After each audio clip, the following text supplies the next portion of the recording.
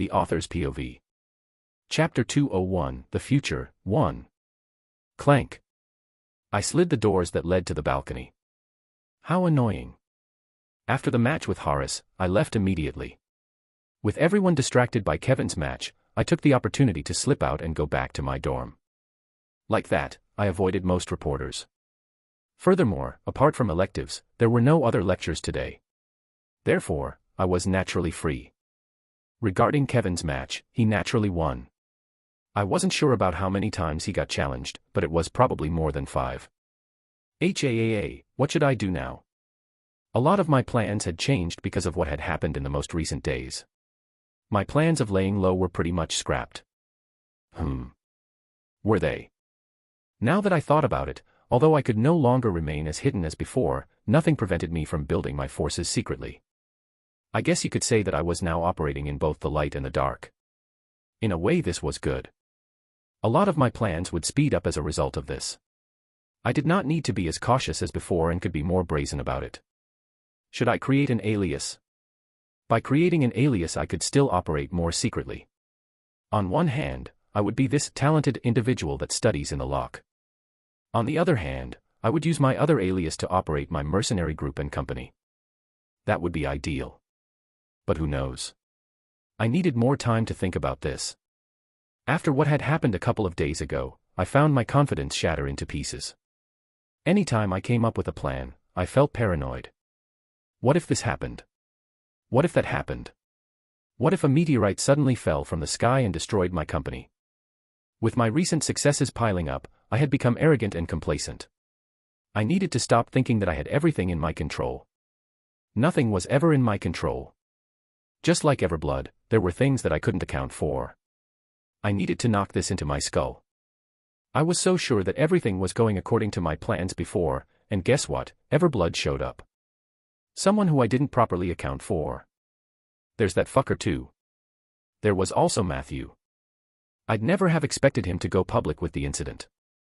If I could have, I would have immediately have told Irene the truth. The truth about the fact that he was a villain. Sadly, I couldn't. With Matthew knowing that I had a way to cure the Mindbreaker curse, I knew that I couldn't touch him at the moment. If such news were to be revealed to the world, not only would I become the #1 target of the demons, I would also be targeted by other people who were desperate for the cure. Fortunately, since I could reveal that he was contracted to a demon, he also couldn't reveal what he knew. We were currently at a stalemate. Damn it, I need to be stronger. I clenched my teeth hard and glared at the scenery outside of the balcony.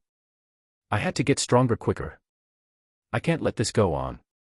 Taking out the diary that contained all of the information about the novel, I quickly flipped through its pages. Flip. Flip. Where is it? Since I knew I had to get stronger, I naturally had to see what I could do to make myself stronger. The book in my hand had the answer. This should be the page. Stopping at a certain page, I frowned. Flip. Licking the tip of my finger, I flipped to the next page. My eyes constantly moved from the left to the right. I needed to look for anything in the novel that could be useful for me in the future. An ideal item would be one that would help me pass lie detectors. Those were a problem. If not for Irene being able to detect lies, none of this would have happened. Fortunately, there was an item that could help me with regards to that. Plap. Ha. A couple of minutes after, I closed the book and exhaled. I knew what I had to do now. After taking a proper look at the book, I had a general idea of my next course of action. Even though it would cause some trouble to some people in the future, I no longer cared as much. Right now all I wanted to do was get stronger. Ding. At that moment, my phone suddenly rang. They agreed to listen to you. It was Amanda. Her message was vague, yet I instantly understood what she meant. Demon Hunter. They agreed. Yes. When? I needed to know the time. Since this was a formal meeting, I needed to prepare in full. Just one mistake and the deal could fall through. Next week, a day after the banquet. I understand, I'll get everything ready by then. Okay. After that, Amanda no longer messaged me. Since I knew her personality, I wasn't bothered. Alright, this is good. Securing this deal would take a load off of my back. Not only would I secure a long-term money system, but create a connection with the Demon Hunter Guild as well. Naturally, the reason why I stood out so much today was because of this. The more talented I appeared, the greater the appeal of the project. They weren't just investing in the magic card system, but in me too. This was what I wanted. I guess that's sorted for now. Also, there's that too. Looking towards my wrist, I stared at the bracelet in my hand. I still had not checked the extra items I got from Amora. With everything that had happened recently, I didn't have enough time to properly check my spoils. Perhaps there was something interesting mixed in there. Before that, guess it's time to annoy Melissa. I took out my phone and quickly typed a message. Yo, Melissa, about the potion, when? My arm still hurt after all. At the same time, inside a white laboratory space. Clank. Clank. The heavy sound of machinery moving items to and fro resounded across the white laboratory space. Large metallic arms moved around the asphalt pavement carrying different-sized boxes. Inside of them were spare robotic parts or different-colored potions. Boom. Suddenly a large explosion rang inside of the lab. Inside of a white confined room that could be seen through a rectangular glass, fire spread everywhere as it enveloped the whole room. Not long after, the fire died down and a red card held by two pincers was revealed. A cold and mechanical voice rang. Experiment log number 598, mana lingering in room, 49%. Standing opposite to the glass, a beautiful girl inwardly muttered. Another failure. After countless trials, Melissa still couldn't quite synchronize the mana inputted in the card with the right Pisons. Despite the fact that the current magic circle installed in the card was a simple fireball, occasionally a couple of other scions that were not flame scions would enter the system, resulting in a large loss of efficiency. Just what am I missing? Compared to when she had just started, there were a lot of improvements. However, this was not enough. In order for the card to be commercially viable, Melissa needed to have only a 30% efficiency loss. Any more than that and there was no point in using the card. At the moment her efficiency loss was 49%. Still a far cry from her goal. Melissa, you've got a message. Suddenly, a crisp voice called out for her from the other side of the room. A cheerful girl walked in Melissa's direction. Rosie. Who would message me at the moment? With her right hand on her white lab coat, Melissa took the phone. Instantly her brows knit. Yo, Melissa, about the potion, when? This bastard. Melissa's clenched the side of the phone. She was already busy enough with the magic card concept and now he wanted him to make him an advanced potion. Fuck that. Rosie, order an advanced potion off the market. Turning to her assistant she quickly ordered. She couldn't be bothered to make a potion herself, so might as well just order one from the market and pretend that it was from her. An advanced potion? Yes. What about the quality? Make it the lowest, no scratch that, make it the highest quality you can find. Melissa was originally tempted to just give Ren the lowest quality potion. However, she suddenly realized that it would be unrealistic. How could she, Melissa Hall, make such a low-quality potion? Impossible. Her pride wouldn't allow her to do that. It's around 40 million you, that okay? 40 million? Yeah. Yeah. Secretly gritting her teeth, Melissa nodded. Calm down, Melissa, you can secretly strangle him in your sleep. Once she developed the magic card system, money will start coming in. Compared to what she usually spent on experiments each day, 40 million could be considered spare change for the likes of her. Ding. Hello. Anybody there? I can tell that you've seen the message. I can't believe you're ghosting me. What a rude dash. Before she could finish reading the message, Melissa's veins were already bulging from her forehead. I swear to God. Trying her best to suppress her rage, she typed. I humbly apologize for the inconvenience.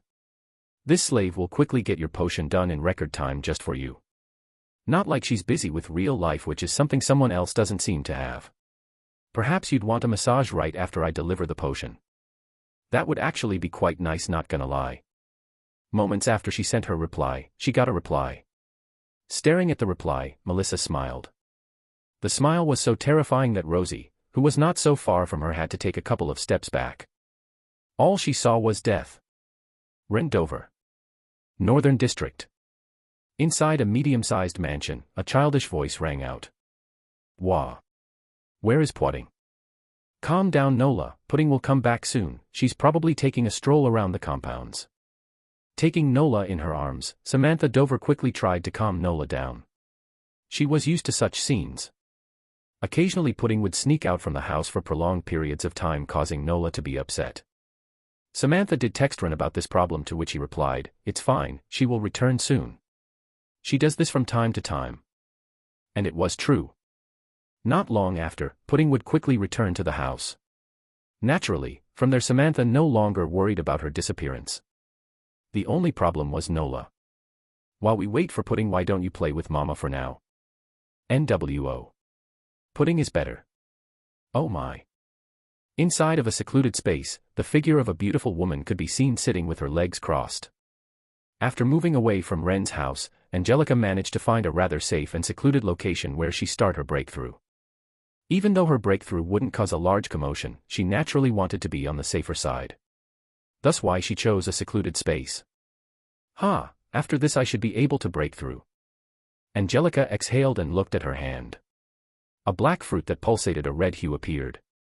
Staring at the fruit, her face was solemn. This was it. With the aid of the fruit, she will finally break through to Viscount rank. A long-cherished dream of hers. From this moment forward she will be known as Viscount von Doix. Gulp. Swallowing a mouthful of saliva, Angelica brought the fruit closer to her face. Here goes nothing. Crunch. Angelica took a bite of the fruit. The author's POV. Chapter 202, The Future, 2. Click. What do you think? Inside of a pitch-black room, on a long and round table, sat multiple obscured individuals. Displayed before them was a projection of youth with jet-black hair and deep blue eyes standing on what seemed to be an arena ground. Out of all the figures sitting, only one stood up. A relatively old man who had long gray hair and a thin mustache on his face. Judging from how respectful the individuals in the room were towards him, it could be inferred that he was a relatively important figure. As the clip played, the youth's eyes slowly turned dull gray. Not long after, the match ended. It was one-sided. The youth not once moved from his spot. After the clip ended, silence prevailed over the room as no one spoke. What skill was that? After a while, one of the figures broke the silence and spoke. His eyes remained fixed on the youth displayed on the screen. I'm not sure as well. The old man shook his head. He too wasn't too sure about what had happened.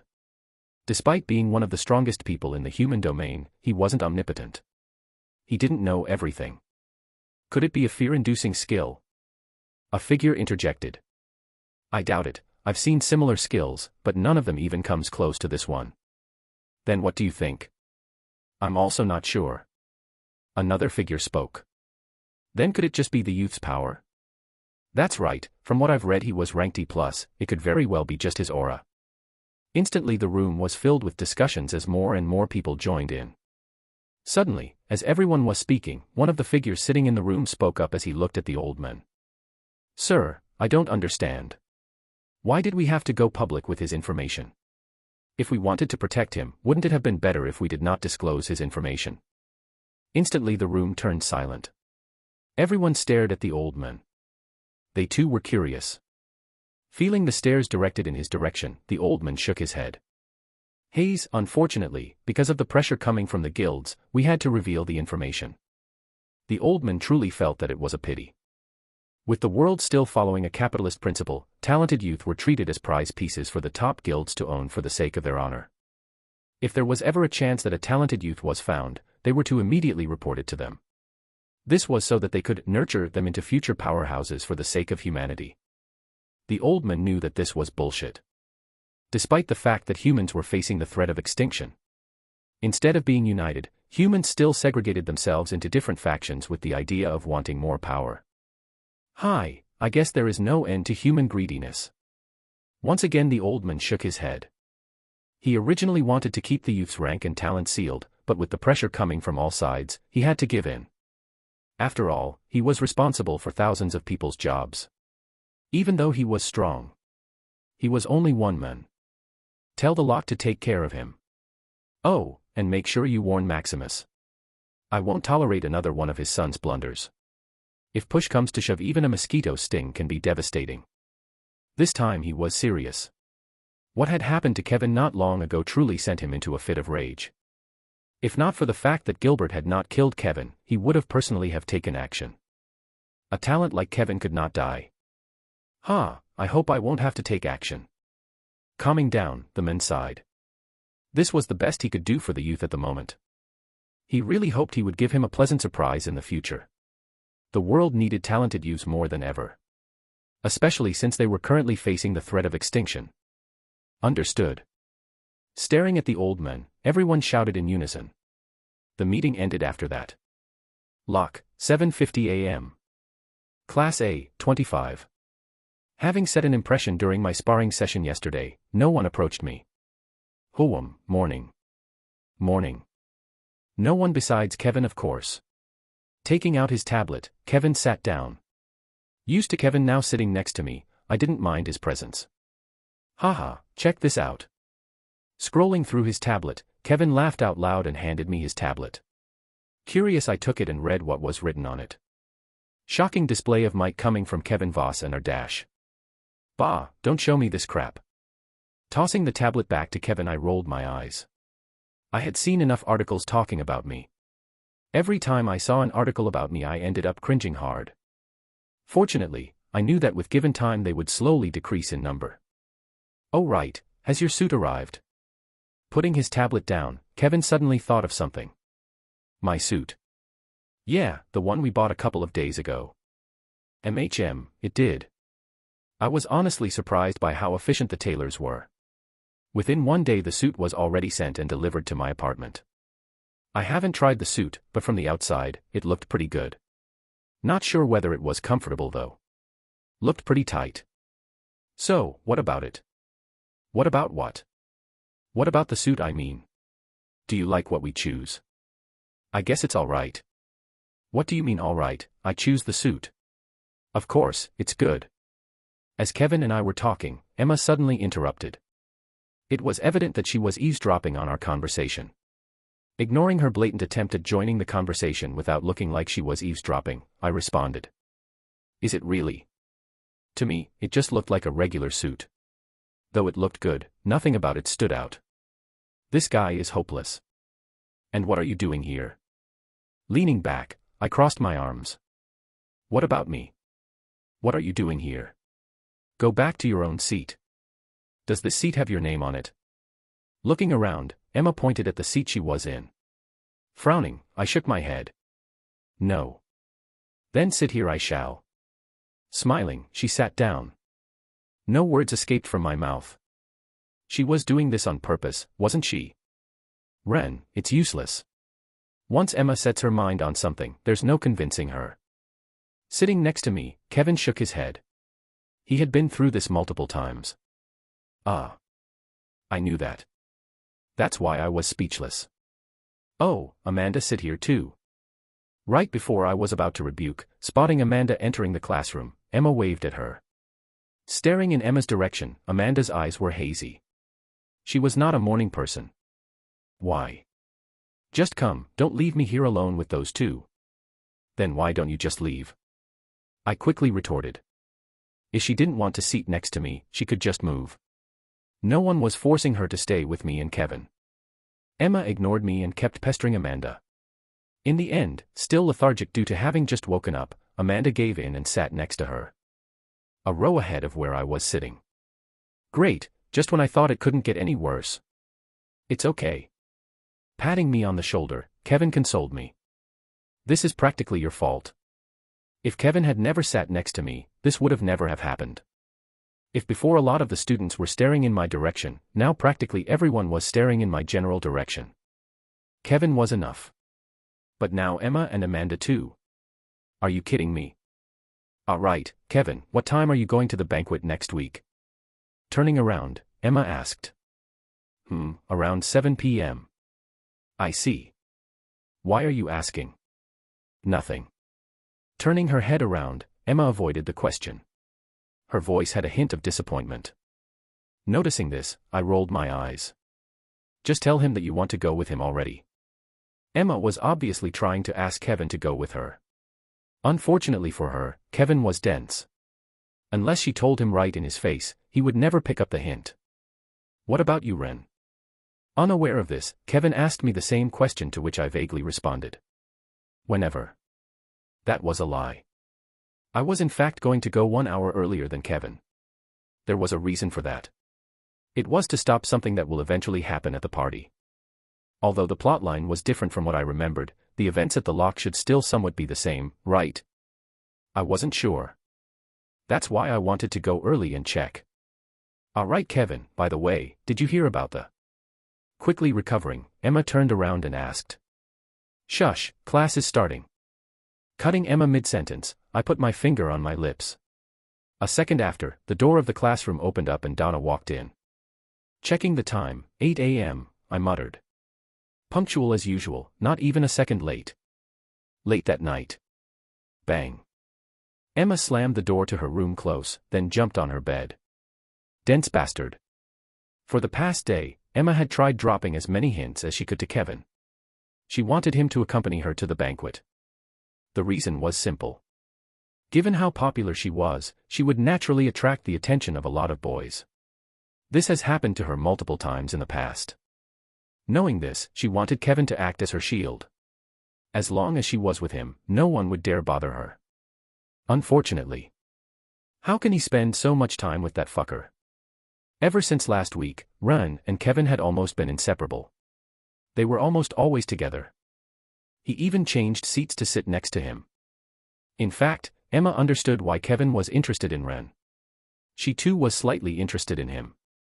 Ever since watching him fight, Emma's interest in him peaked. Especially after she saw him fight Horace. She did not know what he did that day, but he was scary. In fact, the moment she saw him in the arena, she was reminded of the time back in Hallberg. Back when he was strangling Jean. They had the same vibe. Cold and vicious. That's beside the point. Emma shook her head and dismissed such thoughts from her head. There was a more pressing issue.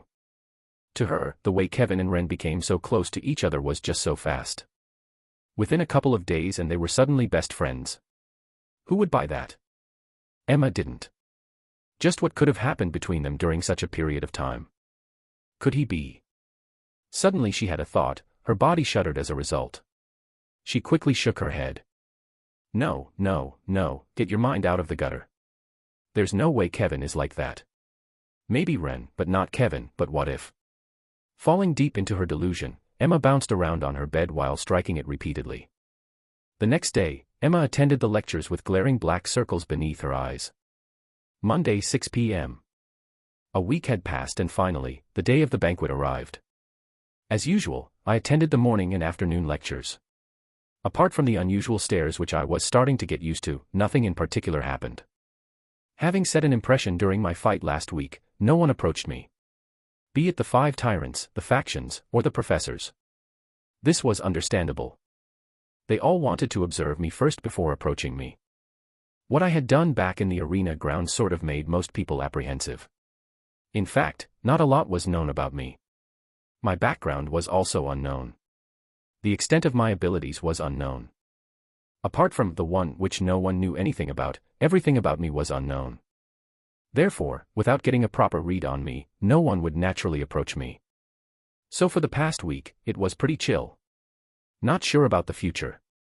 Is it this way? No. This way, right? At the moment I was currently looking at myself in the mirror. Wearing a slick deep blue suit that complemented my eyes and perfectly outlined the outlines of my body, I tried to put on my tie. Unfortunately, having only worn a suit on a couple of occasions in the past, I had no clue on how to proceed. I did look at the web, but it was easier said than done. Screw this crap, if only they allowed me to take the Hawaiian shirt. Eventually, out of frustration, I threw my tie on the floor. I regretted not taking the Hawaiian shirt. Would have been much easier. Ding. Suddenly my door rang. Walking towards the door, I opened it and found a package on the ground. Oh, just in time. My eyes lit up, the sender was Melissa. Taking the package into my room and closing the door, I ripped the package open. Ryup. Opening the package and looking through its contents, my hand froze. Blinking a couple of times to make sure I wasn't seeing wrong, I was left speechless. Are you serious? The potion was there all right. There was just one problem. It was the fact that there was a glaring sticker with the words, W.V. Pharmaceuticals, engraved on it. Ha! Pinching the middle of my brows, I exhaled. You could have at least removed the tag. I shook my head. Melissa probably forgot to specify this to her assistant when she gave her the orders. Click. Taking out my phone, I took a selfie. I made sure to emphasize the sticker by the side of the potion. Thank you for the wonderful potion you made. Typing some words of appreciation, I sent Melissa the photo. Serves you right. For all those horrible days, it was about time I made you suffer. Ding. Suddenly my phone rang. Leo was the sender. Ren, where are you?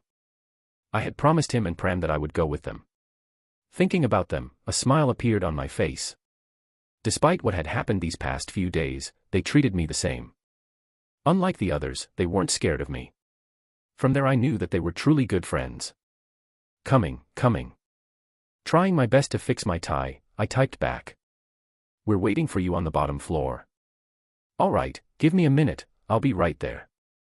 Plaque.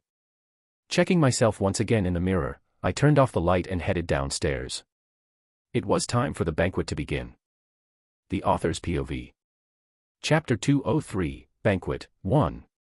Looking good, Ren. Sharp. With my tie still crooked, I headed towards the lobby of the Manticore building. With me, Leo, and Pram heading an hour earlier than the others, the lobby of the building was relatively deserted. It was evident that everyone was still busy dressing up for tonight. Can't say the same about you guys though. Pulling the side of my collar, I took a look at Leo and Pram and shook my head. Leo's suit was too big for him, and Pram's suit was a bit too tight for him. They looked ridiculous. Are you sure you guys didn't swap suits? If they swapped suits, they'd probably look normal. Leo and Pram's smiles instantly froze. Their faces turned red. Says the guy that doesn't even know how to put on his tie. You. Is this what you say after we compliment you? Hooking my arms around them, I laughed. Haha, I'm kidding, let's go get a taxi. The ride is going to take some time. Asterisk. The banquet was not held at the academy. In fact, it was located in a separate private establishment quite far from the academy. Le Manoir Vert. The owners of the establishment were of French descent, and naturally, it had a French ambient because of it. The establishment was fairly popular, as most wealthy individuals in Ashton City knew of its name. Thank you. Clank. Exiting the taxi, with Leo and Pram in tow, we headed towards the mansion. Observing the mansion from afar, I muttered. We're finally here. After 30 minutes, we had finally arrived at our destination. Sitting at the center of a small hill, the mansion looked spectacular. Built using white-colored brick, the house's visual perfectly complemented the greenery that surrounded it. The tall, rectangular windows by the side of the house added an overall posh and sophisticated look to the mansion. At the roof of the mansion was a tall, dark blue sloping roof that was nicely hipped. Damn, this is fancier than I expected. Recovering from his stupor, Leo exclaimed. I agree. Yup, I agree. How about we go in? I suggested, to which Leo and Pram replied with a nod. Once again fixing my collar, I walked towards the entrance of the mansion. Out of spite, due to what I had said before, Leo and Pram did not help me fix my tie. Petty bastards. Ticket please. In front of the mansion, we were stopped by a tall bodyguard in black. He had a thick French accent. Here you go. Here. Taking out our phones, we showed the guards our tickets. Scanning our tickets, the guard nodded his head and let us in. With a smile, he welcomed us. Welcome to Le Manoir Vert, we hope you have a nice stay. Thank you. Thanks. Thanking the guard, we entered the mansion and walked through a long and expansive corridor. As we walked through the corridor, a nice lavender scent invaded my nostrils. Right after, we heard the sound of chatter in the distance. I guess we weren't the only ones that decided to come early. Turning right of the corridor, we arrived before a large hall that was lit by an enormous golden chandelier that hung from the ceiling. Oh wow, I like the ambience of this place. Leo and Prem looked at the hall in surprise. It was evident that they had not frequented such places before. I too was the same. Recovering from our slight stupor, we walked in together. The inside of the hall was just as gorgeous as the outside. A calming classical piece flowed beautifully, while each and every decoration was delicate and elegant. It's Mozart. I instantly recognized the piece that was being played. Turkish March by Mozart. With me being a fanatic of classical music, I naturally knew what they were playing. Do you know who that is, Leo? No clue, never heard of such guy before. No words came out of my mouth. I was having second thoughts. Perhaps I shouldn't have befriended them. Oh look, isn't that Professor Romhaus? Professor Thibault is here too. Pointing towards the end of the hall, Leo exclaimed. Standing on the other hand of the hall, Professor Romhaus conversed with Professor Thibault. Both had a glass of Prosecco in their hand. It's them. I squinted my eyes. I naturally recognized both of them. Professor Romhaus was the guy who kept pestering me at the beginning of the year with regards to the mana poisoning theory. With regards to that, after I had told him the theory, he did not pester me again. He was busy researching. He should be close now, no. With almost a year passing, he should soon be able to prove the theory that I put forward. That would cause quite the annoyance. I made a mental note to myself. I've got to tell him not to include my name in the final thesis. Taking my eyes off of Professor Romhaus, my eyes soon paused on Professor Thibault. My eyes became cold. He was one of the people I had to look out for today. That was because he had a major role in today's incident. What should we do now? We're still a bit early. Looking at me, Leo asked. Snapping out of it, I held up my watch and looked at the time, 6:15 p.m. I then turned around. I've got to go to the bathroom, I'll be back in a minute. All right. Take your time, we'll go try some appetizers whilst we are at it. Go ahead, I'll be back in 10. Asterisk. Distancing myself from Leo and Pram, I took the stairs and led to the second-floor bathroom. In any case, today my job was simple. Check if everything was progressing as it was in the story. I wanted to see the extent that my actions had on the plot. Regardless, even if the story was progressing as it should, I was intent on interfering a little bit. The reason was simple. For the first time in the novel, villains would make an appearance. Their plan was to kill a few of the transfer students. With the Lock being responsible for hosting the party, they would naturally take part of the blame for the incident. That was what the villains wanted. They wanted to create conflicts between the four great academies and the Lock. In the story, the villains almost succeeded. Unfortunately, someone known as Kevin existed. With his plot armor and protagonist halo, he quickly foiled their plans and resolved the situation. That was what was supposed to happen. My interference should make his life a little bit easier. Will the incident be the same as in the novel? I wasn't sure. In any case, if something did go wrong, I still had the book with me. Which one is it? Entering the bathroom, 5 wooden cubicles appeared before me. After musing for a bit, I went for the 5th. Since my favorite number was 5, it should naturally be in the 5th. Clank. There. I was right. Opening the lid of the toilet, I sighed in relief. I guess I still have some leeway to work with. 7 p.m. The air had started to chill as the sun slowly made its way towards the horizon. The world became dyed in the color orange. A slick black sedan parked before the mansion and 2 individuals got off. Emma and Kevin arrived at the banquet. Fully adorned in party clothes, their perfect figures shone brilliantly. They instantly attracted the eyes of everyone present. After days of continuous hints, and seeing that she wasn't going anywhere, Emma chose to be upfront about it and asked Kevin to accompany her directly. After listening to her reasoning, Kevin naturally didn't refuse. What a fancy place. Looking at the mansion, Kevin's voice carried a hint of awe. I've actually been here before. Flicking her hair to the side, Emma took a quick glance at the mansion. She was not amused. Oh. How is it? It's pretty good, their service is not half bad. Not half bad. I've had better before. Emma seriously nodded her head. She had been here multiple times in the past. Their service was quite good. However, compared to other places she had been to, this place was only decent. Sure. Once again, Kevin was reminded of how rich Emma was. If this pace was alright, what was good in her books? Kevin wanted to know.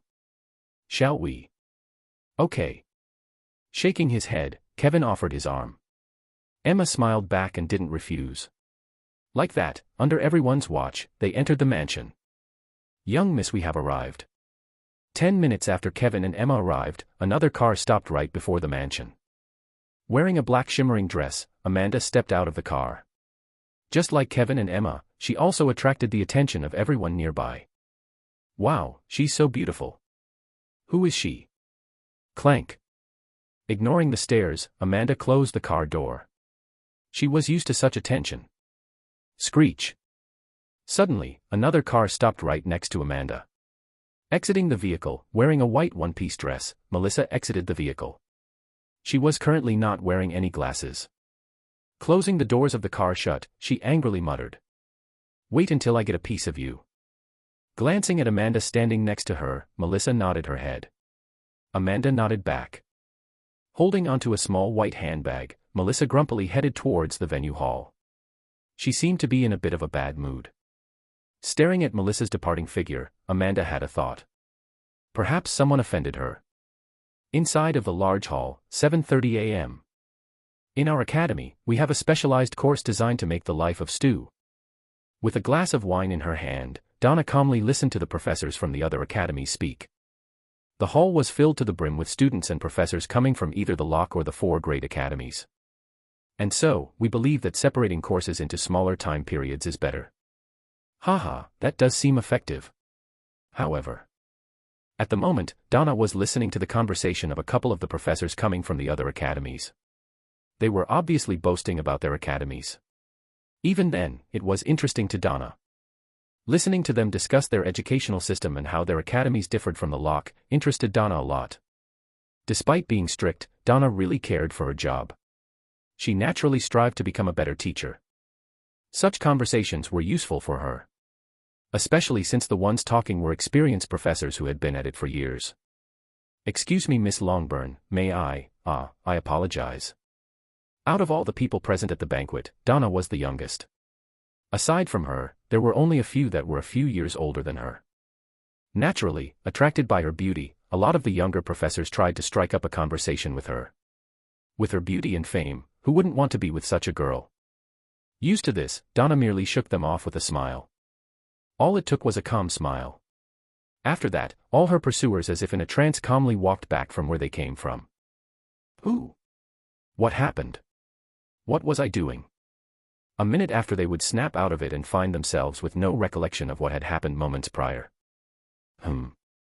After shaking off another one of the people that tried to flirt with her, Donna suddenly frowned. Strange. Generally, once someone reaches S rank, their senses became much stronger. They were naturally much more sensitive to energy fluctuations. As long as it wasn't too far, they could feel it. This was especially true for someone like Donna, who was the strongest person present in the venue. At this moment, Donna's senses told her that something was happening towards the upper floor of the mansion. Excuse me for a minute, I'm going to check on something. Without a second thought, she excused herself. With her brows knit, she decided to investigate. The Author's POV. Chapter 204, Banquet 2. Luminoir Vert, 3rd floor. Moving forwards, Donna felt the thread of energy lingering in the air become thicker. Her brows were fully knit. This should be the place. Donna stopped in front of a room. That was where she felt the thread of energy was coming from. Crap. Suddenly, Donna opened her eyes wide. Bam. Without a second thought, she broke the door open. After she got close enough, she understood what the thread of energy meant. A portal. Someone was trying to open a portal. I knew that something was odd. Only demons and villains could make such portals. Even among villains, one had to be contracted with a powerful demon in order to do this. Oh. It seems like you found me. On the other side of the room, a skinny individual with sunken cheeks stood up. Behind him, a translucent black portal appeared. It's been a while, Calamity Witch Donna Longburn. Edmund. Donna's face became complicated. Edmund Rice, rank 198 of the villain ranking. An ex-classmate of Donna. Her impression of him was faint. He was a loner. He never interacted with others. Naturally, because of this, she did not know much about him. All she knew was that one day he had disappeared and reappeared as a notorious villain a few years later. Deranged Reaper. That was his nickname. What happened to you? Why did you turn out this way? Ah well, shit happens you know. Edmund shrugged his shoulders. Looking at Donna, he smiled. How long has it been since we last saw each other? 5 years. 7 years. It's been so long. I'll give you one warning, stop whatever you're doing, else. Whying. A black whip suddenly appeared in Donna's hand. Her amethyst-colored eyes lit up. It's too late, I'm already done. Edmund smiled. 2 daggers appeared in his hands. Without wasting any time, he pounced Donna. Gotcha. You. Like a snake, Donna's whip suddenly flew and headed in Edmund's direction. At the same time, her eyes lit up even more. It's useless. Clank. Crossing his 2 daggers into an X position, Donna's whip and Edmund's daggers clashed. The loud sound of metal clashing resounded across the place. Taking a step back, Edmund closed his eyes. Regardless of how much you try, you won't be able to tempt me with your art. As long as he did not look into Donna's eyes, Donna's art wouldn't be able to affect him. Let's see how long you can keep that act for. Enraged, Donna's whip struck down repeatedly. Each time her whip clashed with Edgemund's dagger, sparks flickered. Clank. Clank. Like that, unbeknownst to anyone, a fight amongst S-ranked individuals began on the 3rd floor. Back at the main hall. Yo, I'm back. I took out a mint and ate it. After that, I waved at Leo and Pram in the distance.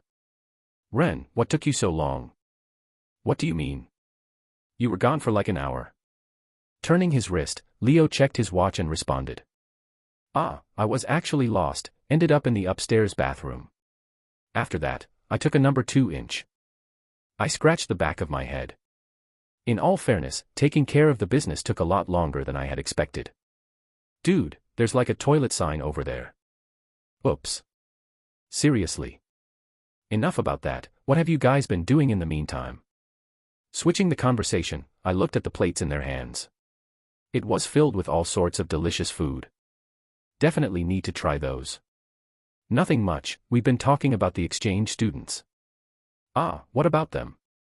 After having researched every single one of them, I had a general idea of almost every exchange student.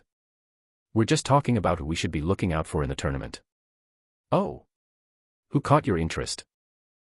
So far, the Linefall twins from Ludwig Academy, John Burson from Cusk Academy, Eleanor Gray from Velen Academy, and lastly Aaron Rhinestone from Theodora Academy. Musing for a bit, Pram responded. From what he could tell, those were the highest-ranked invidious of each academy. You're spot on. I nodded my head. Those were indeed the people that they should look out for in the Inter-Academy tournament. They were the most outstanding individuals from the other academies, with Aaron from Theodora Academy being the villain of that arc. Don't get me wrong, he wasn't a villain in the literal sense, but he was the antagonist. In the novel, he did give Kevin a run for his money. In terms of strength, he was stronger than Jean. He doesn't seem to be here. Aside from them, there was another individual that people had to look out for. Unfortunately, he did not attend the banquet. Ah Ren, there you are. Suddenly, I heard a crisp voice in the distance. Instantly I had an ominous premonition. Huh, Melissa. Why are you talking to me? Oh, don't be silly, Ren. As your business partner, I naturally have to say hello to you. Melissa waved her hand. A sweet smile appeared on her face. Huh. Hold on, wait, what are you doing? Acting coquettishly, Melissa pulled my wrist and dragged me away from Leo and Pram. Shivers ran down my spine. I remember Melissa acting like this once in the novel. Not good. Without hesitation, I tried to get away. Haha, unfortunately for you, Melissa, I already have plans, Leo, Pram let. Ah. The moment I turned around, Leo and Pram were already gone. Once again, they betrayed me. What plans? I massaged my forehead. I'll remember this. How about I fix that for you? Looking at my crooked tie, Melissa offered to fix it. I instantly refused. I would have normally said yes, but your smile does not look RKHHH. Before I could finish talking, Melissa grabbed my tie and tightened it. I tapped her hand. KHH Melissa, that's a bit too tight. Ho ho ho, it's okay, leave it to me. Trust me, I know how to tie a tie. Melissa laughed. Her smile became even sweeter. To me, it looked like the smile of a devil. At the same time, not far from where Ren was. With a glass of wine in their hands, Emma, Amanda, and Kevin conversed with each other. From what I remember, if we go to XQ-. From time to time, some people would try to join in on their conversation, cutting them off. Whenever this happened, Emma responded with a glare. Can't you see that we're talking? Sorry. How many is that? Kevin looked at Emma. That was about the fourth person that approached them. More specifically, Amanda. 4. Tapping her foot on the ground, Emma bitterly raised 4 fingers. She then looked at Amanda, who was next to her. Amanda, you should have done something similar to me. What do you mean? You should have had someone escort you. Emma pointed at Kevin. With him there, no one dared to approach her. Unfortunately, Amanda was alone. Naturally, a lot of people tried to approach her. But, who? I dunno, Jean, no, probably not him. What about Ren? Emma's eyes lit up. Ren. Yes, he would have made a great escort. Although she hated to admit it, he could have been a great escort. Though he was not as handsome as Kevin, with his current fame, he would have made a nice deterrent for the others. Actually, where is he at? Oh. Thinking of a brilliant idea, she looked around the hall. Suddenly, her eyes opened widely. She then pointed towards the distance. Aren't those Ren and Melissa? What? Where? Over there. Looking in the direction of where Emma pointed at, Kevin soon spotted Ren. He and Melissa were currently standing very close to each other. They looked very close. In fact, it looked like Melissa was helping Ren put on his tie. Since when have Ren and Melissa been so close? Is he perhaps escorting Melissa? But I've never seen Melissa smile like that. Emma muttered. She was taken aback, she had never seen Melissa smile like that before. Originally, Emma had thought Melissa hated Ren with a passion, but from how things looked, that didn't seem to be the case. Unless Melissa was putting on an act. Looking at Emma, Kevin wanted to say something. In the end, he chose not to. After observing more carefully, to him, it looked like Melissa was strangling Ren. From the way his face was turning red, this seemed to be the case. I don't know. I'm not good at judging this kind of stuff. He shook his head. Perhaps his judgment was wrong. He wasn't very good at this kind of stuff. On the other hand, staring at the scene from the distance, Amanda's brows knit for a split second. It came as fast it went. Watching Ren and Melissa interact in the distance, for a short second, Amanda felt a sense of discomfort. What happened? Because of how fast it came and disappeared, Amanda couldn't quite put a grasp on what she felt. After a while, she shook her head. Perhaps the sense of discomfort is because of all the people that are approaching me. This was the only plausible explanation Amanda could think of. Damned witch. After freeing myself from Melissa's grasps, I headed towards the drink section. I needed some wine. My tie was in a worse state than before. If you try to help, at least help. Fortunately, with this being a public space, Melissa didn't go overboard. After ruining my tie even further, she directly left. I'll definitely get her back for that. I made a mental note to myself. Turning my wrist, I checked my watch. My brow soon raised. Oh. I guess it's about time the main event kicks in. After checking my book, I knew the approximate time of when the event was about to start. It should start any second now. Right on cue. Kaboom. A large explosion resounded across the space, and the mansion shook. Startled screams echoed around the mansion. When the dust cleared, Donna's figure appeared. On her hand, a long black whip gently touched the wooden floor. Her eyes at the moment shone brilliantly as her body pulsated a purple hue. Before her was a lanky individual whose cheeks were sunken. He looked malnourished. I instantly recognized him. Villain rank 198, Edmund Rice, the Deranged Reaper. He looked exactly as I had described him in the novel. Basically like a starved malnourished adult with sunken eyes and cheekbones. Kinda creepy. Suddenly, Edmund screamed. Now. Right before the explosion resounded, in a rather inconspicuous corner of the hall, Professor Thibault calmly looked at his watch. Should be soon. Kaboom. Suddenly an explosion rang in the distance and dust and debris spread everywhere. Enveloping his body was a thin transparent membrane. Professor Thibault tensed. It was almost his turn. The dust settled down and the features of the two individuals were revealed. Smiling widely, Edmund screamed. Now. Out of thin air, Professor Thibault sneakily took out a remote controller. Without hesitation, he pressed the button. Click. Seconds passed and nothing happened. What's going on? No. Tap. Tap. With nothing happening, Professor Thibault frowned. His heart raced. Did it perhaps malfunction? This can't be happening. Professor Thibault turned the device upside down and tapped the back of it repeatedly. After a while, he tried again. Results were the same. Nothing happened. Damn it, work! Out of desperation, Professor Thibault smacked the back of the controller repeatedly. If the plan failed, he was done for. In the distance, a youth with deep blue eyes leisurely swirled the wine cup in his hand. That someone, Rendover, had a thin smile on his face. Pitifully looking at Professor Thibault's panicked figure in the distance, Ren leisurely played with a small metallic orb in his hand. Oh my, the device doesn't work. I wonder what happened. He had no idea. Not like this had anything to do with him. Chapter 205, Banquet, 3. Boom. As the dust cleared and Donna's and Edmund's features were revealed for everyone to see, silence prevailed over the surroundings. The silence was short-lived as Edmund's hoarse voice echoed across the space. Now. Unfortunately, seconds after his voice resounded, nothing happened. Confusion spread amongst the guests inside of the hall. What's going on? What happened? Isn't that Miss Longburn? Who is the other guy? Taking a look at her surroundings, Donna's eyes were sharp. Turning her attention back to Edmund, a faint smile appeared on her lips. It looks like whatever you were planning did not work. Edmund's face was expressionless.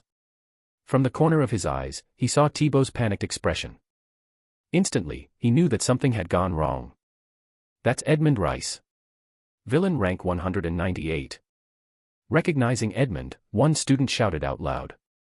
Following this, the previous somewhat calm atmosphere tensed. What? What do we do? I don't want to die. Several students turned pale from fright whilst others outright shook. Despite the professor's attempt at calming down their students, more and more students were starting to panic. It had to be noted that there were far fewer professors than students. Calm down, everybody. Don't forget who you are. Noticing that the situation was getting out of control, with her eyes shining, Donna shouted.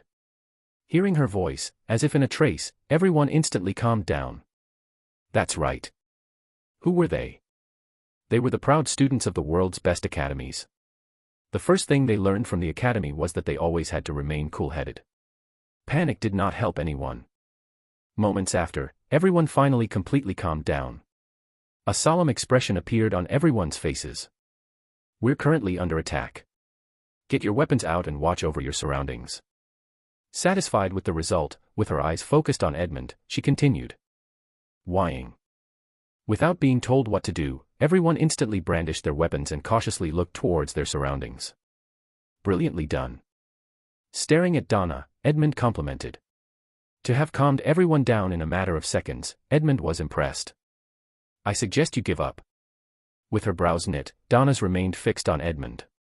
She couldn't carelessly attack. She was currently surrounded by students. Given her power, the aftershocks of her and Edmund's attack could potentially lead to students getting hurt. Fortunately, by some stroke of luck, Edmund's plan seemed to have failed.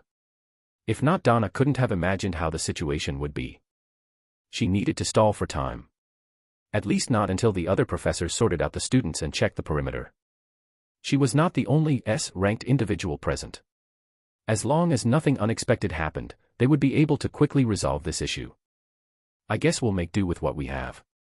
Seeing that things weren't going his way, Edmund put his daggers away.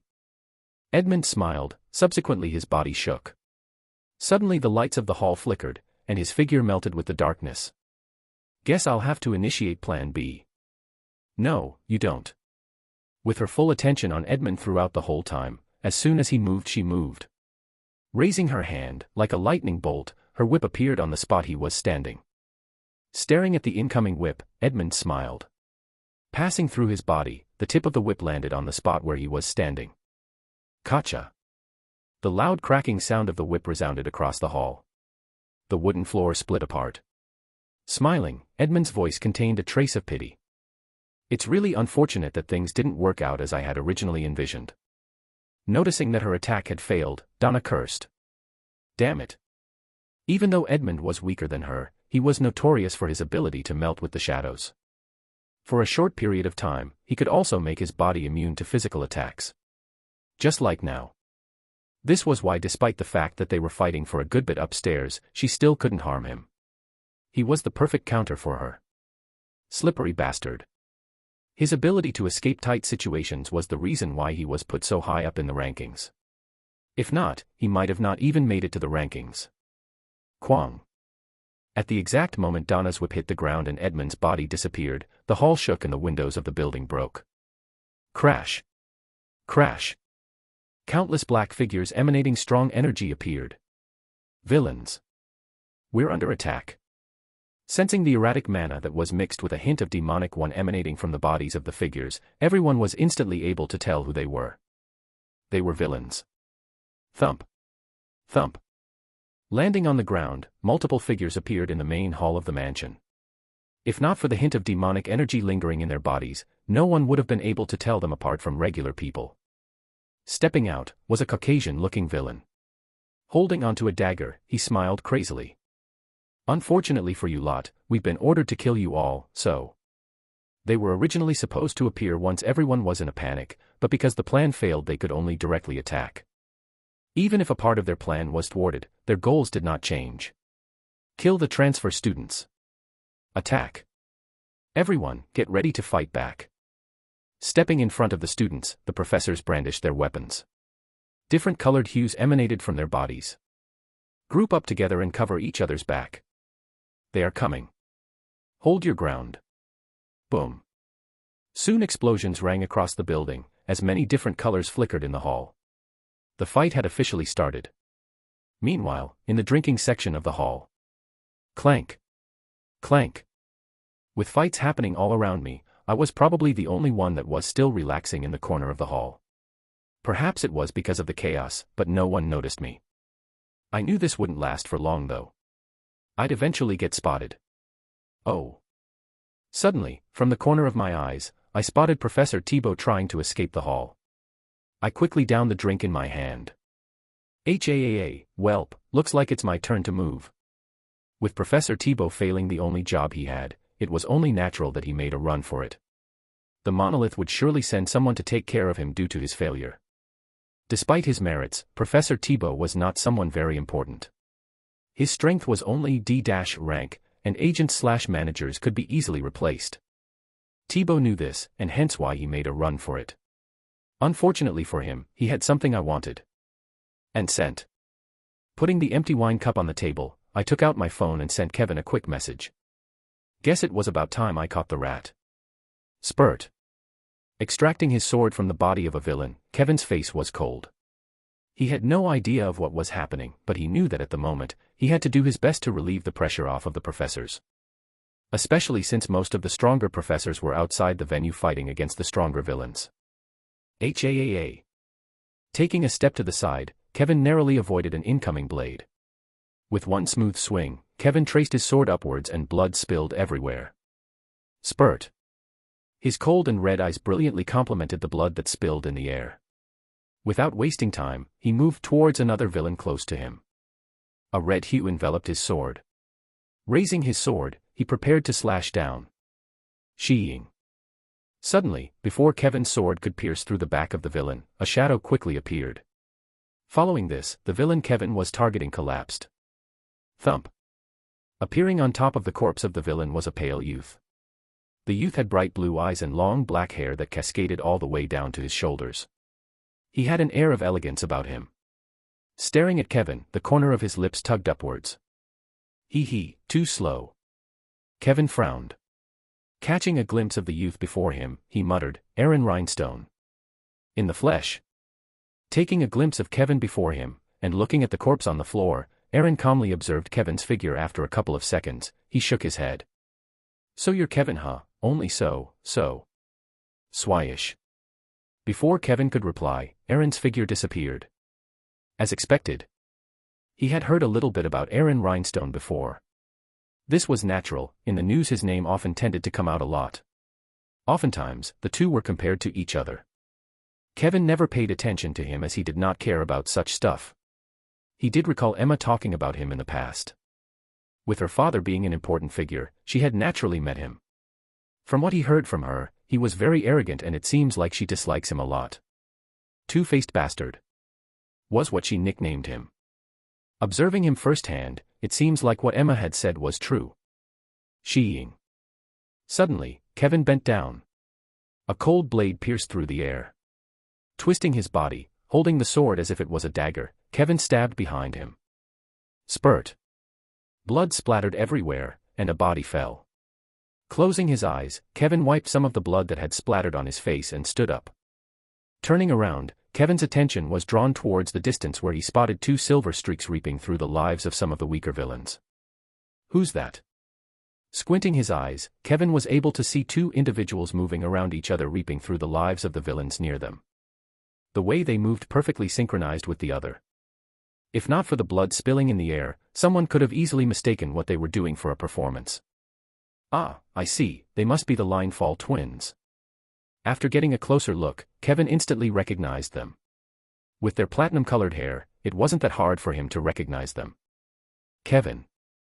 Suddenly someone called his name. Kevin looked towards where the voice came from. Emma. Ha, I finally found you. At the moment, despite the fact that Emma's dress was still perfectly fine, Emma's hair was disheveled and her breathing was rugged. It seems like she had a rough time. What's wrong? Catching her breath, Emma said, let's stick together. I don't think I can do this by myself. Sure. Kevin naturally didn't refuse. With someone watching his back, he could act more freely. Ding.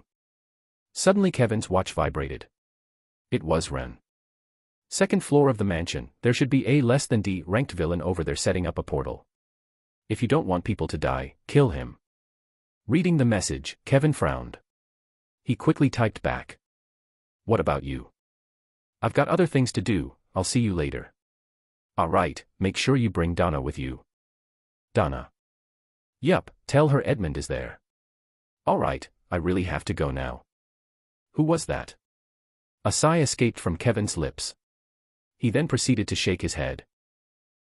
Nothing, let's go. Where? Looking up, he responded. To the second floor. Why? Just follow me. Even though Kevin had many questions, given the situation, he knew that now wasn't the time. Following Ren's instructions, he quickly moved to where Donna was. I hope you're right. The Author's POV. Chapter 206, Banquet, 4. Spurt. Damn it. Extracting the tip of her spear out of the corpse of a villain, Melissa cursed. This was the fifth person she had killed. With combat not being her forte, Melissa was obviously easily tired. Her breathing was rugged. If not for her spear, she would have been in deep trouble. Name, Bloodline Spear. Rank, D. Bloodlust control, helps users identify if there is any bloodlust directed towards them. With the effect of the spear, by feeling their bloodlust, Melissa was less prone to sneak attacks. This was specially made for her since she did not have a battle instinct as others did. With her spending most part of the day inside of a lab, it was only natural that she didn't have a battle instinct. Battle senses could only be developed through experience. Without experience, such a thing was not possible. Showa. Suddenly, Melissa's spear vibrated. Leaning back, the sharp tip of a reaper passed by her, grazing the side of her cheek. Hup. Turning around, Melissa took a step back and swung the spear horizontally, creating a beautiful arc. Spurt. Blood spilled everywhere, and a female villain fell to the ground. Ignoring the corpse, Melissa wiped the side of her cheek, and muttered, that's the sixth. Aside from the effect of the skill, the spear was extremely sharp, giving her an advantage over opponents of the same level. As long as her opponent was not a lot stronger than her, she could hold her own. Ha-iya. Before she could relax, a large blade slashed in her direction. Feeling the bloodlust, Melissa instinctively straightened her spear and blocked the attack. Clank. Loud sparks flew everywhere and Melissa took 10 steps back. Damn it, he's stronger than me. From the initial exchange, she knew that her opponent was stronger than her. She might be in trouble this time. Swoosh. Ha. Without giving Melissa any time to think, her opponent slashed vertically towards her. Once again, Melissa straightened her spear. Damn it. Spurt. Just as Melissa was about to block the attack, a silver streak brushed past her and impaled the man in the head. Blood spilled everywhere. Ha, thanks. Sighing in relief, Melissa turned around and nodded her head. In the distance, Amanda held her bow and repeatedly shot arrows supporting anyone she could. Her cold eye surveilled the perimeter like a hawk. Nothing escaped her vision. Standing in front of her, multiple students formed a protective shield. Like this, Amanda reaped through the lives of multiple villains. Naturally, she attracted the attention of a lot of villains as well. Stop her. Attack her. Whining. Distracted by Amanda for a moment, a whistling sound arose next to Melissa. Despite her spear warnings, the attack was too fast. Crap. With her eyes wide open, the back of Melissa's hair raised. She knew that she was in trouble. Spurt. However, right when she thought she was going to die, she heard a splattering sound. Turning her head around, she spotted Jean silently standing on top of the corpse of an Asian-looking man. Taking his eyes off of the corpse, Jean coldly looked at Melissa for a moment before he disappeared. She-eek. He then reappeared behind a Caucasian-looking villain a couple of meters away from her. Slitting his throat, the villain instantly died. Ha. Recovering from the shock of almost dying, Melissa's breathing was extremely rugged. Staring at Jin's cold face in the distance, Melissa thought, is he on his period? Ha, this should be far enough. Leaning against a tree, Professor Thibault caught his breath. In a matter of minutes, he had run very far from the establishment. Approximately 5 kilometers. I'm screwed. Despite having run so far, he knew that his days were numbered. With the plan failing, he knew that all responsibility would befall him. Fuck, what went wrong? He did everything according to the plan. He came in early and installed all of the devices that he was given. Nothing should have gone wrong. Moreover, how could the blame fall on him if the devices malfunctioned? He was a manager, not a technical expert. Who's there? Sensing something, Thibault's head snapped towards the distance. A blue hue mixed with black threads emanated from his body. Whoa, I come in peace. Suddenly a youth with deep blue eyes appeared 50 meters away from Professor Thibault. Scratching the back of his head, the youth awkwardly said. Fancy seeing you here, Professor, you also running away. The youth was in fact me. Catching up to Professor Thibault wasn't actually that hard. Despite its flaws, drifting steps was a movement art that was perfect for chasing someone. Knowing the general direction of where Professor Thibault ran, I caught up to him in no time. Though I do have to say that the mana consumption of drifting steps was no joke. About 1/6 of my mana was gone. Ah. Who are you? Startled, the hue around Professor Thibault intensified. Alarm bells rang in his mind. Who was he? How did he find me? He looks like a student. That hurts. It's me, Professor Rendover. A hurt look appeared on my face. I've been attending his classes for 8 months and he completely forgot everything about me. Was my charm still not high enough? Squinting his eyes and getting a closer look, Professor Thibault suddenly remembered, that's right, isn't he the youth that appeared all over the news? The one that the higher-ups told me to take a closer look at. Wait. Professor Thibault suddenly flashed a brilliant smile. Ah, it's you. What are you doing here? Running, of course. It'd be stupid of me if I didn't run after what I witnessed. Secretly disgusted by his smile, I shrugged my shoulder and casually answered. That's so, you came at just the right time. Staring at me, a thought struck Professor Thibault, what if I killed him? Would the higher-ups pardon me for today's blunder? This seemed plausible. In fact, the more Professor Thibault thought about it, the more convinced he was about his conjunction. A trace of hope appeared in his eyes. Yes, if I kill him, there's a chance that I not only will get pardoned but awarded too. With the death of such high-profile talent, the monolith would surely reward him. Recalling something, Professor Thibault subtly turned his watch. Target. Name, Ren Dover. Rank, E+. Age, 16. Status, dead or alive. Reward, 5,000 merit points. Opening the bounty list and staring at the reward list, Professor Thibault's heart raced. 5,000 merit points. Yes, this should be enough to save my life.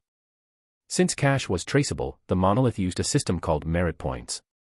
With them, all members of the monolith could exchange the points for items and artifacts. At that moment, Professor Thibault saw a ray of hope. 5,000 merit points was more than enough to save his life. He had to seize this chance at all costs. Kiam, Professor, what are you doing? Perfectly reading Professor Thibault's thoughts, I coughed. At least hide that smile off of your face. Me. Nothing. Snapping out of it, Professor Thibault smiled savagely. Shying. Without answering my question, Professor Thibault pulled out a saber from his dimensional space. Having never seen Professor Thibault fight before, he looked a bit funny holding onto the saber.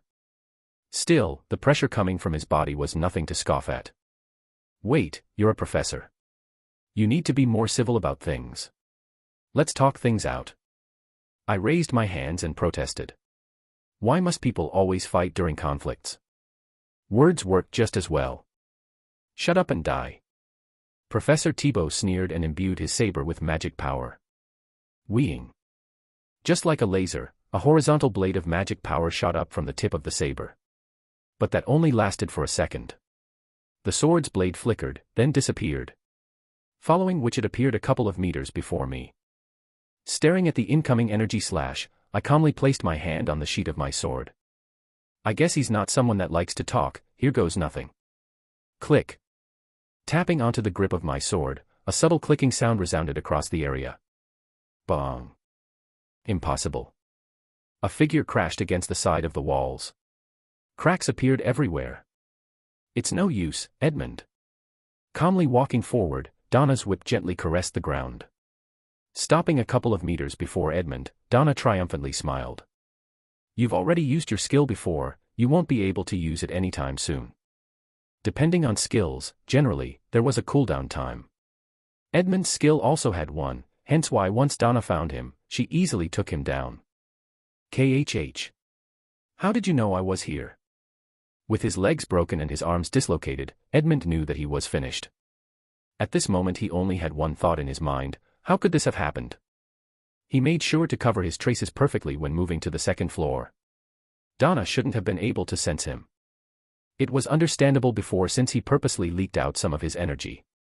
But he had not leaked anything out this time. This shouldn't have been possible. How you say? In fact, Donna was just as shocked to have found Edmund here. If not for Kevin's persistence, she would have never been able to find him. Thinking of Kevin, Donna frowned, just how did he know? Gotcha. Staring at Donna waiting for an answer, instead of an answer, Edmund suddenly saw a black streak flash past his eyes. A cracking sound followed suit and his vision turned black. Thump. His unconscious body leaned to the side. Like I would let you buy time. With a lot of experience under her belt, Donna didn't waste any time. Extending her hand, a cracking sound resounded across the space and she knocked Edmund out.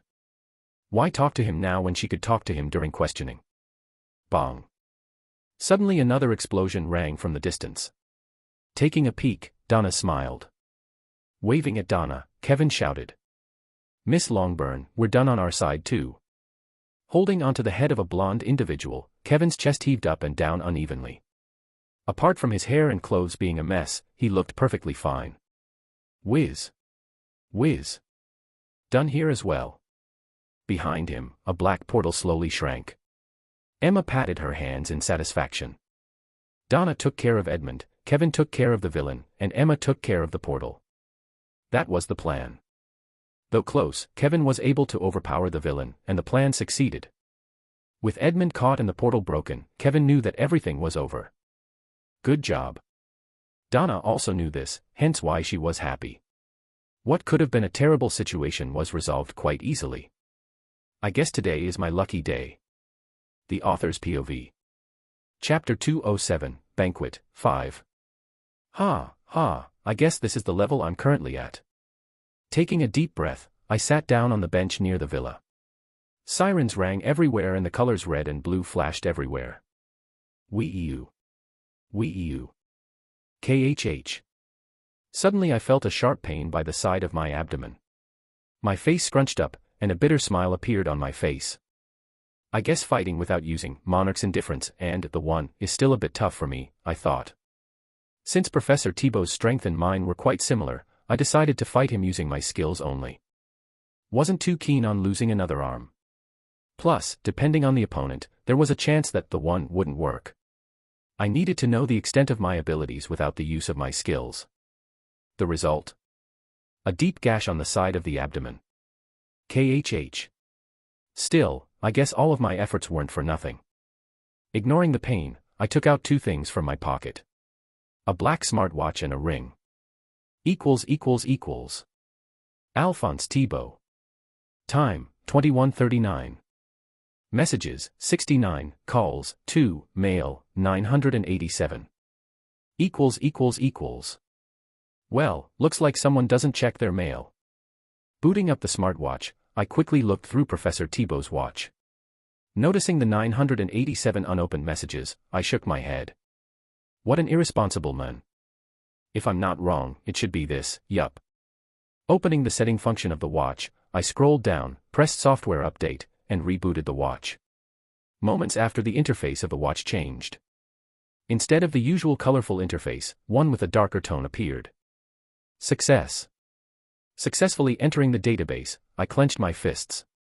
4 apps appeared on the screen. Bounties. Announcements. Merits. Missions. At the moment I was in the Monolith main database system. It was something that every member of the Monolith had.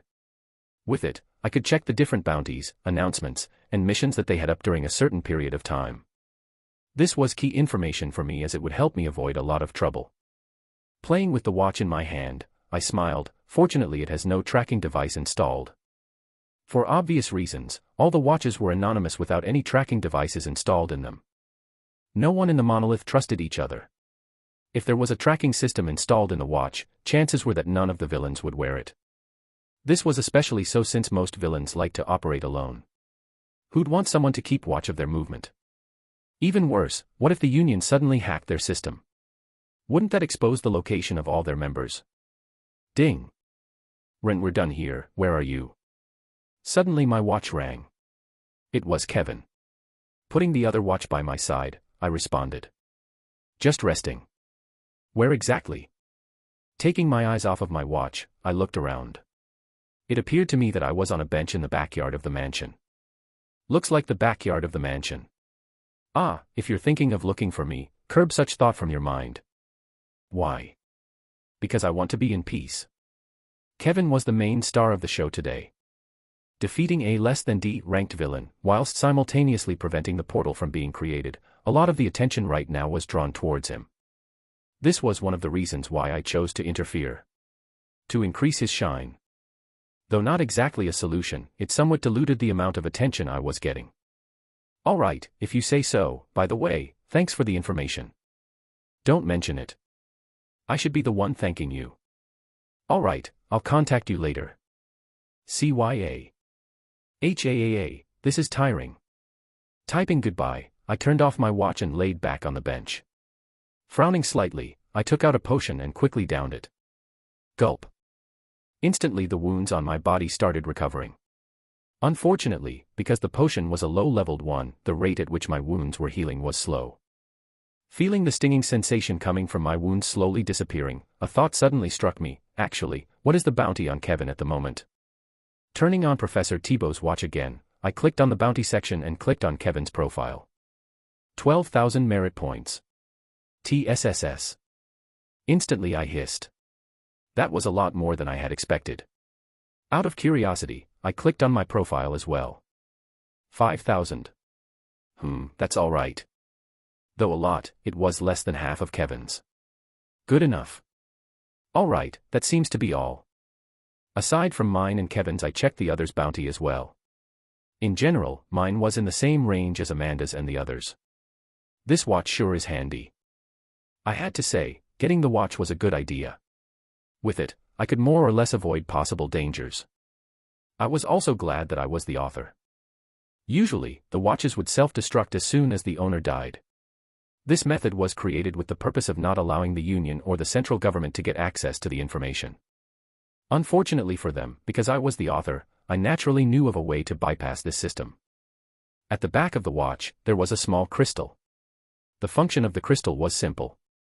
Act as a detonating switch that would destroy the watch once it no longer felt demonic energy being transmitted to it.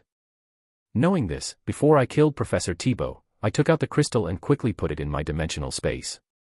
With time and space frozen in my dimensional space, the watch didn't self-destruct. The solution was so simple yet so difficult at the same time. With not much known about the crystal, it was only natural that the Union had a hard time getting their hands on the watch. In fact, even the monolith had no idea about this flaw. It was only later in the story that Kevin found this trick. There's also this. Putting the watch away, I took out a ring. Playing with the ring in my hand, I caressed it with my thumb. The monolith ring. The ring in my hand was the primary reason why I decided to kill Professor Thibault. Its function was simple yet extremely important.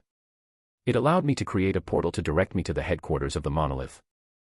With Professor Thibault being an agent, he naturally had this. This item was so rare that only a select few had this. Professor Thibault was one as he operated in the lock. Unfortunately for them, it fell into my hands. Well, I did promise Small Snake. Part of the reason I did this was also for Small Snake. With him being haunted by them, I naturally had to help him as I promised him. Aside from that, I also had other plans. But that was well off into the future. Leaning against the bench, I inwardly muttered, future aside, right now I need my well-deserved rest. Exhausted from my fight, I was indeed in need of some nice rest. Life sure isn't easy.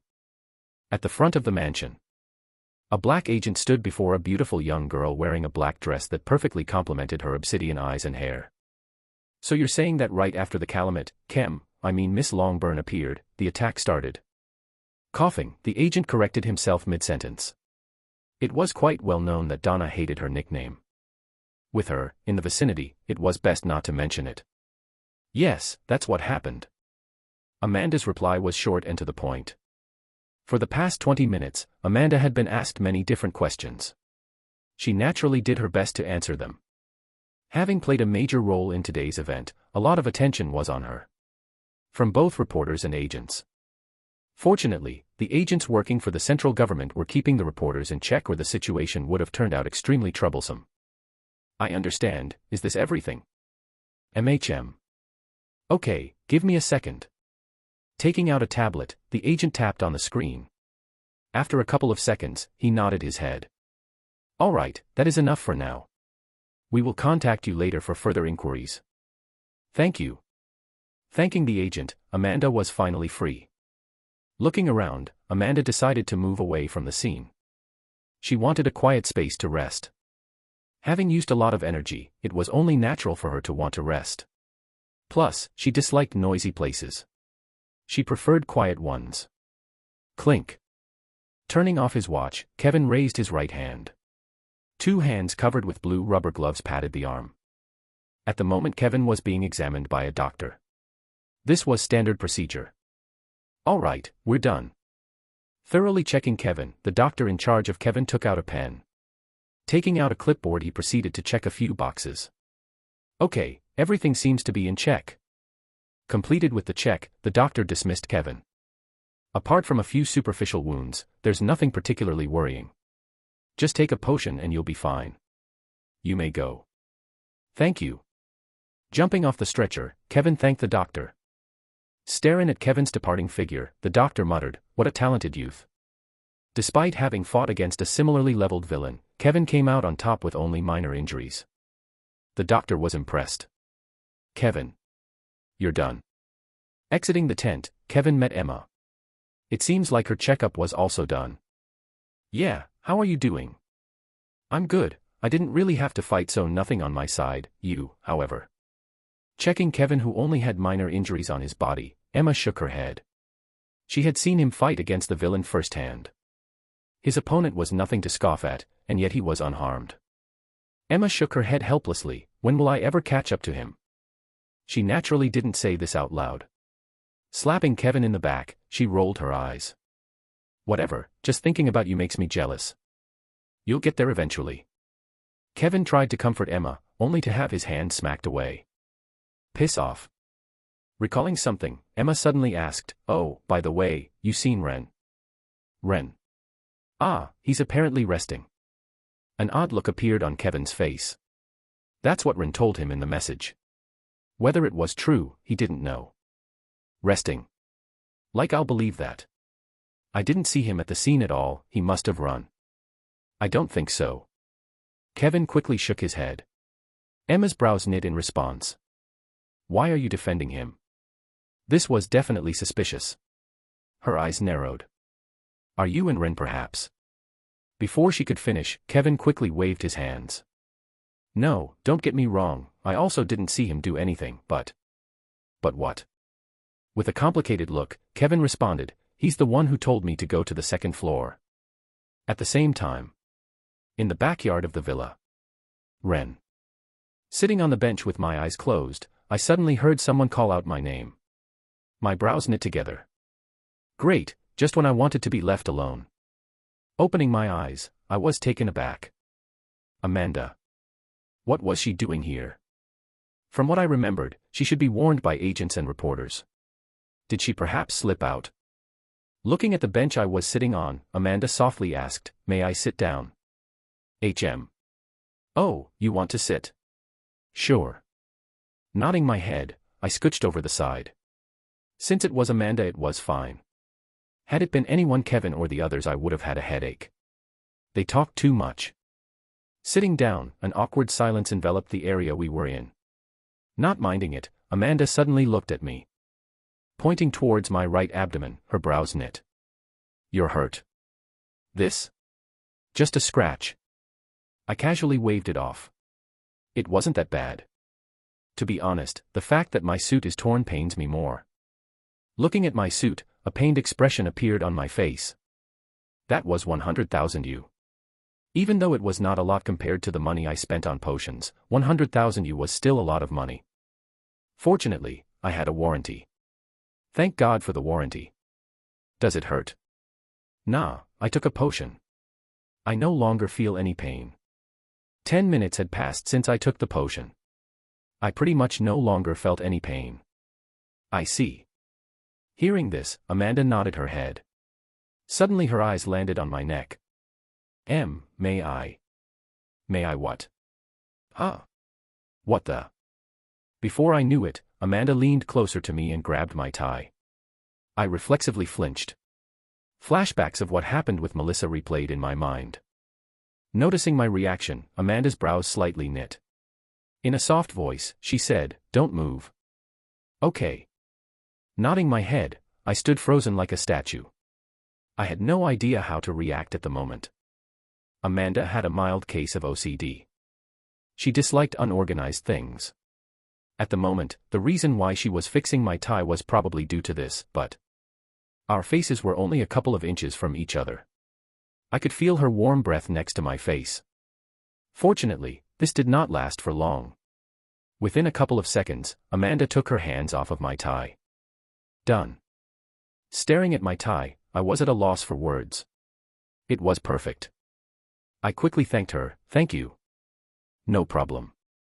After that, silence once again descended the area we were in. This time, it wasn't as uncomfortable as before. Turning my head to the side, I looked at Amanda. With the moonlight directly shining on her figure, she looked breathtaking. I did not stare for long. However, the short moment I looked at her felt like a long time. She looked really beautiful. Blinking a couple of times, I quickly snapped out of my delusions. What's wrong with me? Had this been the usual me, I would have never acted like this.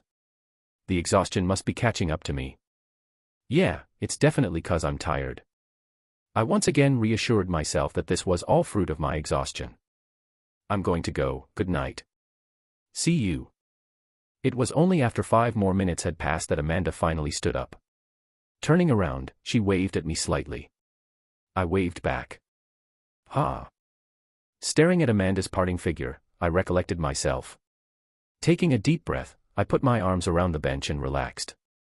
Looking at my tie, I thought, what am I supposed to do now? Had this been right before the party, I would have been extremely happy, but the thing was, the party was already over.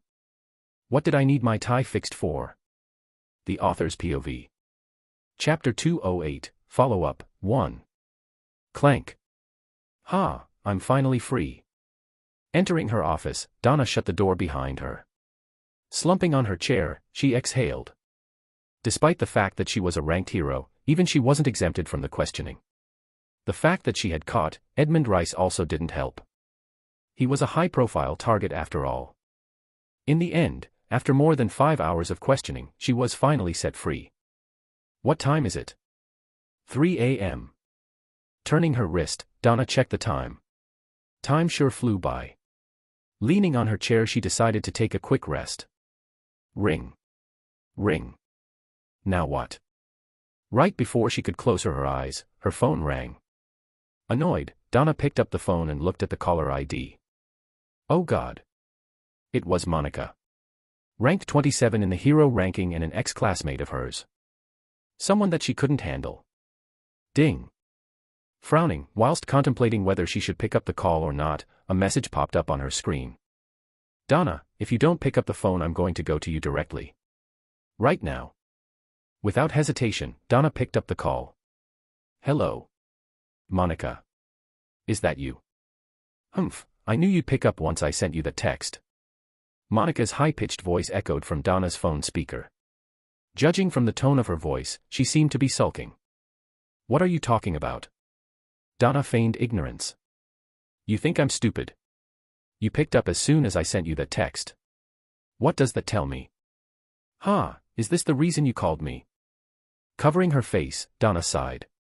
She was too tired to deal with her at the moment. No. Of course not. Then get to the point. Sheesh, talk about petty. All right, to put it simply, the union wants a detailed report from you about the incident. Now. No, but by this week. Donna closed her eyes. She was visibly annoyed. You calling me at this hour just to tell me this? I've already spent 5 hours answering most of the questions. I can do that. She still agreed in the end. Not like she had a choice. It was her duty as a ranked hero. Great, love you lots. Oh right, before I forget. Congratulations. For what? For your rank increase. Since you caught Edmund, at the end of the year when the ranks will be redone, you'll definitely rise. More money for you. Oh, that does indeed sound good. Donna's mood improved a bit. Every 4 years the hero rankings would be refreshed. By calculating the achievements of the top heroes, the ranking would be renewed with some increasing their ranks and some falling off the rankings. Naturally, the higher the rank the more financial support from the union and central government. Donna was naturally happy. Monica teased. How about you buy me dinner at a fancy place once you get your paycheck? Are you finished? Donna rolled her eyes. Monica's rank was higher than hers, and so was her salary. She should be the one buying her dinner. Oh, I also wanted to check out that other student of yours. Who? Donna's eyes squinted. She was quite protective of her students. She was naturally prepared to refuse Monica. The one that I met at back in Hallberg, what was he called again? He was on the news. The one in the news. Ren. Instantly the image of a student popped into Donna's mind. She did remember seeing Monica checking Ren out back in Hallberg. He also appeared on the news recently. Who else could it be but him? He checked all of the boxes. Yes, that guy. I knew that there was something up with him back in Hallberg. My instincts never lie. That's good for you. Donna also remembered dragging her away that day. Unfortunately, the effort was still futile. Ren had still caught Monica's interest. How about I come to the lock as a guest lecturer for a month? Suddenly Monica dropped a bombshell. Donna's eyes shot up. Guest lecturer, you? She couldn't believe it. Monica as a teacher. That would be disastrous. Sensing the disbelief in Donna's tone, Monica was offended. What? Do you think I won't be able to handle it? You won't be able to handle it. Donna quickly shot her down. Given her personality, she really couldn't be trusted with students. Monica became even more offended. You. Just watch me. Humph. Humph. Humph. Wait, are you actually being serious? Of course, I am. What about the union? Monica was an important member of the union. She couldn't just leave her post whenever she wanted. Them. They won't mind since they also want me to keep a check on Kevin. What Maximus's son pulled off last time didn't sit well with some of the heads. With Kevin once again affirming himself as one of the most talented humans out there, the union decided to put even more emphasis on him. They naturally wouldn't let an incident like last time happen again. Donna naturally understood this. However, she was still apprehensive about the idea of having Monica teach at the lock. Do I have a right to say no? Nope, I've already made an application. I'll see you in a week's time. Love you.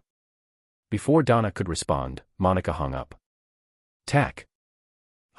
This bitch. To think she's applying for a guest lecturer role. Clenching her phone, Donna cursed. Given Monica's ranking and high position in the union, the academy would naturally not refuse. This troubled Donna quite a bit. Just when she thought she got rid of her back when they separated from the academy, she once again found a way to annoy her. Donna massaged her forehead, just when I thought it was my lucky day. The incident at the banquet was a plan that was carefully instigated by the monolith. Their goal was to create minor conflicts amongst the 4 great academies and the lock. In the novel, they almost succeeded. Unfortunately for them, thanks to Kevin's efforts, the animosity between the academy and the lock did not reach an all-time high. There still was some though. This time, however, it was safe to say that the situation was handled correctly. There was no animosity between the academies. In fact, it was quite the opposite. According to the report, only about 30 people died.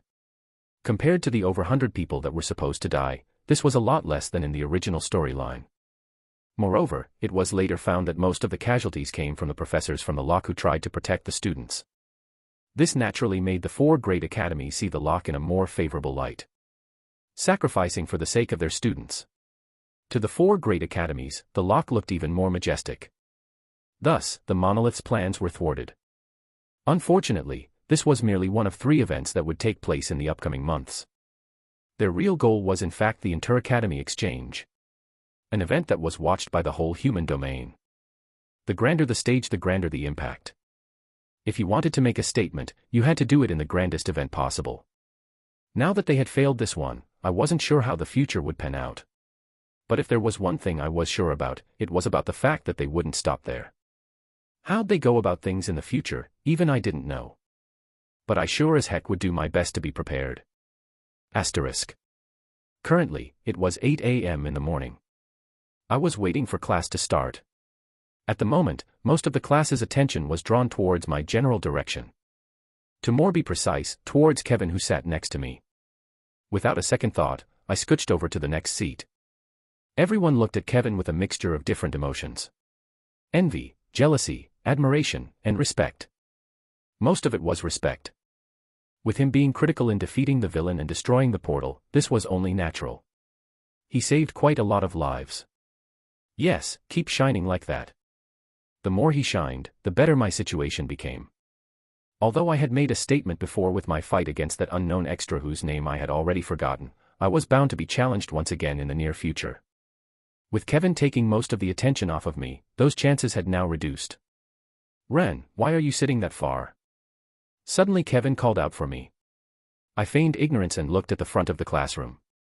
Kevin's eyes narrowed. Ren, I know that you heard me. Well, how should I say this? I've got a fever. My mouth twitched. You'd think I'd believe that.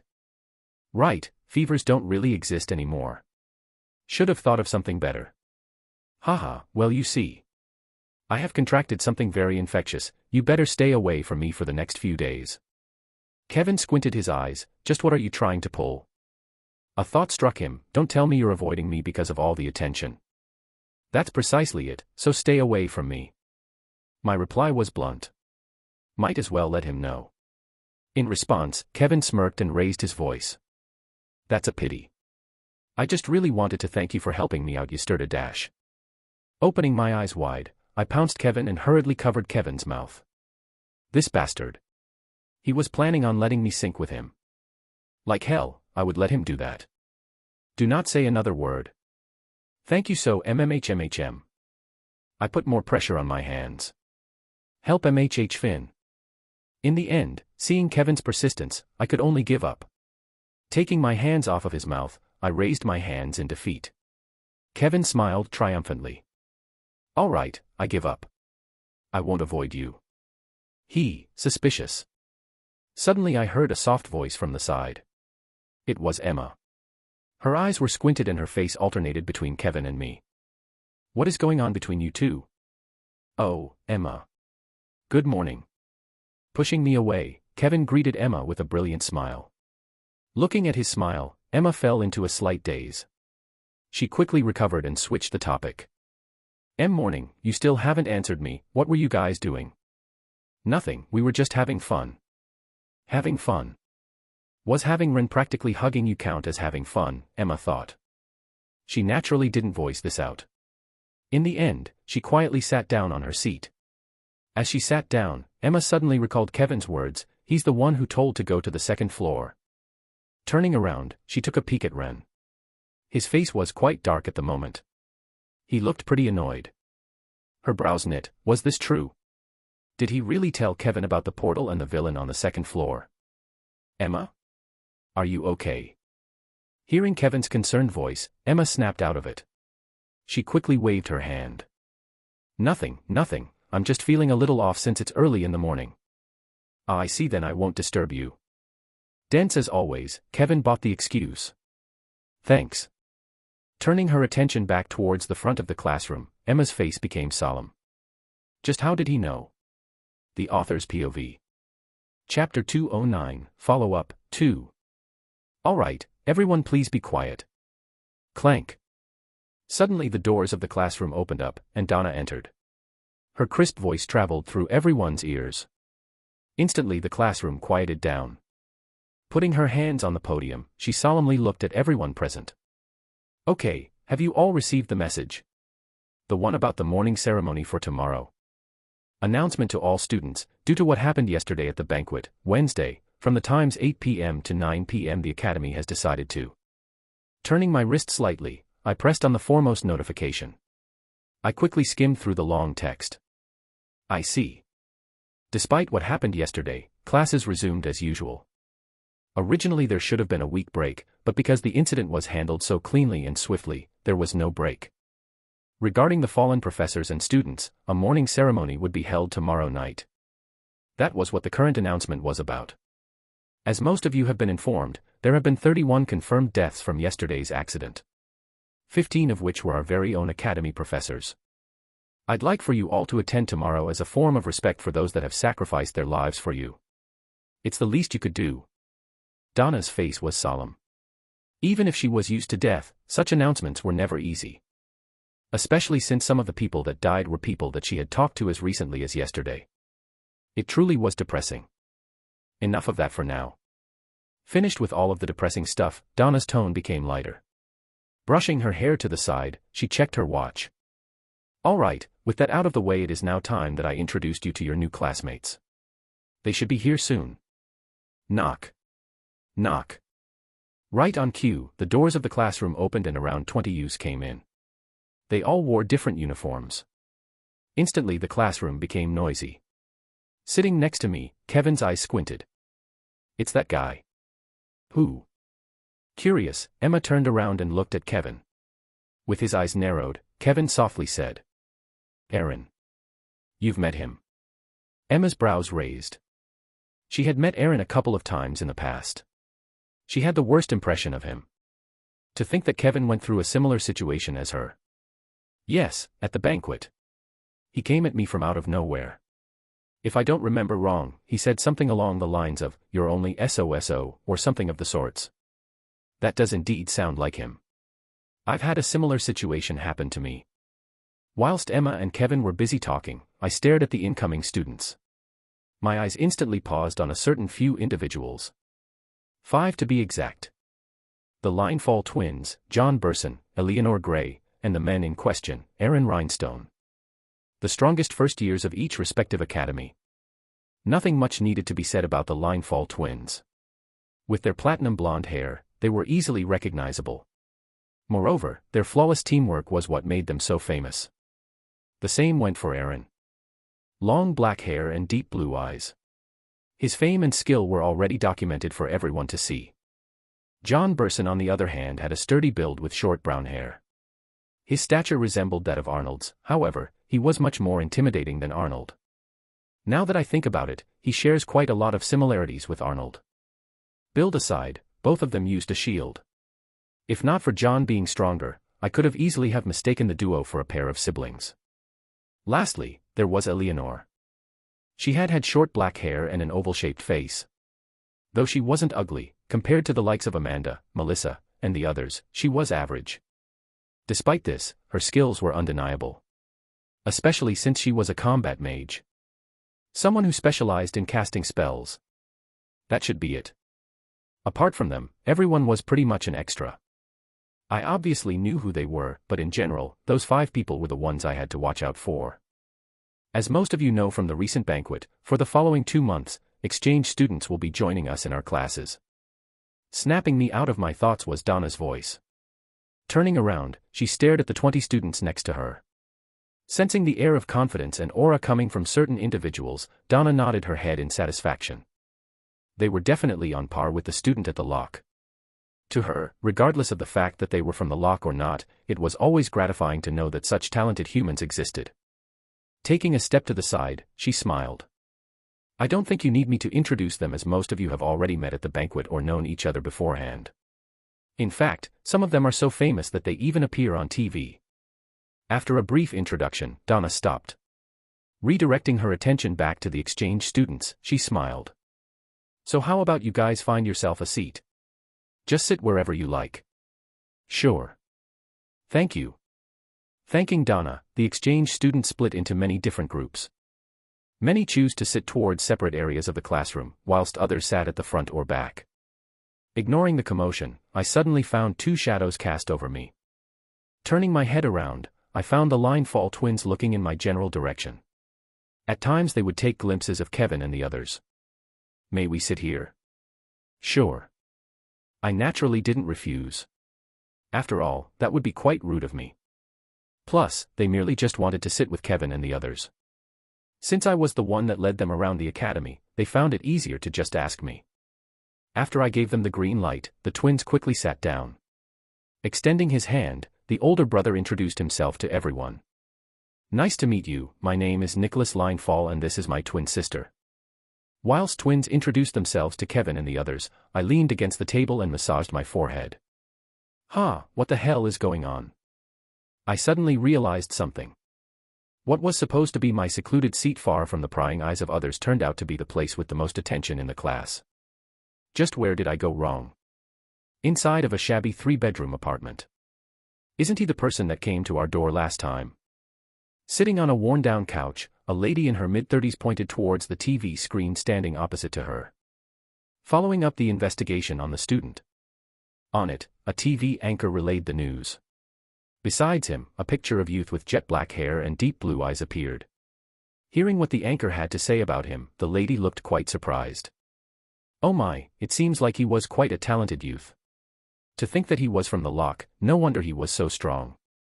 Turning towards her son, the lady excitedly pointed at the screen. Ryan, it was him that come to our house, wasn't it? I'm sure of it. It was. Playing with 2 plastic toy cars in his hands, Ryan looked up to his mom. Blinking innocently and looking at the TV for a couple of seconds, Ryan nodded his head. Wow, to think that we would be meeting someone so important. I can't believe it. Getting confirmation from Ryan, his mom became quite excited. She had met such an outstanding figure, how could she not be excited? Taking her controller, she raised the volume. Clank. Clank. Ignoring his mother, Ryan kept playing with his toys. Suddenly, his mom turned around and scolded him. Ryan, why don't you go play with the toys in Mom's bedroom? Mom wants to watch the TV. With him playing so loudly, she could barely hear what they were saying. Okay, I'm sorry. Stopping whatever he was doing, Ryan lowered his head. Taking his toys, he obeyed his mom. Thank you, Ryan. No problem. He moved away from the living room. Turning right into his mother's bedroom, he quickly moved towards her drawer and opened it. Without hesitation, he took out a large file and skimmed through it. This should be it. Stopping on a certain point of the page, he took his mother's phone and dialed a number. I hope I'm making the right call. It's so hot. Covering my eyes, I stood under the blazing sun and the blue sky, enjoying the clear and warm Ashton City weather. With summer around the corner, the temperatures were steadily rising. I was currently waiting at the front of the academy. You're finally here. After waiting for approximately 5 minutes, Melissa's figure appeared in the distance. Wearing a long white blouse coupled with matching black pants, Melissa calmly walked in my direction. Not that I think about it, I usually see Melissa in either a lab coat or school uniform. She looks kinda weird. I wasn't used to this. Sort of felt out of place. Seen enough. Heeding her steps, Melissa's face darkened a little. I nodded in response and quickly switched topics.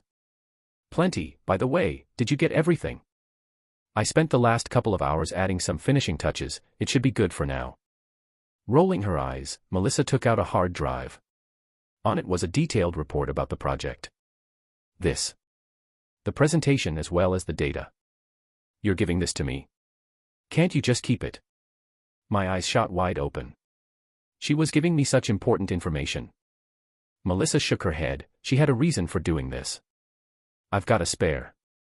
I'm just giving this to you in case something happens to mine. Though the chances of such things happening were extremely low, Melissa didn't like to take any risk. Thus, she made a spare one for me. That's fair. Though I wasn't sure what could happen, I still naturally accepted the hard drive. Putting the hard drive in my dimensional space, I covered my face with my hand to avoid the sun. Turning around, I asked. So, when's the ride coming? I don't know, should be soon. I've already been standing under this heat for too long. It was currently 5 p.m., and it was naturally the time of the day when the sun was most active. Despite my superhuman abilities, I still could not combat the heat. Melissa seemed to feel the same way as droplets of sweat appeared by the side of her cheek. Suck it up. Stop being extra.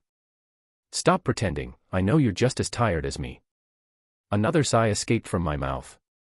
Right now, Melissa and I were headed to the Demon Hunter headquarters. Today was the day that we would pitch our magic card concept. Right after the lectures ended, I quickly headed back to my room to get changed. An hour after getting changed, I directly went to the entrance of the academy. Looking at the sun, I muttered, this heat sure is something. It's here. Snapping me out of it, suddenly, a black limousine stopped in front of us. It was a long, luxurious limousine that I only thought existed in the movies. Exiting the front doors of the limousine, a man dressed in black opened the door for us. He wore white gloves. Please get in. I got inside the limousine with Melissa and quickly sat down. Sitting on it made me recall the time I was traveling to Hallberg. If not for Melissa, I would have probably moaned out loud. Is everything all right? MHM. Turning around, the driver checked on us. Melissa nodded her head in confirmation. At Melissa's confirmation, the driver put his foot on the pedal and drove off. Throughout the journey, the limousine moved without shaking in the slightest. It was so smooth that I thought we weren't moving at all. Before long, we arrived at Demon Hunter's headquarters. As expected of the world's #1 ranked guild. Taking a step out of the limousine, I was left in awe by the building before me. The first thing I thought once I looked at the building was, isn't that the shard from London back on Earth? Honestly, it looked amazing. Each part seemed to have been designed carefully as the building looked both beautiful and geometrically marvelous. This tall building was undoubtedly built using cutting-edge magic engineering and technology. It looked flawless. Showa. Suddenly the transparent doors of the building opened up. Wearing a neat black suit, Amanda greeted us. Welcome to the Demon Hunter Guild. The Author's POV. Chapter 210, Proposal and Negotiations, 1. After we met with Amanda, we directly entered the building. Instantly I was left speechless by the grandeur of the place. The place reminded me of my parents' guild lobby, but a lot more spacious and luxurious. Standing at the front of a lobby, a young man that looked to be in his mid-30s came to greet us. Maxwell Benson, Amanda's personal assistant. Spotting me, he held out his hand with a warm smile. He gave off a good first impression, like an older brother next door. Competency aside, it was because of the impression he gave off that he was chosen to be Amanda's assistant. Rent Dover, right? Yes. I shook his hand. And I'm sure I don't need to introduce myself to Melissa, right? Melissa smiled at Maxwell's words. She had already met him before. Turning his attention back to Amanda, he offered. Young miss, shall I give the two a tour? Nah, I'm good. I've already been here before. Plus, we've got more important things to do. Before Amanda could respond, Melissa instantly refused. Maxwell smiled at her response. Very well, then I shall escort you to the meeting place. Hey wait, I didn't say I didn't want to hear about this place. I immediately protested. Unlike her, this was my first time here. No one asked you. Unfortunately, I was immediately cut off by Melissa, who quickly moved towards the elevator area. Out of pity, Maxwell briefly introduced me to the place. Together with Melissa and Amanda, we stood in front of the elevator. The first and second floor, as you can see, are the areas which we attend and greet our guests. From the second floor up, there are the offices for the contracted heroes that are currently working under us. Ding! The elevator then arrived, and Maxwell hopped in and pressed the button that led to the 5th floor. Amanda, who was next to him, pressed another button. She had other things to do and so she couldn't stay with us. She only came to the bottom floor to greet us. Ding! 5th floor. After a brief moment, the elevator arrived on the 5th floor. Bidding Amanda goodbye and exiting the elevator, I saw a large circle-shaped lobby and office doors spaced out along the wall. Navigating through the 5th floor, Maxwell guided me and Melissa to a rather spacious office. A large round table stood in the middle with special triangular-shaped devices in front of each seat.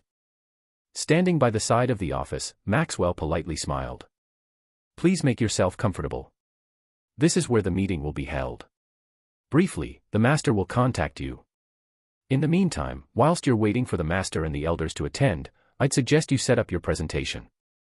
Aside from that, you can contact me if you need anything else. Maxwell turned his head left and right and checked the room. Seeing that everything was set up, he bid farewell. It seems like there's nothing left for me to do here. If you need anything else, please let me know. If you'll excuse me now, I must leave. I understand, thank you. Nodding my head, I politely bid Maxwell goodbye. Entering the office, heeding his suggestion, Melissa and I got quick to work. We quickly inserted the USB inside of the projector and loaded the presentation up. After a while, I clapped my hand in satisfaction. Turning the projector on, I curiously asked Melissa. Is it ready? Should be. Do you remember your lines? Prior to today, I had memorized my lines. This was so that I wouldn't screw it up. What lines? I don't do lines. Oh, right. It was then that I remembered that Melissa was the one who built the project from scratch. She didn't need to remember any lines. Ping. Ping. Ping. Suddenly, the triangular-shaped devices resting on the table lit up. One after another, different types of holograms popped up from the devices. A total of 12 holograms appeared before us, depicting men and women of various ages. In a matter of seconds, all the devices apart from one lit up. Like a zoo animal, I felt all eyes directed towards me. With keen interest in their eyes, the people behind the hologram scrutinized me from head to toe. How young? So you must be the ones that we are meeting today. I wonder what they will be presenting us. Ping. At last, the device at the head of the table lit up. A middle-aged man with obsidian black eyes and a black hair appeared. Instantly the atmosphere inside of the room changed. Everyone on the table looked at the man with hints of respect and awe. This was Edward Stern, the Demon Hunter Guild Master, and Amanda's father. One of the most powerful figures in the human domain. Smiling amiably, Edward Stern looked at me and Melissa before apologizing. I instantly waved it off. Sorry for not being able to see you personally. It's okay, we understand. I wasn't offended in the slightest. In fact, I was delighted. This put a lot less pressure on me when presenting. Plus, this situation was understandable. With each and every member present here being an extremely influential person, they weren't always going to be at the guild. Just the fact that they had made time for me and Melissa was enough. Directing his attention towards the presentation behind us, Edward Stern kicked off the meeting. All right, let's not waste any time. Since we are all busy, let's get straight to the point. Please introduce us to your concept. Very well. Melissa stepped up. Pressing onto a small stick in her hand, the PowerPoint slide switched. Today we are going to be presenting you a new concept. It's a new external mana system that can be used to integrate magic circles ranging from. Melissa's words flowed like water. They were crisp and pleasant to the ear. Everything that she said was clear and concise, and with the aid of the presentation, even I could easily understand what she was talking about. Listening to her, I just stood beside her with a plain smile. On a couple of occasions, I would nod my head. She's good, I hope I don't screw it up. What I was in charge of speaking was more on the business aspect of the deal. I was in charge of talking about who our target customers were, what type of strategy we would use to combat competitors, the longevity of the product, how we would expand in the future, and so on. Fortunately, I had come prepared. Once it was my turn, to my surprise, I didn't stutter once. Another positive point was that I was comfortably able to answer most of the questions thrown at me by the elders. The longer I spoke, the more confident I got. In less than 10 minutes, I finished the presentation. And that's the end of the presentation. Thank you. After a while, with satisfied looks on their faces, the elders whispered amongst each other. Judging from how reverent their discussion seemed, their interest was piqued. Watching this scene, Edward Stern suddenly raised his hand and everyone instantly stopped talking. Turning his attention back to us, he smiled kindly. All right, thank you very much for the presentation. We will contact you shortly after a brief discussion amongst ourselves. Sure. I naturally didn't mind this. Given how big the investment was, it was only natural that they talked over this. Thank you, I'll let you know as soon as possible. Ping. His hologram soon disappeared. Ping. Ping. Ping. Following his hologram, one after the other holograms disappeared. At the same time, the last floor of the Demon Hunter Guild. Amanda sat down and looked at the presentation displayed on a large monitor before her. Displayed on it were Ren and Melissa presenting. Melissa's presentation was spotless. Her points were clear and easy to understand. Amanda couldn't find any faults with anything she said. On the other hand, there was Ren. Although he started roughly, by the end of the presentation he managed to get every single point across perfectly. It was quite good in Amanda's opinion. Clee. After a while, the monitor switched, and 13 different screens appeared on her monitor. For a brief moment of time, no one spoke. What do you guys think? Edward Stern was the first one to break the silence. He wanted to hear the other's opinion before voicing his. Instantly one of the elders spoke up. The concept itself is revolutionary. If we were to do as they proposed in the presentation, we would surely make a lot of money. In fact, this could probably help us widen the gap with Starlight Guild. But what if the project fails? If it fails, won't we be losing a lot of money? An elder interrupted. Although they were rich, they couldn't just freely give money away. They had to be wise. That is true, if it fails we could potentially be losing more than what it's worth. What is there to worry about? His daughter is here. Suddenly another elder spoke up. This time, no one followed up. When the words "his daughter" fell from the elders' mouths, the room's mood became somber. Even Edward Stern's expression couldn't help but change. Everyone inside of the room knew who he was referring to. It was Melissa's father. An existence that everyone feared. Edward Stern included. After a while, Edward Stern shook his head. Let's take him out of the picture for a moment. Melissa is in fact a very capable person. She alone is worth the investment. As long as we don't do anything that is out of the line, he won't move. Once the elders heard this, the discussions resumed. One after the other, the elders offered their opinions. I agree. If we offset the pressure that will come from the other guilds and perhaps the union, I can see a lot of profit being generated in the long term. If we play our cards right, we may be able to cement ourselves to the top. This is a valid point indeed. Once again, the problem is, what if the project fails? It just means we lose money. If we keep this project under wraps, all that we lose is money. Plus, there's also that youth. Ah, that's right. If we manage to recruit him, even if the project fails, it might be worth the loss. Rendover. He was one of the main reasons why they chose to listen to the presentation. Despite him being so young, he showed extreme signs of promise. With them being the #1 guild, they naturally knew a lot more about him than the others. Like the fact that the talent assessment orb doesn't work on him. This point alone was enough to garner the attention of everyone present. I agree, if we manage to bring him under our wing, then it might be worth the loss. But won't the lock interfere? It's fine, we can sign a pre-agreement that will only come into effect once he graduates. If we do that, the lock won't argue. Silently listening to the conversation, Edward Stern had a thought. Amanda, what do you think? As her father's words fell, the whole room became quiet. Everyone's attention shifted towards Amanda. That's right, let's hear Amanda's opinion. Yes, young Mrs. Opinion is important. I agree. Despite being young, Amanda was quite smart. Moreover, with her possibly being the next guild master, it was detrimental to know her opinion and thought process. Subjected by such intense stares, Amanda was unfazed. With her brows knit, Amanda thought of her words carefully. After a while, she opened her mouth. That was tiring. A couple of minutes after finishing the presentation, I slumped onto one of the chairs in the room. This was much more mentally draining than I thought. Reminded me of the days where I had to go to endless amounts of interviews just to apply for one job. To think I would go through such a situation again. Get up, they are going to finish up soon. I don't want them to see your incompetence. Turning my head to face Melissa, I rebuked her. Excuse me.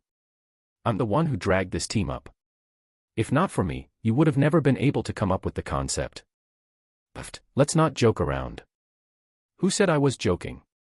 Without me, she would have never been able to come up with the concept until well off into the future. I was the reason why she was able to even touch such a topic so early. If it wasn't for my idea, you would have never been able to get to where you are now. Melissa rolled her eyes and retorted. Do you want me to show you the so-called concept you showed me? Compared to now, it's merely some random gibberish you wrote on a piece of paper. In fact, if it weren't for my genius, it would have probably taken someone else another 10 years to decipher what you wrote. What are you on about? I muttered, but Melissa looked at me with meaningful eyes, then snickered. I instantly had an ominous premonition. Come. Interrupting me, a cough resounded inside of the room. Turning around, my mouth twitched. How long has he been there? Sitting on the head of the table was Edward Stern. He was obviously still in his hologram form. He had a friendly smile on his face. I scratched the back of my head awkwardly. I presume that the meeting has come to an end. I wasn't sure for how long he was in the room, but I hoped he didn't overhear any of our conversations. Yes, the meeting came to an end, and we've come to a decision. After I talked it through with the elders, we chose to accept your offer, however. Edward suddenly paused. With a solemn expression, he continued. We would like to renegotiate the terms of the deal. Silence prevailed over the room. Melissa turned her attention back towards me.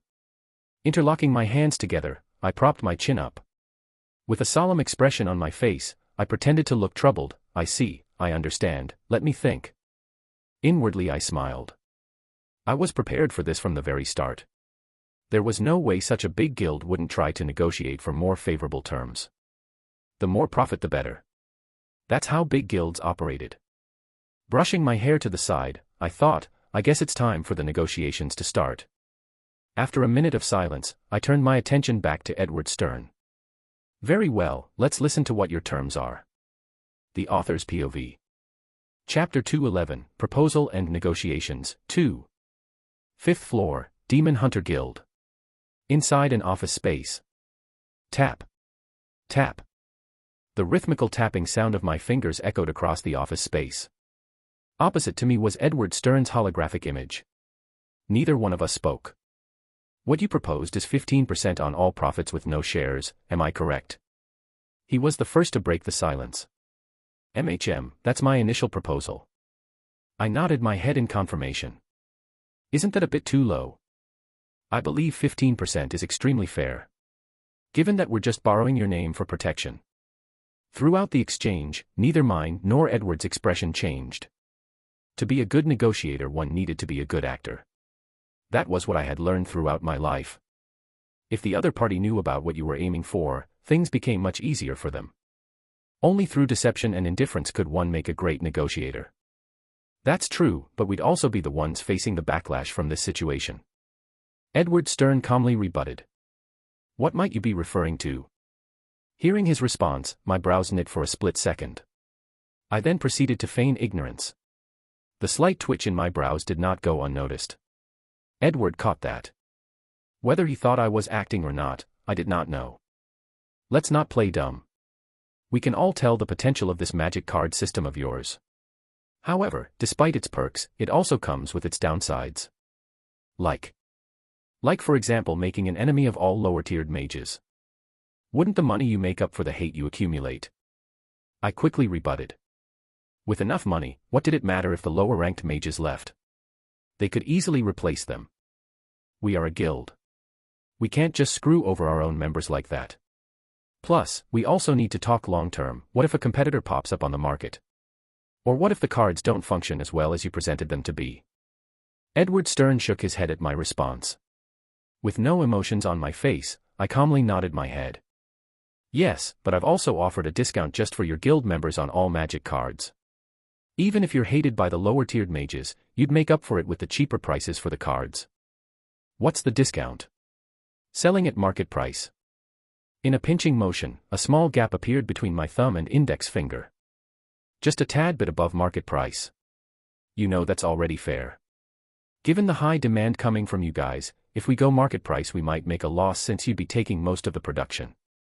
Edward Stern shook his head. That's not good enough. Raise the profit to 17% and we've got a deal. 17%. I instantly shook my head.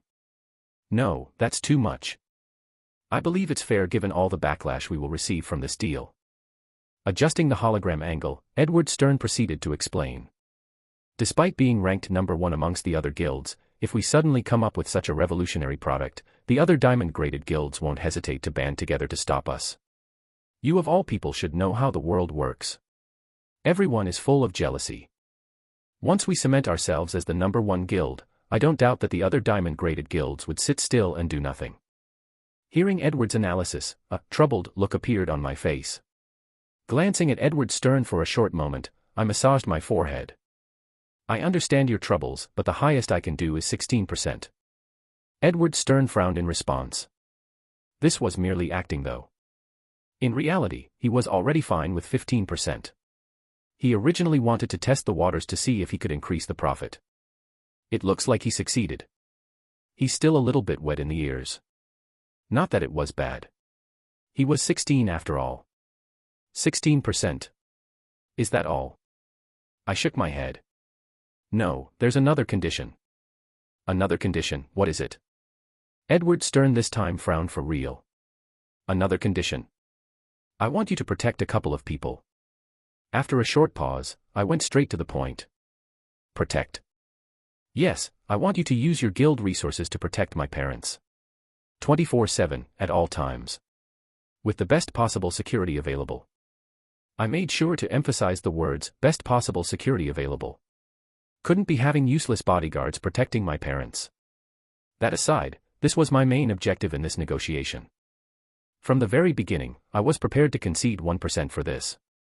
Despite Angelica being with my parents at the moment, she couldn't stay with them all the time. I needed her. With Everblood and Matthew still at large, I knew that my parents weren't safe. Even worse, now that the monolith was also targeting me, I knew that my parents were walking on thin ice. This deal was crucial, and I knew it.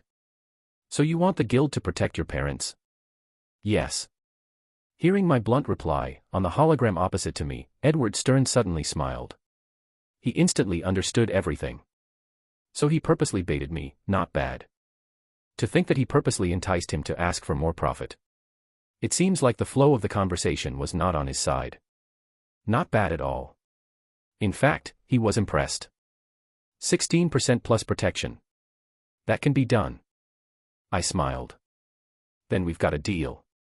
Asterisk. Well, that worked out somehow.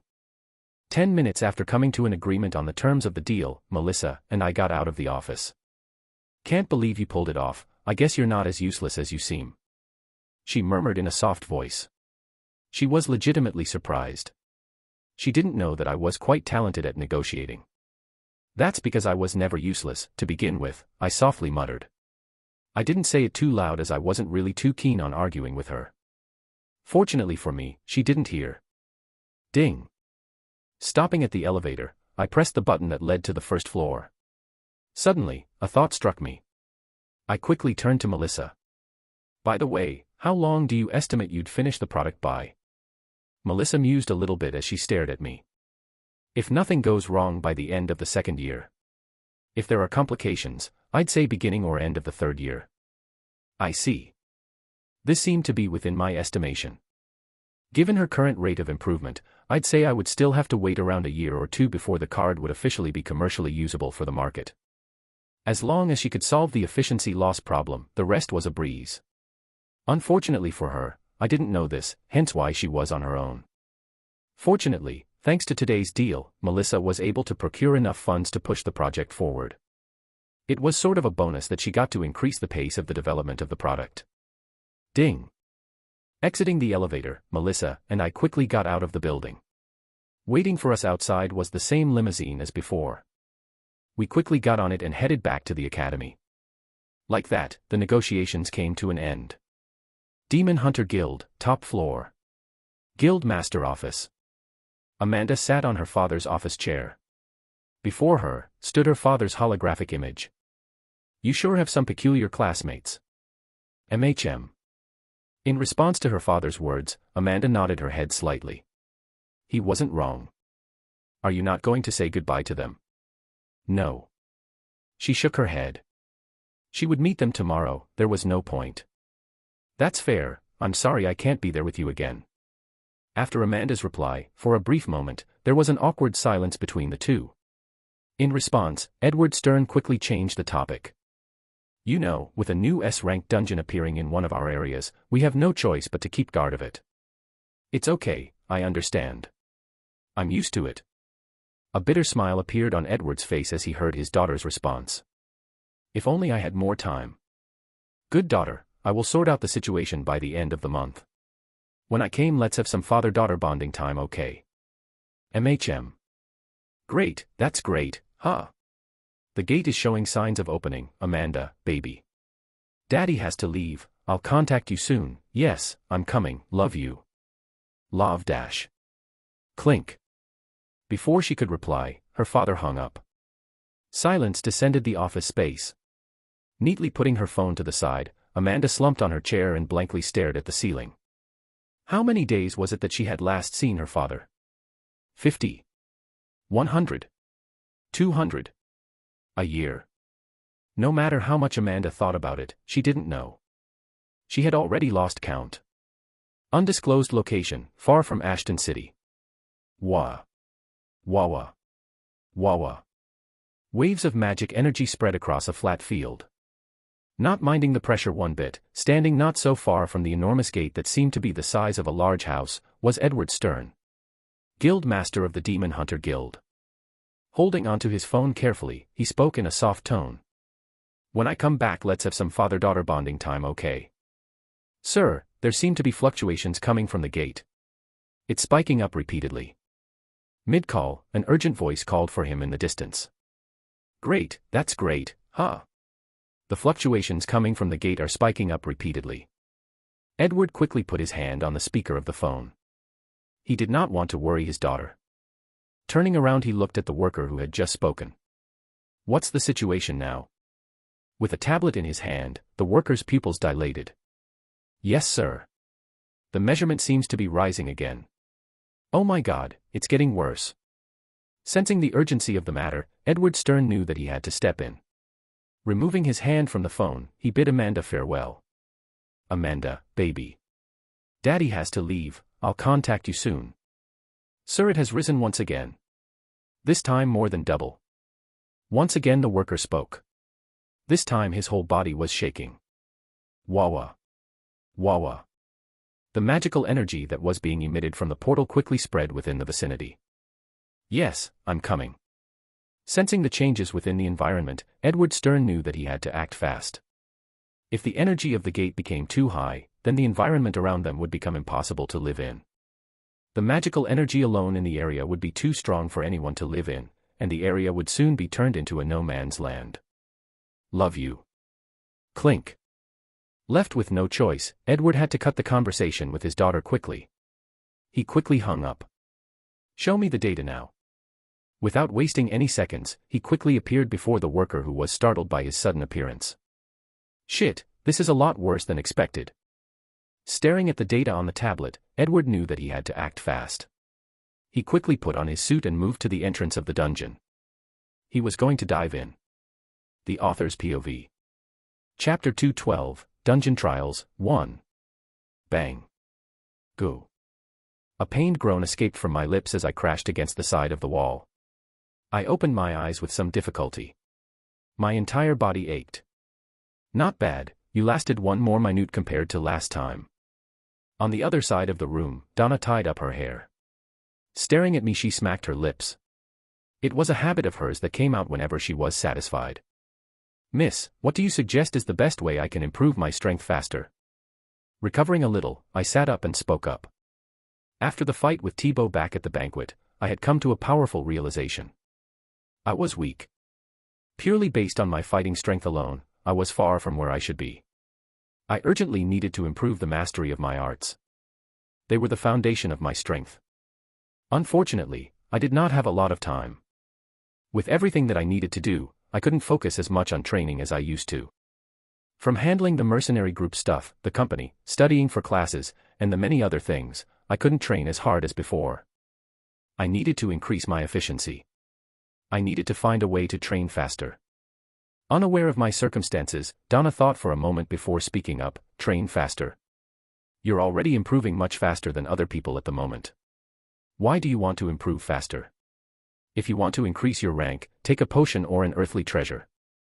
Donna paused and shook her head. Walking over to the side of the room, Donna took a white towel and sat down. However, I suggest against doing so. For one, it's really expensive, and two, it can only be used on rare occasions. There's a chance you might get a backlash, or it could even stunt your talent limit. If too many potions and natural treasures were consumed, there was a chance that they could permanently damage someone's body beyond repair. If such a situation happened, then there was no longer a chance for them to become stronger. That was why most people didn't just stuff themselves with potions and earthly treasures. It did more harm than good. If you're looking at it purely from a skill perspective, then the answer is easy. Just go to the time regressor machine and hone your skills there. It's the perfect place to practice your skills. Ah, that. My mouth twitched. I almost forgot about this. With me being so busy and those bastards monopolizing the place, I still did not have a chance to use that place. Had I been able to use that place, then perhaps I would have been stronger than now. You better get going, classes will start in half an hour. Checking her watch, Donna spoke up. It was already 9:30 a.m., and classes were about to start soon. In response, I stood up and patted my clothes. Fair enough. Oh right, before you go, I've got some good news for you. Suddenly, Donna recalled something. Tapping on her watch, she scrolled through a couple of files.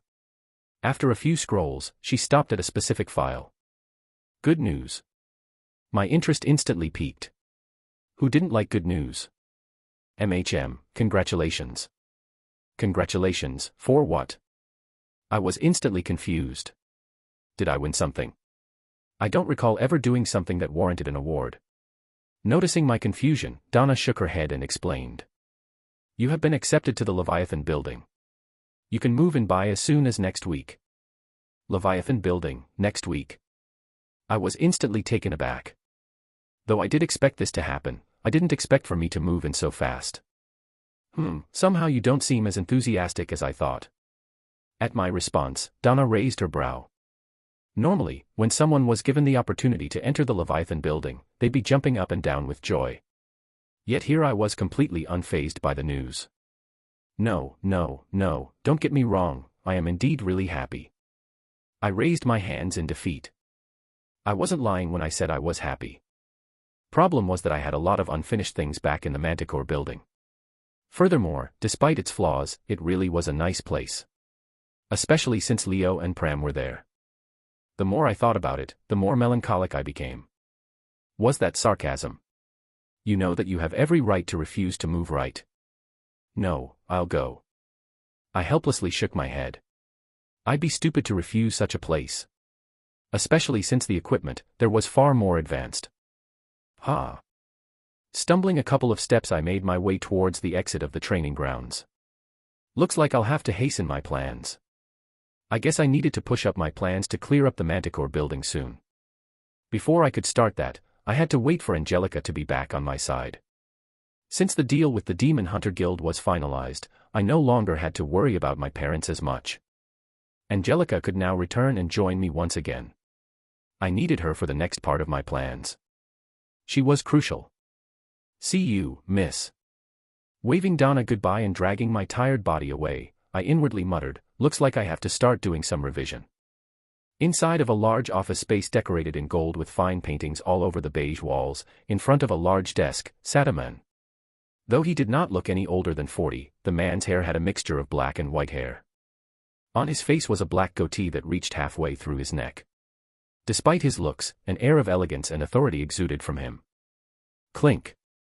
Suddenly, the man tapped on his phone and dialed a number. Tut. Not long after, someone picked up. The man instantly greeted him. His voice carried a hint of respect. It's been a while, Michael. Have you been doing well? Jasper Rochfide. Why have you contacted me?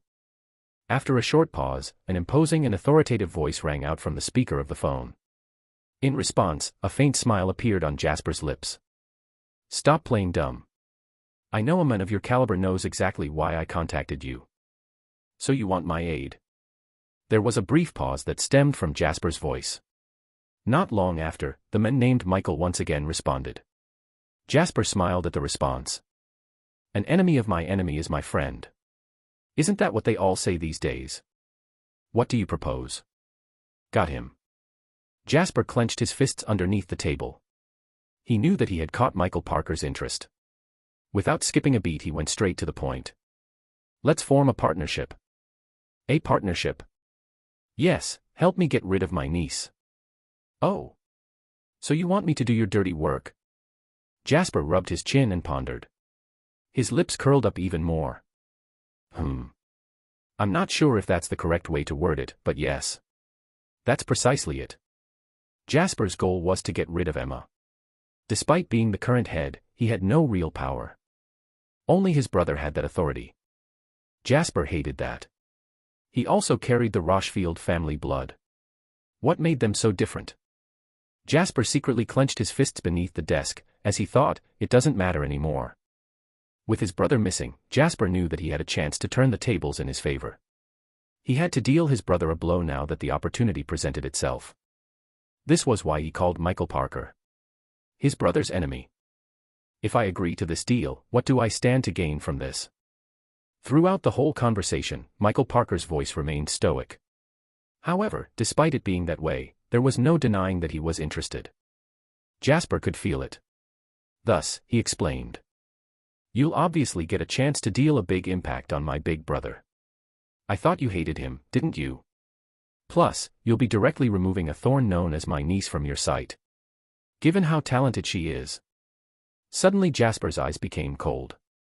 If she's allowed to grow any further, we both know how things will turn out for the both of us, right? With me aiding you from the inside, handling her shouldn't pose a problem for you. I see. What about you? What do you stand to gain from this deal? The phone became silent for a couple of minutes before Michael Parker once again spoke. Me. Jasper smiled. My son's future. Despite the Lock being the #1 academy in the human domain, they did not have access to a lot of dungeons as most of them were under different guilds' jurisdiction. Fortunately, the Lock could make up for it with its expansive connection. With many students graduating each year, they had many various connections that spanned all over the human domain. At the moment, over 1,000 students stood outside an enormous gate. In front of it were multiple men and women dressed in black with all sorts of devices in front of them. How is the energy level? Everything seems in check. Are the preparations done? With the men and women in black busily talking amongst each other, an instructor wearing a lock uniform stood before us. With his sharp eyes that were faintly hidden beneath a pair of sunglasses, the instructor looked at every student present before him. Courtesy of Lyman Guild, today, you'll all be entering the dungeon in teams, he said as he took off his sunglasses. The teams will be selected at random, and once you enter the dungeon you will be directly spawned into the environment with your team. You will all be on the same map at the same time and... Listening to the instructor, I nodded my head. Today we were going to have a real dungeon experience. Students would form a team of 6 and experience a real dungeon for the first time in their life. Not the school dungeon, but a real functioning dungeon. With the connections the lock had, it wasn't hard for them to rent out a dungeon from the Lyman Guild. A small gold-graded guild. All right, I'll send you the team list now. 10 minutes in, the instructor finished talking. Taking out his tablet, the instructor tapped on the screen. Instantly the sound of smartwatches vibrating echoed across the area. Ding. Ding. Ding. Turning my wrist, I pressed on the foremost notification. == Team 4. Amanda Stern. Emma Rochfield. Eleanor Gray. == Team 7. Aaron Laneful. John Burson. Rendover. == Team 15. Kevin Voss. Melissa Hall. == Team 23. Jean Horton. Aaron Rhinestone. ==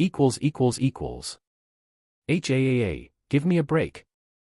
Checking my team list, I covered my face with my hand. To think that I would be in the same group as 2 new exchange students. Suddenly, skimming through the list, one of the teams caught my interest. Ah. Jean is with Aaron. I caressed my chin. Right, there was something like this back in my novel. I almost forgot. This was the event that would lead to Aaron proving a statement. In this event, Aaron would cement himself as the main antagonist of the tournament arc by humiliating Jean. Wasn't sure now though. Turning my head, I looked in their direction. Aaron had a provoking look on his face as he looked at Jean in the distance. On the other hand, Jean just stood motionlessly. He seemed completely unfazed by the provocation. In fact, I don't even think he knew who his teammates were. He sure changed a lot. Had it been the old Jean, he would have immediately checked the watch and tried to establish his dominance. This time, he treated Aaron like air. This obviously didn't sit well with him as his face soon became dark. Looking at the duo, my interest peaked. I wonder what will happen between the two now. The Author's POV. Chapter 213, Dungeon Trials, 2. Upon entering the dungeon, each respective team would be summoned to different areas of it. The goal of this trial was to accumulate as many points as possible. The points were == G, 1 point. F, 2 points. E, 3 points. D, 4 points. Boss Monster, 1000 points. == This dungeon only had one boss monster. As such, once it was slain, that was it. The team with the most points at the end would win, and the reward for the best teams was extra credits for their courses. Naturally, there were also additional rewards. But those weren't disclosed. They were a surprise. Asterisk. The moment our teams were announced, I grouped up with the other members of our team. Since Aaron and I had already met beforehand, there was no need for us to introduce ourselves. We just simply nodded at each other. Nice to see you again. You too. Haha, nice to meet you. Suddenly a bulky figure approached us with a hearty laugh. It was John Burson, our other teammate, and another person I had to look out for. He had a generic Western look with brown eyes and a tall nose. Despite knowing that he was tall, I only truly realized how tall he was once he was only a few meters away from me. I had to tilt my head upwards in order to look at him properly. You must be Aaron. It's great meeting you. I've heard a lot about you. Ah, yes, nice to meet you. Spotting Aaron, John held out his hand in a friendly manner. She nodded her head expressionlessly. Watching the exchange, I wondered if Aaron would shake someone's hand in her first meeting. From my impression of her, she seemed to be rather cold and distant, so I wanted to know. My answer was soon answered as she shook it. You must be the famous John Burson. Haha, in the flesh. Being recognized, John once again heartily laughed. I've already met with our other teammates, they are Asim, Melody, and Duyun. Letting go of her hand, John calmed down. He then turned around and introduced her to the other teammates which he seemed to have met along the way. Asim here is A. As John was introducing the other teammates to Aaron, standing by the side, I couldn't help but realize how much of an extrovert John was. Only a minute had passed since the team announcements and it seemed as though he was on friendly terms with everyone. He seemed to get along well with everyone he talked to. Or so I thought. Hello, I'm also here. It was only after a minute that I realized that I was being completely ignored. To make matters worse, I was not an unknown extra like before. My name was pretty much all over the news, there was no way John didn't hear about me. If before I could have understood, but now. It had to be on purpose. Did I perhaps offend him somehow? Recalling my previous exchanges with John, I discarded such a notion. I did not interact with him once. He also lived in a different city. How could I have offended him? Then thought suddenly struck me, perhaps he was too excited with the prospect of meeting Aaron that he completely forgot about me. Right, this seemed plausible at the moment. Now that I took a closer look at Aaron, she was in fact quite beautiful. One could argue that her looks could rival that of Amanda and the others. If it's that way, it sort of made sense. John was essentially trying to establish his alpha position by ignoring me. Since he knew about my fame, he must have done this on purpose to make himself look like the most reliable person here. Just the thought made me cringe. Hello, I'm Ren, nice to meet you. Holding back the cringe, I extended my hand and introduced myself. I wasn't that immature. Oh. I'm John. John shook my head unenthusiastically. Right after shaking my hand, he continued chatting with Aaron. His eyes were full of affection. So as I was saying, I believe that we should. Being blatantly ignored, I found my mouth slightly twitching. But that was just about it. In fact, a trace of pity flashed across my eyes as I stared at him trying to talk to Aaron. He may not know, but I knew. Such a pity, truly. I secretly shook my head. Unfortunately for him, Aaron was created by me. I naturally knew a lot about her. She is a brocon. A pretty big one at that. He had no hopes of courting her. Asterisk. After a brief chat with the team regarding the overall plans and approach of the dungeon, we quickly entered the dungeon. Right before entering the dungeon, the other three teammates, Asim, Melody, and Duyun did a quick introduction. Hi, I'm Asim and I'm a martial artist. Hello, I'm Melody and I'm a spear user. Nice to meet you, I'm Duyun and I'm a swordsman.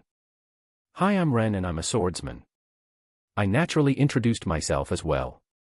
Despite my fame, no one actually knew how I fought.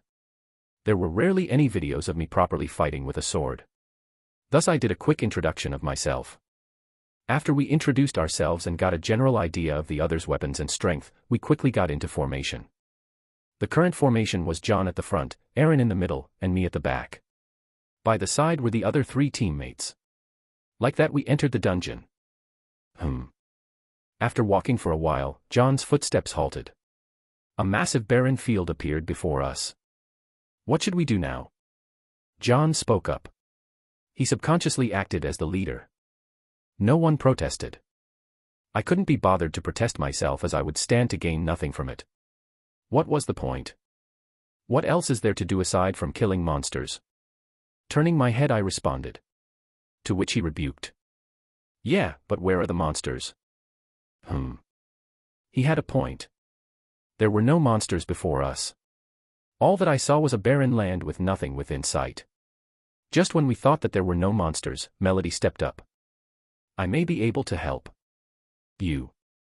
Yes, I've got special skills that allow me to detect any living form within a given radius. Melody calmly nodded her head.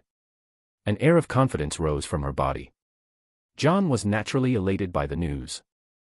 Really? Okay, try it. Will do. Right after her words fell, her blonde hair stood up slightly, and her eyes shone a blue hue. Schwa. Instantly I felt a gush of wind brush past me. Strange. A minute after, a frown appeared on Melody's brows. Pointing towards the distance, Melody's voice became grave. There are 15 monsters within our vicinity. What 15? I can't see them. John exclaimed, to which Melody politely responded. That's because they are currently hiding, waiting for us to ambush them. Out of curiosity, I interrupted and asked, what type of monsters are they? I'm sorry, but my skill only allows me to locate the general direction of monsters nearby. I can't really tell what type of monster they are. That's fair. In response to my question, Melody shook her head. I nodded back in understanding. If she could, the skill would be quite broken. It would without a doubt be a skill that I would covet. Would make my life a lot easier. Too bad I don't recall ever giving Kevin one. So what do we do now? Hearing about a large number of monsters within the vicinity, everyone grew weary and took out their weapons. Throughout the whole time, the only one that remained calm was Aaron, who responded. I suggest we hunt the nearest monster together. Once we get the general idea of what monster is present, we can split up and work individually to gain points. If the monster is too strong for all of us to hand individually, then we should work together, if not we can split up. Since the one who spoke was Aaron, John naturally agreed. Turning around, he asked. That sounds fair, let's go with this idea. Is that okay with you all? Yes. Yes. Yes. Everyone nodded in agreement. I naturally didn't disagree. This plan was reasonable. Great. Seeing this, John's confidence rose. All right, then let's do it this way. Following this, we all steadily and cautiously moved towards one of the boulders in the distance. According to Melody's skill, there should be a monster near there. Who? Halting his steps, John took a deep breath. Following this, his body shone and a large translucent shield appeared before him. Turning around and looking at everyone, he solemnly said. Let's go. In a different area of the dungeon. Quang. A large explosion rang across the desolate space and a large creature fell on the ground. Standing on top of the corpse was an arrogant young man. With the air slightly blowing on his features, he looked quite handsome and dashing. Beneath him were 5 people. Ping. Moments after the young man killed the monster, everyone's watch vibrated. Points awarded, 3. Checking his watch, Aaron turned around and looked at his group. More specifically towards a certain someone within the group. He tried to provoke him. At this point, I'm practically doing everything. Help this one out, okay? We don't need baggage in our team. Despite Aaron's provocations, all Jean did was spare him a glance. Just one glance. He did nothing else. Occasionally he would appear behind a monster and quickly finish it. But in general, that was all he did. This obviously did not sit well with Aaron. Wasn't he supposed to be someone whose talent rivals that of Kevin? What happened to him? From what he read from his information, Jean was extremely talented and arrogant. He was someone who could compete with the likes of Kevin. His main target. He wanted to use this opportunity to bury Jean in hopes of provoking Kevin, but things did not seem as he had originally envisioned. From the very beginning, his target had not once acknowledged his existence. This angered Aaron to no end. Pointing at him, he raised his voice. Hey, can't you at least help or do something, lick dash? Shoo. Placing his finger on his mouth, Jean looked towards the distance. Before giving Aaron another chance to speak, Jean coldly said. The boss monster is near here. In a different section of the dungeon. Bam. Spurt. Qui dash. Ha, that's the 15th. Blue blood sprayed everywhere, and a large thud resounded across the area. Standing next to the corpse was Kevin's cold and indifferent figure. Ping. Moments after killing the monster, Kevin's watch vibrated. Used to such a thing, he didn't even bother checking it as he turned to face another monster in the distance. Putting his hand on his face, he squinted his eyes and softly mumbled, I see the next one, looks like another F-ranked monster. Spurt. Extracting the sword from the corpse of the monster beneath him, Kevin prepared to attack the other monster. However. Wow, Kevin, you are so great. With eyes full of affection and adoration, a girl suddenly attached herself to him. A helpless expression appeared on Kevin's face as he tried to shake her off. Only to be completely ignored. Please let go of me. That monster was so ugly and scary that I didn't know what to do. Despite Kevin's attempts at shaking the girl off, they were all in vain. Regardless of what he did, she would come to him even more strongly. Your figure whilst fighting the monster was so dashing that I was entranced by it completely. God, how can you be so strong and handsome at the same time? The girl's name was Jessica Pavard, and ever since spotting Kevin within the group she never once let go of him. Whenever Kevin killed a monster she would shout and cheer him continuously. It was as though she was looking at her favorite idol. What the fuck is going? Standing by the side, Melissa's mouth twitched. What was this crap? Whatever Kevin did, Jessica would quickly go over to him and praise him endlessly. Be it breathing, brushing his hair, or just anything of the sort, Jessica would immediately attach herself to him like a deranged fan. Staring at Jessica in the distance, Melissa took off her glasses and massaged her forehead. She hated to admit it, but this girl was more annoying than Ren. Something Melissa had never thought was humanly possible. Ren, you found an opponent. The Author's POV. Chapter 214, Dungeon Trials, 3. If I'm not wrong, those are black-shelled scorpions. John pointed out as he looked into the distance. I nodded my head. They indeed seemed to be black-shelled scorpions. Black-shelled scorpions were E-ranked monsters. They were named as such because of the black shell that coated their outer layer.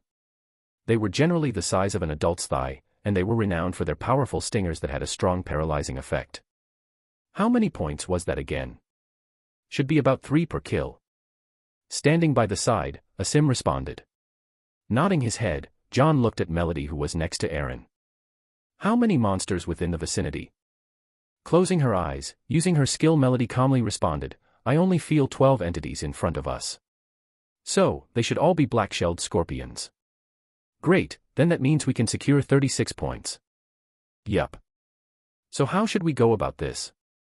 The black-shelled scorpion's method of attack was quite simple. Incapacitate the prey with their stinger and then kill them with their sharp claws. What made them especially troublesome was their tough outer layer that was hard to crack. In short, within a short period of time, they couldn't be killed easily. Fortunately, we had John with us. He was a great meat shield. As long as he tanked, given enough time, we could easily crack the outer layer. And John knew this. I'll do the tanking, you guys get rid of them. He then patted his chest. I can more or less resist poisons. Having trained for all sorts of situations like this, John was indeed immune to most poisons. Unless they were extremely strong ones, he could continue defending without needing to worry about getting poisoned. I see, as long as we keep the scorpions in check, we shouldn't be able to face any problems. Erin nodded in agreement. She also believed this was the best strategy. No, this strategy won't work. After subtly touching my chin, I shook my head. We 6 were definitely enough to kill a black-shelled scorpion. But what worried me was the fact that there wasn't just one scorpion. Can I say something? What? After a bit of thought, I decided to voice out my concern. Instantly everyone's attention was gathered towards me. Frankly speaking, if we follow this strategy we are going to die. With a solemn face, I broke the news. Though we wouldn't die literally since the academy professors were hiding in the distance, we'd fail the class. Simply put, this strategy was not going to work. Huh. Do you even pay attention in class? If you properly paid attention you'd know that this is the best possible strategy. Hearing what I had to say, Aaron and Melody aside, everyone's faces became dark. What are you talking about? If you want to say something, at least say something useful. No, I get that, but haven't you guys noticed? Noticed what? I shook my head and pointed in the distance. Towards where the scorpions were located. I then elaborated. That they scorpions aren't too far from each other. Once we create enough of a commotion when attacking, one scorpion will attract the other scorpions and our situation will turn into a 6 versus 12. Not that I doubt any of your abilities, but we can't handle 12 E-ranked monsters at the same time. Silence fell. Everyone's previous thoughts of fighting the scorpion disappeared. The ones who were trying to argue with me before didn't even look me in the eyes. Then what do you suggest? The first to break the silence was Aaron. To which I calmly responded. Actually, we can still follow the previous plan, but we'd need to target each scorpion individually. In short, we need to lure them to us instead of us going to them. With John tanking at the front and the others supporting, killing a scorpion was easy. As long as they weren't grouped together, this was going to be a breeze for us. But who's gonna bait them? Falling into thought, Erin lifted her head. Actually, I can do that. Placing my hand on the sheath of my sword, I raised my hand. In terms of crowd controlling and baiting, there was no better sword art than Ring of Vindication. Which, I still, unfortunately, have not managed to increase to the greater realm of mastery. I was missing the crucial step which I did not know the answer to. I did try asking Donna, but she told me she couldn't help me with regards to this matter as it did not involve scions. She did however tell me that she knew someone who could help me. That was about a week ago. In the end, I was still unable to break through. But that was fine. Since my current level was good enough for now. You can do that? Yes, I can. Okay, then let's go with that. Erin came to a decision. Standing by the side, John's eyes narrowed slightly before he nodded his head too. Following John, everyone else also agreed. I'm okay with that too. Nothing to complain. Bunch of ass-lickers. I instantly rolled my eyes. Despite my current fame, I was still not as famous as Erin and John, who had been there for a long time. It was only natural that they paid more attention to their words. All right, let's start. Swoosh. I took out my sword and drew 3 circles in the air. Instantly, 3 translucent rings appeared before me. Noticing the rings, the others started discussing. What's that? Is that a skill or you sword art? It's obviously a sword art. Amongst the ones discussing, Erin and John weren't part of them. Their attention was directed towards the rings. With me being one of the people who they had to look out for, they naturally had to pay extra attention. Noticing their solemn expression from the corner of my eyes, my lips tugged upwards. If only they knew that this was just merely a fraction of what I could do. Hup. Moving my finger upwards, the rings shot towards the scorpion in the distance. Watching my rings fly towards the nearest scorpion, I turned my head. Does anyone have a long-range attacking method? I do. The one to step up was Erin. Unsheathing her rapier, she asked, "What do you need me to do?" "Nothing much, I just want you to startle the scorpion." "Very well." Erin took a stance. Hew. Pulling her rapier backward, Erin exhaled slightly. Her platinum blonde hair fluttered slightly and her rapier became dyed in green. She then thrust it forward. Hiya! Whying. Like a lightsaber, the rapier became dyed completely in green. Following her shout, a beam of light shot towards the scorpion in the distance. In a matter of seconds, it arrived before the scorpion and directly hit it in its outer shell. A muffled explosion rang, and the scorpion's enraged roar resounded across the plain. Scree. This naturally startled the other scorpions in the vicinity, but after not spotting anything nearby, they proceeded to ignore the rampaging scorpion. Was that good enough? Sure. Turning my head to the side, I nodded my head. Inwardly I was shaking my head. At the moment Erin's complexion was pale and her breathing was rugged. She looked exhausted. Do you think you can fool me? I obviously could tell that she was acting. Despite her ragged breathing and slightly pale face, she didn't actually use that much energy in that last attack. She just wanted to make herself look weaker. Mind games. Erin, are you okay? Are you exhausted? Let me do the rest. It's okay, I'm fine. Spotting the exhausted Erin, John naturally tried to comfort her. To that, Erin put on a brave face and reassured him she was fine. My mouth twitched at their display. Seriously. Swoosh. Moving my finger, I proceeded to ignore them and directly moved my rings around the scorpion. Scree. Spotting the rings, the scorpion became even more enraged. Swinging its claws and tails, it tried to attack the rings. Not that I'll let you. Moving my finger upwards, I command the rings to dodge the attacks quickly. Only when the scorpion was running in the opposite direction that I wanted it to go would I actually not avoid the scorpion, resulting in it directly hitting my ring. Scree. As soon as the scorpion hit the ring instantly broke. But it achieved its purpose as the scorpion quickly turned towards the opposite direction. Every time a ring broke, drawing a circle in the air, I replaced it. This repeated 3 times until the scorpion was finally within 10 meters of where we were hiding. Turning my head to the side, I whispered. Ready. MHM. Yes. Nodding their heads, everyone took a battle position. We had dragged the scorpion far enough from the other one so we no longer needed to worry about creating a commotion. Go.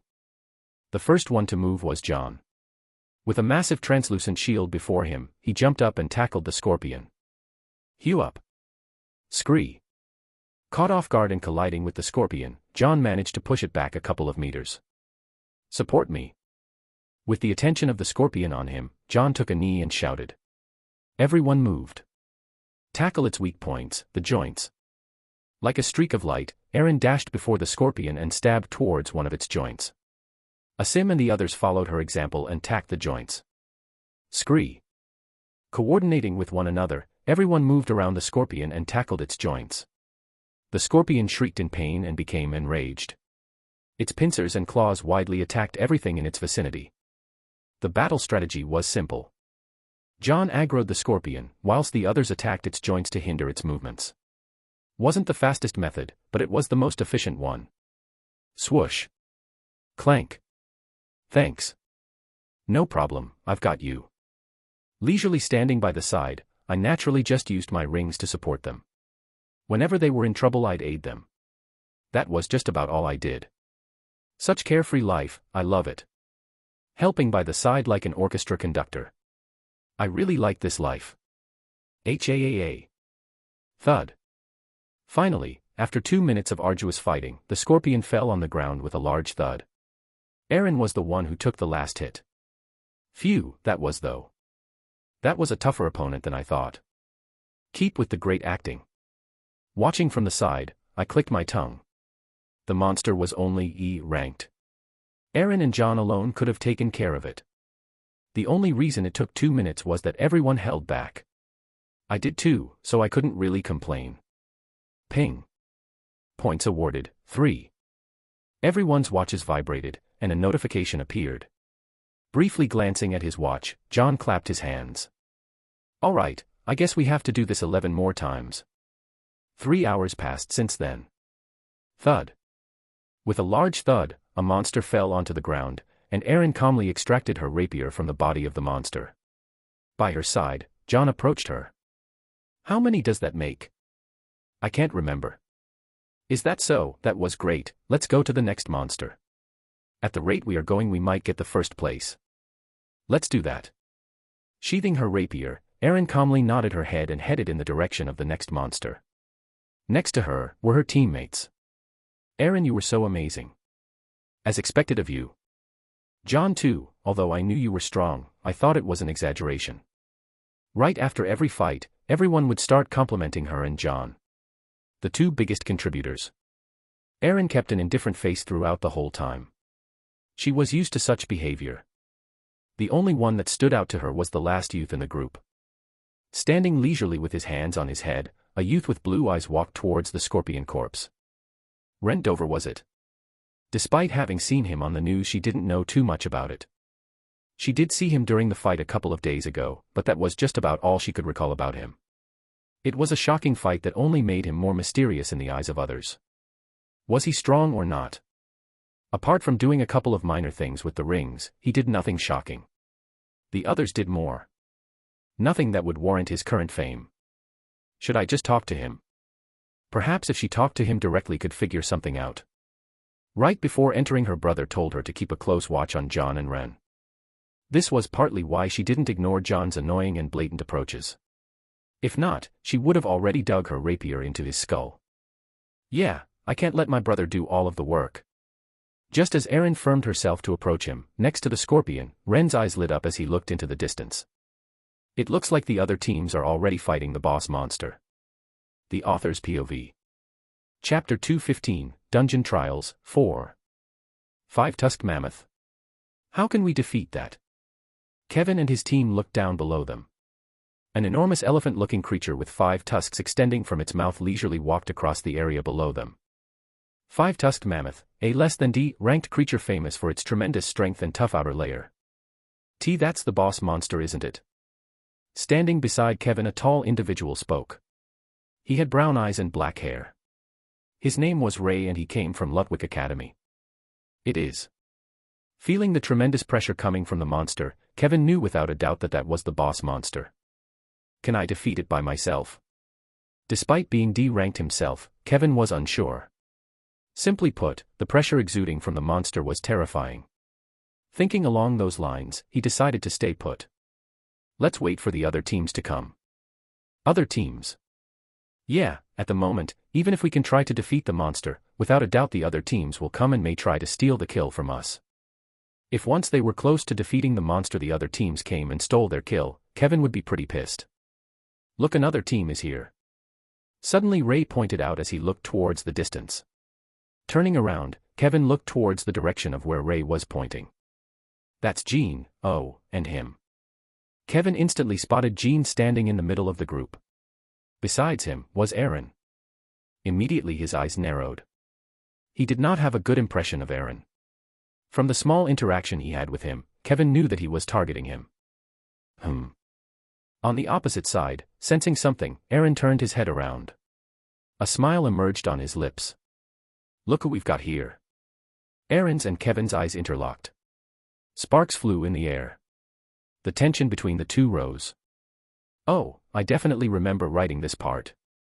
Whilst Kevin and Aaron were busy looking at each other, on the opposite side, a black-haired blue-eyed youth looked at them with an amused expression. Writing what part? Watha.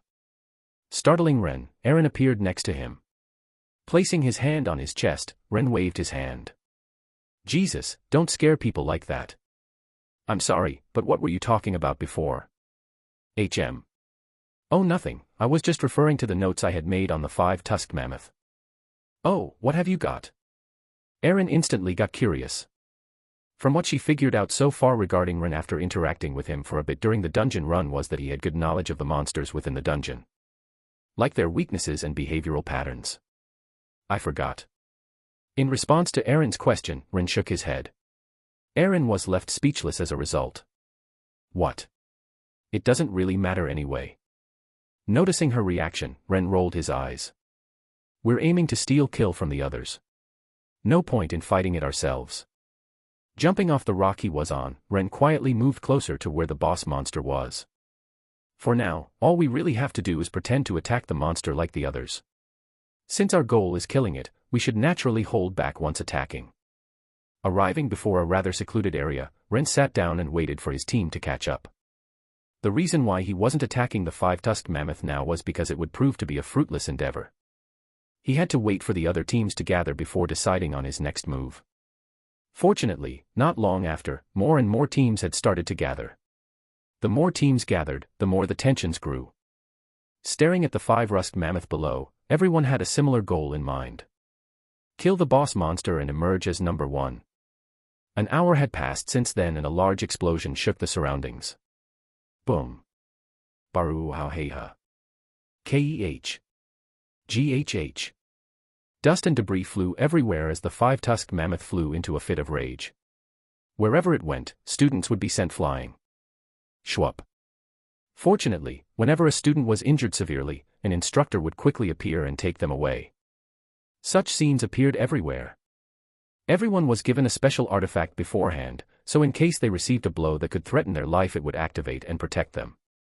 Unfortunately, whenever this happened, 50 points were deducted from the overall team's score.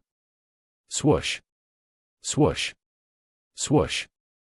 On top of a small large rock, stood Amanda with her bow drawn.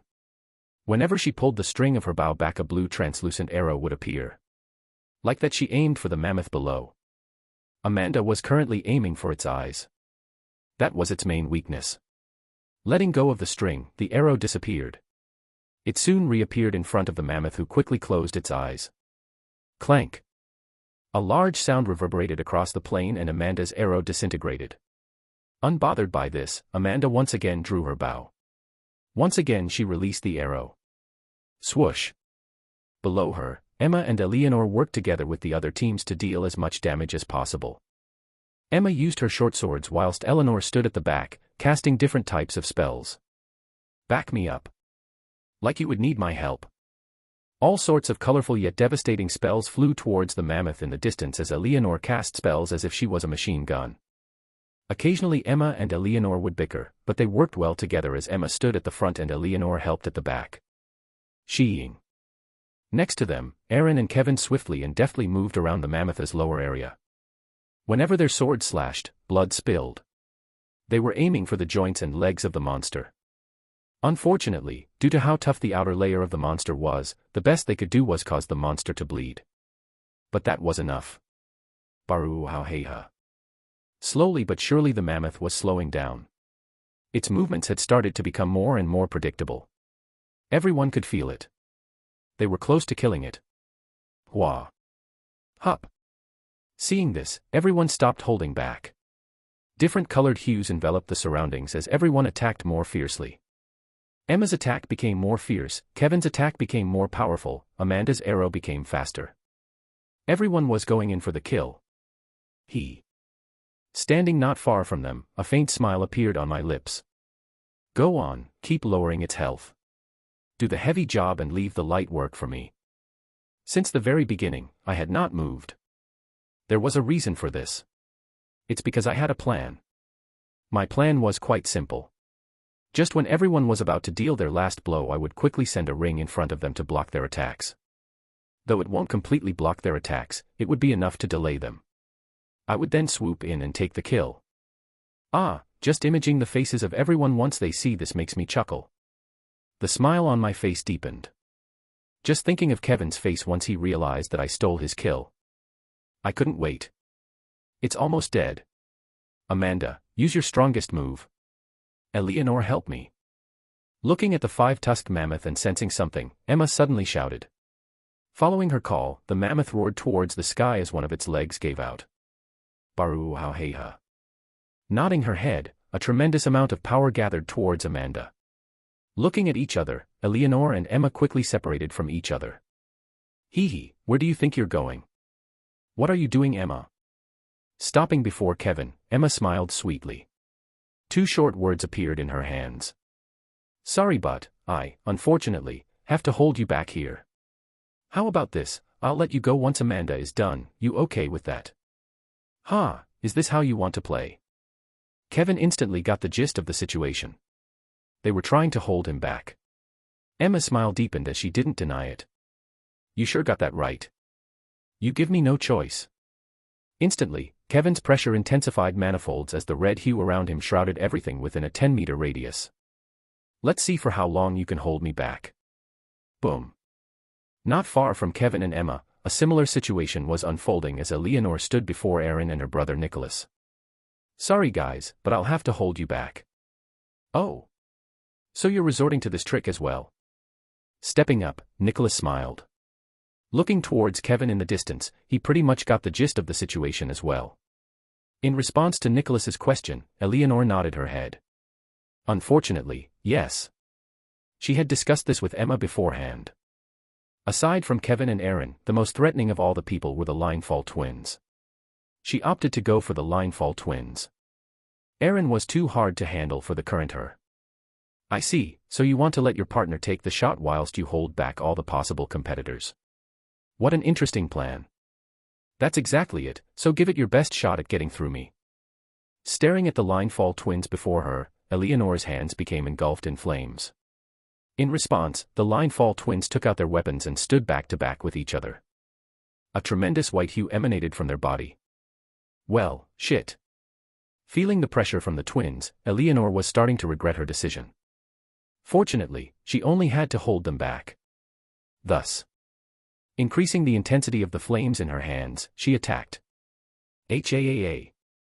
Asterisk. What a sight. Within a 100-meter radius of the mammoth, similar situations were unfolding. Everyone tried to hold back the strongest person of the other group whilst they had one member go for the kill. Fortunately, I wasn't one of those people targeted. Guess everyone thought I wasn't as high of a priority. Was slightly offended, but since it worked in my favor I guess it was fine. Looks like it's about time I moved. Unsheathing my sword, I prepared to enact my plan to kill the mammoth. I was going for the kill. However, right before I could move, a silver streak of light dashed towards the 5-tusked mammoth. It was so fast that barely anyone could detect it. Waiing. Following this, a small hole appeared on the 5-tusked mammoth. Thud. With a large thud, the mammoth fell to the ground. Silence prevailed over the surroundings as everyone stood motionless and stopped whatever they were doing. Be it Aaron, Emma, Kevin, Amanda, or anyone present. Everyone stopped whatever they were doing. Instantly, everyone's eyes were directed towards one individual. Ha! Standing on top of the monster was Jin's cold figure. With a dagger still in his hand, Jin wiped the blood off of his face. Turning his head slightly, Jin hopped off Mammoth's corpse. Ping! Within the silence, the only sound that echoed was the sound of his smartwatch vibrating. Jin didn't even bother looking at it. Without saying a word, he left. He came as fast as he went. Ah, what? Watching Jin's figure leave, I stood rooted on my spot. Multiple thoughts crossed my mind. When did he get so strong, and did he just steal my kill? The author's POV. Chapter 216, Cleaning Up, 1. 12 p.m. Outside of the portal gates of the dungeon trials. Beep. And that marks the end of the trial. With a stopwatch in his hand, the instructor in charge of the dungeon trials announced the ending of the class. Following this, all of the students inside of the dungeon stopped whatever they were doing and exited the dungeon. Whoosh! Whoosh! It was only after 10 minutes had passed that everyone had finally exited the dungeon. Doing a head count, the instructor nodded his head and tapped on the tablet in his hands. Alright, that seems to be everyone. I'll quickly post the team results online. Ping. Ping. Instantly everyone's watch vibrated. Equals. First place, Team 23. Second place, Team 15. Third place, Team 7. Equals. Third place, huh? Having just exited the portal, I suddenly felt my watch vibrate. Turning my wrist, I stared at the leaderboards. I was instantly surprised by my group standings. Despite not having killed the boss monster, we had actually managed to secure third place. Not bad. You've got third place. That's pretty good. Arriving next to me, Kevin looked at the rankings on his watch. His team got second. Not as good as you. You've got second place. It doesn't really matter since second place doesn't really get anything. Kevin shrugged his shoulders. Only first-placed individuals got the extra points. Second place and below only had boasting rights. Not that it mattered, since he wasn't someone that liked to boast. You're right. By the way, when did Jin become so strong? Suddenly Kevin switched the topic. Recalling the moment when Jin beat the five-tusked mammoth, Kevin's face couldn't help but become serious. During that moment, Kevin was actually able to see Jin's last attack. Albeit only slightly, he knew that Jin right now was leagues above the Jin of the past. Jin. Yeah, I feel like Jin has become incredibly strong somehow. Pausing, Kevin stared at Jin in the distance. I too looked at him. At this moment, Jin was the center of attention. Having killed the boss monster right under everyone's eyes without the use of any trickery, he naturally gathered a lot of the people's attention. He's completely different from how he was supposed to be. Despite all of the attention he was getting, he remained indifferent. From being this arrogant young master to this cold and indifferent one. It was safe to say the Jin from the novel was no longer here. The Jin right now was much stronger than back in the novel. In fact, not just by a little. No. He was leagues above the Jin from the novel. I wasn't the only one who felt Jin's incredible growth. Kevin felt this, and so did Aaron, who was supposed to have humiliated him during this trial. Despite Jin not having accumulated as many points as Aaron in the beginning, by killing the five-tusked mammoth, he left Aaron in the dust by gaining 1,000 plus points. Staring at Aaron, whose face was incomparably dark, I knew that he no longer cared about Kevin anymore. He had switched target. His target was now Jin. He wanted to repay him back for today's humiliation. Once again, another change occurred. Enough about Jin, wanna grab some dinner? Suddenly, I felt a slight tap on my shoulder. It was Kevin. After a bit of thought, I nodded my head. Yeah, I might as well. Where to? Let's go to the school canteen. Sounds good. Despite my surprise, I wasn't unhappy with this development. No, it was quite the opposite in fact. The stronger Jin became, the brighter the future was. He was after all one of the people that was supposed to defeat the Demon King in the future. Taking one last glance at Jin in the distance as I headed to the canteen with Kevin, I smiled in relief. This isn't too bad. In a way, This eased some of the burdens I had. 11 p.m. Inside of a private training area. Ooh. Sitting crossed-legged in the middle of a training room was Jin's topless figure. Closing his eyes, he exhaled, and turbid air escaped from his mouth. Everyone has tasted defeat in their life. Your father, your grandfather, the current strongest person in the human domain. No one in this world is exempt from defeat. A calm yet firm voice echoed inside of Jin's mind. It was his father's voice. Countless great warriors face defeat. What matters is not how they lose, it's how they react to the loss. Will they accept the defeat and move on, or will they look back to that moment until the end of their life? Will you truly let that one defeat dictate your future? Like a morning alarm, the words rang inside of Jin's mind continuously. It was as though his mind had been smashed by a hammer repeatedly. His mind became completely numb. Don't let yourself drown in needless thoughts.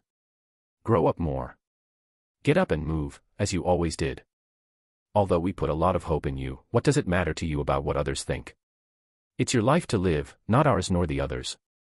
Stop being pathetic and realize that what truly matters is yourself, not the others. Your true opponent is not whoever beat you, but yourself. If you can't beat yourself, what does it matter if you beat every single person in the world? The words stopped there. Those were the words his father had told him once he had locked himself inside of the training room for 2 months straight without stopping. It was right after the Hallberg incident. At first, Jin didn't really understand the true meaning behind those words. It was only after the Codebreaker trials that Jin truly understood what those words meant. Throughout the Codebreaker trails, the only thing he did was listen to Ren. Like a puppet, he moved as Ren had asked him. He could clearly remember how he felt during that time. It was as though he was trapped inside of a metal cage filled with water bound to thick metal chains. It felt suffocating. Listening to someone else's commands disgusted him to no end. It was against everything he had worked for since he was young. Yet, despite him knowing this, he did not protest once. He couldn't bring himself to protest against the one guy that had humiliated and defeated him in the past. It was then that Jin realized.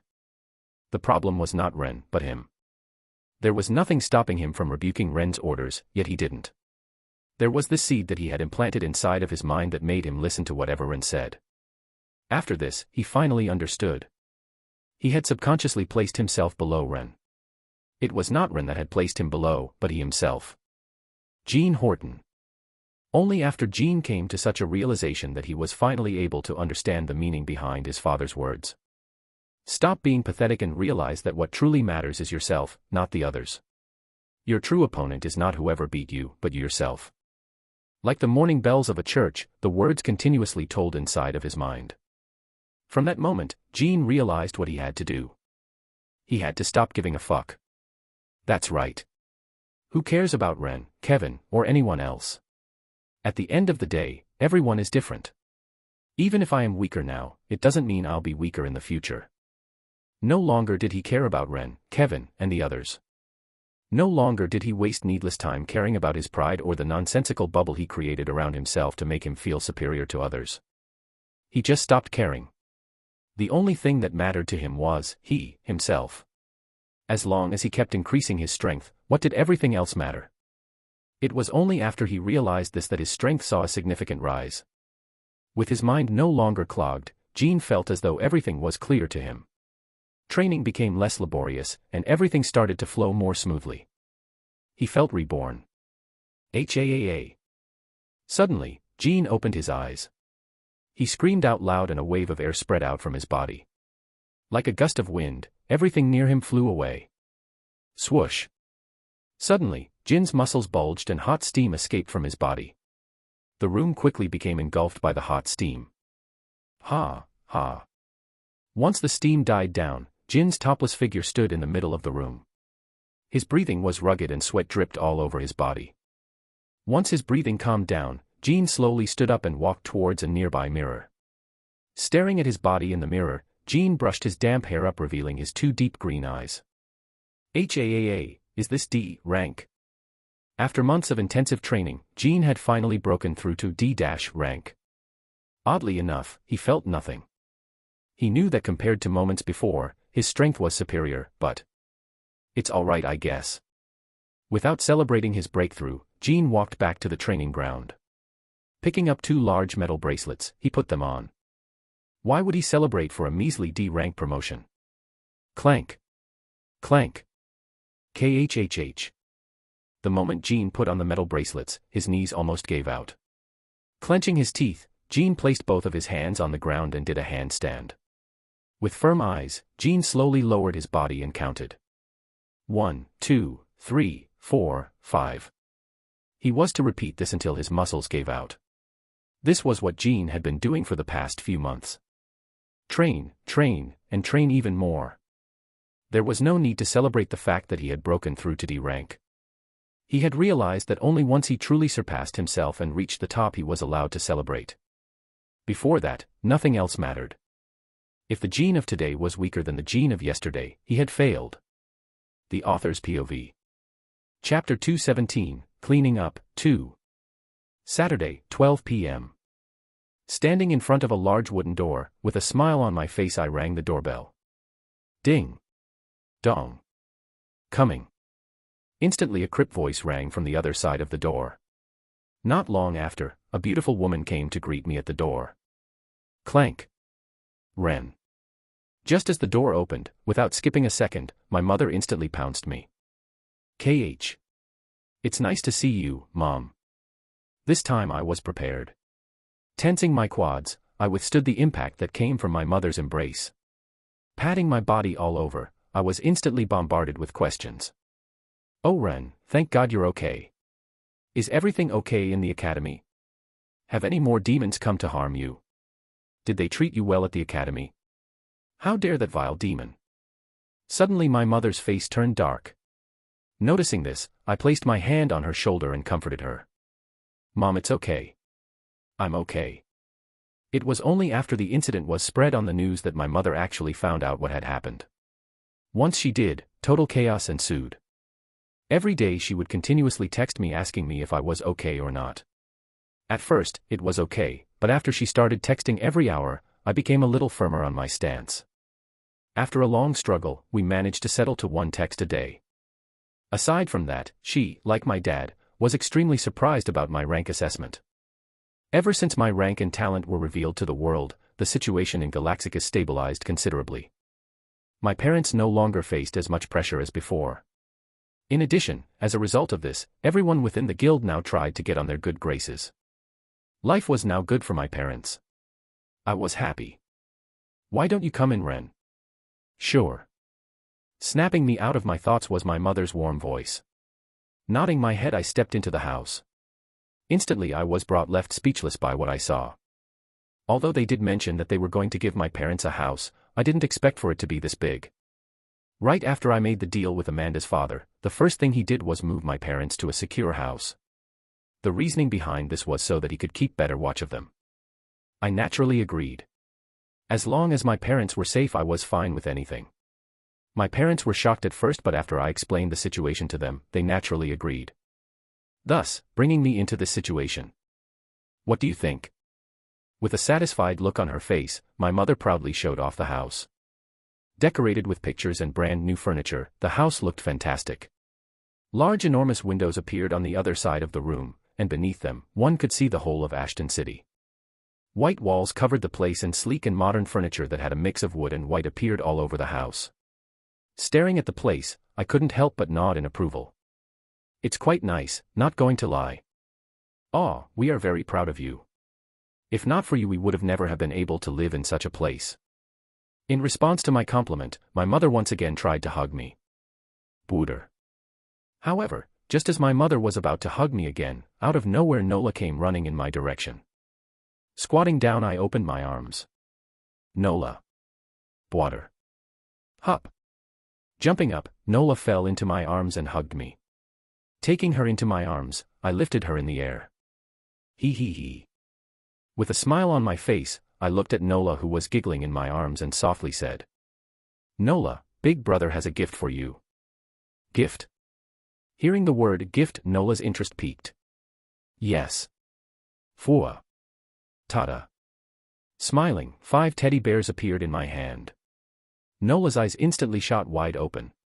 After a couple of seconds, throwing her hands in the air, she instantly dashed towards the bears and hugged them. Wah! Teddy bears. So cute. Putting Nola down and watching her play with the bears, a faint smile appeared on my lips. This was nice. Human, you're back. Suddenly, I heard a crisp voice inside of my head. Walking in her cat form, Angelica calmly stood a few meters away from me. Surprised, I greeted her back. Hey, been a while since I last saw you. How have you been doing? Better before than now. That's a bit harsh, no? Talk about sassy. That was the first thing she said once she saw me. Ignoring me, Angelica snorted and turned her head around. Humph, I've broken through. Oh. You've reached the Viscount rank. That's right. Wow, congrats. Though I expected this, I was still pleasantly surprised. That was 1B ranked bodyguard. I meant partner for me. Come, Ren, lunch is ready. Whilst I was conversing with Angelica, I suddenly heard my mother's voice calling me from all the way down to the kitchen. Coming. With a smile on my face, I headed to the kitchen. Arriving at the kitchen, sitting at the kitchen table was my father reading the newspaper. Smiling at him, I greeted him, who greeted me back with a warm smile. Following this, I sat down and ate lunch with my parents. For the next few hours or so, we just talked and caught up. Manticore Building, Lock. 8 p.m. So you're saying that he contacted you? Standing by the edge of my balcony, I held my phone in my ear. Small Snake's voice rang out from the phone speaker. Yes, he did. And, what did he say? He agreed. Agreed to the terms we offered in the contract. Pretty much. I see. I guess the fact that I was all over the news helped out in a way. Almost half a year had passed since I had last come into contact with Ryan. Finally, after patiently waiting for that long, he contacted us. With my face all over the news, and after having observed us for a while, Ryan had finally decided to accept the offer that I had proposed to him. When I said observe us, I meant what Small Snake allowed him to observe. Despite Ryan's genius, he was in no way capable of hacking our system. The only reason he could hack into our system before was because I had told Small Snake to go easy on him. Plus, he didn't really have the best equipment to work with. It wasn't that hard for Small Snake to stop him. But we've got a problem. Unfortunately, right before I could rejoice, Small Snake poured cold water over me. As a result, my eyes narrowed. After a bit of thought, I instantly understood what problem Small Snake was referring to. It's his age, right? Yeah, he's a bit too young. Ashton City law says that he needs to be at least 14 before he can work. That indeed sounds like a problem. I placed my hand on my chin and fell into thought. His age was indeed going to be a problem, since according to the law in Ashton City, kids below the age of 14 couldn't legally work. With Ryan being 12, I knew that this was going to be a problem. I do have a solution though. Fortunately, Small Snake seems to have thought things through. My eyes lit up as a result. What do you suggest? Why don't we just take him in as a trainee? A trainee? Yes, we can use the excuse of teaching him how mercenary businesses work to bypass the law. At least until he turns 14. My brows knit. Indeed.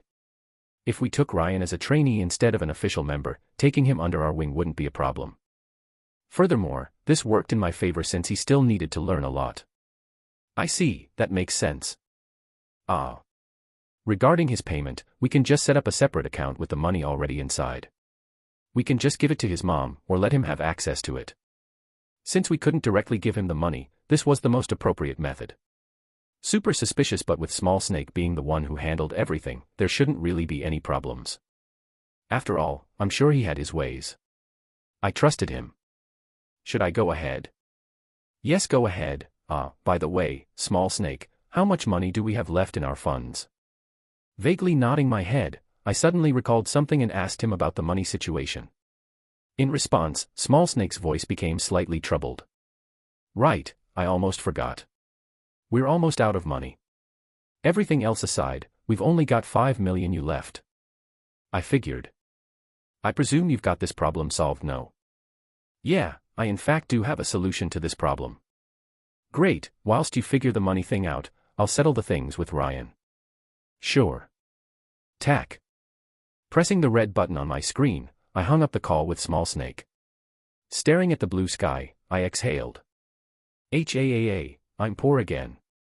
After the trip to Amora and after spending my money on a couple of other things, my bank account was almost empty. Just when I thought I had enough money, it quickly ran out. Suddenly I looked at my bracelet and sighed. Right, I guess it's about time I sold the items I got from Amora. Walking back towards my room, I made my way towards my desk. Tapping onto my bracelet, multiple objects quickly appeared on the table. Phew. Let's see. Overall, the number of items on my desk was quite a lot. I needed to carefully check the uses of each one of them through the status window before me. Clank. Clank. Useless, this should be fine, useless. Staring at the multiple items on the desk, I quickly separated the useful items from the useless items. Since some of the items could only be used by orcs, they were naturally useless for me. Phew, this should be it. After 10 minutes of sorting, I wiped the sweat that had accumulated on my forehead. At the moment, there were 3 different piles before me. The useful pile, the useless pile, and the I don't know pile. With the I don't know pile being the one that contained items which I wasn't sure whether they could be useful for me or not. Clank. Quickly putting the useless and I don't know pile back in my bracelet, I stared at the last. Surprisingly, there were a lot more useful items than I had expected. However, despite this, they were still far less than the other 2 piles. At the moment, there were 12 items, of which 4 especially stood out to me. Name, Hand of Malice. Rank, D. Description, a glove that enables the user to increase strength stat by 2 minor subranks.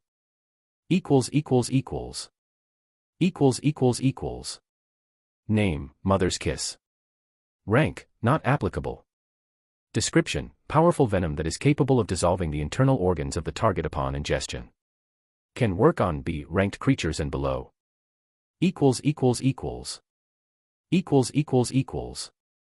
Name, Seduction Ichor. Rank, not applicable. Description, very powerful aphrodisiac. Can work on C-ranked creatures and below.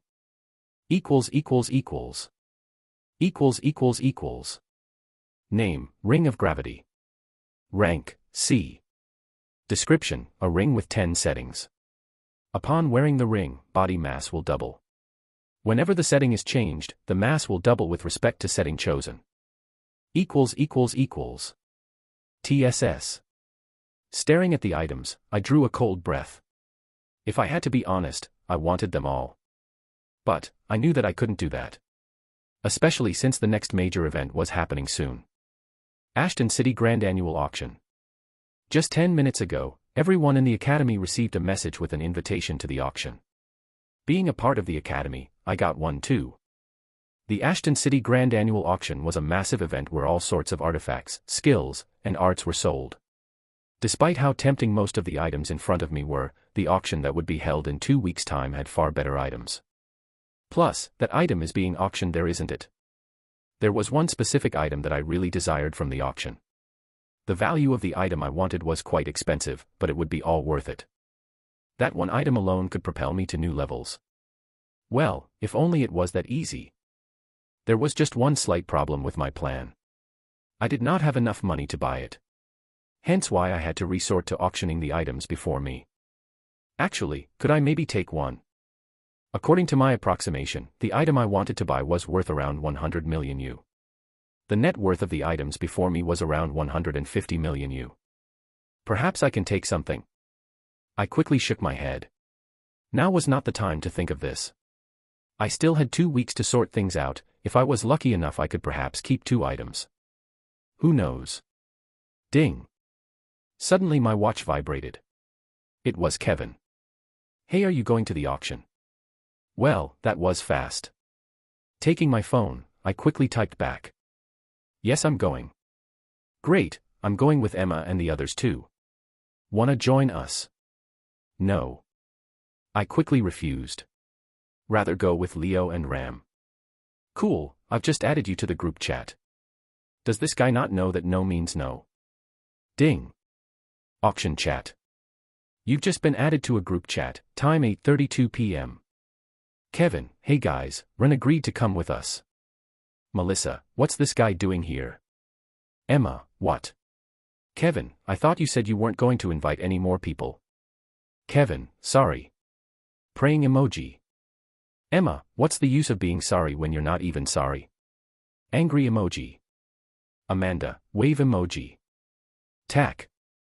Blankly staring at their conversation for a good minute, I threw my phone on the bed. I couldn't read any more of their chats spammed with emojis. Well, if I look at this on a positive note, at least this saves me a bit of trouble. With Emma and Melissa being VIPs, I could naturally get a better seat and skip annoying lines and processes. In a way, this worked out in my favor. Closing my eyes, I massaged my forehead. A thought struck me, hopefully, nothing goes wrong. I said hopefully, but I knew that something was definitely bound to happen. Regarding the auction, in the novel, it was supposed to be the next event prior to the tournament arc. Well, at least should've. Leaning back on my chair, I crossed my legs. In theory, there should have been 2 more incidents before the tournament arc, but given that I had pretty much foiled the Monolith's plans, I couldn't see how they were going to carry on with their original plans. The primary reason I was sure about this was because I had killed Professor Thibault, the main initiator for all 3 events. With his death, the chances of the other events happening were almost slim to none. But still, just because I expected the events to not happen didn't mean I wouldn't make preparations for it. If there was one thing I learned from the Everblood incident, it was to always think that something will go wrong.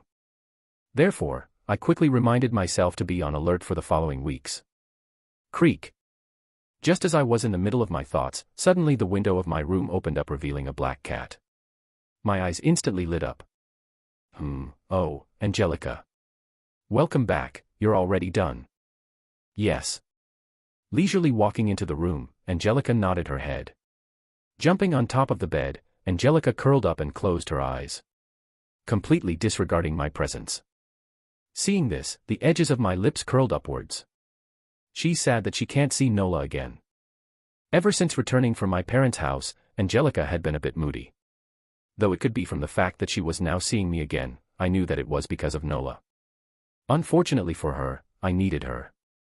And thanks to her, everything was now set. Placing my elbow on the armrest of my chair, I supported my chin. Staring at Angelica who sat on the bed in her cat form, I lightly tapped on the other armrest of the chair. The edges of my lips curled even more. Tap, tap, tap. I could now finally finish what I had set to finish a long time ago. If this works out well, perhaps I don't really need to sell any of my artifacts. Thinking along those lines, I knew that I couldn't make any mistakes. It was cleanup time. The Author's POV. Chapter 218, Cleaning Up, 3. Gerard Lim, WV Pharmaceuticals chairman's son. Romelu Connell, both his parents are A-ranked heroes, and work under Platinum Rank Guild. Adria Forsetti, son of the Elder of Gladiatori, Platinum Rank Guild. Jessica Pandev, daughter of one of the school instructors. Gabriella Lemus, daughter of branch manager of Ashton District Bank, one of the largest banks in the city. Plaque. I closed my notebook. In it were all my notes on the 5 tyrants. Well, things should work out for now.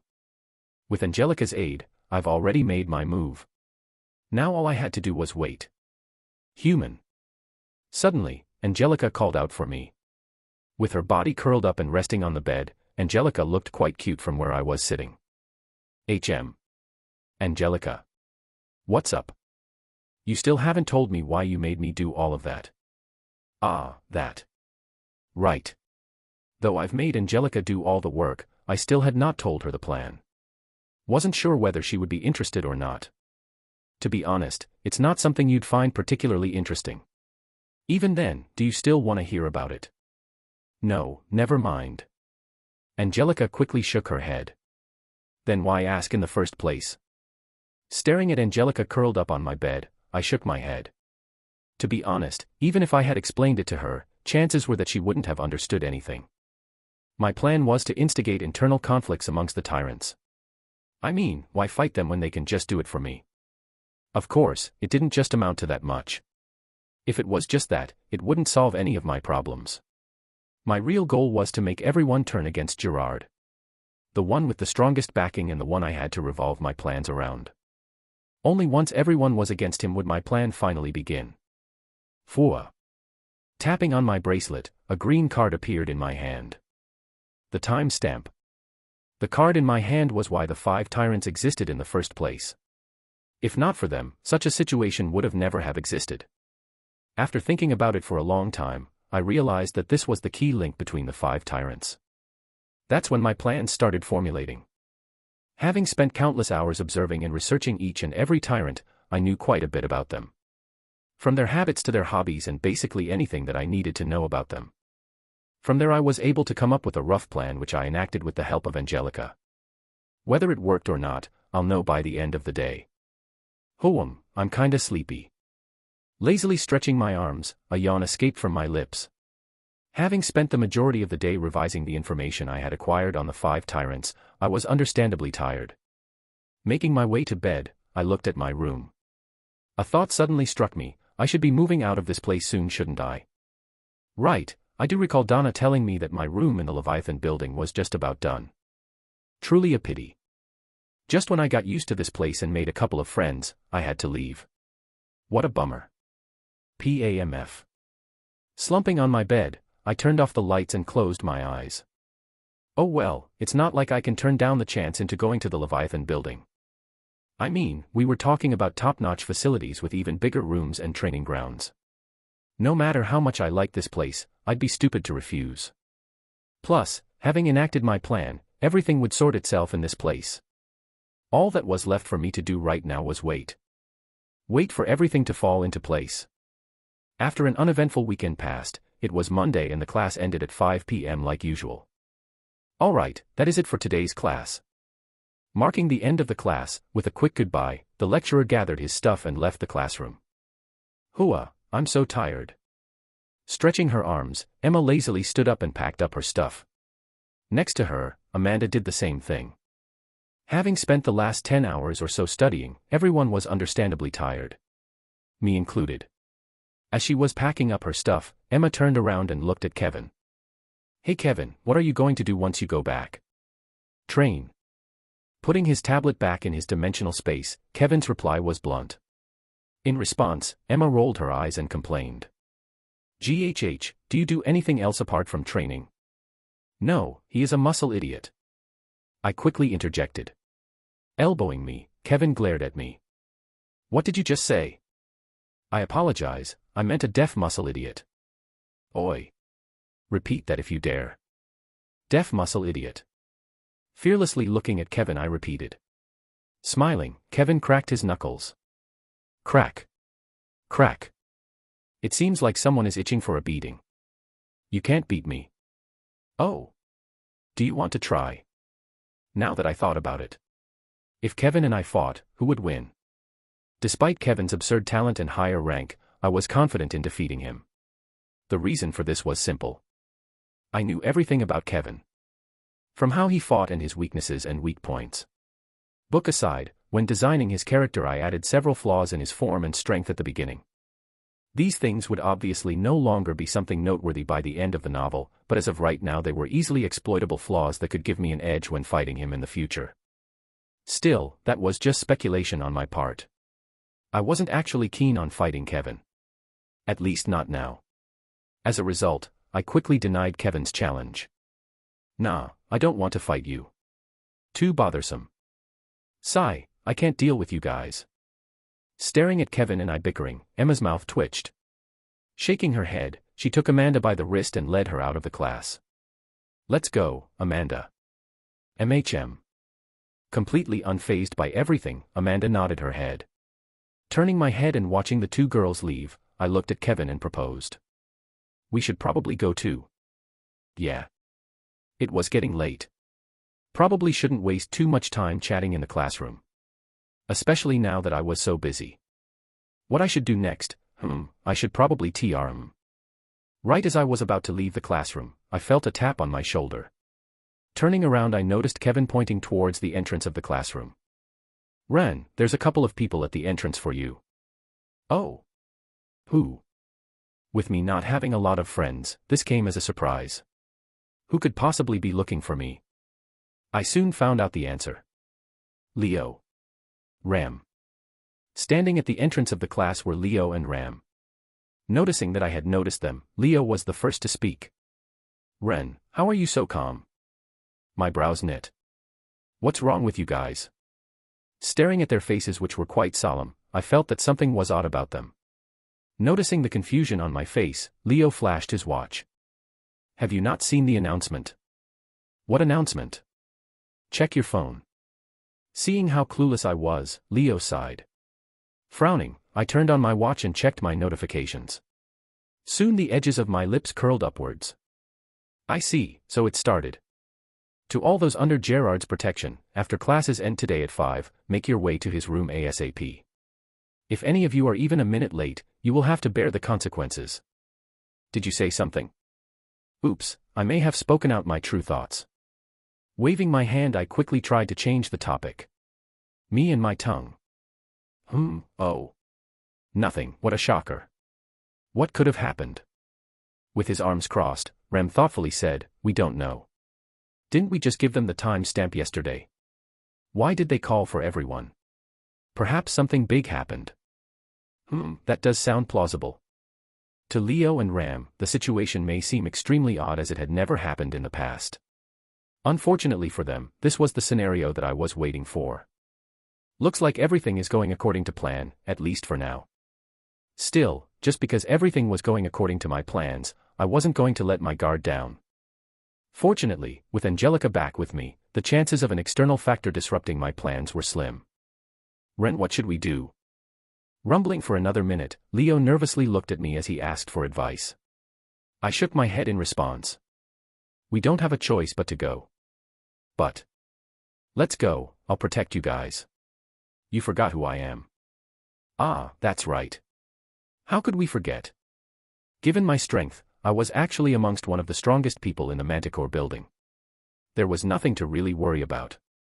Don't get me wrong, it's not that the people in the Manticore building were weak, it's just that all the other strong people went to the other 2 buildings. Anyone that reached D rank was extremely talented and rich, the chances of staying in the Manticore building were low. Because of this, it meant that I was one of the strongest people in the building. Leo and Prem also realized this, hence why they sighed in relief. "All right, let's go." "Sure." "Yeah." Right as I was about to leave with Leo and Ram back to the Manticore building, I felt a slight tap on my shoulder. Turning around, I realized it was Kevin. After having listened to our conversation, he more or less understood what was happening. "Do you need help?" "Nah, I've got this." With a grin on my face, I shook my head. If Kevin joined, my plans wouldn't work. I knew his character all too well, what I was about to do was not something he would have liked. "You sure? If you need help, just message me." "I appreciate the thought, but it's not as bad as you think." Patting Kevin on the shoulder, I reassured him that everything was going to be fine. Staring at me in the eyes for a couple of seconds, Kevin eventually gave up. "All right, if you say so." I'll message you if I really need help." Grinning, I flashed my phone. "Sure." "All right, I'll see you tomorrow." CYA. Waving Kevin goodbye, I hooked my arms around Leo and Ram and followed them back to the Manticore building. The Author's POV. Chapter 219, Cleaning Up, 4. Staring at his phone, Gerard's brows knit tightly. A minute after, he clenched his phone tightly and swore out loud. Damn it. Ever since a couple of days ago, a rift had started appearing amongst the 5 tyrants. Apparently, the timestamps that the other tyrants had gone missing. Oddly enough, his timestamps remained untouched. Can't these retards understand that the reason why my stuff is untouched is because whoever the thieves are, they fear me? Although the other tyrants had respectable backings, if they were to be compared to the likes of WV Pharmaceuticals, they were still a level below. To Gerard, it was clear as day that the thieves had specifically skipped him because they feared him. Unfortunately, the others didn't seem to understand this as they kept looking at him suspiciously. After a day and no news about the stolen timestamps, everyone forcefully convinced themselves that Gerard had played a part in the disappearance of the timestamps. Hence the current predicament. Without a doubt, they were going to target the people under his jurisdiction. They wanted to cut his timestamp supply. Damn greedy bastard. Clank. Gerard, everyone has gathered. Suddenly the door of Gerard's room opened, and Noah, one of his lackeys, called him.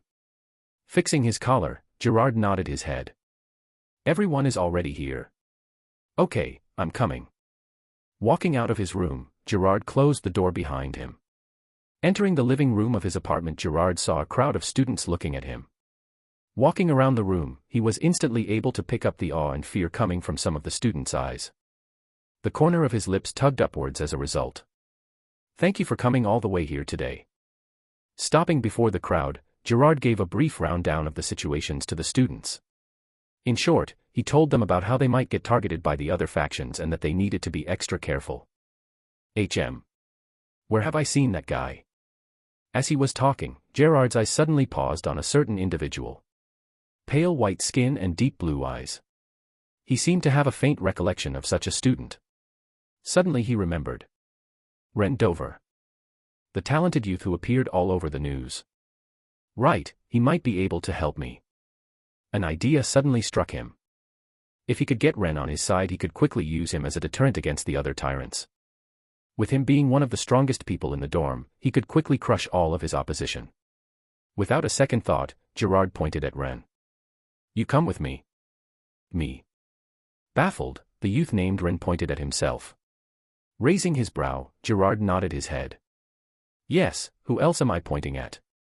Follow me quickly, I don't have much time to waste. Oh, okay. Flustered, Ren hurriedly followed him. Staring at Ren's flustered figure, Gerard secretly smirked. I guess it's true. He really has no backing. This was going to be easier than he thought. You take care of the situation while I take care of this one. Staring at Noah, Gerard quickly ordered.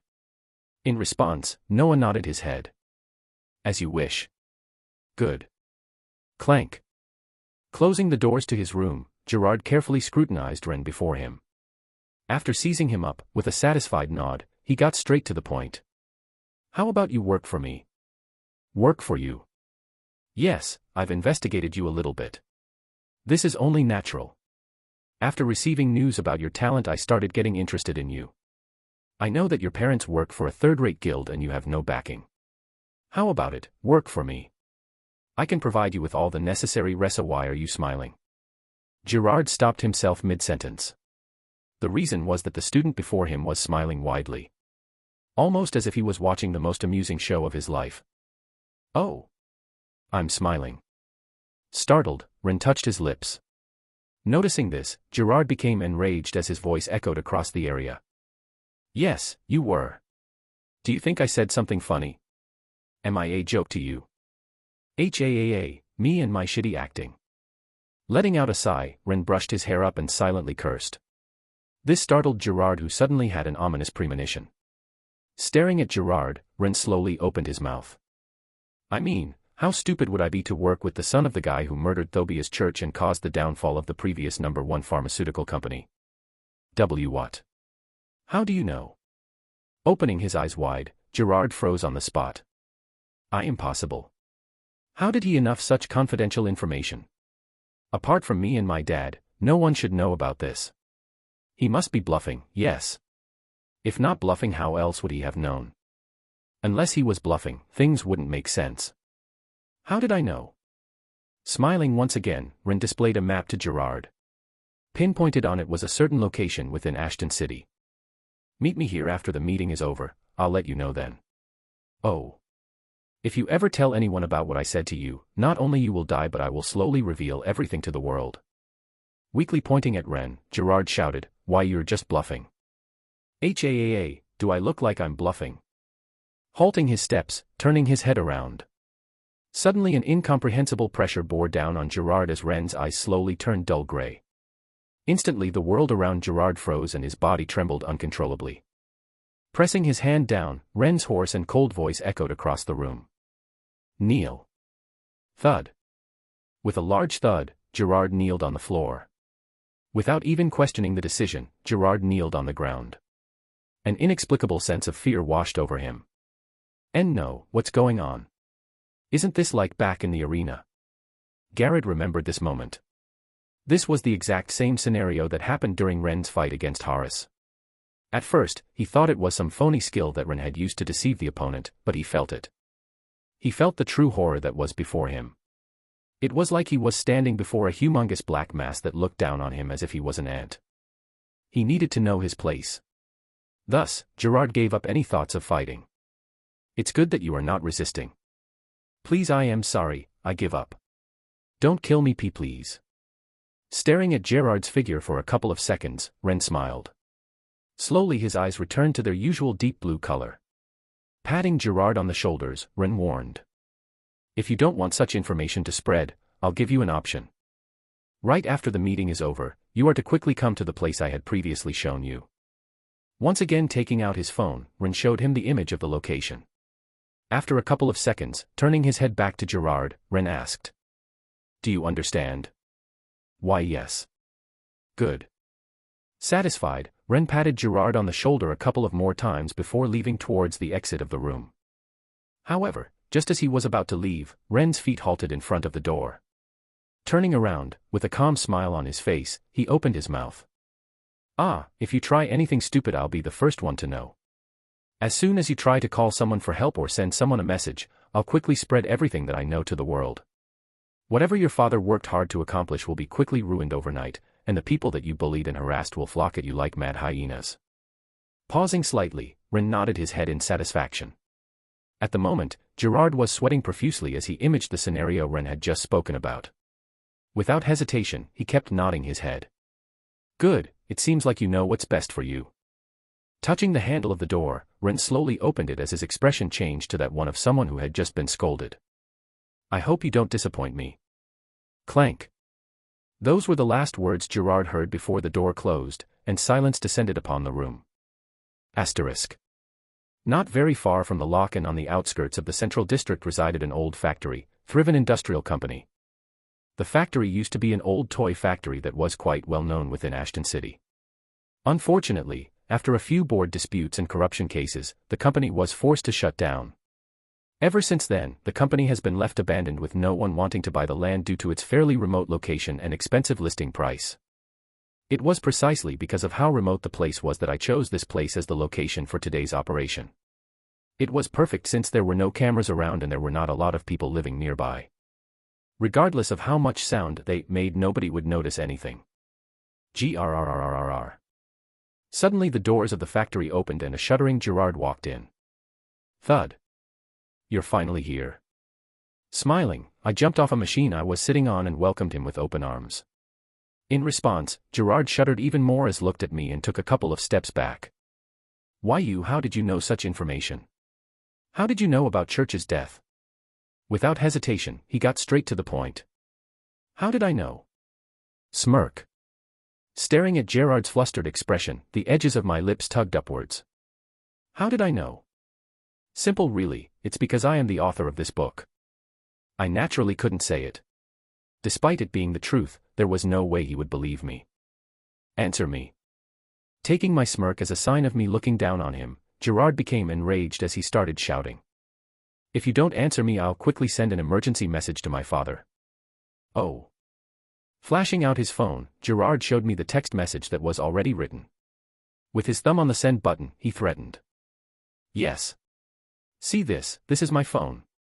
If you as so much make a single move and don't tell me about how you know that information, I will immediately KHHH. Click. A subtle clicking sound resounded across the factory. KHH. W what? Clenching onto his chest, Gerard's eyes opened wide. Looking down on his hands, red blood gushed down on the ground. What just happened? I didn't see anything. Before he could even move or do anything, his body completely froze and he found himself bleeding profusely. Thud. Seconds after, with a large thud, his figure fell on the ground. Tapping on the grip of my sword, I shook my head. Sorry to break it to you, but I really have no use for you anymore. To be honest, he wasn't really my main target to begin with. He was merely a means to reach that goal. Oh well, let's get this over with. Staring at Gerard's dying figure, I felt no pity for him. After having investigated him closely and discovered all of the disgusting things he had done in the past, I felt that this type of death did not do him any justice. He deserved a more gruesome one. Let's see.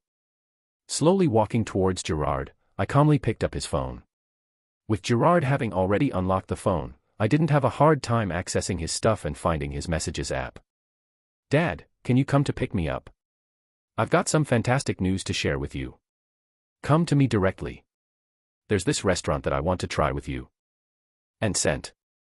Having investigated Gerard very carefully, I naturally also investigated his father. With this, I naturally found a lot of things that I could have exploited. In this case, I managed to find a very interesting piece of news. Jana Lim, Gerard's father, was a very doting father. Whatever Gerard asked of him, he would do it. It was because of this that for most of his life he managed to get away with most things scot-free.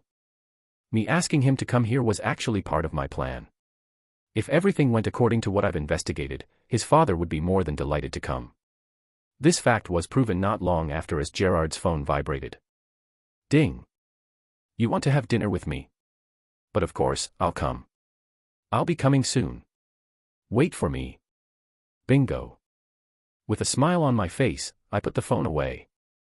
Was I worried about Gerard's father not coming? Not at all.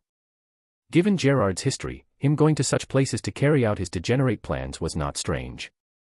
Since his father had covered up for him multiple times, he would know by now how Gerard did things.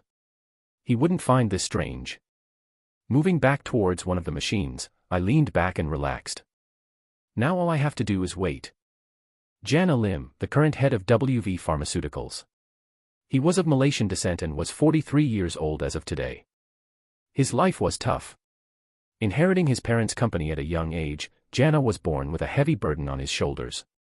Despite this, after graduating from a rather prestigious academy, he quickly got to work and expanded the influence of his company, WV Pharmaceuticals, rapidly. Unfortunately for him, the road was filled with thorns. With competitors everywhere, reaching the top was tough. Still, using whatever method he had available, Jana managed to claim the #1 spot as the top pharmaceuticals company in the human domain. After years of constant struggles, he had finally ascended to the top. We're here, sir. All right. The car halted and a bodyguard opened the door. Nodding his head, Jana stepped out of the car. Looking at the abandoned factory before him, Jana was taken aback. Where in the world? Next to him, one of his 2 bodyguards frowned. Something feels off, sir. Yes, I think so too. Jana agreed. Although he wasn't strong, his instincts told him that something was definitely off about the situation. Without hesitation, Jana took out his phone and sent a message to his son. Son, I'm here, why don't you come outside? Ping. Within seconds he got a response back. Ah, Dad, you're here? Come into the factory, I've got something amazing to show you. You two follow me.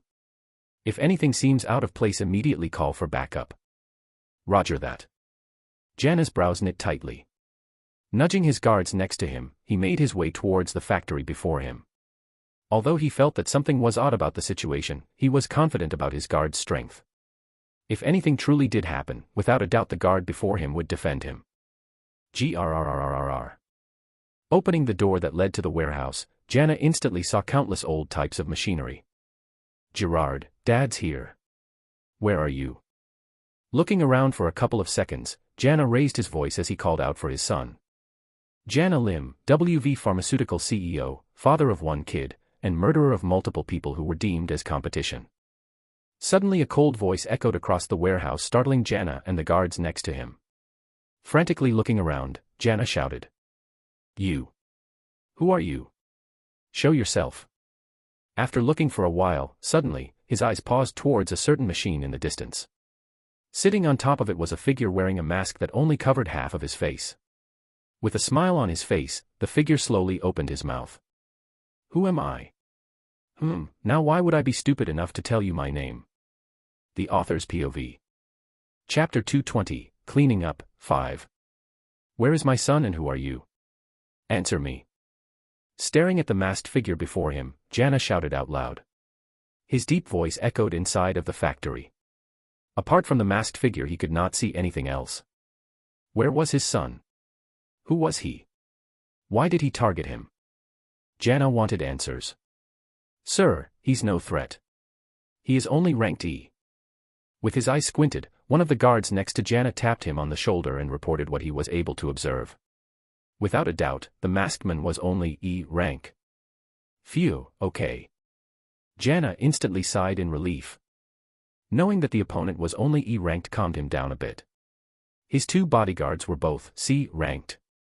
A measly E-ranked posed no threat to him. Staring at the masked figure before him, Jana spoke in a more confident tone. I give you an option, either tell me where my son is, or I'll make you tell me where my son is. I'm not sure if you can tell, but I have 2 bodyguards with me. Both ranked C. With your measly strength there is no way you can fight them, so I suggest you give up. That is indeed true. Staring at Jana before me, I smirked. What an idiot. What he said was indeed true. If it was just me by myself I would without a doubt be taken down by his 2 bodyguards. Unfortunately for him, I wasn't alone. Lightly glancing at the top of the factory, I caught a glimpse of 2 yellow eyes staring at Jana from above. They were the eyes of a predator.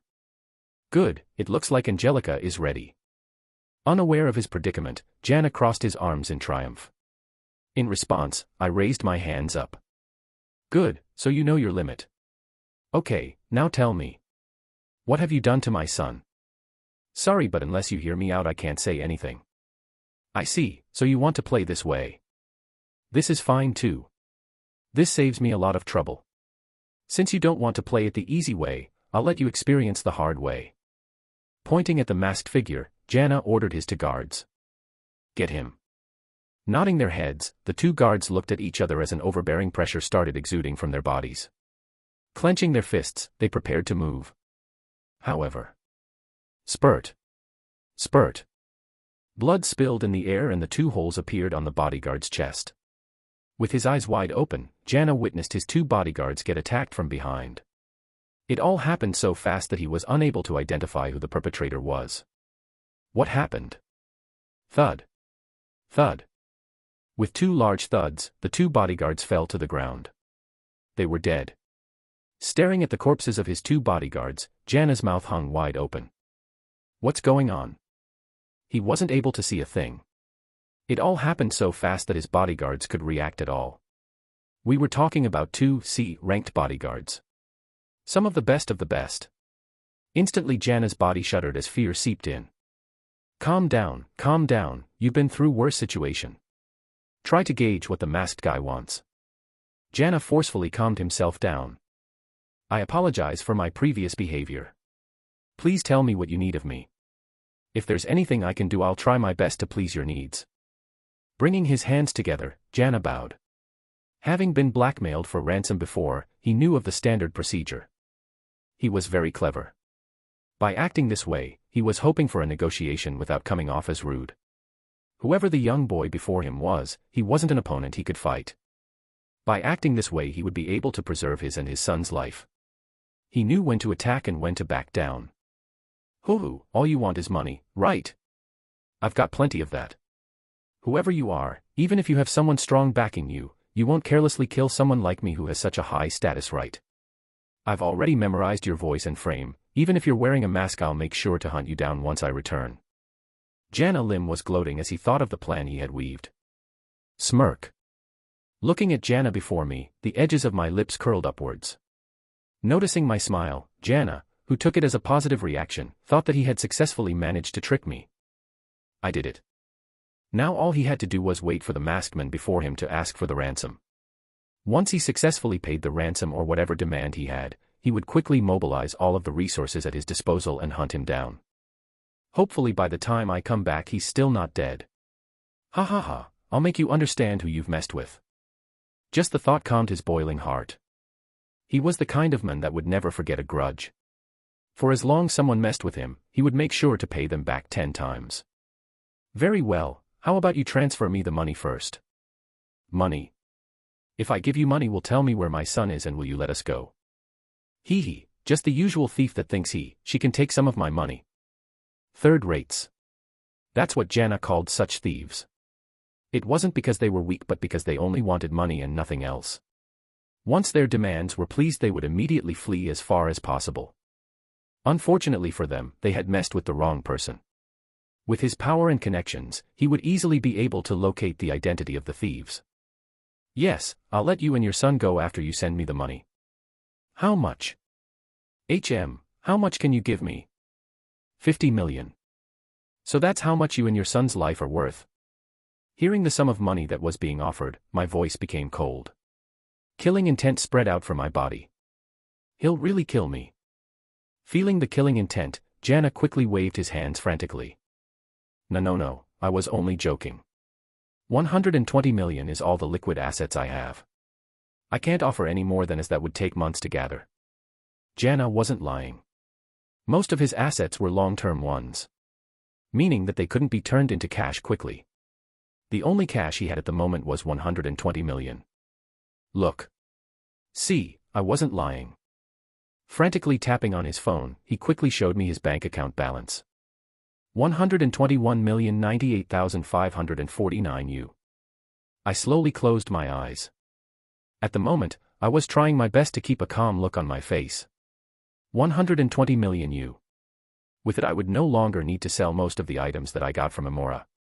Opening my eyes once again, I nodded my head and took out my phone. Transactions in this world were easy. Just a tap on the phone and the money would be transferred. Moreover, since the phone I was currently using was one that Small Snake had given me beforehand and was connected to a separate account, I wasn't worried about anyone trying to track me down. Okay, send that money to this account. Extending his hand, Jana was about to tap his phone against mine. Suddenly, he halted. How can I make sure you will let me go once I give you the money? You don't. I shook my head. In response, Jana quickly took his phone back. What? Are you messing with me? Jana was baffled. A negotiation where the other guy did not even let the other negotiator propose any terms. This was the first time Jana had come across someone this stupid. Why would he bother respecting the term if the other guy was not even willing to do the same? Do I look like someone who is joking? In response to Jana's attitude, my voice grew cold. Instantly, Jana's back became drenched in sweat as he swallowed a mouthful of saliva. Gulp. He really isn't joking. If he really didn't agree to the terms, both he and his son would die. No, this is merely an act. I can't let him influence me like this. Shaking his head, Jana clenched his fists. He couldn't give up that easily. This was merely a tactic the thief was using to take advantage of him. Staring at me, Jana took another mouthful of saliva before once again speaking. If you can't guarantee me and my son's health, why should I send you the money? Smirk. I'm not a man who goes against his promises, but since you don't seem to believe me, I have something else that is far more credible. Here. Taking a black box from my dimensional space, I quickly threw it in Jana's direction. Catching it, Jana looked at the box with a trace of confusion in his eyes. What is this? Wanna know? Open it. Click. With his brows knit, Jana slowly opened the box. Suddenly his eyes shot wide open and his body trembled uncontrollably. A finger was in it. Why, you demon? What have you done to my son? Nothing yet. But I sure as heck will do more if you don't send me the money. Pausing slightly, my eyes fiercely stared at Gerard before me. So? Yes, I will do so now. Left with no choice, Jana could only take out his phone and comply with my terms. Clenching his teeth, Jana was enraged. This bastard. After I get out of this, I'll make sure to skin you alive if that's the last thing I'll do. How dare you touch my son? I'll make sure you die a miserable death. Ding. A loud chime resounded across the factory. The transaction was successful. With a large smile on my face, I bowed down slightly and thanked Jana. Thank you for your patronage. Okay, will you let me and my son go NKHHHH? Spurt. Before Jana could finish speaking, a hand penetrated his back. Staring at me, his eyes shot wide open. With a trembling hand, he weakly pointed at me. Why? Why, you promised. I didn't kill you though. Angelica, my subordinate, did. Isn't that the same thing, thought Jana as he slowly lost consciousness. Understanding what he was trying to say, I shook my head and explained. Well. You sir clearly don't watch a lot of movies. Whenever someone promises you that they won't kill you, it generally means that their subordinates will. This was such a common occurrence that I really wasn't sure how he bought my word so easily. Well, I didn't really care. I've got my payday and removed the scum off the streets. Who is your subordinate? Let me correct myself, I meant partner. You're technically my subordinate since you're bound by contract, but I'll let it slide for now. I wasn't someone who cared about the technicalities. As long as Angelica was pleased, I was fine. Couldn't have her throw a fit on me. She was a very useful subordinate after all. Schwa. Stretching my arms, I looked at Angelica who was holding Jana by the neck. His body was slowly getting thinner by the minute as demonic energy spread in the air. Are you done? Don't rush me, human. Angelica snapped her head in my direction and angrily barked. Raising my hands in defeat, I took out a black watch from my pocket. It was Thibaut's watch. All right, do your thing. Ping. Staring at the watch, Angelica suddenly asked, "What are you doing?" Me. Nothing, just checking how much they are worth. Since Jana was a prominent figure, he had to be worth something, no? At least to the monolith. Target. Name, Jana Lim. Rank, G+. Age, 43. Status, dead or alive. Reward, 2,000 merit points. What? Only 2,000 merit points. That's far less than me. Opening the watch interface and pressing on the bounty list, my eyes opened wide. To think that the CEO of one of the largest companies in Ashton City was only worth this much. Even I, a 16-year-old student, was worth more than double of him. Fiddling with the watch in my hand, I thought to myself, I should probably check later what I can get from the merit points. From what I remembered, merit points were quite useful for getting some extremely rare materials or artifacts. Moreover, it was completely anonymous, so no one knew who got them. Is it wrong for me to call myself a part-time villain? By collecting merit points, I was essentially doing the monolith's dirty work. I was also getting paid for it in merit points. Calling myself a part-time villain wasn't exactly wrong. However, why did I call them villains? I frantically rubbed my head. That was so cringy. Why couldn't I have come up with a better name? Oh, well. Angelica, let's go home, I'm tired. Shaking my head, I stared at Angelica, who was holding the corpses of the bodyguards with her hand. Gerard's body was there too. With her hand on their bodies, demonic energy slowly seeped into them. This was naturally done under my instructions. Had to make it look like this was the work of a demon, else someone could have pinpointed this to me. Couldn't leave any trace of me behind. Supporting my head with my arms, I calmly walked towards the exit of the factory. Now that I've finished dealing with Gerard, everything else should come down naturally. Though I've only got rid of Gerard out of the 5 tyrants, this was enough. He was the only one I needed to get rid of to get all 5 of them. I should get the results by tomorrow or the day after tomorrow. At least within a day or two, the 5 tyrants would be no more. I made sure of that. I'm tired. Putting on a thin skin mask to alter my face, I quietly left the factory. Couldn't let others see my face. The author's POV. Chapter 221, New Professor, 1. And this is your new room. Stopping before a door, a butler wearing a slick black suit turned around and handed me a white card.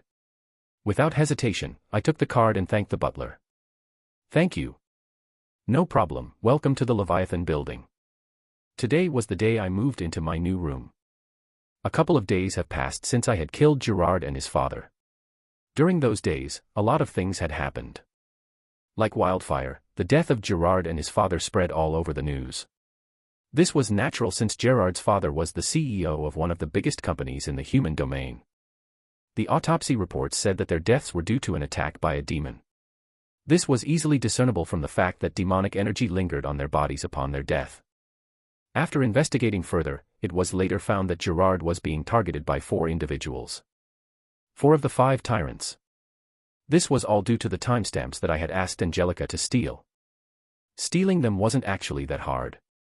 Given that they had to be redistributed around to the other members, they were put inside of a separate dimensional space that was given to a distributor who would redistribute them. Only after distributing all of the timestamps would the distributor give the remaining ones to the tyrant. The identity of the distributor was naturally a secret that only a few individuals knew, and only after spying on them for the past month or so was able to find their identity and have Angelica directly steal their dimensional space. That was how everything started. After that, I did what I did with Gerard and his father. And given the tyrant's background, putting the pieces together, the 4 of them became prime suspects. Although everything linked to the fact that it was a demon who had killed them, it wasn't uncommon for people to hire a demon to do the dirty work for them. Such was the case for Thobia's church. Taking advantage of the situation, all of the victims of their bullying and suffering came forward and reported everything to the authorities. As a result of this, the 4 tyrants were now under the heavy scrutiny of the public. And checkmate. Like a trapped king with no spaces to move, the 4 tyrants crumbled overnight as their crimes became public for the world to know. Their parents weren't exempted from public scrutiny due to their involvement in covering up for their children's crimes. In just one night, everything that they worked so hard for crumbled. I naturally profited from this as I had made arrangements months prior to this event. Just a little bit of stock manipulation. There's also the lock situation. Besides the 4 tyrants, the lock also started facing heavy scrutiny. With this event and the previous incidents added together, the lock became the prime target for the media and the public. Is the lock a safe haven like the government made us think it was? Problem after problem after problem, the truth about the lock. Can they really secure the future of our children? Papers and news outlets criticizing the lock began spreading everywhere. The more light was shed on the matter, the angrier the masses became. How could we let our children enter such an academy when they can't even keep them safe? What are all of those S-rank heroes in the academy doing? Are they getting paid to sit on their asses all day? Anger. That was what the public felt. They felt cheated. How could the top academy in the world allow for such things to happen? Just how dysfunctional was the academy? Where were all their taxes going towards? The public wanted answers. In response to this, the academy held a press conference and vowed to be stricter and increase the security even more. This naturally wasn't enough to appease the angry masses, but this was all they could do at the moment. With the headmaster currently being outside of the academy, they could only respond this way. Asterisk. You must also warn the guards beforehand about any possible outing in the middle of the NI. Leaning against the wall of the hall, I absent-mindedly listened to the butler giving me a rundown of the rules of the building. Unfortunately for him, my mind was currently elsewhere. Things are going to get quite troublesome for the next few days. As the perpetrator of this whole incident, I knew that for a bit things were going to become troublesome. However, I didn't regret it. Not only did I manage to secure myself a lot of money, but I also managed to sort out the Manticore building situation. Leo and Ram should be doing better now. With the 5 tyrants no longer being a thing, they should have a better life. I didn't just get rid of the 5 tyrants, I also made sure to eliminate any possibility of more tyrants showing up. If I just got rid of the 5 tyrants, new ones would certainly show up. This was just how the world worked. Once the strong guys were gone, the next strongest guys would take the empty position and act like the next 5 tyrants. It was an endless cycle that could not be stopped. After a lot of consideration, making this public was the most appropriate method to get rid of the problem from its roots. Fortunately, it worked. With the lock enforcing stricter rules, there would no longer be any more 5 tyrants in the Manticore building. My plan was a success. I no longer needed to worry about Leo and Ram as I made my way to the Leviathan building. Thus leading to my current situation. 4. Taking out a timestamp from my dimensional space, I showed it to the butler before me. By the way, you said that there is a time regressor machine here. How does that work? Do I have to get timestamps or is there another way to access them? This was the most important information I needed to know. With barely any time to train, I needed to use the time regressor machine desperately. Especially since the tournament was coming up soon. I needed to increase the mastery of my arts. Especially since my enemies were only going to start getting stronger from now on. I couldn't remain stagnant. In response to my question, the butler nodded his head and calmly explained. Good question, you don't have to worry. There is no need to use timestamps for the time regressor machine. You may use it whenever you want. However, do be careful, usage of more than 5 hours can be very harmful to the body as. Clank. As I was talking to the butler, I suddenly heard the sound of a door unlocking next to me. It must be my neighbor, I thought. Turning my head around, I tried to greet my new neighbor. However, once I turned around and found out the identity of my neighbor, my smile froze. Similarly, looking at me, Melissa, who had just returned from an exhausting day of researching, froze on the spot. A heavy silence descended the hall. The first to break the silence was the butler, who greeted Melissa with a smile. If it isn't Miss Hall, how was your day? I'm currently showing your new neighbor the workings of the building. If you haven't met him, allow me to introduce him. his name is Rendover and just like you he is a first year. Cum, nice to meet you neighbor. Awkwardly coughing, I waved at Melissa. In response, Melissa's mouth opened widely. No words came out of her mouth. Is that who I think that is? Blinking a couple of times to make sure she wasn't seeing wrong, Melissa's mind blanked. She quickly shook her head. No, I must be hallucinating. Yes, this is because I've overworked myself. If not for that, I would have never been in such a nightmarish situation. Yeah, this must just be a horrible nightmare that I need to quickly wake up from. Assuring herself that this was all fruit of her imagination, Melissa shook her head and made her way into the room. Completely disregarding me and the butler. Right, even if that guy was to come to this building, the chances of him being my neighbor should be slim to none. This is just me hallucinating. Definitely shouldn't overwork myself. Right as she was about to close the door, she took one last peek at her right side. Once again she froze. Hi. Amusingly looking at Melissa, I waved at her once again. This time, Melissa's eyes shot wide open as a blood-curdling scream escaped from her mouth. Why? It was early in the morning, 8 a.m. to be specific, and the lectures were about to begin. Sitting next to me, Kevin kept poking my arm. Why didn't you tell me that you were moving to the building? After Melissa's scream rang out in the building, almost everybody went out of the room to check out what had happened. Be it Kevin, Amanda, Emma, or Jean, everyone found out about the fact that I had moved in yesterday. I was trying to keep this quiet so that I could have a few days of peace, but Melissa ended up screwing everything up. Now that I thought about it, she was always screwing up my plans. Now I could no longer rest quietly in my room without anyone looking for me. Damn her. How could you move in without telling me? Still poking at my arm, Kevin kept repeating himself. Since it was getting annoying, I finally answered him. Did I have to? It's not like you wouldn't have found out. Of course you did. Why? So that we can celebrate the fact that you are moving in. What is there to celebrate anyway?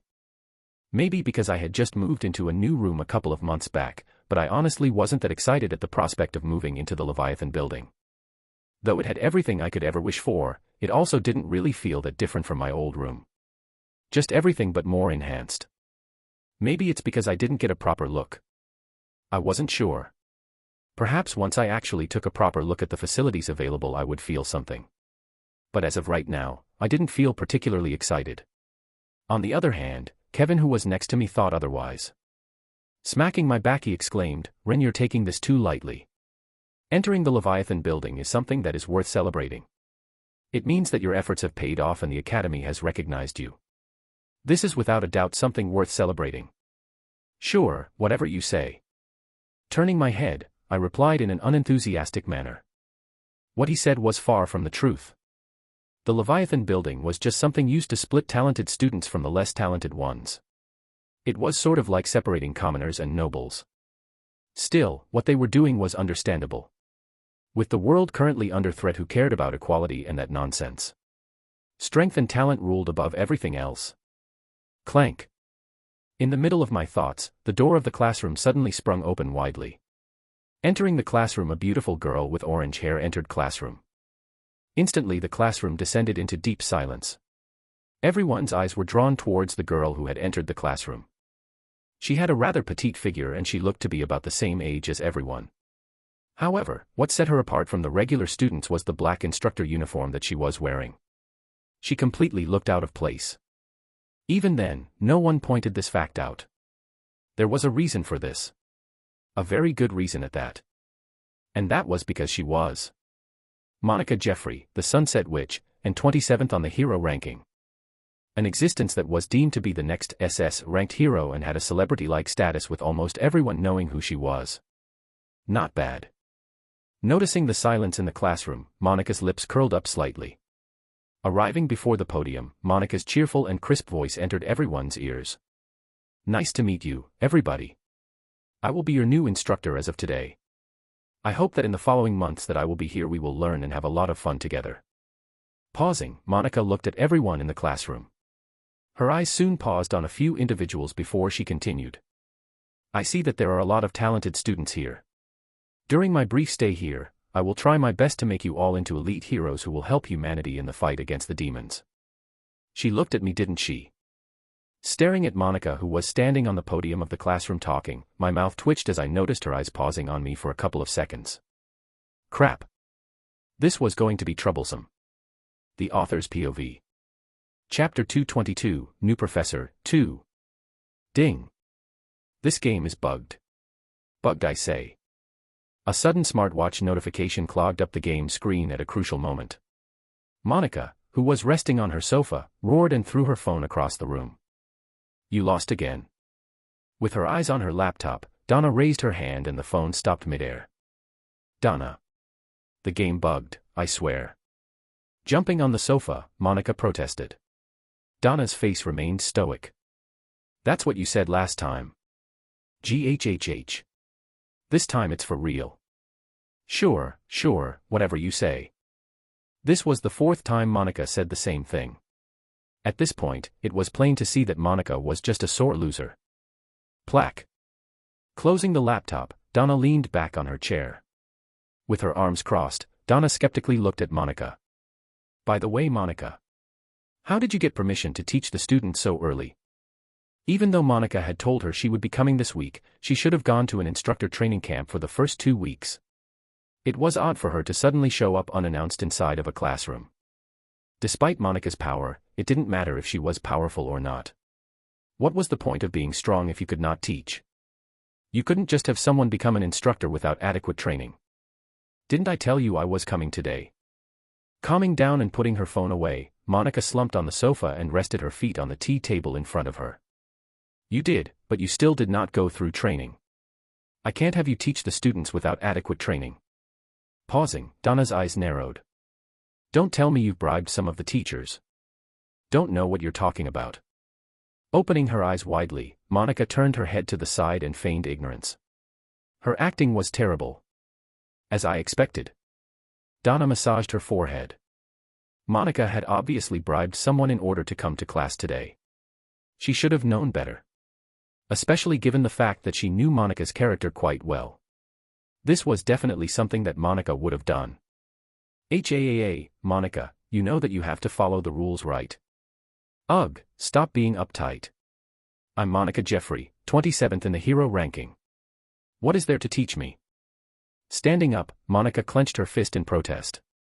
Donna shook her head and ignored her pleas. This was for the safety of the students. Given how erratic Monica could be at times, Donna refused to let her anywhere near them without any adequate training. Until you've completed your training, I'm not letting you anywhere near the classroom again. Do you understand? Fine. Lowering her head, Monica gave up. Out of all the people in the human domain, Donna was the only person that could force her to back down. If not for Donna, Monica would have been a loose cannon terrorizing everything. As long you understand. Satisfied, Donna closed her eyes and leaned back on her chair. Not even a day had passed since Monica had arrived and she was already experiencing a headache. Just great. Donna, I forgot to mention this, but when I was in the classroom teaching today, a couple of students caught my interest. Recalling something, Monica's eyes lit up. Instantly she recalled the faces of some of the students that had caught her interest. I wonder what would happen once I get a closer look at them. In particular, there were a couple of students that she was really interested in. Especially since her instincts told her so. She always trusted her instincts. Hearing Monica's comment, Donna's hand froze and her brows knit. Staring at Monica, Donna's voice became stern. I'm warning you already, Monica, don't have any funny thoughts about my students. No recruiting until they graduate. This was Donna's bottom line. Even if they were close friends, Donna could not tolerate others poaching her students. Not only would it distract them from working hard, but it could also cause them to slack off. With their future secured, why would they need to work hard? To make matters worse, it could also create further segregation within the academy. Donna did not want this. Hey. Of course, I won't. Although they interest me, the union isn't interested in recruiting newborn chicks. Monica instantly raised her hands. Although the students interested her, she wasn't here to recruit them. She just wanted to get a better look at them because they looked really promising.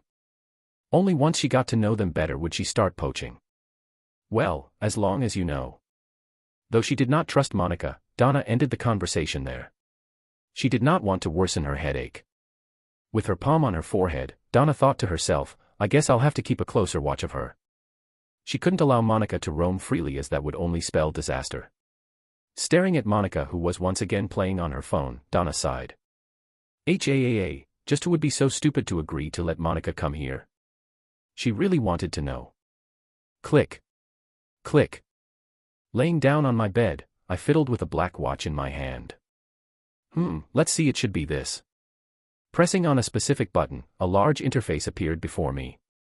On it were many different listings with pictures depicting different things. Fireflower seeds, 300 merit points. Poison ivy, 500 merit points. Ice scroll, 1000 merit points. G-ranked beast, winged rabbit egg, 800 merit points. F, flame fist, 10,000 merit points. Oh. They even sell skills. How generous of them. Scrolling down the list of the rewards that could be acquired by using the merit points, I was shocked by some of the things that I could buy. Especially the skills. Given how rare they were, I thought that they wouldn't give them away, but I was wrong. The Monolith was a far more generous organization than I thought they were. In fact, as I scrolled down, I saw more and more skills being listed on their interface. How many merit points do I have? With the merit points earned from killing Jana, added with Thibaut's points, I should have quite a lot. No. Without hesitation, I checked my balance. I wanted to know how many points I had with me.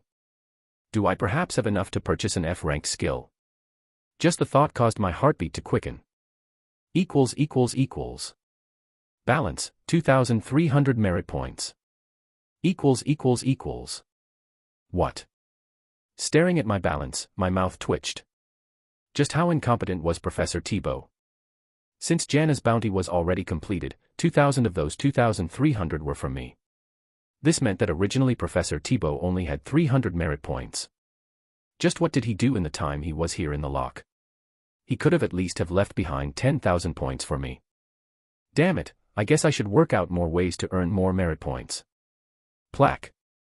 Scrolling through the list for another minute and not finding anything interesting, I tossed the watch away. So far all the things that interested me were too expensive for me to purchase. Therefore it was best if I didn't look at it. If in the future there were people I killed or had to kill that were on the bounty list, I should definitely report this to earn some points. Perhaps in the future, before I realized it, I would have enough merit points to purchase a strong skill. Ring. Suddenly my watch vibrated. Tilting my watch slightly, I realized that Small Snake was the one calling me. Without hesitation, I picked up the call. What's up? Ren, I've received the money. What do you want me to do with it? About that. Don't touch that money. Why? Because I'm going to be spending it all in the auction that is happening in the next few weeks. You're attending the auction? Yeah, I've got the tickets. To be precise, every student in the academy got tickets. Not just me. I see, so do you have in mind anything that you want to buy? I in fact do have something in mind. It will be extremely useful for me in the future. The whole purpose of attending the banquet was to get that one item that I desperately wanted. If not, I would have never have attended such events, as I hated crowds. In response to my answer, Small Snake sighed on the other side of the phone. I guess I'll make do with the money that we will make from the stocks, though it will probably take around a month to arrive. Do you need money urgently? I in fact do. Especially since we need to recruit Ryan. Right. He did tell me that Ryan had contacted him. Small Snake had a point. We needed money to hold up our end of the deal. Else Ryan would lose all trust he had with us. Actually, you don't really have to worry about the money. I've got it sorted. Massaging my forehead, I calmly responded. Small Snake's confused voice entered my ears. Why is that? You can just use some of my money. But aren't you going to the auction? I am, but what I have is enough. I'll give you 50 mil, give it back to me after you've sorted the stock thing. The stock manipulation was going to take a while for it to bear fruit. Therefore, at the moment the only cash available was the one that I could provide. After a month, once everything was sorted, Small Snake could give me the money back. Noted. Alright, goodbye. Tack. Turning off the call, I took out a couple of things from my dimensional space. They were the items that I had acquired from Amora. Let's see, what should I sell? Given that I was about to give Small Snake about 50 million U, the item should be around the price range. I guess I'll go with this. After contemplating for a couple of minutes, I chose to sell the Seduction Ichor and a couple of other items. The reason why I was selling the Seduction Ichor was because I had no use for it. My charm was enough. By selling those items I would be able to make up for the money I sent to Small Snake. Thank God everything worked out just fine. If not for my plan working, I would have been in a serious predicament with regard to money. This would have been especially troublesome in the future when recruiting new members, as they were an endless pit of money. The more I expanded, the more they sucked the money away from me. Alright, now that everything is sorted I can peacefully rest. Having sorted everything out, I decided to go to bed. Tomorrow morning I had to wake up early and practice with Donna. The Author's POV. Chapter 223, New Professor, 3. It was 6 a.m. in Ashton City, and the sun was slowly starting to rise from the horizon. Refreshed from my good night's sleep, I headed towards Section B. Just the usual private training with Donna. Navigating my way through Section B like it was my own backyard, I slowly made my way towards the private training grounds and opened the doors. Clank. Good morning. Covering my eyes I waved at Donna, who was already in the room. With how bright the ceiling lights were, I needed a bit of time to adjust my eyes to the lights. Oh. You're here. Morning. With her hands behind her head, Donna tied her hair into a ponytail. Are we doing the usual? Yup. Letting loose of her now tied ponytail, Donna picked up a metal staff. Alright, let's get started. Donna abruptly cut her sentence short. Her brows suddenly knit tightly as she looked towards the entrance of the training room. What's up with her? Who? Noticing Donna's odd behavior, I looked towards the direction she was looking at. A strange sound escaped from my mouth. Peeking from the small glass window on the door that led to the training room, a familiar face flashed by. Although she was covering herself with a mask and sunglasses, I was easily able to see through her terrible disguise. Monica Jeffrey. The Sunset Witch. Monica, I know it's you. Come in. Donna massaged her forehead. Glaring at the door, her cold voice echoed across the room. Flinching, the masked figure awkwardly opened the door to the training ground. Clank. Hee, I didn't expect for you to see through my disguise. You are indeed formidable, Donna. Removing her disguise, Monica awkwardly laughed. To think that my disguise was seen through that quickly. Donna truly is my arch-nemesis. Monica once again told herself to never mess with Donna. Your hair color and stature gave you away. Staring at Monica, I inwardly facepalmed. Even though she didn't say what she was thinking out loud, her facial expression gave away what she was thinking. The number of people that had the same colored hair and were the same size could only be counted with one hand. Seeing through her disguise wasn't hard at all. What are you doing here, Monica? Well, I was just passing by and noticed that the lights were on. You were following me, weren't you? Before Monica could finish speaking, Donna cut her mid-sentence. In response, Monica turned her head to the side. I have no idea about what you're talking about. Monica, you've got to improve on your acting skills. I can easily see through your lies. Donna let out a sigh. If not for the fact that she was used to Monica already, she would have long given up on her. Enough about that, Donna.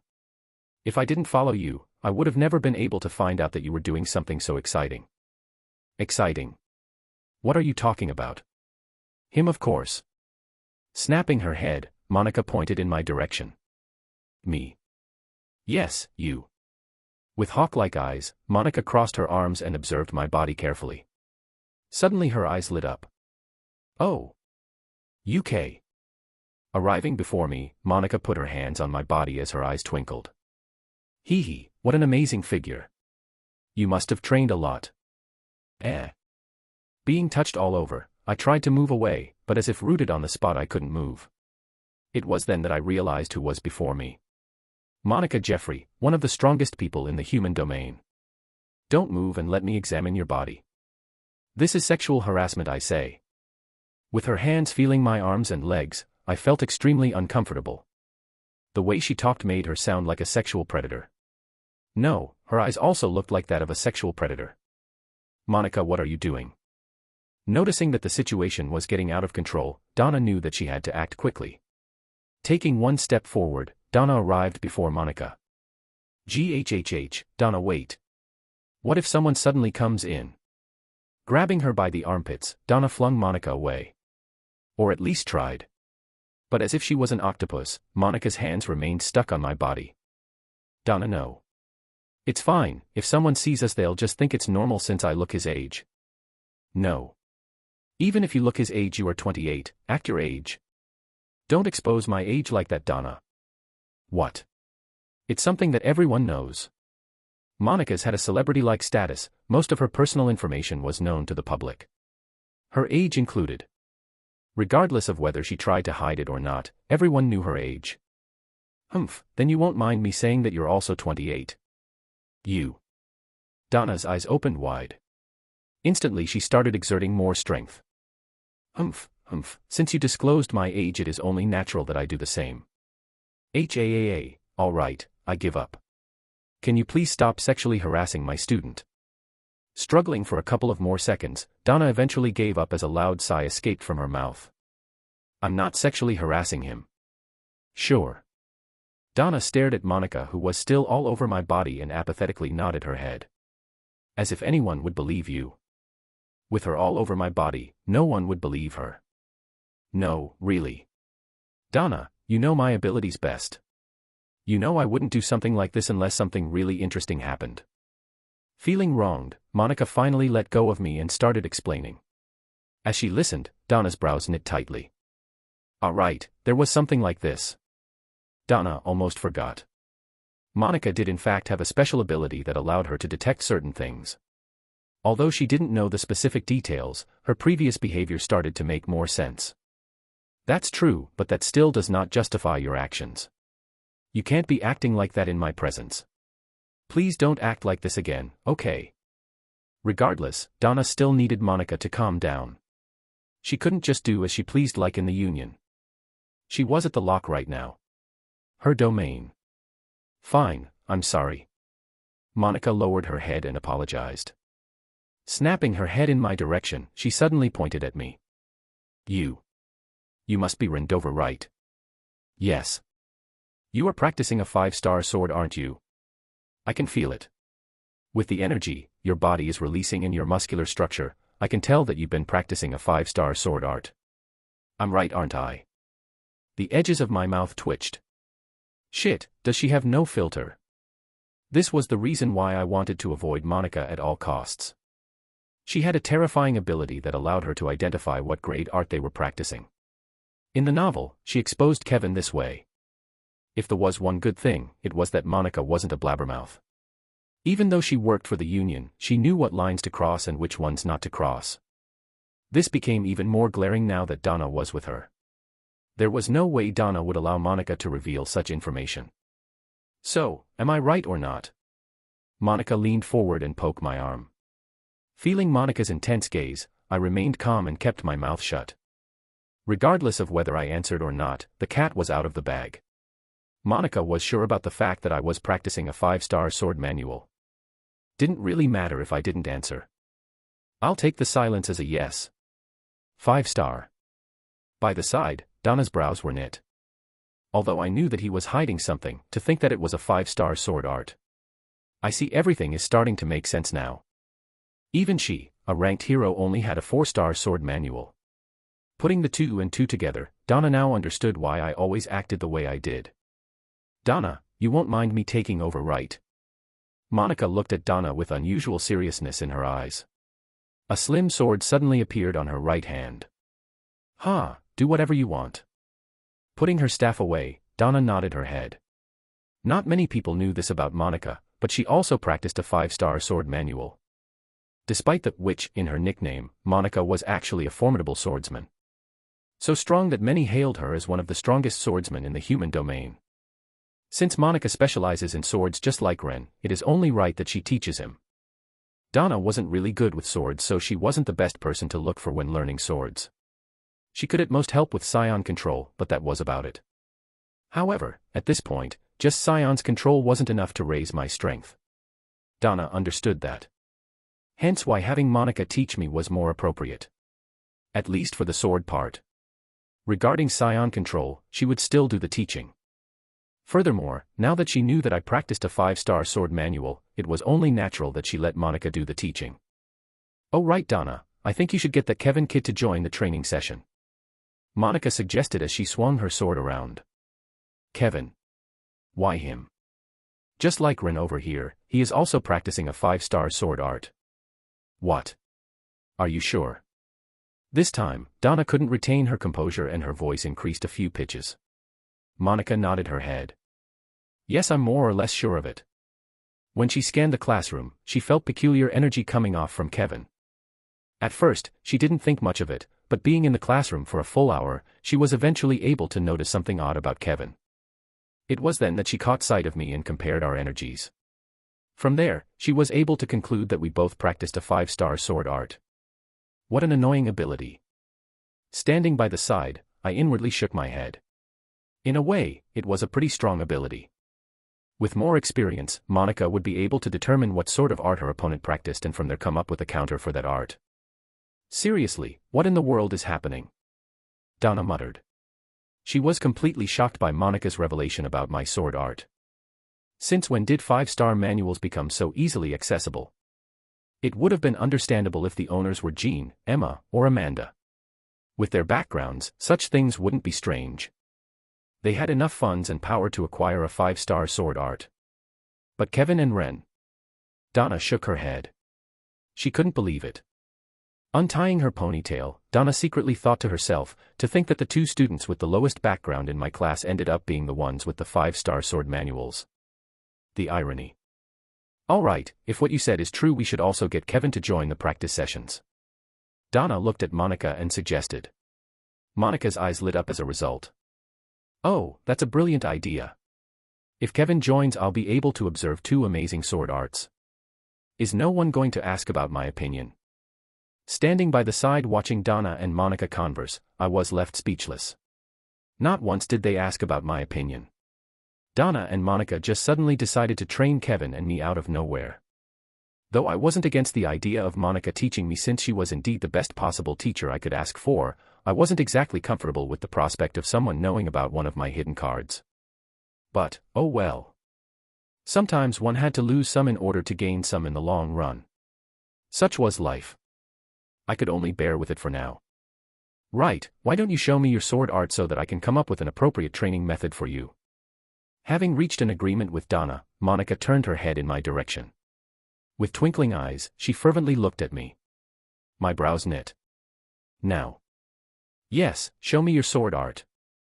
I want to see which one you are practicing."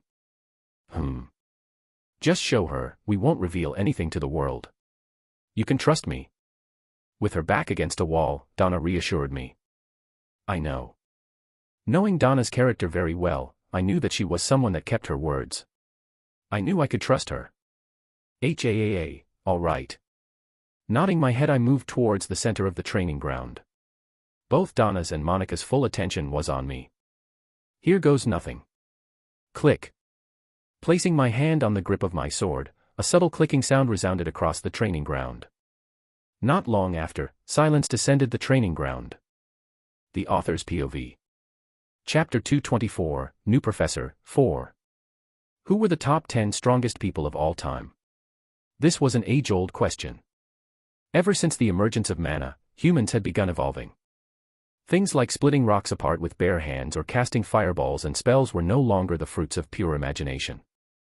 Decades have passed ever since humans were able to gain superpowers, and slowly they began to adapt to mana.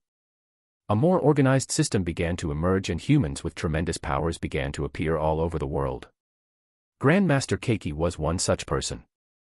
The One-Man Army was what they called him. With his deadly one-hit kill style that no one could see through, Grandmaster Keiki killed countless demons without even moving or lifting a finger. For those who witnessed this sight, they could only look back at it as if it was a beautiful memory. Amongst historians, there was a general consensus.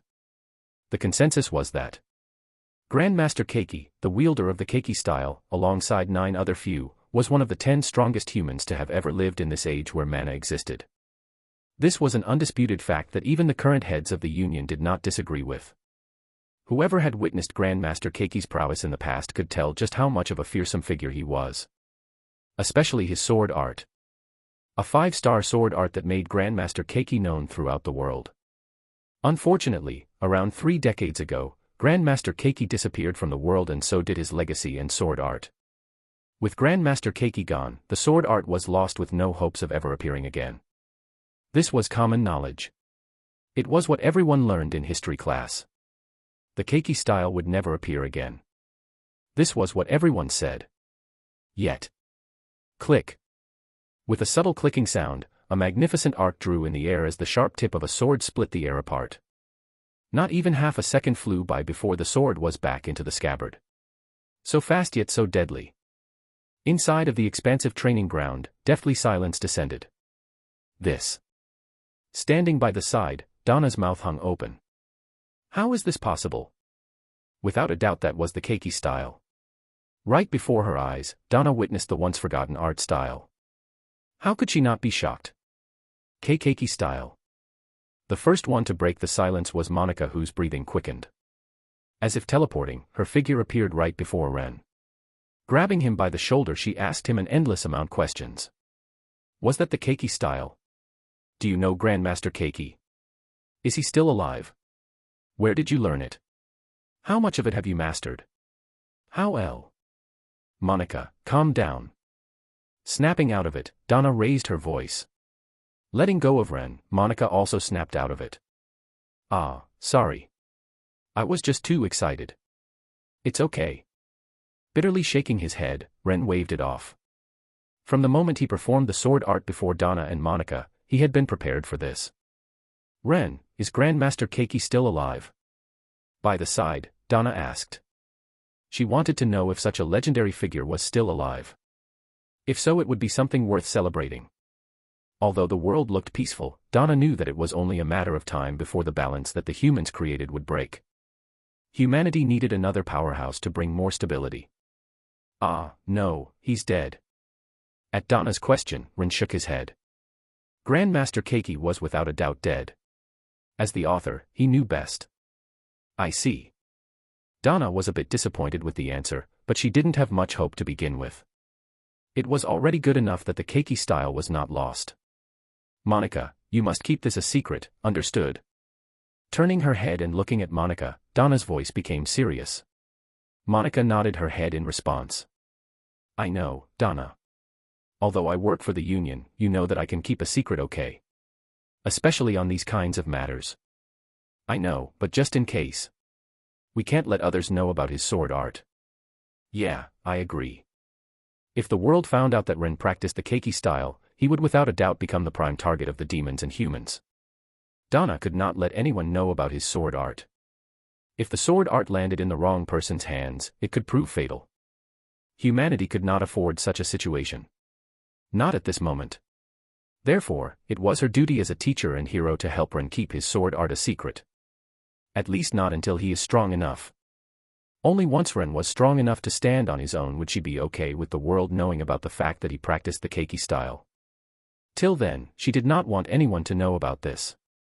Alright, I'm already starting to get itchy. Now that I know what art you are practicing, let's start training, shall we? Snapping Donna out of her thoughts was Monica's bright voice. Checking her watch, Monica smiled from ear to ear. Sha. Swinging her sword around, Monica looked at Ren provocatively. We've got 3 more hours to go. Show me what you've got. I really want to see the full extent of your abilities. Clank. I'm finally free. Stretching my arms, I exited Section B. I was more exhausted than I had imagined. After revealing my sword art, I was subjected to endless amounts of questions by Monica and Donna. After that, I was put under their gruesome Spartan-like training. Although I somehow knew this beforehand, Monica's style of training was even rougher than Donna's. My whole body was bruised. I should have expected this. Bitterly smiling, I shook my head. The Keiki style was just that iconic. Despite there being a lot of famous 5-star martial manuals, the Keiki style was one of the most easily recognizable ones. The quick draw style that could kill an opponent before they could even figure out what was going on was not something that other swords art could do. The number of arts out there that had as much of an impact as the Keiki style were very limited. Donna's and Monica's reactions were understandable. Still, it's not like the situation turned out bad. I had now gained 2 valuable allies. With Donna and Monica trying to keep my secret a secret, I could now breathe more easily. In a way, this turned out for the best.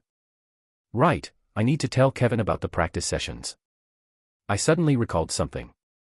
Taking out my phone, I quickly sent Kevin a message. Kevin, I've got some news to share with you on behalf of Donna. During my training session, Donna had asked me to tell Kevin about the training sessions. And sent. Whilst waiting for Kevin to reply, I put my phone away and headed back to my dorm. I needed to take a quick shower before going to class. Inside of a white world. An old man with a sturdy body stood in the middle of the white world. Gripping tightly onto a large broadsword, the old man lifted the broadsword up with one hand. Shoo! He slashed down. Shoo! After the first slash, lifting the broadsword up, the old man once again swung the sword down. Sha! Swish! He repeated the process 8 times. With each slash, a different sound resounded across the white space. The first slash was nothing particularly special. It was a simple fast and heavy sword swing. However, swoosh! With each and every slash, the sword became faster, heavier, and sturdier. The back muscles of the old man tensed even more with each passing slash. Alongside his back muscles, his other muscles became more prominent with each swing. Cracka! It was the 15th slash. This time as the old man swung his sword, the air split apart and the ground shook. Without a doubt, this sword slash was incomparable to the previous ones. It was much stronger. Without taking a breather, the old man once again lifted the broadsword up. As he lifted the sword up, the old man's biceps bulged. The veins around them wiggled. Ooh! Turbid air escaped from the old man's mouth as put both hands on the grip of the broadsword and prepared to slash down once more. Ever since the first swing, this was the first time the old man put both hands on the broadsword. It was evident that the next swing was going to be even more powerful. Ring! Ring! Right before the old man could slash down, the white world slowly started to crumble as an annoying chime repeatedly rang. It's that dream again. Kevin murmured as he opened his eyes. Ever since he had learned the Levisha style, every once in a while he would get strange dreams inside of his head. In it was Grandmaster Levisha performing his sword art. As Kevin's proficiency with the sword art increased, he found out that the dreams became more vivid as a result, and from the dreams, Kevin was able to gain a better understanding of the Levisha style. From the breathing technique to the muscle movements. Slowly but surely, as Kevin mimicked the old man's movements, he was learning more and more about the Levisha style with each passing dream. However, Kevin knew that the dreams were not as simple as that. As the dreams became more vivid, Kevin was able to pick up more details. Rage and despair. For whatever reason, whenever Kevin looked at Grandmaster Levisha swing his sword, he was able to see and feel incomparable rage and despair mixed within his eyes. Directed towards the endless white world, Grandmaster Levisha poured his boiling emotions with each swing. Every time Kevin tried to look in the direction Grandmaster Levisha was looking at, he was only able to see a black obscure figure. No matter how much he tried to see the identity of the obscure figure, Kevin could only see a black mass. Nothing else. It became apparent to him that he was still too weak. Only once his mastery increased would he be able to figure out the entity that Grandmaster Levisha was trying to fight. Wham, what time is it? Yawning, Kevin lethargically lifted his body up from his bed and checked his watch. Friday, 12:13 p.m. Oh crap. I'm going to be late. Kevin was immediately startled awake. Jumping off his bed, revealing his shirtless figure that was only wearing a pair of gray boxers, Kevin quickly dashed towards his wardrobe and took out his school uniform. Quickly dressing up, he dashed towards his bedside drawer where his phone was. Ring. At the exact moment Kevin picked up his phone vibrated. What is it? With his brows furrowed, Kevin looked at who messaged him. It was Ren. Kevin, I've got some news to share with you on behalf of Donna. What is it? Tapping on the notification, Kevin sent a quick reply. Basically, every Wednesday and Friday from 6 a.m. to 12 a.m. you are to come to Section B for private training. Private training. Looking at the message, Kevin's brows knit even further. He quickly sent a reply back. Private training. What are you talking about? It's Donna's orders, she wants to personally teach you alongside Monica. Monica. Why her?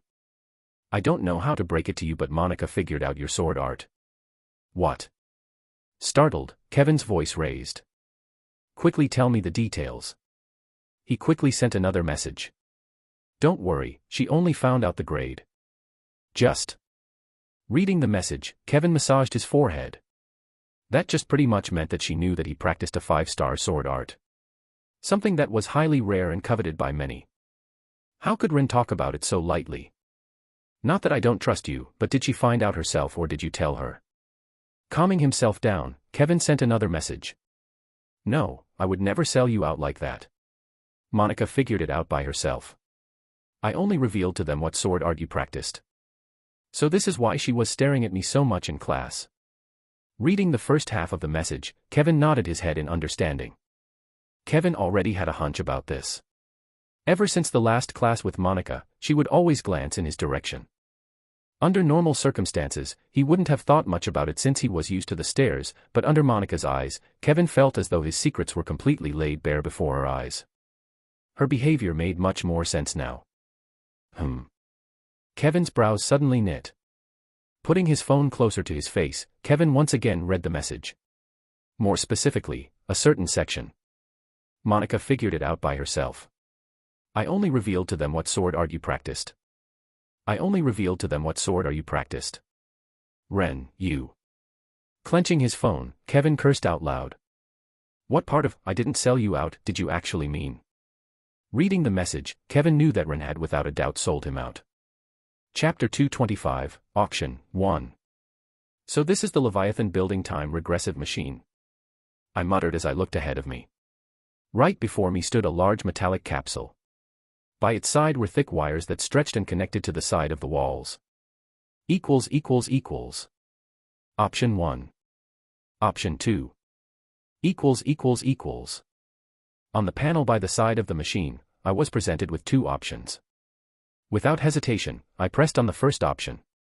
The difference between option 1 and 2 was the time, with option 1 lasting 1 hour and option 2 lasting 5. Still not used to the machine, I chose option 1.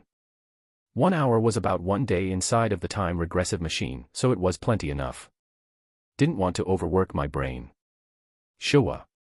Moments after pressing on the first option, the pod slowly opened up. Steam rose in the air. Here goes nothing. Showa. Just as I was about to enter my capsule, the capsule next to me opened up. Emerging from the capsule was Jean.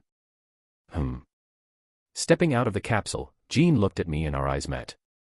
For a short period of time, neither one of us spoke. After a while, I was the first one to break the silence as an awkward greeting escaped from my mouth. Sup? Jean did not answer me. He just coldly looked at me. Well, this is kind of awkward. Being stared at by Jean, I wasn't sure what to do. After a while, I shrugged my shoulders and proceeded to look at the panel on the time regressor machine. Since you're not going to talk, I'm just gonna do my thing. Sorting out a few things, I put my foot in the capsule. You better not fall behind me. Moments before I entered the capsule, Jean finally opened his mouth. As his cold words echoed across the room, my brow raised. Oh. Interesting. Fall behind you. Me. You wish. Smirking, I looked Jean straight into the eyes. So you're challenging me? To think that the Cold Prince was openly challenging me like this. Normally I would have avoided such a challenge, however, I was starting to become curious. Just how much did you improve whilst I wasn't looking? Staring at Jean, who was incomparably different compared to how he was in the novel, I wanted to know. Just how different was the current Jean from the past Jean? Now's not the time. Staring at me for a couple of seconds, Jean shook his head. Putting his hands in his pockets, he turned around. My brows knit as a result. Then when is the time? You'll know eventually. Just before he left the room, Jean muttered in a voice audible enough for me to hear. He soon left the room. Clank. The hell was that? Staring at Jin's departing figure for a couple of seconds, I shook my head. Although I wasn't really sure of what Jean meant by his last statement, I was ready. He wasn't the only one who had seen a large increase in strength over the past few months. I was now only a step away from breaking through to D-rank, and almost all of my arts were near the greater realm of mastery. Whatever he was going to throw at me, I was ready. I can't wait to see what you have in store for me, Jean. I softly muttered as I finally entered the capsule and pulled the lid down. As the author of this world, I couldn't help but get excited at the future that awaited Jean. Could he perhaps surpass Kevin? I wasn't sure. But one thing was for sure. The current Jean had the potential to reach even greater heights than he did in the novel. Since you said don't disappoint me, I can't disappoint you, can I? My small interaction with Jean right now triggered something within me. I couldn't explain it, but I was now itching to train. Ding. Pressing on a small monitor before me, I slowly started losing consciousness. Asterisk. Inside of a large world with an azure blue sky and a plain and expansive grass field stood a figure. Who? Extending my sword forward, I took a deep breath. As I slowly traced my sword in the air, a translucent yellow ring appeared before me. Snap. Closing my eyes, I snapped my fingers. Immediately after, a translucent blue humanoid figure appeared a couple of meters ahead of me. On its right hand was a long sword. This was one of the features of the time regressor machine. During my training here, whenever I wanted, I could call for an opponent to face me. Furthermore, the humanoid's rank was made to be equal to mine. More precisely, both of our ranks were lowered to G. This was so that during the sparring session was only skill-based. Let's see how much I've progressed. In the plain grass field, I stood before the humanoid figure. Opening my eyes, I evened my breathing and remained still. Attack me. Pushing the ring I had created to the side, I commanded. Swoosh. Instantly the humanoid figure dashed towards my direction. In a matter of seconds, the figure was right before me. Raising the sword in its right hand, the humanoid figure slashed downwards. The slash was neither too fast nor too slow, however, it was extremely accurate and powerful. Calmly staring at the falling sword, I remained still. Whoom. Suddenly, a humming sound resounded across the space and the sword halted right before my nose. Drip. Drip. Blood slowly spilled on the ground as the tip of my nose bled. Feeling the stinging sensation on my nose, I didn't care.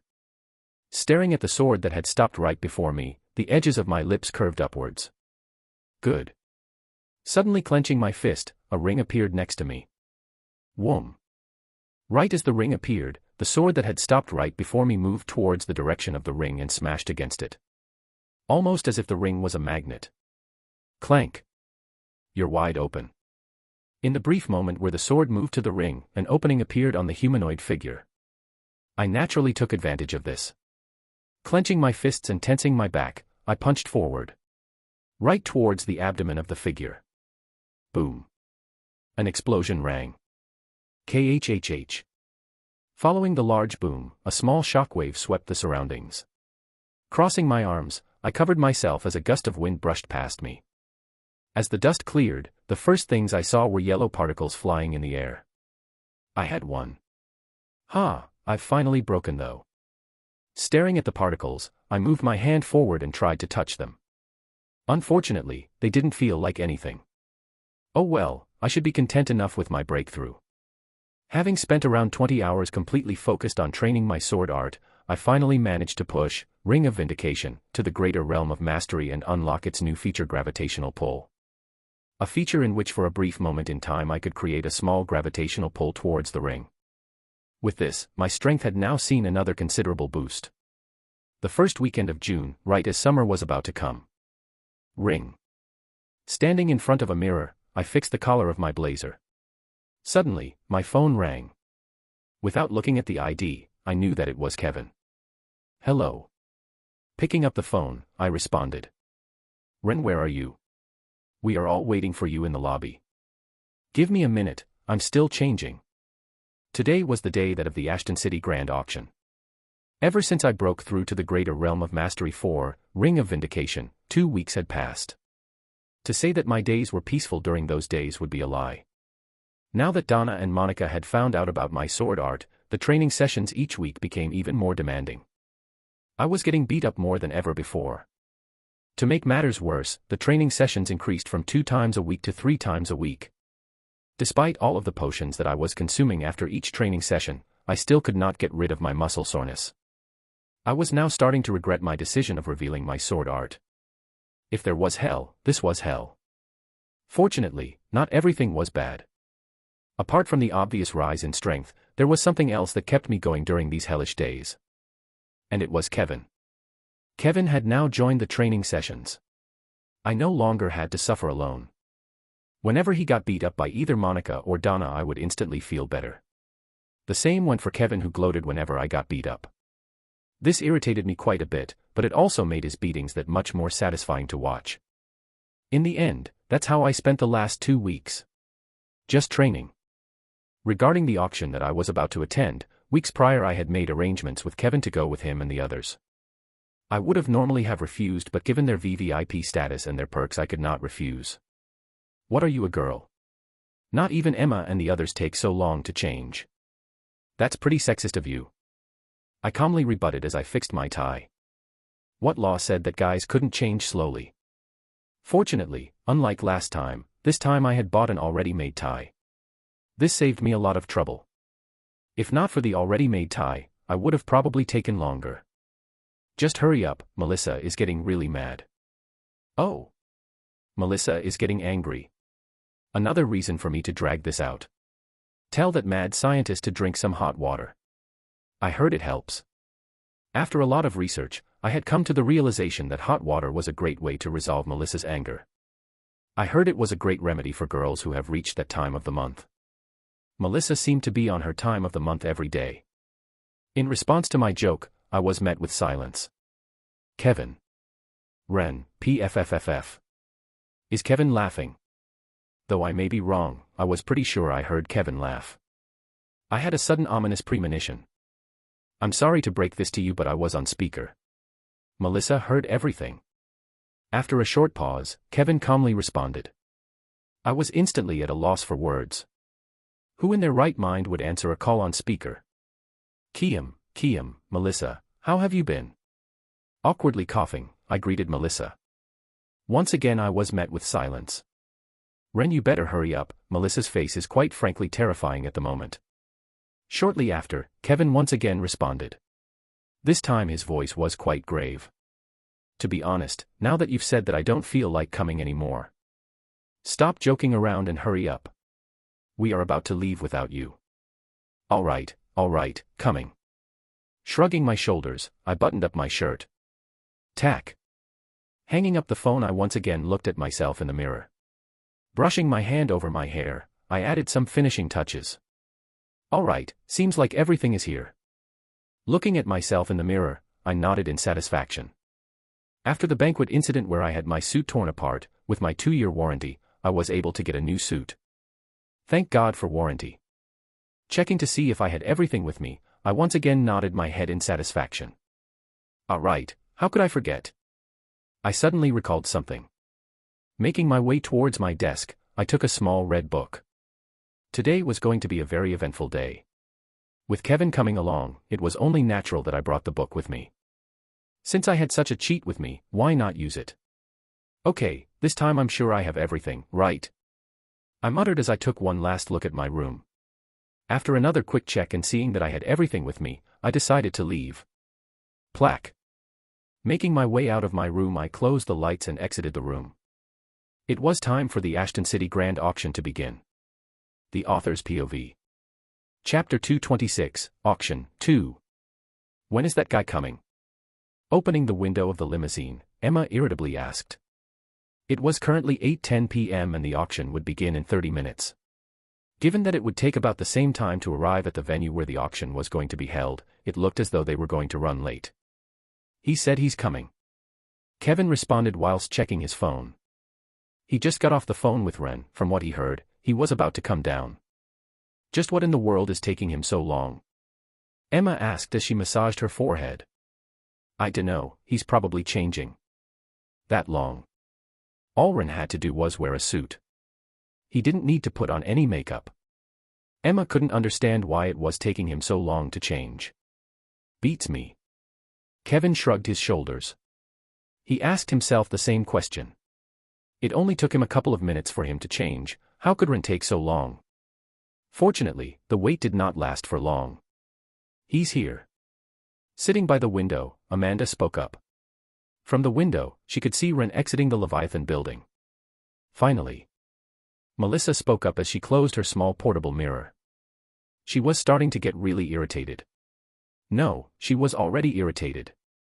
UHG, what is he doing? Emma let out a groan as she looked at Ren's figure in the distance. Lazily yawning, Ren looked around before spotting the limousine where everyone was. With his hands in his pockets, he leisurely walked up to the limousine.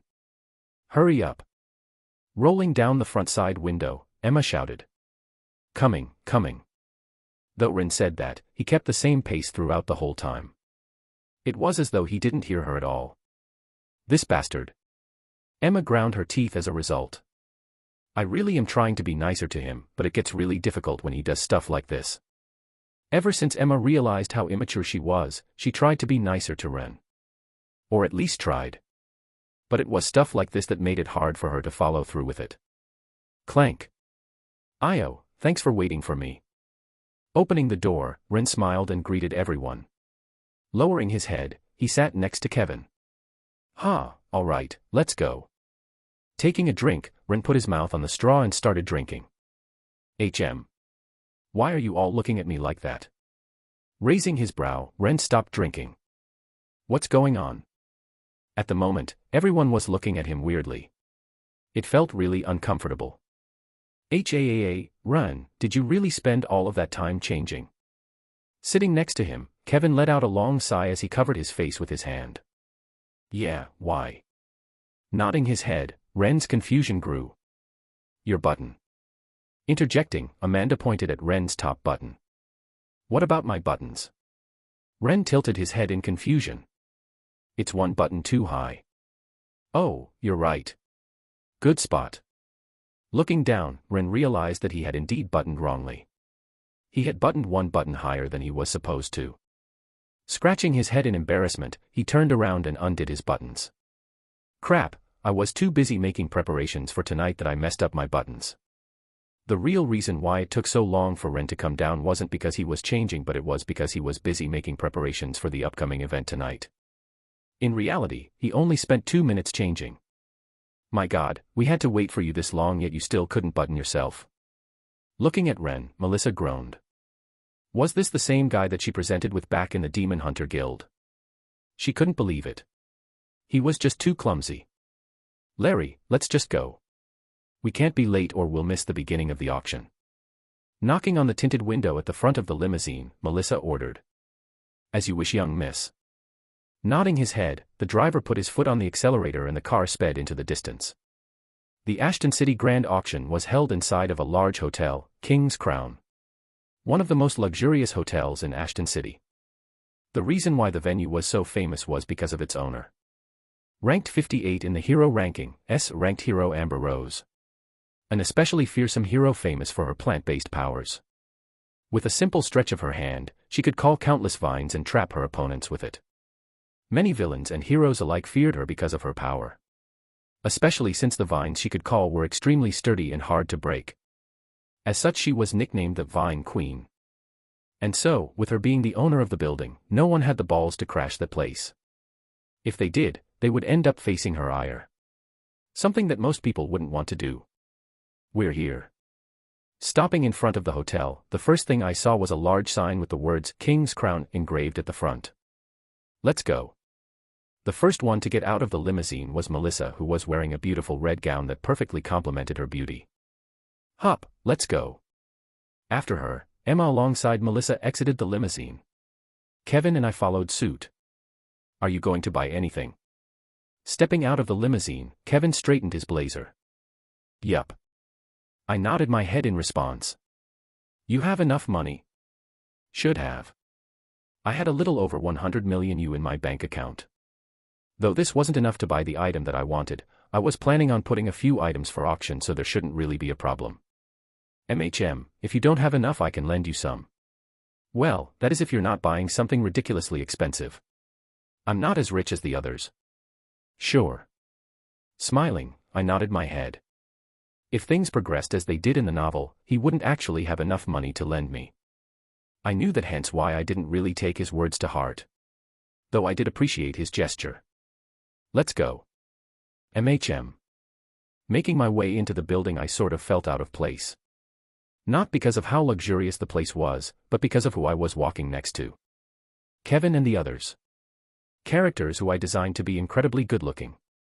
I look way too plain compared to them, don't I? I thought as I bitterly shook my head. Not that I was ugly or anything, in fact, I was quite handsome if I had to say myself. At least in old earthly standards. Unfortunately, compared to Kevin and the others, I was just too plain. I really need to increase my charm, I muttered as I followed Kevin and the rest into the hotel. Arriving at the entrance, we were soon greeted by multiple attendants. Hello, welcome to the Ashton City Grand Auction. Can you please show us your tickets? Here. Nodding her head, Melissa flashed a card to the attendants. Looking at the ticket, the attendants opened their eyes widely. Melissa Hall, VVIP. Please follow me this way. Looking at the card, the attendants immediately became more courteous. They all had brilliant smiles on their faces as they looked at us. TSK, this is the difference between the rich and the poor. Inwardly clicking my tongue, I followed the others towards the VVIP section of the auction. Had it been just me with my regular ticket, though I wouldn't be scorned, I also wouldn't have been greeted with such enthusiasm.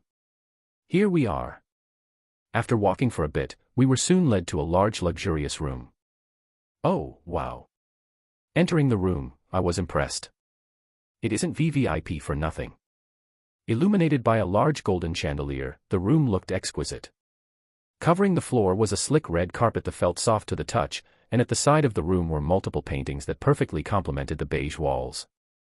Most intriguing was the large window at the front of the room that overlooked a large hall, which I presumed to be where the auction would be held.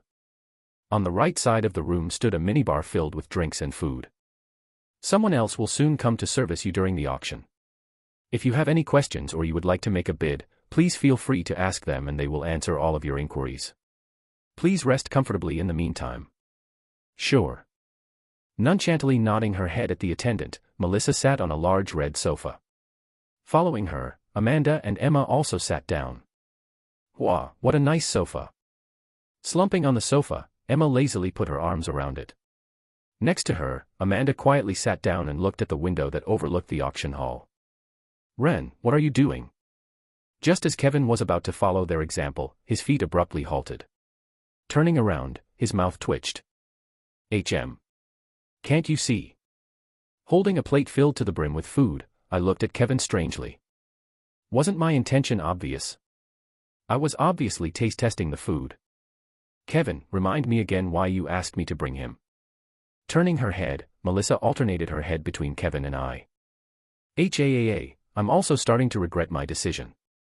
Shaking his head, Kevin let out a long sigh. Hey, you know I'm here. Pig. Muttered Emma with a disgusted look as she looked at the plate in my hand that was filled with food. She was suddenly reminded of the past. Back when she lost the bet. Who you calling a pig, huh? Munching on an eclair, I rebutted. Who else but you would I be calling you a pig? Just like last time, you're stuffing yourself with food. What? It's free. The food was clearly there for the taking. Why was everyone else complaining? It's not like the food was here for decoration. Melissa is paying for it. Emma rebutted as she pointed at Melissa. Oh, I see. That's what makes this even tastier, I softly muttered as I took a bite of a green macaron and proceeded to ignore the others. So good. Closing my eyes, I savored the food to the fullest. It was so good. Clank. Right as I was in the middle enjoying my food, the door to the room opened. Entering the room was an old man with a kind smile on his face. Politely bowing, he introduced himself. Hello, nice to meet you. My name is Jeremiah and I will be your attendant for today. If you have any questions regarding the auction, you may ask me. Whenever you successfully bid on an item, I will personally bring the item to you guys. Nice to meet you. Turning her head around, Melissa nodded her head at Jeremiah. Smirk. So you're finally here. Looking at Jeremiah, who had just entered the room, I put my half-finished macaron down as the edges of my lips twisted upwards. Jeremiah, you say? Though the others were fooled, I wasn't. The man before me was not who was on the surface. No. He was tonight's main star and the man I was waiting for. Ivan Ranvik, The Men with 1,000 Faces. The Author's POV. Chapter 227, Auction, 3. At the same time, inside another VVIP room, a beautiful woman with green hair sat on a black sofa. Next to her was a male attendant. All the preparations are ready. We have multiple A-ranked heroes and B-ranked heroes on standby watching over the venue. Spoke the male attendant as he looked at the tablet in his hand. That's good, anything else? Nothing so far. The male attendant shook his head and responded. All right, you may go. Nodding her head, the green-haired woman dismissed the attendant. As you wish. Bowing down, the attendant swiftly turned around and made his way towards the exit. Clank. Right before the attendant could leave the room, startling him, the door to the room swung open and a small girl with orange hair entered the room. Following her from behind was a beautiful woman with long black hair and amethyst-colored eyes. Io, how's it going, Amber? Monica, you're supposed to knock before you enter. Shaking her head, Donna reprimanded Monica as she entered the room. This wasn't the first time Monica brazenly entered a room like this. She needed to fix her bad habits as one day it might come back and bite her. Monica. Donna. You guys are finally here. How are you doing, Amber? Staring at Donna and Monica, who had just entered the room, the green-haired girl whom Donna referred to as Amber, put her tablet down and smiled. I'm doing better now that you guys are finally here. Being the owner of the establishment and the one responsible for tonight's event, Amber had a lot of things to do. She was quite understandably tired. However, now that Monica and Donna were here, Amber instantly felt better. How long has it been since we last saw each other, Donna? Amber asked. I'm not sure. Maybe 8 years. You were 2 years ahead of us, so we didn't spend much time together at the lock. That's true. If there was one thing Amber regretted, it was the fact that she was born 2 years too early. If not for that, she would have been able to enjoy her school life with Donna and Monica, her closest friends. She truly missed those days where she would chase Monica around with Donna around the campus. Those days were much easier. Now she was presented with endless paperwork that she could see no end of. Every day was a constant challenge for her. Wow, what's this? Oh, look at all of this food. Don't mind if I take some. Oh, what a nice view. Childish as always, I see. Looking at Monica jumping all over the place, Amber shook her head. I guess some people never change. Even 8 years ago Monica was the same. From how she behaved to how she looked, she was the exact same person. Apart from her strength, nothing else seemed to grow. Tell me about it, I have to deal with her every day now. Sighing, Donna shook her head. Oh. How come? You didn't hear? Monica over here, for a short period of time, is going to be an instructor at the academy. Donna pointed at Monica as she massaged her forehead. What? Amber's eyes opened widely. Monica teaching. Isn't that a recipe for disaster? It's what I've been saying. Donna had said this from the very beginning. Monica was just not fit to teach. Not with that personality of hers. Without a doubt, she was going to cause some sort of trouble sometime soon. Donna felt it. Hey, you know I'm here. Turning around, Monica frowned. Why does everyone think I can't teach? I'm obviously way stronger than the both of you, muttered Monica as she took a plate of food. Wasn't her strength enough to prove that she was qualified to teach? Humph, they must be jealous, thought Monica as she stuffed herself with pastry. All right, sorry Monica. Please have a seat and enjoy yourselves. The auction is about to start. Waving her hand and apologizing to Monica, Amber pointed at the seats next to her. I'll forgive you only this time since you personally invited us here. Turning her head to the side, Monica calmly walked towards a sofa and sat down. Donna did the same. Shortly after the lights turned off. If you'll excuse me, I will now attend the other guests. If you have any inquiries, please feel free to call me by tapping on the call function on the tablet next to you. Jeremiah explained a few things before bowing and excusing himself. Will do. Looking at the auction hall, Melissa nonchalantly nodded her head. I hope you will have a pleasant experience. Curtly bowing again, Jeremiah left the room. Clank. Standing by the side of the room, I quietly munched on another macaron.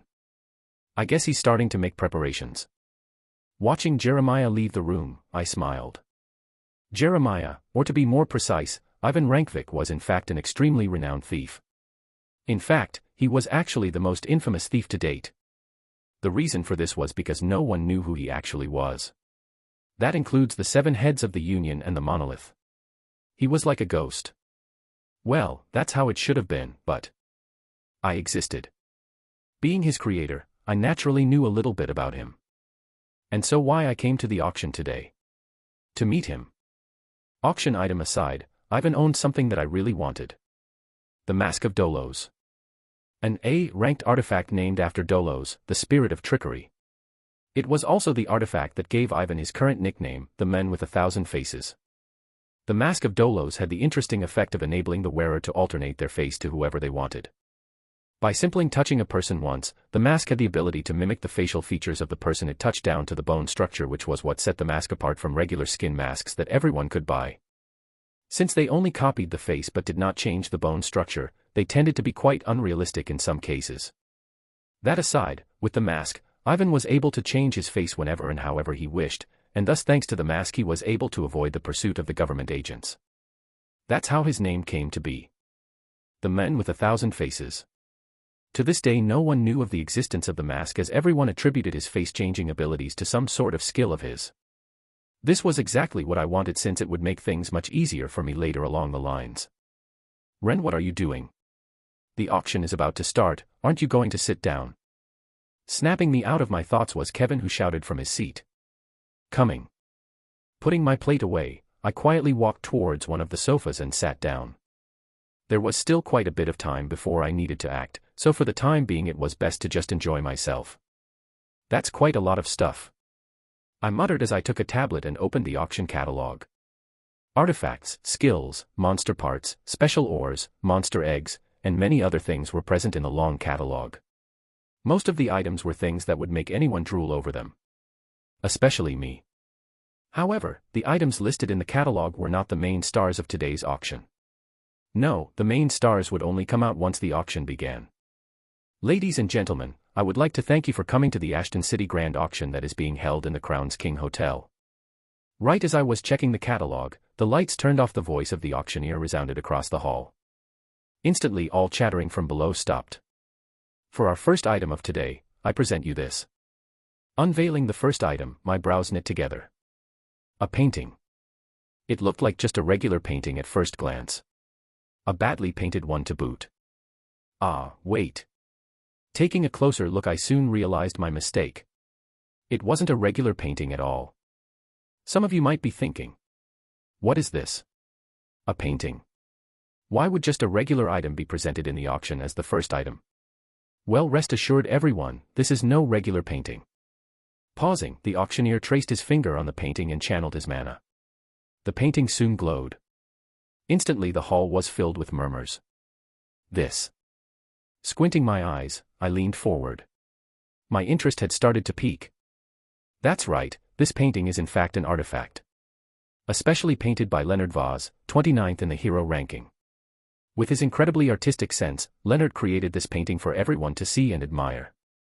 What makes this painting special is the fact that the painting contains some of Leonard's insight on scion control. One of the most fundamental subjects in order for one to reach the top. If one is lucky enough, upon looking at the painting, they may be able to take a step further in their martial mastery and become stronger. The auctioneer paused and looked at the crowd. He was trying to let the information sink in. Enough said, the starting price for the painting is 500,000 U. Let the bids begin. After a couple of seconds, the auctioneer officially opened the bidding. Instantly a wave of hands rose in the air. Number 60 bids 550,000 U, going once, ah. Number 78 bids 700,000 U. Number 765 bids 1,300,000 U. Oh, number 05 is raising the price even further. 1,500,000 is the current bid. This. Seeing the crazy waves of bids, I looked at the tablet in my hand. On it was a red button that I could press to bid.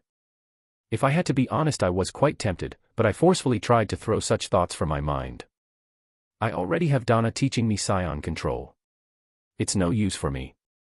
I shouldn't waste my money on the painting. Though Donna wasn't as strong as Leonard, her mastery of scion control was at least on par with his level. There was no way a painting could help me as much as a face-to-face lesson with Donna. Though somewhat useful, it would sort of be a waste of money to me. Number 1289 bids 5, 690, 000U. Anyone else? Oh, it seems like another distinguished guest wants to take a piece of the cake, 5, 900, 000U. Looking at the rising price, any thoughts I had on buying the painting were immediately thrown out of the window. Although the painting was indeed tempting, 6 million for it was a bit too much. Number 60 bids 8, 000U going once. Going twice.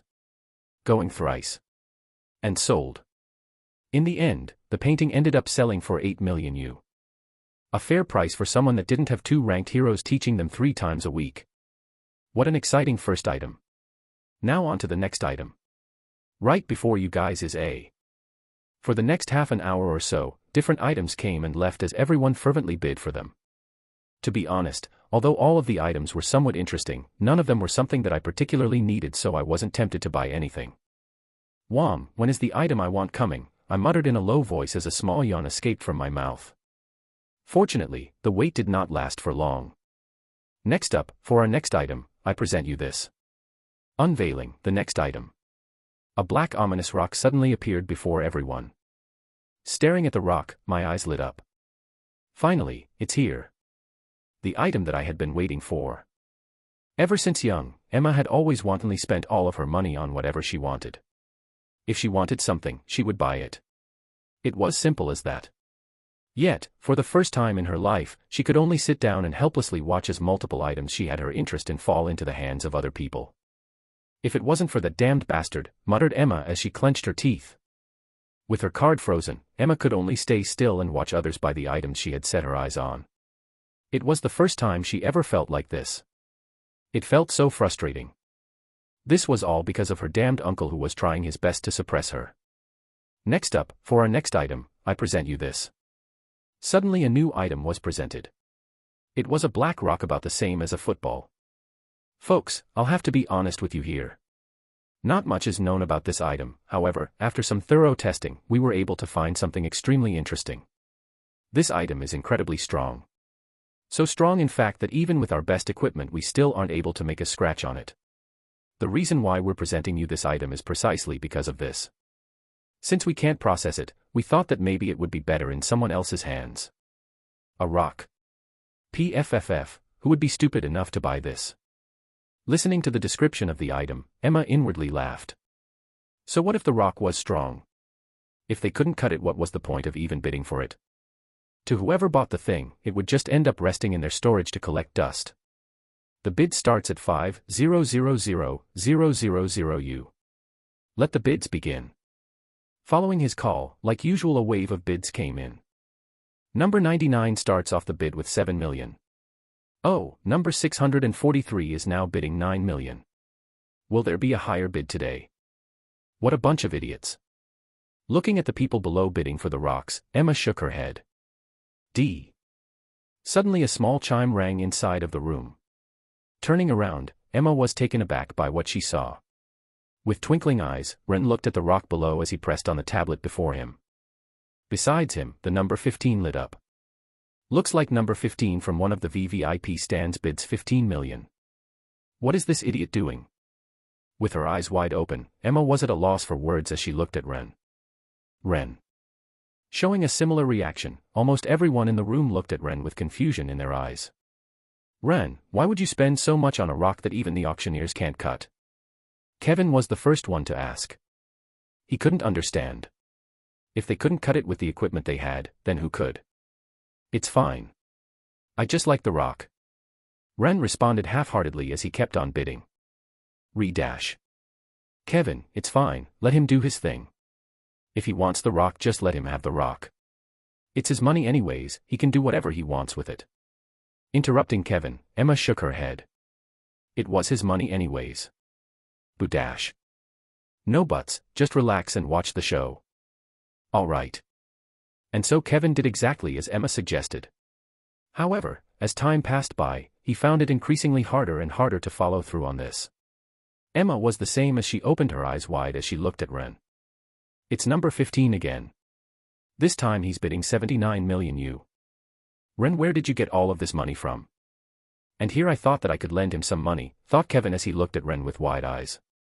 From the way Ren was bidding, Kevin realized that his previous comment was unnecessary.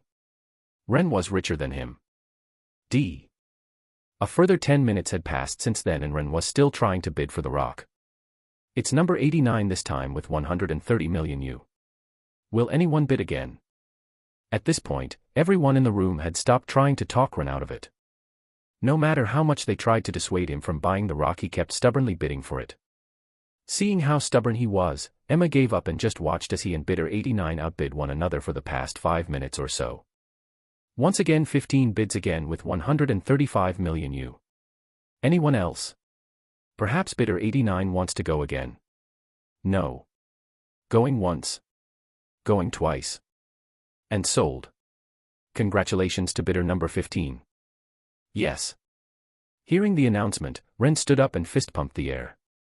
What's the point of being so excited for a rock? Staring at Ren from her seat, Emma shook her head. She really couldn't understand. Not just her, everyone else in the room shared the same sentiment. What was so special about that rock that it made Ren want to buy it so badly? The author's POV. Chapter 228, Auction, 4. Here's your item. Holding onto a golden tray, Jeremiah politely bowed in my direction. Thank you. Smiling kindly towards Jeremiah, I took the item that was on the tray. A small black rock. If you will excuse me, I will be leaving now. If you require my services once again, please feel free to contact me. Will do. Nodding my head, I watched as Jeremiah left the room. You've seen enough. Tossing and playing with the rock in my hand, I quietly moved back to my seat. Completely disregarding the questioning looks coming from the others. Ren, why did you buy the rock? Kevin asked as he looked at the rock in my hand. This. Smiling, I casually tossed the rock in the air. Well, since they said it's unbreakable, why wouldn't I be interested in it? If I can somehow break it, wouldn't it be worth the cost? Didn't you hear the part where it said that you can't break it? Emma interjected. What about in the long run? With modern technology advancing with each passing day, why disregard the possibility of being able to cut the rock in the future? Once again tossing the rock in the air, I calmly rebutted. If one day the rock could be cut, its value would definitely shoot through the roof. Not that this was the reason as to why I bought the rock, but it was indeed a good point. Ah, that's actually a good point. At the words, long run, Kevin finally had a look of understanding, as he proceeded to nod his head. It seems like he thought that I was hinting at him that this was one of the things that I saw from my foreseeing abilities, but this was not really what I meant. In the first place, why would I get such a detailed vision about a rock? It didn't make sense. That aside, after my statement, Emma also shut up. She probably had given up. Next up for our next item, here we have an amazing. Taking everyone's attention away from me was the auctioneer who started presenting the next item. Fools. Playing with the rock in my hand, I shook my head. What I had said before about being able to cut the rock in the future was a lie. This rock wasn't something that modern technology could cut. The reason for this was because the rock in my hand was a metal known as Ocluum. An extremely dense and rare material that could only be found on a dwarven planet. Though I wasn't exactly sure as to how the metal ended up in the auction as I never touched upon it in the novel, I knew that with it I could create an amazing weapon. Originally this ore was supposed to have been bought by someone else. Unfortunately, the said person ended up becoming a villain. He was also the villain who owned the sword that I wanted to get. The very same sword that was made using the ore below. At first, I wanted to just wait till the precise time where the villain would show up in the novel to take his sword, but after thinking things through I realized. Why take his sword when I can have one forged specifically for me? With the knowledge I had about this world, I knew someone who could make the sword that I wanted. Malval Ironhawk. A legendary dwarven figure known for his masterful craftsmanship. There were only 5 entities that could properly handle Ocluum properly, and he was one of them. If anybody else tried, though they would be able to forge a weapon, the artifact would never reach its full potential.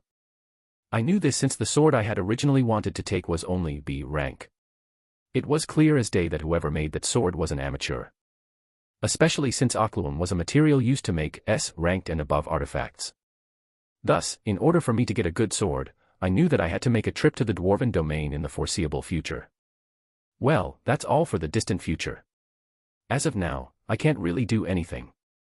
Especially not with this rock. PSHHHH. Clenching my hand with all of my power, the rock disintegrated in my hand. As expected, it's fake, I muttered softly as I opened my palm and fine black granules of sand fell on the floor. He's already made the swap, huh? Being a thief, Ivan disguised himself as Jeremiah, a leading attendant of the banquet. His job as Jeremiah was to attend to several VVIP clients and give them the object that they had purchased. However, having made preparations in advance, Jeremiah had a copy of each and every single item sold at the auction today. Whenever one of the people he was in charge of purchased an item, Ivan would quickly replace it with a fake. Because everyone's attention was focused on the auction, no one noticed that they were given a fake. Of course, the fakes were good fakes. In theory, I shouldn't have been able to break the rock, but I had come prepared beforehand. Furthermore, if someone did in fact discover that the item they had was a fake, Ivan could quickly swap his face and escape. This was one of the reasons why he was so infamous. Because he was so hard to catch. Unfortunately for him, today was going to be his last day operating as a thief. It's not like I'm just going to leave you alone after you stole from me. I wasn't someone who forgot their grudges.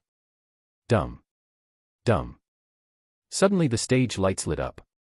The main event was just about to begin.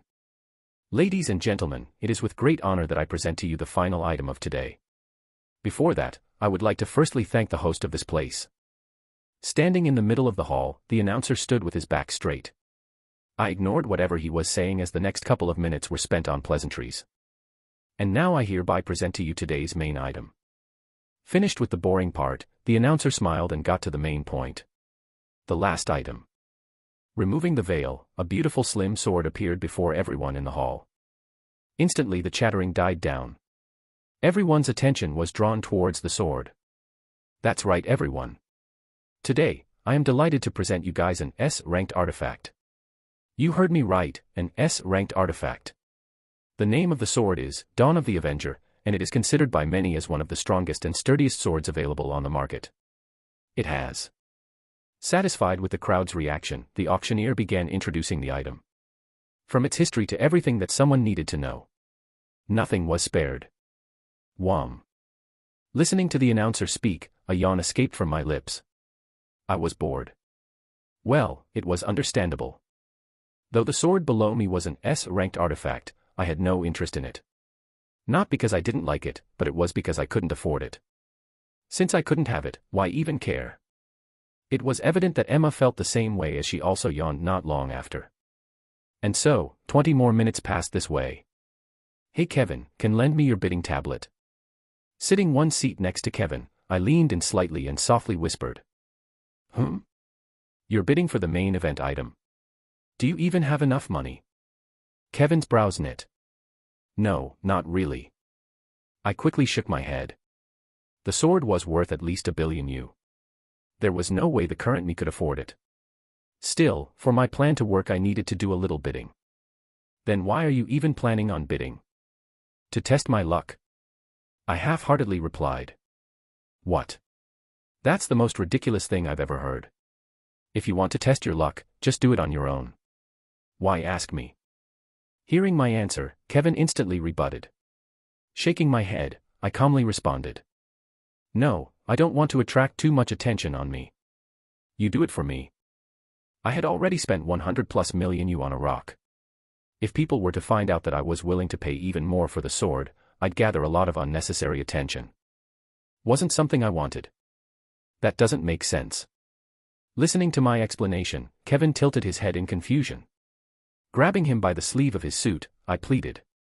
Come on, please? I'll owe you 1 inch. Just this once. Under my pleading eyes, after a couple of seconds had passed, Kevin covered his face with his hand and sighed. He had given in to my demands. Yup, don't worry. If you tell me to turn right, I won't even glance at the left, or whatever they say. A beautiful smile blossomed on my face. Stop being so dramatic, here. Rolling his eyes, Kevin handed me his tablet. Taking the tablet, I smiled widely. This is probably the worst decision you could ever make. I wasn't being completely honest with Kevin. Although I was indeed not going to purchase the sword, what I was about to do next would prove to be quite troubling for him. Oh, right. Don't get flustered later, and don't care about the money. Recalling something, I quickly warned Kevin. What do you mean? Turning his head in my direction, Kevin frowned. In response, I patted him on the shoulders and reassured him that everything was going to be fine. Don't worry, I've got it covered. Just don't act surprised regardless of what I do.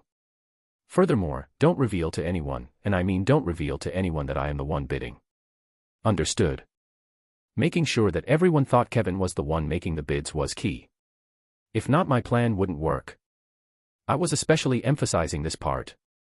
Honestly, I don't have a good feeling about this. Just trust me. Alright, but be careful. Yup, don't worry. With a bitter smile, Kevin nodded his head. Seeing this, I smiled and looked back at the auction below. Number 754, bids 89 million U. Is there anyone else? Number 76 bids 90 million U. Bid after bids were being made with each passing second. Alright, it's time to let the fun begin. Crossing my legs, I pressed on the tablet screen before me. Instantly I made a bid. Oh. It looks like bidder number 17 has entered the fray with 98 million U. The moment the sword was unveiled, inside of a different VVIP room, Monica stood up and shouted. I want that. Not again. With a bitter smile, Donna shook her head. Noticing the twinkle in Monica's eyes, Donna knew that at this moment nothing could stop Monica from buying the sword. Monica, do you have enough money? Sitting next to Monica, Amber asked. Of course. I have plenty of money saved up. Monica instantly nodded her head. Excluding the extra money she got from brand deals and dungeon runs, Monica's salary was around 100 million UA a year. Her overall net worth was in the billions. Without a doubt, she had money. Where is the tablet? Asked Monica as she looked around the room. Here. Amber handed Monica a tablet and curiously asked. Are you sure you want the sword? Isn't your sword good enough? My sword is good, but it's about time I changed my sword. Monica's current sword was only A ranked. It had the amazing effect of amplifying her flame scion control, however now that she was closing in on SS rank, it was about time she changed her sword. If she reached SS rank, an A rank sword wouldn't really be useful for her anymore as it wouldn't be able to hold her power. She needed to buy a new sword. Okay, since it's your money I won't stop you. Though she didn't understand, Amber nodded her head. She then sat back down and proceeded to pay attention to the auction. Let's start big. Looking at the tablet, Monica quickly set up a price and made a bid. Wow. Buyer 79 does not seem to want to joke around. 300 million right off the bat. I will get you at all costs, softly muttered Monica as she placed both hands on the glass window that overlooked the auction hall. At the same time. Number 17, 330 million U. Is there any higher bid? Hey Ren, what the hell is going on? Where in the world did you even get all of this money from? With a pale face, Kevin softly whispered next to me. At the moment he was being bombarded with questions by Emma. Having promised me to not disclose anything, Kevin could only helplessly look at Emma as she continued to berate him. Next to her, Amanda and Melissa were also looking at Kevin with shocked expressions. Trust me, everything will be fine. Calmly reading my red book and ignoring the commotion, I nonchalantly waved my hand and pressed on the tablet again. Though I understood Kevin's concern, I had everything under control at the moment. With the book in my hand, I knew my limits. Oh, it's bidder 79 this time with 380 million U. Is there anyone else that is willing to bid again? Prompting me to raise my brow was the announcer's voice.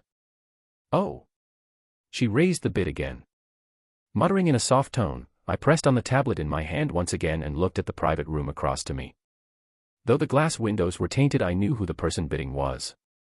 Monica Jeffrey. My second private instructor. Oh, it's bidder 79 this time with 380 million U. Is there anyone else that is willing to bid again? What? Kevin, are you out of your mind? Just where did you get all of this money from? Staring at the bid, Emma could no longer sit still and stood up. Well, that is, I really like the sword. In a flustered manner, Kevin responded. Seriously? By the side, I facepalmed. Just what kind of excuse was this? What? It still doesn't make sense. You are still miles away from S rank. What would you need an S rank sword for? You're wasting all of your money. Completely disregarding Kevin's statement, Emma berated. Listening by the side, I nodded my head. What Emma said wasn't wrong.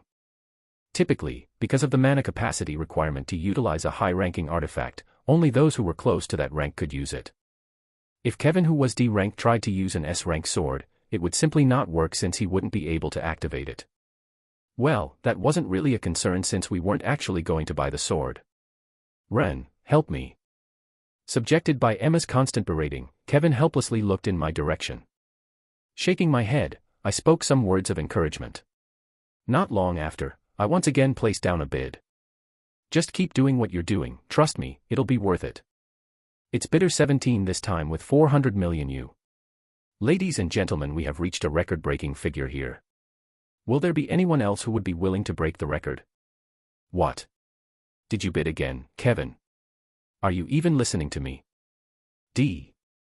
Disrupting Emma was a loud chime that resounded across the room. It was the room service button. What are you doing? Melissa asked as she turned around and looked at me. In response to her question, I gave her a simple reply. Me. I'm just calling Jeremiah. I have something to ask of him. Oh, okay. Quickly losing interest, Melissa nodded her head and turned around, and looked at the auction below. Grr, who is bidder 17? I will rip them to shreds. Gnashing her teeth, Monica furiously pressed on her tablet. Her chests heaved up and down unevenly. She was obviously angry. Oh, it's bidder 79 this time with 1.1 billion U. Is there anyone else that is willing to bid again? I dare you to bid higher. Listening to the announcer's voice, Monica's chest heaved up and down even more fiercely. For the past 10 minutes or so, she and bidder number 17 had been at each other's throats, continuously outbidding against one another. It got to the point that the price had just gone up to a whopping 1 billion U. This was insane. Almost unheard of, in fact. By now all of the other contestants had pulled out. It was just the two of them. It's bidder 17 this time with 1.2 billion U. Ladies and gentlemen, we have reached a record-breaking figure here. Will there be anyone else who would be willing to break the record? Gah. Monica's high-pitched scream resounded across the room. Hey Monica, calm down. Next to Monica, Donna tried her best to calm her down. But knowing Monica's character full well, she didn't stop her from bidding. She was a lost cause.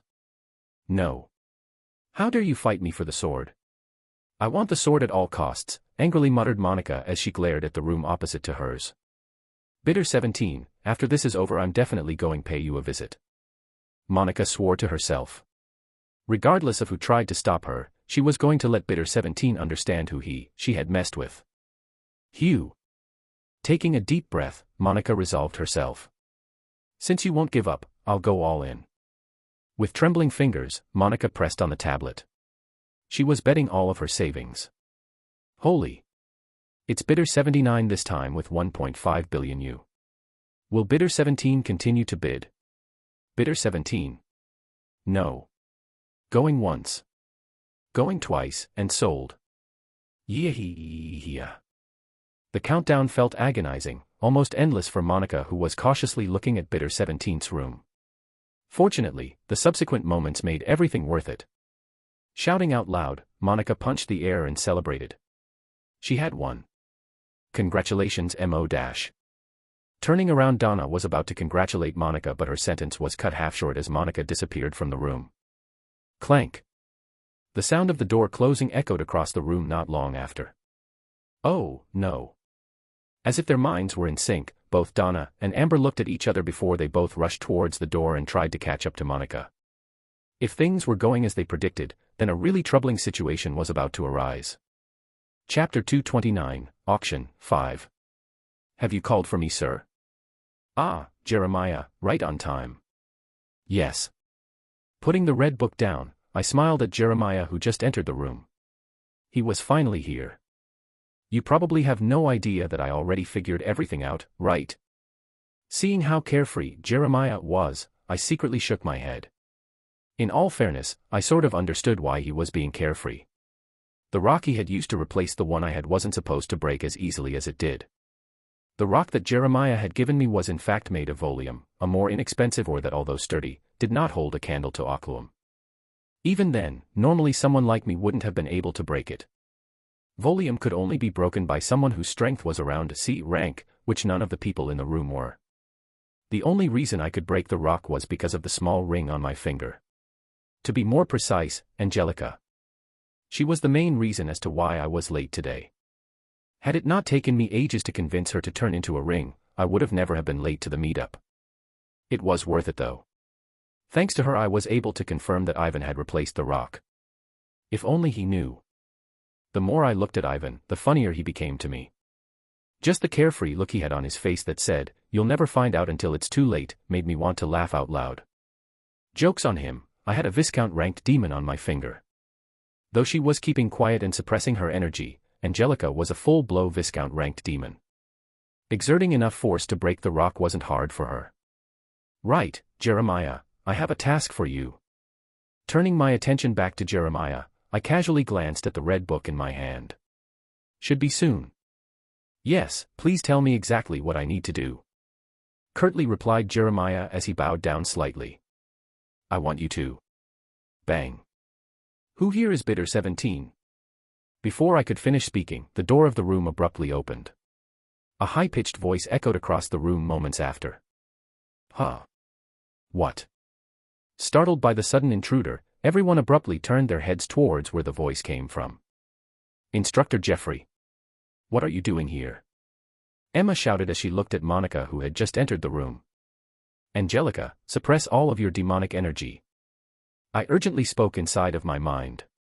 Angelica did not respond, but I knew that she was doing exactly that. If everything goes according to the book, Angelica shouldn't get spotted yet, I thought, as I looked at Monica, who had entered the room. "Ah. It's you guys." Looking around the room in confusion, Monica had a surprised look on her face.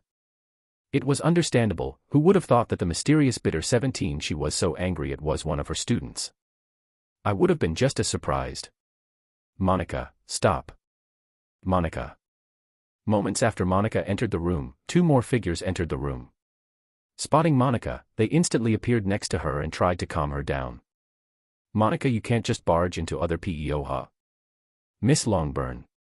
Once again, everyone had a surprised look on their faces. Especially since everyone was all too familiar with one of the people that had just entered the room. Donna Longburn. Our class instructor. "Wait, isn't that Amber Rose?" Emma pointed out as she looked at the green-haired girl beside Donna. "What? It's you guys." Stopping mid-sentence, Donna showed a similar reaction to Monica. "Donna, you know them?"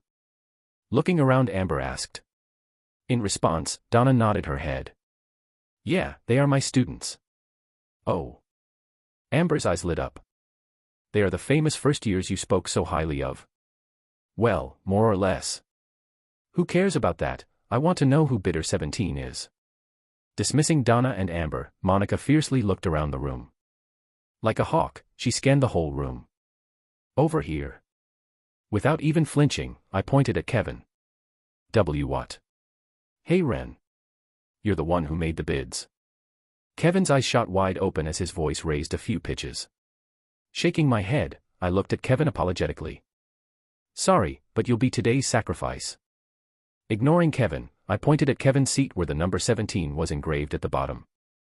"No idea what you're talking about. Just take a look, your seat says 17 at the bottom. Mine says 15. Stop trying to shift the blame on me." "Ren. I see, so it's you, Kevin." Looking at Kevin's seat, Monica smiled. It was a smile that sent chills throughout the whole room. No, I swear this is a scheme devised by Ren." Kevin repeatedly shook his head as his body shuddered. "Oi, why are you backstabbing me like this? I can't believe this. I'm disappointed in you, Kevin." A hurt look appeared on my face as I looked at Kevin. To think he would sell me out like this. I was truly disappointed. "You." Kevin clenched on the armrest of the chair and glared at me. I feigned ignorance to his glare. "Kevin, I'll see you in our next practice session." Calming down, Monica looked at Kevin for a good minute. After that, her lips savagely twisted upwards. But. No buts. You better not be late for our next session. I'll be sure to take good care of you. Monica quickly cut Kevin off. There was no room for discussion. PFF. Staring at Kevin, who was at a loss for words, a small sound escaped from my lips as I tried my best to hold my laugh back. Ren. Sitting next to me, Kevin heard everything. The veins on his forehead bulged as a result. Ah, Jeremiah, I still haven't finished what I wanted to say. Ignoring Kevin, I leaned back on my seat and leisurely called out Jeremiah, who was sneakily moving towards the exit of the room. What are you doing over there, Jeremiah? Are you leaving? Ah, I thought that it was best if I left. Scratching his head in embarrassment, Jeremiah stopped moving. Droplets of sweat appeared by the side of his face. Weird. Heek. Monica's brows suddenly knit. Turning around, she appeared before Jeremiah, startling him. Ignoring his reaction, Monica took a good look at Jeremiah. Ah, Madam Jeffrey, I'm a bit uncomfortable by your stare, may I please go? Shut up and stop moving. Monica's tone became grave. Instantly the atmosphere in the room became sullen. Noticing the atmosphere, Donna and Amber looked at each other in the eye. They did not say anything. Though Monica was always childish, whenever she was serious it meant that something big had happened. Got him.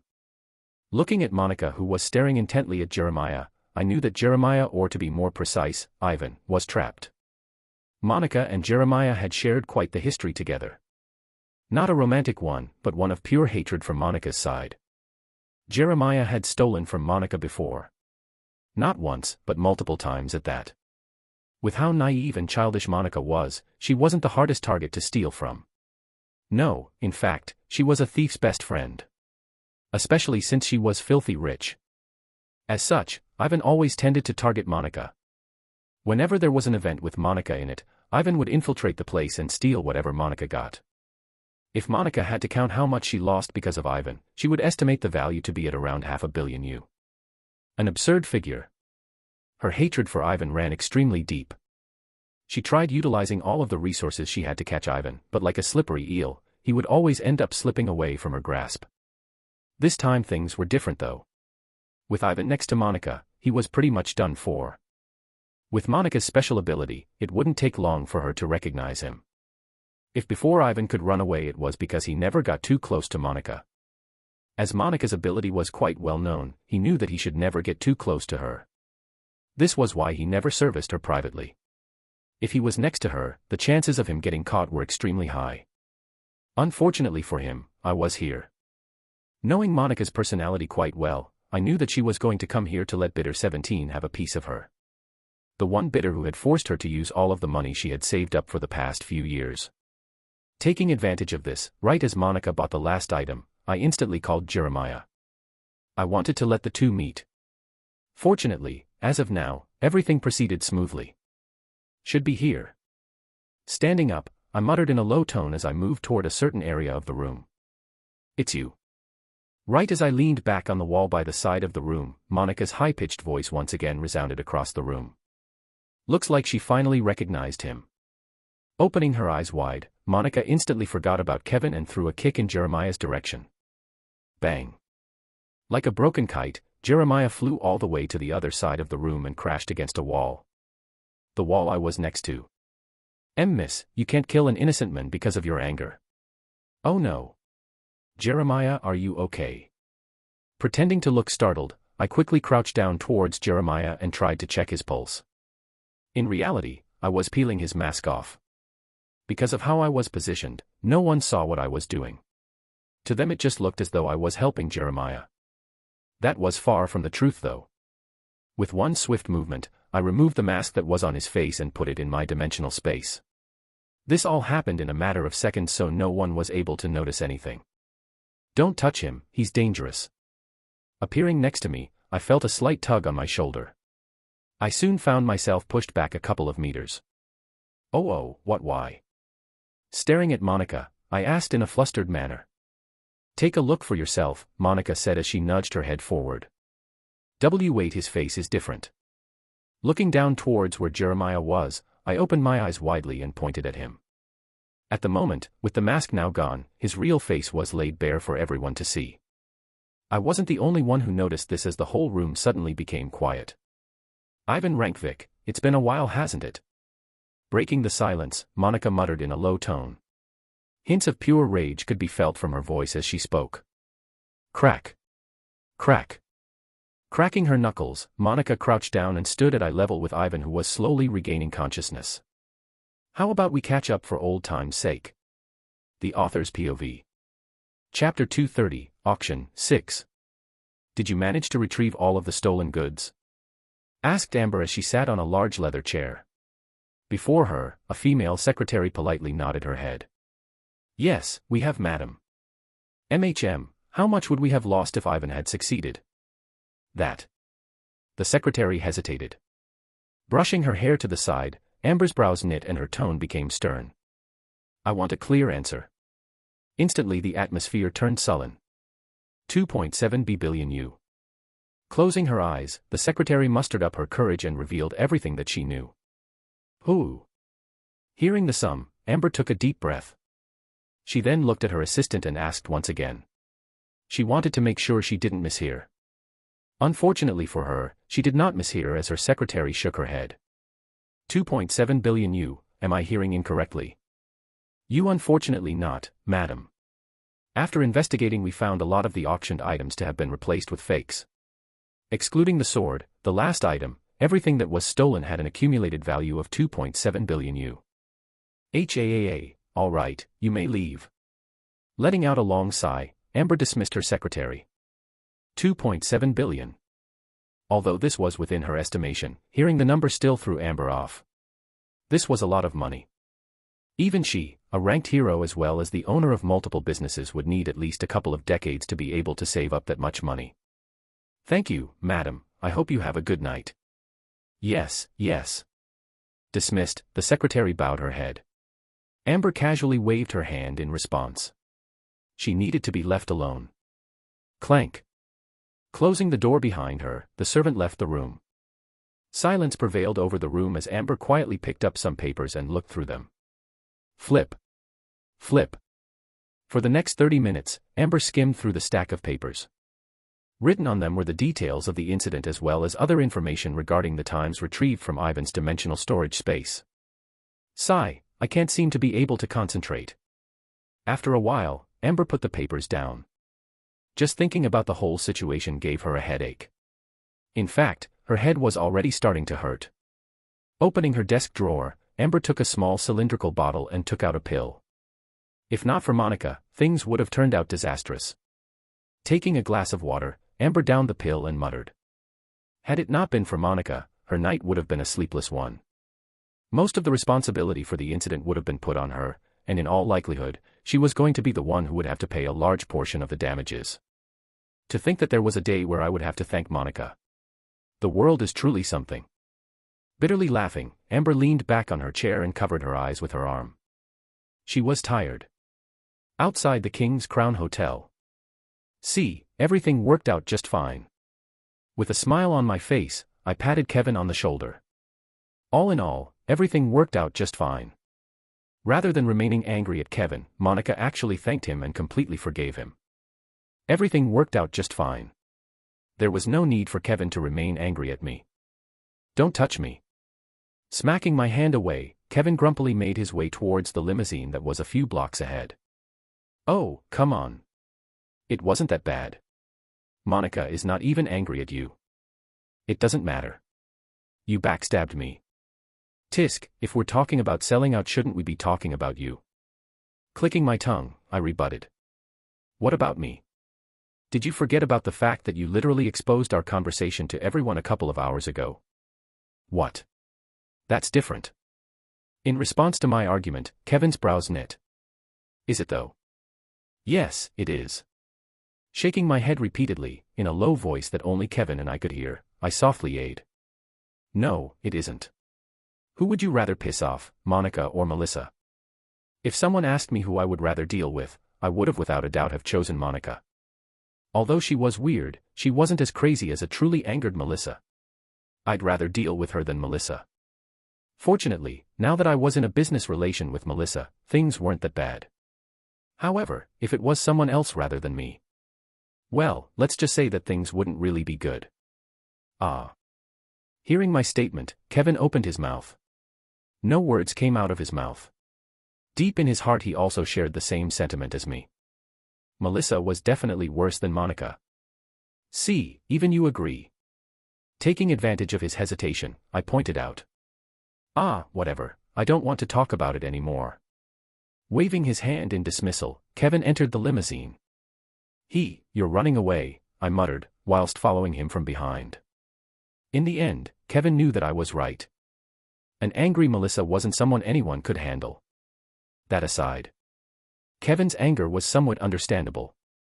I did make him take the fall for me. In my defense, everything turned out just fine. Rather than being angry at Kevin, Monica was quite grateful for him. As they say, all is well that ends well. Had Kevin not pissed Monica off, she would have never have been able to discover Ivan, the one person she detested with all her heart. Aside from that, now that she had caught him, she would be able to take back all of the items that he had stolen from her. Me included. The loss she made for buying the sword would quickly be made back. Get in, Melissa shouted as she rolled the window of the limousine down. I. Talk about the devil. Taking one last look at the King's Crown Hotel, I entered the limousine. The auction had officially come to a close. After separating from the others, I returned to my room. All right, you can come out, Angelica. At my words, black smoke rose in the air and Angelica's enchanting figure appeared before me. Staring at Angelica for a couple of seconds, I thanked her. Thank you for your hard work. I'm going to the training room. Nodding her head in acknowledgement, Angelica made her way towards the training ground. Looking at Angelica's indifferent figure moving towards the training grounds, I shook my head. Ever since moving to this new apartment, Angelica had been spending most of her time in the training grounds. With its great insulating system, Angelica could now train without holding back. She no longer had to worry about her demonic energy being detected when training, as the isolating system in the private training ground stopped all energy from leaking out. She could train all she wanted.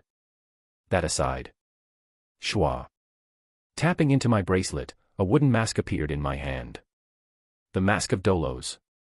I had finally laid my hands on the Mask of Dolos. An item that would prove extremely useful for me in the future. With the mask in my hand, a lot of possibilities had opened up for me. Especially when planning future schemes and endeavors. Well, in the future at least. Unfortunately, because the mask was so highly ranked, I could only use it for short periods of time before my mana would run out. This put a limit on the things I could do with the mask. Still, this was good enough for now.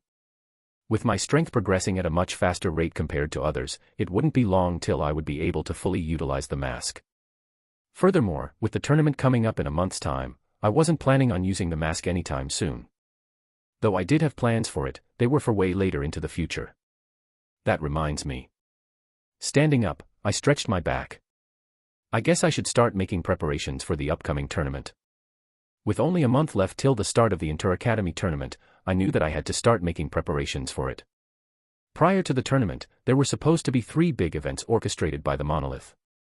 After completely destroying the first event, the banquet, there were supposed to be another 2 events. However, they never occurred. Did they perhaps give up, or are they planning something else? Sitting down on the sofa in the living room, I mused. Knowing the Monolith well, I knew that they wouldn't give up on such an important event just because one of their plans had failed. There must be something else. Despite checking on the Monolith watch, I could not figure out what the Monolith had in plan for the tournament. Even so, whatever they were planning on doing, I wasn't going to just sit down and wait for everything to happen.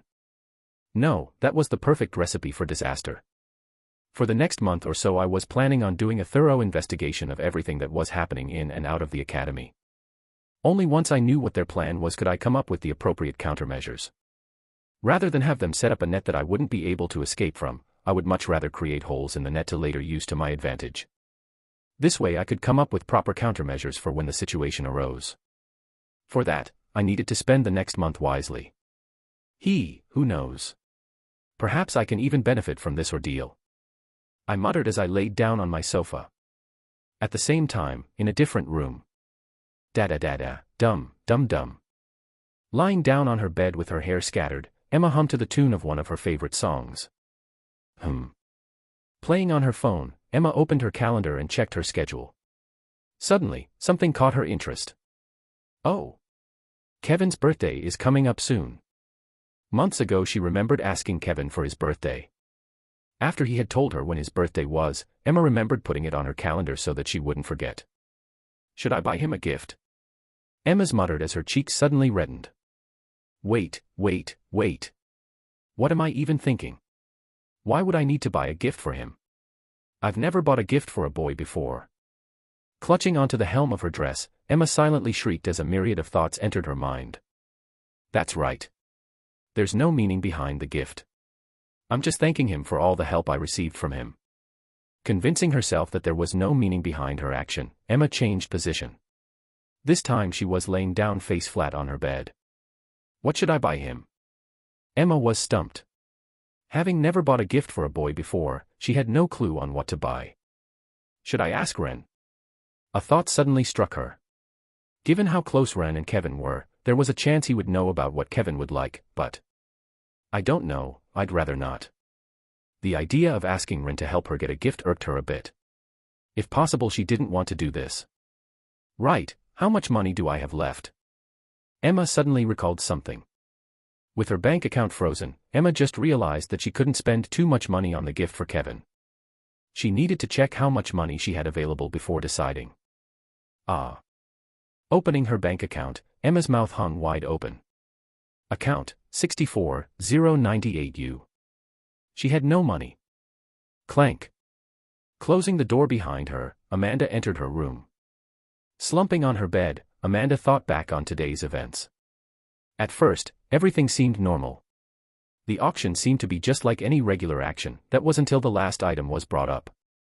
That was when everything became weird. Suddenly Kevin started a bidding frenzy. He just kept on putting bid after bid after bid. At one point, the bid reached such high figures that even Emma was at a loss for words.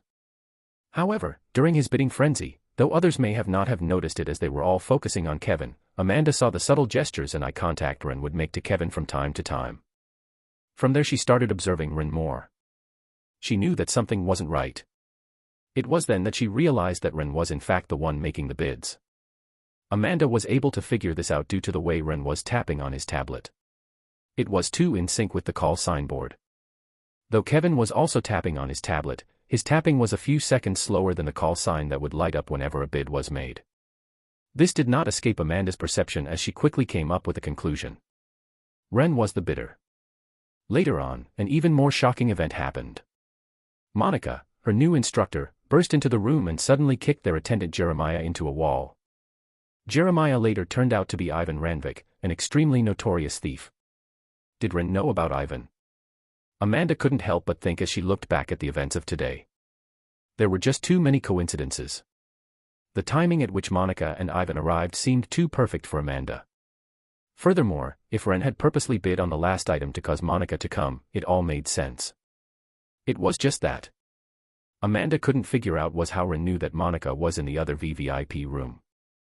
Given that all information was kept a secret, and all the rooms were assigned randomly, such a thing wouldn't have been possible. Another thing that she didn't know was how Ren was able to know that Jeremiah was Ivan. Given his notoriety for being able to even escape the grasp of S-ranked heroes, Amanda really couldn't figure out how Ren found out about his identity. In the end, though curious, Amanda didn't want to pry too deeply. Everyone had their secrets and she respected that. Perhaps one day he would reveal it to everyone. Ding! Snapping her out of her thoughts was a small chime that rang from her phone. Looking at the ID of the sender, Amanda realized it was Emma who had texted her. Amanda, I need your help with something. What do you need? Picking up the phone, Amanda sent a quick reply. Following which Emma responded back. I want to borrow some money. Reading the message, Amanda's brows knit for a couple of seconds before they quickly loosened. She had somehow heard of Emma's situation from Maxwell. So understood what Emma was going through at the moment. Okay, how much do you need? About 5 million U. Can you lend me that much? Emma's reply came quite late. It was evident that she took a bit of time to write the message. Only that much. Yeah, it's Kevin's birthday in a bit and I wanted to buy him a gift. Kevin's birthday. Amanda's brows knit. She had no idea that it was soon going to be Kevin's birthday. Should I also get him a gift like Emma, Amanda wondered. Was the polite thing to do? Amanda didn't know. In the end, Amanda didn't know whether to give him a gift or not. She wasn't actually that close to Kevin, so she wasn't really comfortable with the idea of giving him a gift. So can you lend me? Yes, no problem. Snapping out of her thoughts was a text from Emma. Amanda replied back. Thank you so much, Amanda, I'll pay you back soon. Okay. Closing her messaging app, Amanda opened her bank account and quickly transferred the money to Emma. Moments after, the money was quickly sent. Ring. Ring. Right after Amanda sent Emma the money, her phone rang. Picking up the phone, Amanda answered. It was Maxwell. Hello. Ah, young lady. Maxwell's voice rang out from the speaker. His voice sounded quite rushed. Yes. Young lady, there's a situation. Instantly Amanda had an ominous premonition. The Author's POV. Chapter 231, Recruitment, 1. June flew by and July was nearing. Summer had already approached and the temperatures were starting to rise. Inside of a training ground. Clank. Clank. The heavy sound of metal resounded across the room. Ren, cover me, shouted Kevin as he quickly moved right of me. As his foot tapped on the ground, his body suddenly shot upwards. Hup. Swoosh. Right as Kevin's foot touched the ground, I drew a circle in the air and pointed my finger towards a certain spot in the distance. In the same direction, Kevin was headed. Thanks. Twisted his body, Kevin quickly arrived before my ring. Putting his foot on the ring, he propelled his body towards the center of the room where a young girl leisurely stood. HAAA. Arriving before Monica, Kevin let out a shout and slashed his sword down. Not bad.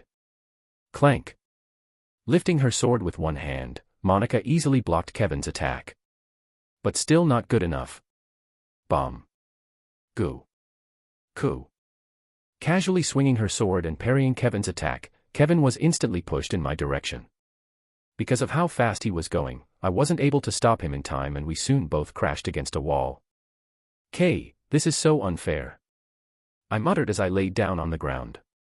My back hurt like hell. I agree. Supporting his body with one arm, Kevin weakly stood up. Raising his sword, he glared in Monica's direction. Oh, you're not done. I like your fighting spirit. Ren, stand up. It's not over yet. Ugh. Lifting my head, I let out a groan. Damn it, I just want to lay down on the ground for another minute. I'm the one who took the brunt of the attack, not you. Why couldn't he let me rest? Putting my hand on my knee, I stood up and stretched my neck. My eyes soon interlocked with Kevin's. Seriously. Without him even telling me what he wanted to do, I understood what he meant. All right. Good. Nodding my head, I placed my hand on the grip of my sword. Kevin on the other hand raised his sword with both hands. Ooh. Taking a deep breath, I channeled all the mana inside of my body. A white hue shrouded my body. Cracka. Cracka. Mixed within the white hue were blue bolts of lightning that repeatedly crackled in the air. By my side, an empowering red hue expanded from Kevin's body. He was also getting ready to attack. Oh. You guys planning on using your strongest techniques? Good, good, I want to see. At the front, Monica's eyes lit up. Swoosh. Swoosh. Let's see if you guys are any good. Waving her new sword in the air as if showing off, Monica taunted. Ready. Never been readier. As the red hue around Kevin's body became especially empowering, Kevin looked at me. Looking back at him, I nodded my head. Let's go. Kevin muttered as he slashed down. Voom. Instantly an enormous sword beam hurtled in Monica's direction. A powerful energy could be felt from the sword beam as a thick scar traced the path of the sword beam. Looking at Kevin's attack, I thought, slashing down with both hands on the sword, so he's already reached that stage. Kevin could now perform the 15th movement of the Levisha style. Not bad at all. Still. The 3rd movement of the Keiki style, void step. Not wanting to be outdone, after finally charging up, I took a stance. Moments after, the world around me turned dark and I found myself standing right before Monica. Huh. My sudden appearance startled Monica, who for a second didn't know what to do. Taking advantage of the opening I created, I aimed my sword attack towards her head. Unfortunately, Monica was quickly able to recover from the shock. Not bad. Faced with my and Kevin's attack, Monica smiled and muttered. Sha. Tilted her neck to the side. To my horror, Monica easily dodged my attack. After avoiding my attack, Monica casually swung her sword down and a small orange beam shot towards Kevin's sword beam. Kraka. As if made out of paper, Kevin's sword beam crumbled instantly. Ha, this is so unfair. Landing next to Monica, I got on my knees and took heavy breaths. On the other side of the room, Kevin slumped down on the ground and supported his body with his sword. Damn it. Though I knew that the gap between me and an S rank was huge, I didn't think it would be this huge.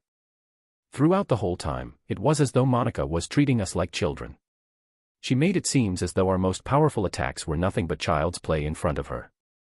I'm impressed. Tracing her finger on the scar left behind by Kevin's sword beam, Monica complimented. To think that you guys were this strong. You guys were almost as good as me back when I was your age. Listening to Monica's shameless boast, my mouth twitched. Can't you be more humble? Unfortunately for me, I had designed Monica to be this way. If I had to complain, I could only complain to myself. Here, take this. Looking in my direction, Monica casually threw a book in my direction. This. Catching the book, I didn't think too much at first, but my eyes soon shot wide open. Quickly skimming through its contents, my heart started to race. Quick/style. A sword art fully focused on speed. With one quick draw, the user gains the ability to kill an opponent without them noticing anything had happened. Created to replicate the Keiki style. After years of research, this sword art was the result. Is this for me? With trembling hands, I looked at Monica. Yup, since you need to hide your sword art, I decided to give you a little gift. The sword art is 3.5 stars, but given the criteria, this was the best I could find. Putting her sword away, Monica nodded her head. You don't like it? No, of course, I like it. There's no way I wouldn't like it. I quickly shook my head. How can I not like this? It's perfect. With how popular Grandmaster Keiki was, the idea of someone trying to imitate his sword art wasn't strange. In fact, there were many sword arts similar to the Keiki style in circulation at the moment, but after a quick skim through, I would just toss them away. Though call them imitations was already a compliment. They were not even close to their real thing. This, however, was different. Although it was still far off from the Keiki style, visually it wasn't. Meaning that the techniques looked exactly like the Keiki style. That's right. If I practiced this sword art, I could now use the Keiki style whenever I wished without arousing too much attention. Though it would only limit me to the basic movements, this made things much easier for me. I don't know what to say, thank you, Miss Jeffrey. Since I am your instructor, I'll naturally take care of you. Snorting, Monica looked away. From the side, I could see Monica's ears turning red. She was trying her best to hide her embarrassment. Alright, forgot she was weak to compliments. Despite how boastful and shameless appeared to be, Monica was in fact extremely weak to compliments. Just one compliment was enough to set her off. If you guys perform badly, I'm going to look bad, so I must do my best to make you guys stronger for when the tournament comes. Still trying her best to hide her embarrassment, in a stern tone Monica added. But, no one actually knows you're coaching us. I voiced inside of my heart. Of course, only in my heart. Had I actually said it out loud, given Monica's personality, I would be in for another round of beating. Wasn't looking forward to that. Kevin, for you I don't have anything. Unlike Ren over here, you already have another sword art, so just use that. Try your best to not use the Levisha style. Kevin did in fact have another 4-star sword art. He was also quite skilled with it. Hiding the Levisha style wasn't going to be a problem for him. Understood. Kevin and I said in sync. Alright, that's it for today's lesson. You guys can both go back. Turning around, Monica quickly left the training ground, leaving Kevin and I heavily panting on the ground. Go. Swoosh. Throwing a metal ball forward, a young petite girl shouted. Following her shout, a furry brown creature flew past her and quickly caught up with the ball. Crunch. Appearing before the metal ball, the furry creature quickly bit down on the metal and completely crushed it. Good job, Newton. Clapping her hands, the young girl, Ava, rushed towards the furry creature. Upon closer look, the furry creature looked to be a brown bird with sharp eyes. The bird was in fact a sharp-clawed sparrow. An E-ranked creature that even now Ava had some trouble taming. With the sparrow being stronger than her, Ava had a hard time controlling it fully, as it would oftentimes not heed her command. Fortunately, things seemed to have been getting better for her recently, as Newton, her contracted beast, was starting to become more and more obedient. This was generally a good sign for monster tamers. Go, Newton. Taking out another metal ball, Ava threw it in the air. Newton. Thud. With a large thud, the ball fell to the ground. This time Newton did not catch the ball. Rather, it did not even glance at the ball. A bust. Dejectively lowering her head, Ava moved to pick up the metal ball. If only I was born as talented. Ava was not an only child, she had 3 older siblings. All of whom were way more talented than her. Despite her family treating her just like all of her other siblings, Ava truly felt inferior to her siblings. During family dinners, she would always be the one to talk the least, as her talent and achievements were not worth talking about, unlike her siblings who always had something to talk about. She hated that. Ava wanted to let others know of her skills and talent. She wanted to proudly boast her powers like her siblings. She wanted to get complimented by her parents. She wanted to be acknowledged. Alas, that's only a distant dream of mine. Looking at Newton, who had already flown towards a nearby tree, Ava sighed. Newton, come back down. Ring. Ring. Right as she was calling for Newton to get down, her phone suddenly rang. Confused, Ava looked at the caller ID. Unknown. Unknown. Who could this be? Hesitating on whether she should pick it up or not, Ava eventually picked it up and answered the call. Hello. Who's this? Ava, it's me. Mind if we meet up? Answering the call, a bright voice entered Ava's ears. She instantly recognized the owner of the voice. Ren. The Author's POV. Chapter 232, Recruitment, 2. After calling Ava and setting up an appointment with her, I asked Small Snake to send me an official contract. Today I was planning on recruiting Ava. The location of our meetup was the same cafe Amanda had brought me a couple of months back. It was fairly secluded and was ideal for these kinds of deals. Over here, Ava. Not long after I entered the cafe and sat down, I spotted Ava's figure entering the place. Standing up, I called out for her. Spotting me, Ava headed in my direction. Thank you for coming. No problem, Ren. Lowering her head, Ava shyly sat down on the seat opposite of me. Would you like to order anything? It's on me. I offered as I handed her the menu. No, thank you. Ava shook her head. So, what did you want to talk about? Straight to the point, I see. Well, it was understandable. The relationship between Ava and I could only be considered to be as close acquaintances. We weren't really friends, and given Ava's shy nature, I more or less understood why she wanted to get this over with quickly. Here. Taking out a stack of papers from my dimensional space, I slid them over to Ava. In it were the details of the contract that Small Snake had sent me. It had all the information regarding the salary, working hours, benefits, and other things that she would get if she worked for me. What's this? Looking at the papers, Ava tilted her head to the side. Just read it. Okay. Taking the papers, Ava started to read them. After a couple of minutes, I watched as Ava's brows knit together tightly. Lifting her head up, she asked in a soft voice, why you're trying to recruit me? Indeed, I smiled, I want to recruit you to my mercenary group. Are you willing? Ava didn't respond immediately. She proceeded to flip through the papers one more time. Sorry.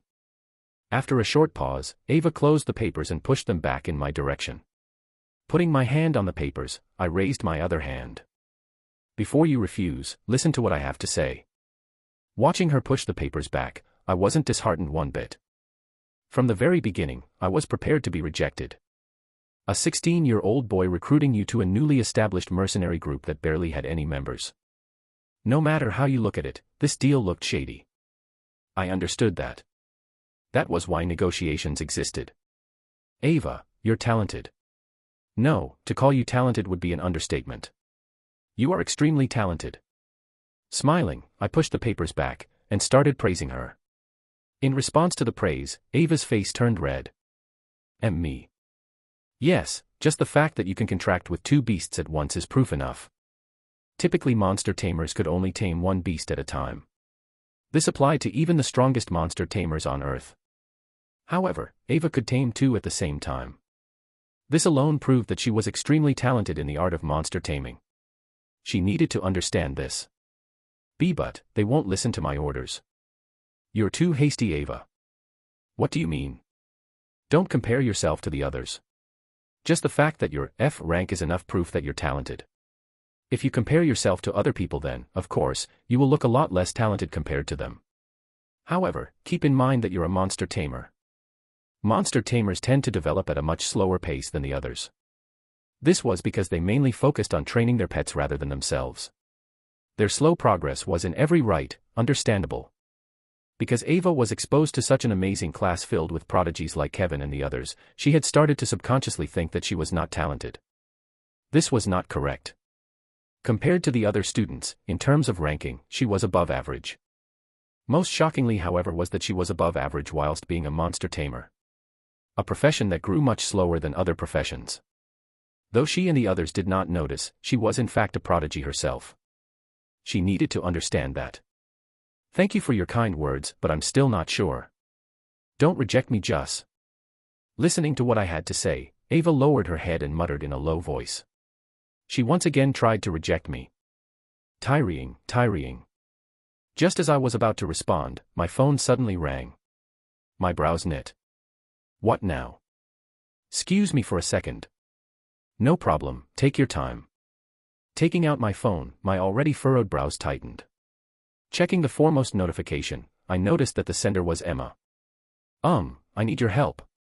What gift should I buy for Kevin's birthday? Can you tell me? Shaking my head, I turned off my phone. Now was not the time for me to deal with this. Turning my attention back to Ava, I decided to unravel my trump card. Ava, there's one more thing I forgot to mention when giving you the contract. What is it? If you join, this will be yours. Taking out a pale green flute from my dimensional space, I gently placed it on the table. A flute? Curiously asked Ava as she looked at the flute on the table. It's not just any regular flute, have a look. Smiling, I handed Ava the flute. This. Cautiously taking the flute, I watched as Ava's eyes opened widely. Holding onto the flute, Ava's hands trembled uncontrollably. Yeah, you're seeing it right. This is your ticket to the top. Propping my chin up, the edge of my lips curled upwards. This should be enough to entice her to join, no. Presented with the opportunity to change her fate, Ava wouldn't reject me, right? Had I been in her position, I would join without even flinching. Looking at Ava, whose eyes did not leave the flute once, I once again asked. So, do you still wish to refuse? At the same time. Is he still going to ignore my text? Emma grumbled as she looked at her phone. About an hour ago, she had sent Ren a text. It was regarding Kevin's gift. Despite agonizing over this issue for a whole week, she still couldn't figure out what gift to buy for his birthday. Out of desperation, she decided to ask Ren. He had yet to reply to her text. GHHH, he definitely ignored my message. Gnashing her teeth, Emma put her phone away. There was no way Ren had not seen her message yet, in all likelihood he had ignored her. What should I do? Placing her hand on her chin, Emma mused. With Ren not even bothering to text her back, Emma had no idea how to proceed next. Maybe Amanda can help me. Suddenly Emma's eyes lit up. Amanda could definitely help her. Heading out of her room, she decided to ask for Amanda's aid. Though she did text Amanda today, she had still not gotten a response from her, which was strange since she would always respond promptly. As such, Emma decided to directly go to her. Since they lived in the same building, it didn't take long for Emma to arrive at Amanda's room. Knock. Knock. Arriving before the door that led to Amanda's room, Emma knocked. No response. A minute after knocking, Emma got no response. Knock. Did she perhaps not hear me knock? Plausible. Emma knocked again. Yet again, no one responded. She's probably out, Emma muttered as she shook her head. What do I do now? Standing in front of Amanda's room for a solid minute, Emma lowered her head. In the end, she chose to give up and return to her room. She'll try to ask Amanda again later. 9:48 p.m. So you're saying that she rejected your offer? Yeah. Standing outside of the balcony of my room with my phone on my ear, I responded. On the other side of the phone was Small Snake. Even after you showed her the artifact and everything. I guess the offer wasn't tempting enough. Despite showing Ava the flute of Artemis as well as the lucrative contract, she rejected me. This caught me off guard. Almost blindsided me as I was confident in what I had to offer. Even now, I couldn't wrap my head around the fact that Ava had rejected me. If I were to have been in her position, I would have immediately have agreed to sign the contract. Especially after seeing the flute of Artemis. A cheat-like item that would make any monster tamer drool at its sight. So what are your plans now that you failed? Small Snake asked. I'm not sure, I'll have to think things through. What about you? How's the situation with Ryan going? Ryan. Everything is going well. Though he still hasn't signed the contract yet, Leopold and I have already met him once. He came to the headquarters yesterday. That's great. At least this was a piece of good news. After failing to recruit Ava this morning, my mood had soured quite a bit. At the very least I could take this piece of news as a consolation prize. I guess there are times when things just don't work out. Bothersome, but this was just how life went. Nothing was ever going to go as I planned. Sometimes life just loved to throw curveballs at you. Alright Ren, I have to go. Call me if you need anything. Alright. Slowly closing my eyes, I hung up the phone. Tack. Putting my phone inside of my dimensional space, I proceeded to head to the training room inside of my apartment. Opening the doors that led to the training grounds, I looked at Angelica, who was sitting cross-legged in the middle of the room. Angelica. What is it, human? Angelica opened her eyes slightly.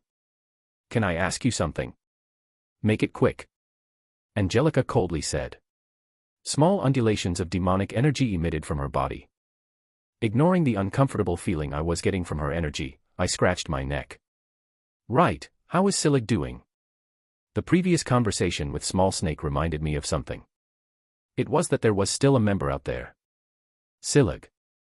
After having returned from Emora, with everything that was going on, I wasn't able to check on how he was doing.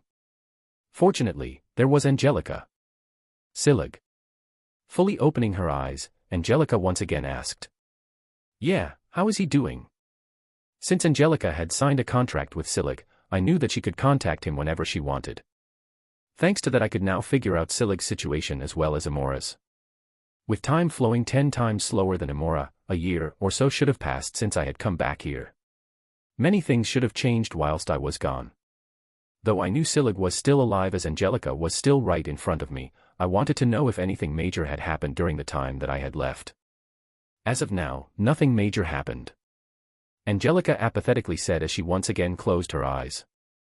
Nothing major happened, meaning that the war is still ongoing. Yes. Then, has he broken through? No, if he did I would have felt it. Right. That was stupid of me to ask. If Silig broke through to S rank, then Angelica would have also seen a considerable boost in power.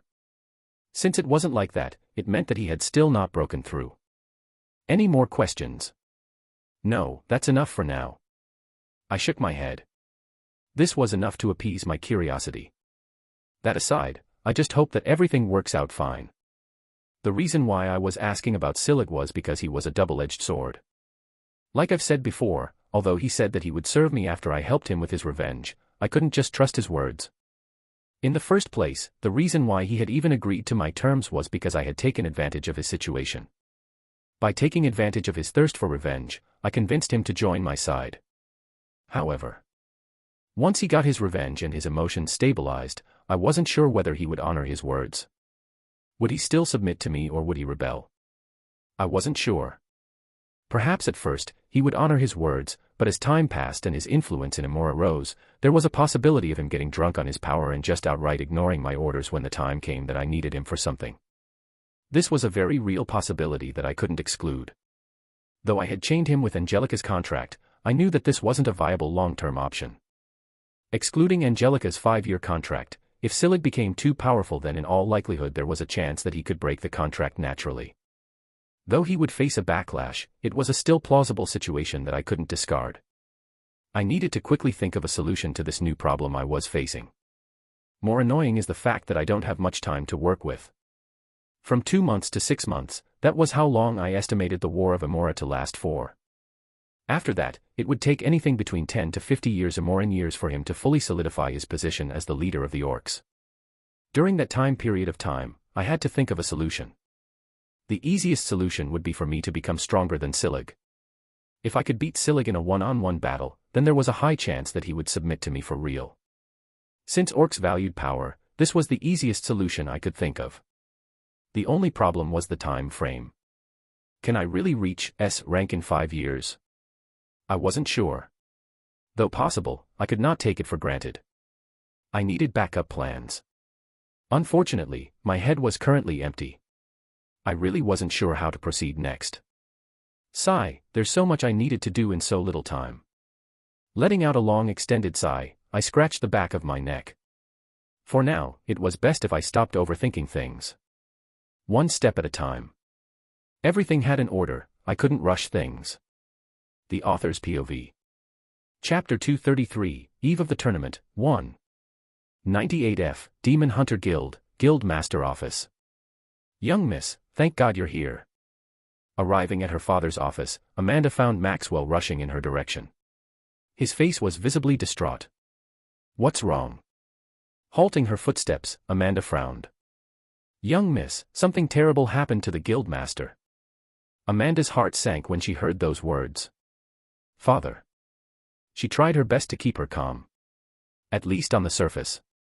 Investigating a potential energy spike coming from one of the S-ranked dungeons that we own, fearing for the worst, the guild master decided to head in to check on the situation. Unfortunately. Maxwell took a deep breath. Unfortunately, the dungeon desynced whilst the guild master was inside. Ah. Amanda took a step back. Her body turned cold. A dungeon desync was when the dungeon suddenly lost its connection to the human world. As a result, if anyone stayed in it, they would find themselves transported to the demon world. The most dangerous place that existed. Don't worry young miss, although the guild master is in a troubling situation, not all hope is lost. His vital signs seem to still be okay at the moment, meaning that he is still alive.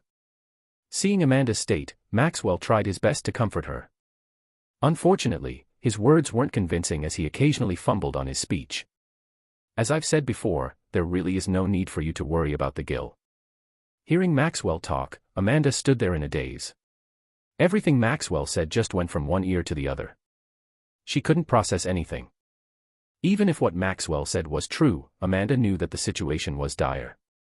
Stuck inside of a dungeon with no way out, chances were that her father would no longer come back. In the past, there had never been a case of someone ever escaping from a closed dungeon. Never. We are trying anything within our power, young miss. Taking a look at Amanda, Maxwell stopped. Her face was pale. Maxwell instantly became worried. Young miss, please listen. Although the guild master is stuck inside of the dungeon, his life does not seem in danger at the moment. Please don't asu. May I have some time alone, please? Amanda suddenly cut Maxwell off.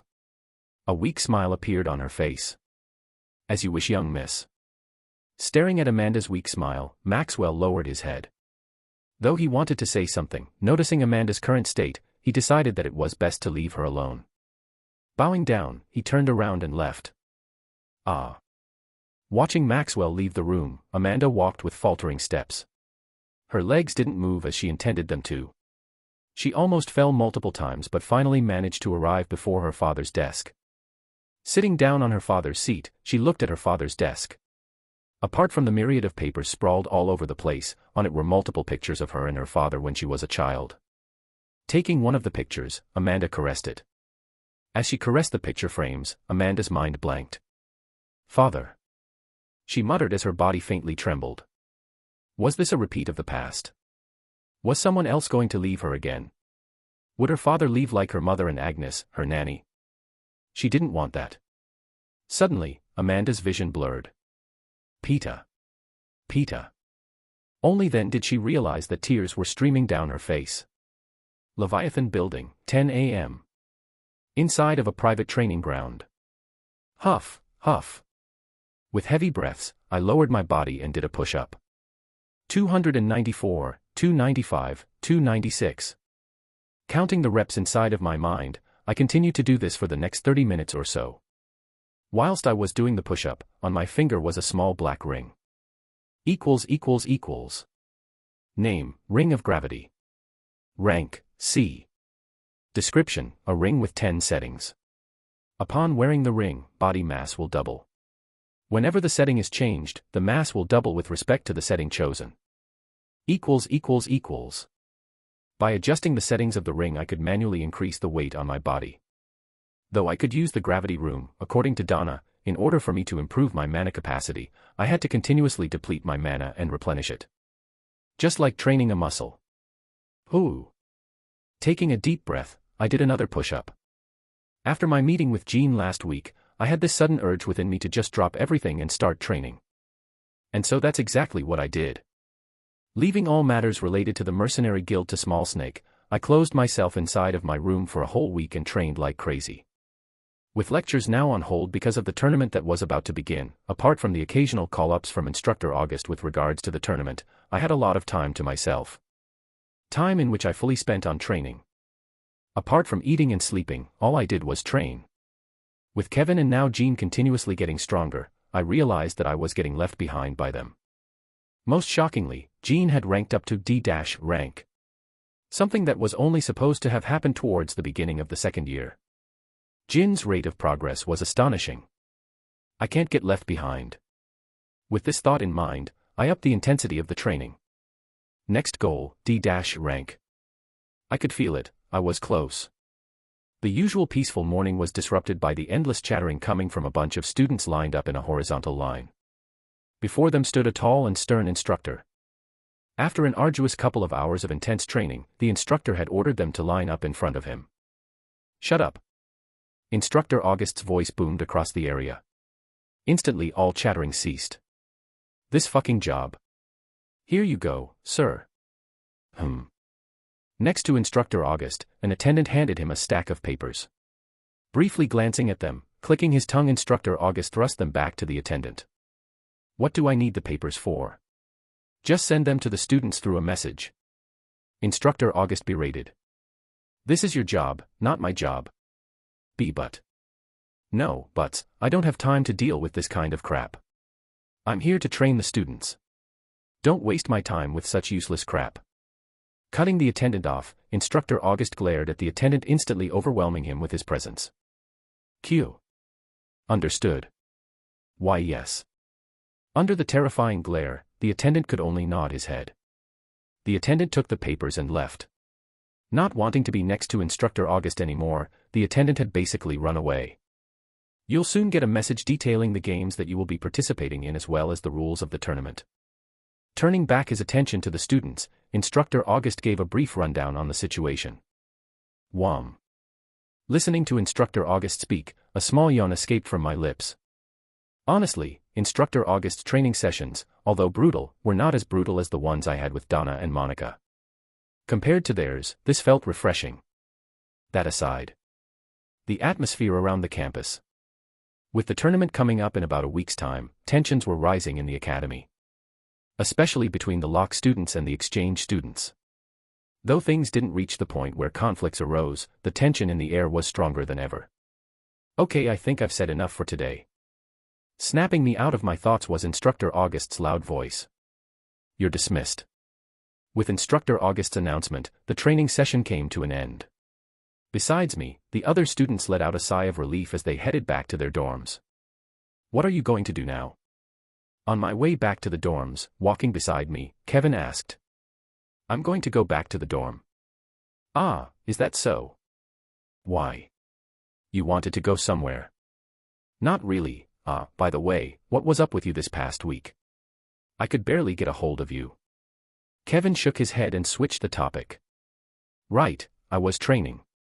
Dedicating most of my time to training this past few weeks, I would only see him during the morning practice sessions with Donna or tournament training sessions. Aside from that, I refused to leave my room. Right now, all I had in my mind was training. Training. Yeah. I see, that makes sense. Kevin wasn't any different. He too spent most of his time training. So this was probably why he didn't say much after. Hold up. Suddenly, a crisp voice called from the distance. Emma. Kevin said as he turned his head towards where the voice came from. He was able to instantly recognize the owner of the voice. Turning around to double-check who the voice belonged to my surprise I found out that it was Emma's. Arriving before Kevin, Emma passed by me without even greeting me or acknowledging my presence and looked at Kevin straight in the eyes. Kevin. Yes. Can you slow down a little? Sure. It was only then that I realized that Kevin and I were walking a bit too fast. As such, we slowed down a little. Enough to accommodate Emma. Thanks. Moving next to Kevin, Emma thanked him. So what did you want to talk about? Looking back into Emma's eyes, Kevin asked. It's about Amanda. Amanda, what about her? How should I say this, but did you perhaps notice something different about her these couple of days? I wanted to see if I wasn't the only one that felt this way. After struggling to choose the right words, Emma voiced her concerns. So Amanda is acting weird according to you? Yeah. Turning his head, Kevin looked at Amanda who was not far off from where they were. After a couple of seconds, he bitterly smiled and shook his head. She looks the same to me. Really? Then am I perhaps overthinking things? Emma frowned. She did not look convinced. Sorry, I'm not very good at judging facial expressions and emotions.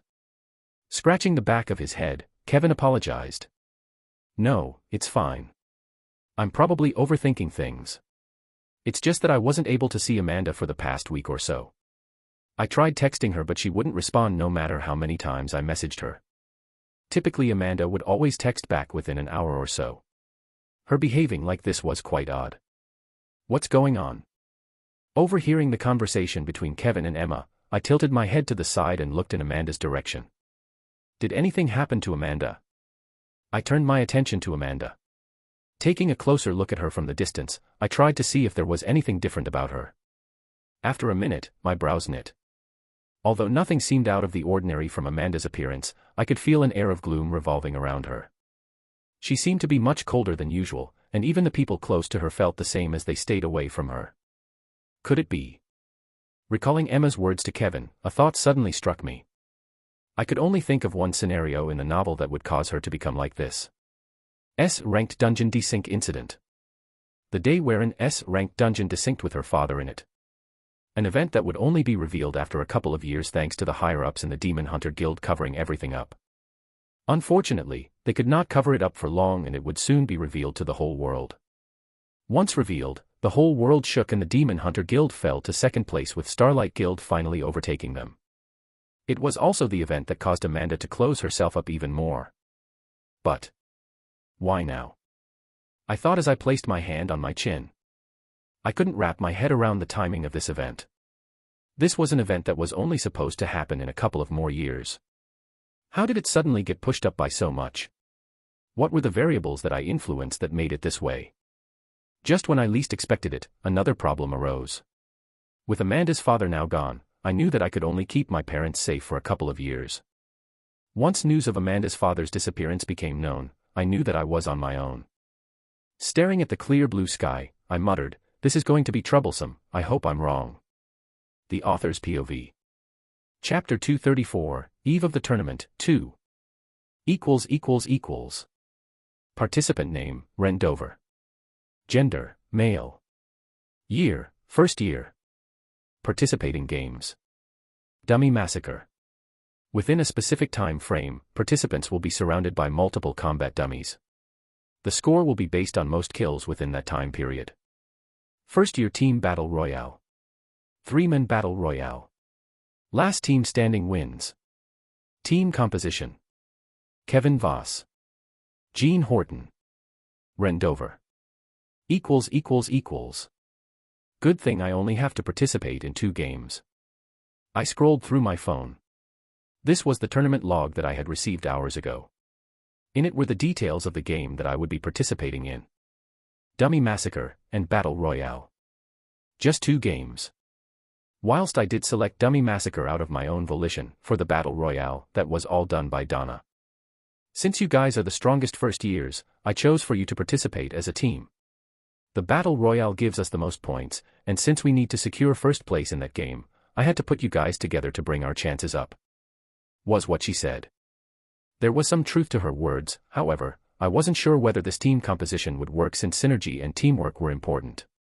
Though I could work well with Kevin, the same couldn't be said for Gene. He wasn't the type to listen.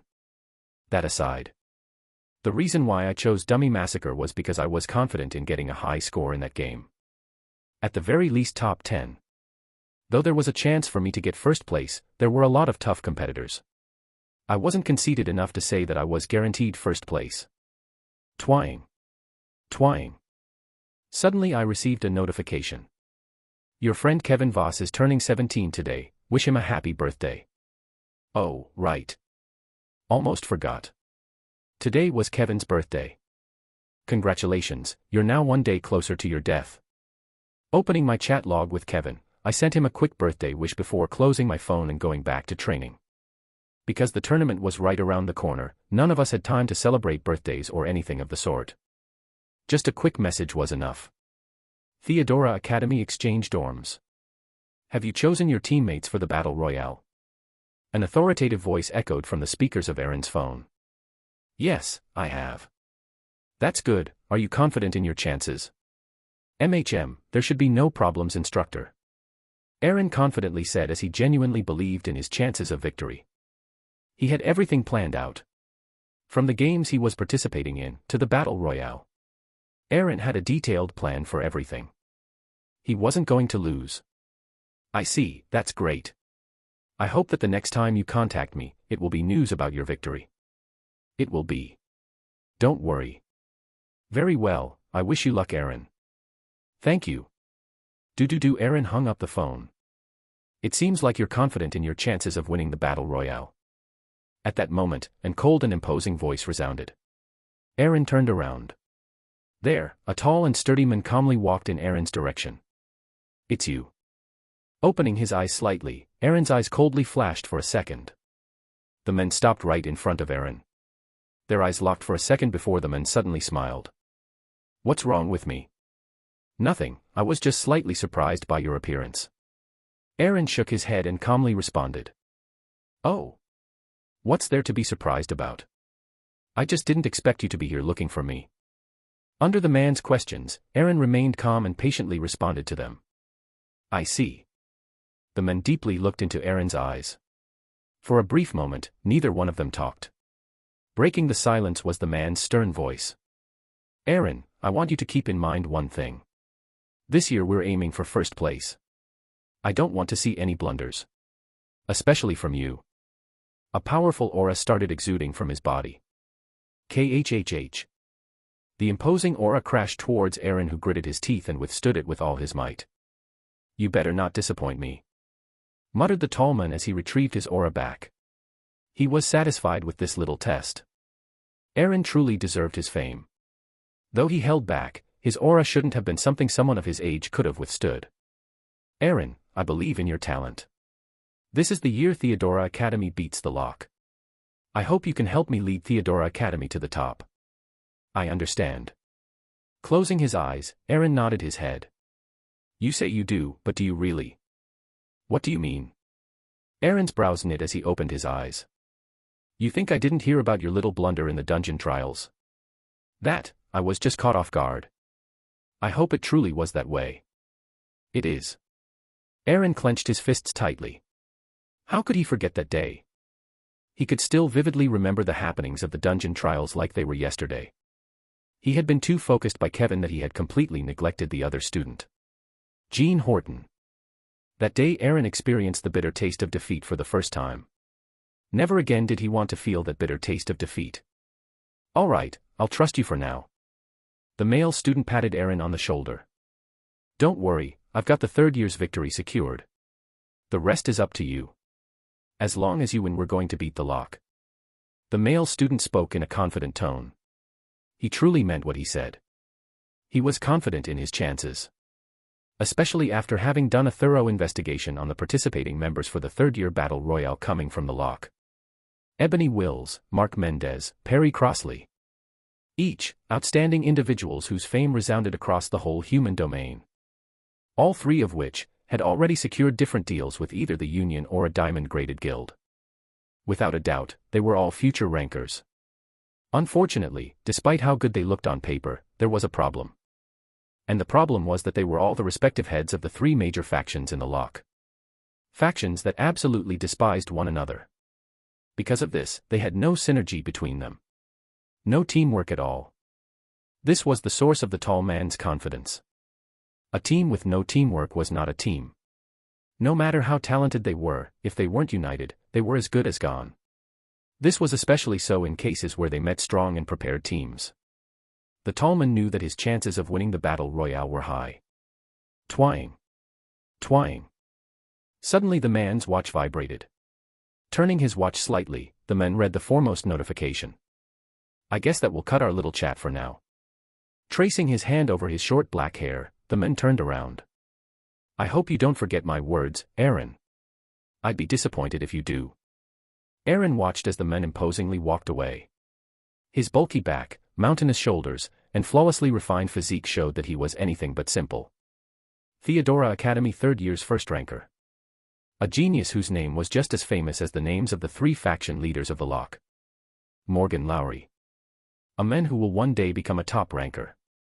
Late into the night, Kevin was working out in the public training ground of the Leviathan building. Because of the limited space of his own training ground, Kevin had no choice but to move to the public one. Even so, Kevin did not dislike it here. Despite it being public, the number of people that frequented this place was low. On rare occasions, he would spot Amanda training in the archery area. Other than that, it would usually be just him. Hew up. With his feet shoulder-length apart, Kevin lifted an 800 kilograms bar and did a deadlift. As he lifted the bar, the veins by the side of his neck protruded as his face reddened. Bomb. After lifting the bar once, Kevin dropped it. The heavy sound of the bar hitting the softened floor echoed across the room. Kevin didn't care. This is enough for the warm-up. Taking a towel, Kevin wiped his face clean. Stretching his neck, Kevin took out his sword and calmly walked towards the middle of the training grounds. Kevin. Just as Kevin was about to start practicing, a familiar voice called out for him. "I had a hunch that you were here." Emma. The voice belonged to Emma, who was hurriedly walking in his direction. "Did you not see my message?" Message. A look of confusion appeared on Kevin's face as he took out his phone. "There's no need to check, I can already tell that you didn't." Hee, sorry. Putting her hand on Kevin's phone, Emma shook her head. As a result, Kevin laughed in embarrassment. He was too engrossed with training to notice any messages directed to him. Here. Biting her lower lip, Emma suddenly took out a black box from her dimensional space and handed it to Kevin. "What's this?" "Just take it." Forcing the box into Kevin's hands, Emma's cheeks reddened slightly. "Wait, what are you dash? I won't disturb you anymore, good luck with your training, and happy birthday." Wishing him a happy birthday, she ran off, leaving behind a confused Kevin. Was this her way of wishing me a happy birthday? Looking at the box in his hand, Kevin smiled slightly. It was cute. Twang. Twang.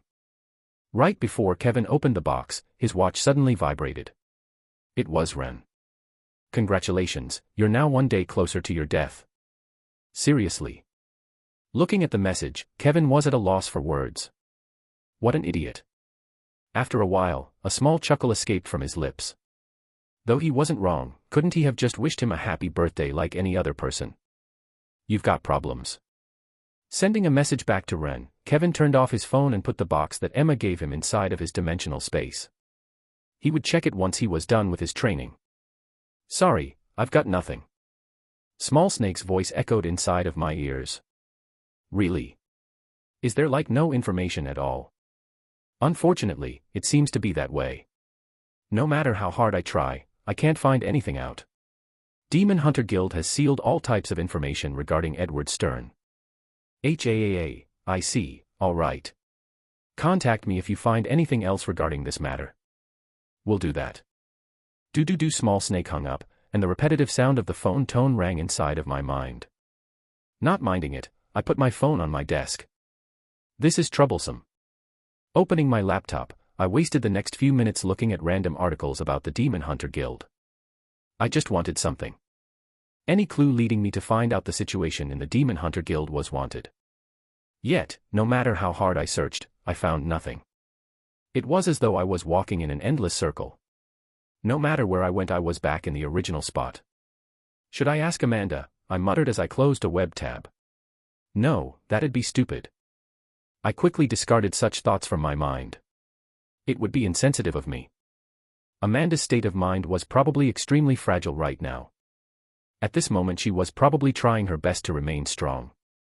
My comments might cause her fragile state of mind to worsen. I couldn't let that happen. Especially since she was trying her best to not let others down for the tournament. If the event in which her father entered a dungeon desync really happened, then the situation was really bad. It would only be after the third cataclysm started that Amanda would reunite with her father. But that was in the novel. This world was no longer the same. Even though Edward Stern survived the hellish demon world, things might not be the same this time. Right now, everything was different, and I was the cause of it. This situation was my fault. I knew that. However, unlike in the past, I wasn't going to mourn or blame myself for my actions. I did what I had to do. If this was the consequence of my action, then so be it. I will live up to my mistakes and find a solution for it. Well, that's easier said than done. Leaning back on my chair, I scratched the side of my neck. I really was stumped this time. Entering the demon world was out of the question. With dangers lurking everywhere, I knew that going there would only prove to be suicidal on my end. Maybe I could. For the next 30 minutes or so I tried to think of all possible solutions that I could think of. Unfortunately, my mind remained blank throughout the whole time. What should I do? I muttered as I leaned back on my chair. I really did not know what to do. No matter how much I tried to think, I couldn't find a solution to this problem. The Author's POV. Chapter 235, Inter-Academy Tournament, 1. The weekend passed by in the blink of an eye, and the day of the tournament had finally arrived. Reporters filled the Academy campus and different colored buses appeared on the roads of the Academy as they entered through the main gates. All of the major and minor academies in the human domain had gathered here today for this event. Everywhere I walked, I could see people. It was as though I was in Times Square, New York, back on Earth during Christmas times. It was very crowded. Can you share with us your thoughts on the tournament? What are you planning on achieving? Who do you think the favorites of this tournament are? As I walked around, I could overhear the conversations the reporters were having with some of the students. Some of the students came from the Lock, and some from the other academies. Where are they? Arriving at the academy main gate, I looked left and right. Unfortunately, no matter where I looked, I could only see an endless amount of people trying to get in. Right now, I was looking for my parents. Once they learned of my participation in the tournament, they forced me to send them tickets to the event so that they could watch it live. No, we want to watch it live. Since you're performing, I want to cheer for you. Was what my mother said when I told her to watch it on TV. Since I knew that arguing with my mother was pointless, I quickly gave in to her demands, thus leading to the current situation. Ren. Suddenly, a familiar voice called out for me. Turning around, a smile appeared on my face. You guys are here. Of course. We would never skip such an important day for you. With Nola in her arms, my mother walked up to me. Behind her was my father, who nodded his head towards me. I nodded back. Butter. Nola called out for me as she extended her hands in my direction. Come here. Tee-hee-hee. Grabbing Nola by the armpits, she suddenly giggled. My brow raised as a result. An evil thought crossed my mind. Oh. Did that tickle you? do you want more? Kaya. Faintly tickling her armpits, Nola suddenly screamed. Hearing her screams, I smiled even more and tickled a little bit more. Ren, stop bullying your sister. My mother scolded me as she slapped my shoulder. All right, I'll stop. Big water is a meanie. Looking at me, Nola pouted. Tears gathered at the side of her eyes. Ah, I'm sorry, Nola. I'll make it up to you by winning, okay? Humph. Nola turned her head around and ignored me. I scratched the side of my neck. All right, you win. Sighing, I decide to resort to my secret weapon. Tapping on my bracelet, I took out a piece of candy. Instantly Nola's eyes lit up. Hee, I'm already well versed in the art of bribery. Nola was a very easy child to appease. Just a simple piece of candy and she would instantly forget any grudge. No, I don't want. Just as Nola was to grab the candy, she suddenly stopped. Retrieving her hand, she continued to ignore me. The gears of my mind stopped working for a second. This was not how the script was supposed to go. She was supposed to take the candy and quickly forgive me. Why wasn't it like this? Ah, maybe she wants another candy. How cute. Suddenly a thought struck me. This was indeed plausible. All right, here. Taking out another piece of candy, I put it in Nola's hand. Once again, she shook her head. No. You. My eyes narrowed. Once again I took out another piece of candy, making them 3. Yet again, Nola remained completely unfazed. Nola, what can I do to make you forgive me? Once again unable to appease Nola, I gave up and directly asked her. 5 candies. Glancing me by the side of her eyes, Nola opened her little hand. 5 candies. 5. Nola nodded her head. Her stance was clear. Unless I gave her 5 candies, I was going to be shunned by her. Fine, you win. I quickly gave up. There was no way I was ever going to win against my sister. Just as Nola asked, I gave her 5 candies. I had an endless supply of candy anyway, didn't really matter. Okay, Nola forgives you. Taking the candies, Nola happily smiled. She then proceeded to pat my head. That's a good boy. Opening my mouth, my mind suddenly blanked. I couldn't process what had just happened. What was that just now? No matter how I looked at it, she had just treated me like a dog. What in the world had happened whilst I was gone? Angelica. Then a thought suddenly struck me. It had to be her. Other than her, I couldn't think of anyone else that would corrupt my sister like this. Damn it, I'll definitely not let you off for this. Clenching my fists, I swore inside of my mind. How dare she? Ren, aren't you running late? My mother reminded me as she looked at her watch. I quickly snapped out of my thoughts. Crap. Checking my watch, I inwardly cursed. I really was running late. Please follow me, I'll lead you guys to the arena grounds. With Nola in my arms, I turned around and quickly led my parents to the arena grounds. All thoughts on revenge had to be put in the back of my mind for now. I had more pressing matters to attend to. Asterisk. After dropping my parents at the arena grounds, I quickly made my way towards the changing rooms. You're late. Waiting for me at the changing rooms was Kevin, who flashed his watch. Sorry, was with my parents. I was originally supposed to have met Kevin 10 minutes ago, but with all of the crowd, it took me much longer than I expected. Your parents? Kevin asked. Yup, was showing them the way to the arena. Ah, I see, must have been nice. Kevin lowered his head slightly. A look of nostalgia appeared in his eyes. So what are we going now? Pretending to have not seen it, I quickly changed the topic. We're supposed to meet up with the other first years, after that we are supposed to be heading to the augural ceremony. Lifting his head, Kevin responded. When's that? In about 2 minutes. Tilting his watch slightly, Kevin responded. Silence enveloped the changing room. Shit. Cursing out loud, I took out my clothes and changed into a new uniform made specifically for the tournament. The new uniform was primarily black with a few touches of gold and white around the edges and insignia of the uniform. Putting on the uniform wasn't hard, as within a minute I was already changed. Let's go. Putting my other clothes in the dimensional space, I followed Kevin out of the room. From this point forward, the tournament arc had finally begun. Dark clouds filled the sky and heavy rain poured down. Ha! Ha!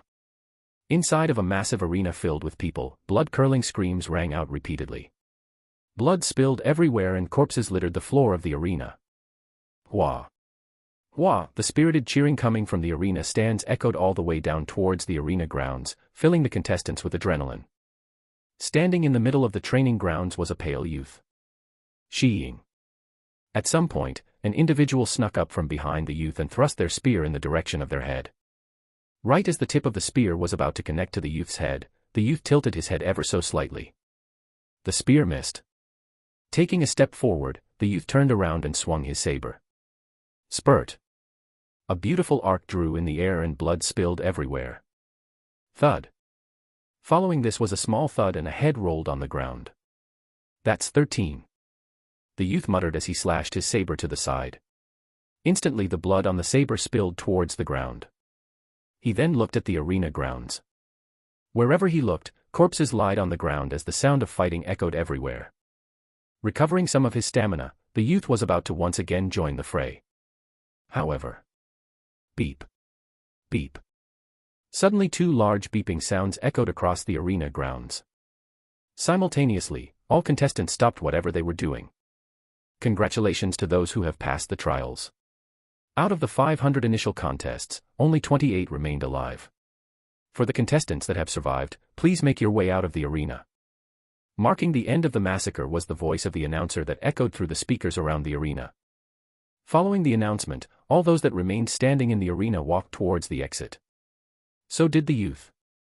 Moments after, multiple people dressed in white entered the arena and cleaned up the corpses on the ground. Congratulations, it was a splendid performance. Thank you. Arriving at the exit of the arena, a familiar voice echoed into the youth's ear. You better rest up for now, Matthew.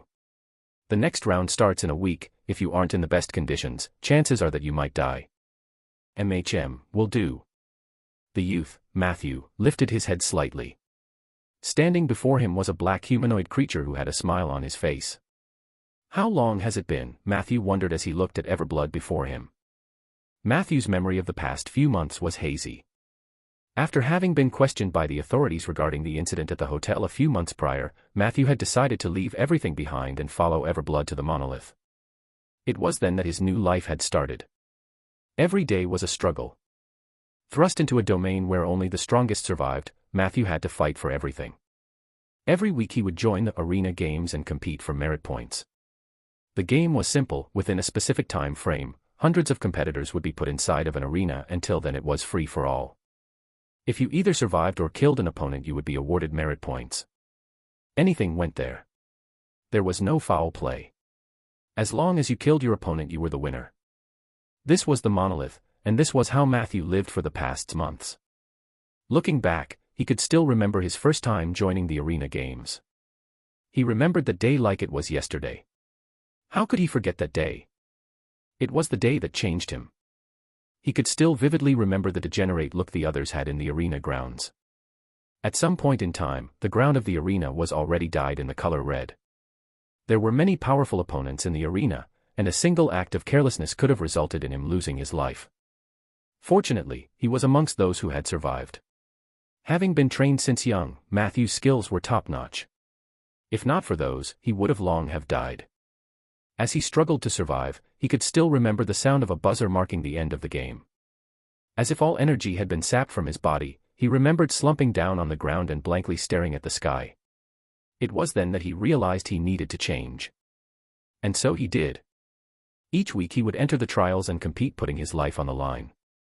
He had realized that only through real life and death battles would his strength see actual improvements. It was now Matthew's 10th time entering the arena games, and ever since joining, he had undergone a drastic transformation. He had completely shed his past self and embraced his new self. He had been reborn. No longer was he the naive old Matthew that was easily flustered by unexpected changes. He was now a lot calmer and more calculative than ever. And this was all thanks to Everblood before him. Had it not been for him, none of this would have happened. You've earned a total of 1,200 merit points. Not bad. With this, you're one step closer to purchasing a devil fruit to increase your strength even further. Snapping Matthew out of his thoughts, Everblood patted Matthew on the shoulder. He was satisfied with today's harvest. MHM. Matthew nodded his head. Good, let's go rest up. Understood. Turning around, Matthew made his way towards the changing rooms. As he walked, his left foot limped slightly. From the looks of it, he was injured. Still, he stubbornly persevered. Good grief. As he looked at Matthew, Everblood smiled. Compared to the first time he had met him, Matthew was much calmer than before. He also spoke less and was more decisive. He had matured. Although he wasn't perfect, Matthew had this sharp feeling about it. Almost as if he was a sharpened sword ready to cut anything down. Although the sword was still a little bit dull, with a little bit more polishing, Everblood was confident in creating an unstoppable sword. Fighting with his life on the line every day, anyone was bound to change. From the very beginning, Everblood knew that Matthew was talented. His current change was within his expectations. No, rather, Matthew had exceeded his expectations. He was without a doubt a hidden gem. Still not ready though. Everblood shook his head. There was still a long way to go for Matthew before he would truly turn into a diamond. Till then, Everblood would do his best to polish him. Cuckoo, let's take a rest. The tournament is about to start soon. Let's tune the TV and start cheering for our little acquaintance, shall we? Everblood chuckled slightly. Turning around, he caught up with Matthew. Hopefully he'll show us how much he's grown during the time we didn't see him. Yes. Listening to Everblood's words, Matthew clenched on the grip of his saber. The tournament, I was supposed to be in it too. Had it not been for the incident in the past, he too would have been one of the participants for the tournament. Unfortunately, his life had now changed. He could no longer have the same life as before. He knew that, yet he wasn't angry about it. There would eventually be a day where his name would spread around the world. Till then, he would continue to polish himself. The Author's POV. Chapter 236, Inter-Academy Tournament, 2. The sun slowly rose up from the horizon and the bright light coming from the sun fully illuminated the arena grounds of the lock. As time passed, the spectating stands of the arena grounds started to become filled with more and more people. At some point, no gaps could be seen from the stands as all seats became filled to the brim with people. If there was one thing that you had to take note of, it was that you couldn't watch the tournament for free. This was made to limit the number of people that could come and watch the tournament, as well as provide funds to pay for the security and management costs of hosting the tournament. Though the lock was rich, the price needed to host the tournament was tremendous. Fortunately, the admission cost wasn't too high either, it was only 1,000 U. And even if a limited number of people could enter the arena grounds, there was enough space to accommodate more than 50,000 spectators. 1,000 U was the base price. The nearer you were to the platform, the higher the price. You had to pay at least tens of thousands to enter the area that was nearest to the arena grounds. Even then, huge screens stood above the arena grounds showing the games that were happening below. So even if you were further back, it didn't really ruin the experience. Today, the people from Lock Academy were dressed in black school uniforms with golden and white patterns. Lined up behind them were the people from the 4 great academies, and even further back were the other academies. There were a couple of reasons why the Lock was ahead of the other academies. It mainly had to do to the fact that in the last tournament they had reached first place overall in the rankings, with the 4 great academies falling slightly behind. Aside from that, it was also because they were today's hosts of the tournament. As such, they were rightfully put at the front. Behind the Lock and the 4 great academies were the other academies. Public and privately owned ones. Despite their limited budget, they were not to be looked down upon as every year a dark horse would emerge from them. Even so, a large majority of them were inwardly praying that they wouldn't meet students coming from the Lock or the 4 great academies. At least not on their first match. No one wanted to meet the strongest so early on in the tournament as that would reduce their chances of standing out. Everyone was here to make a statement. They wanted to let their names be glorified and made known throughout the whole human domain in hopes of pulling the attention of some of the top guilds in circulation. No one was here to play today. Section G, Lock Arena Grounds. It was now 10 a.m., and the arena grounds were now filled to the brim with spectators. Everywhere I looked I could see people. Who?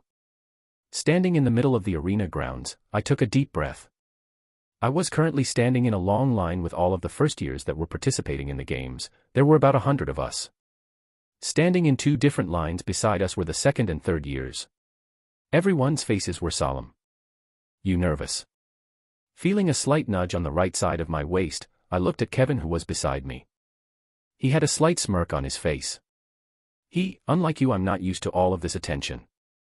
This was an event that would be broadcast everywhere. It'd be weird if I wasn't a little bit nervous.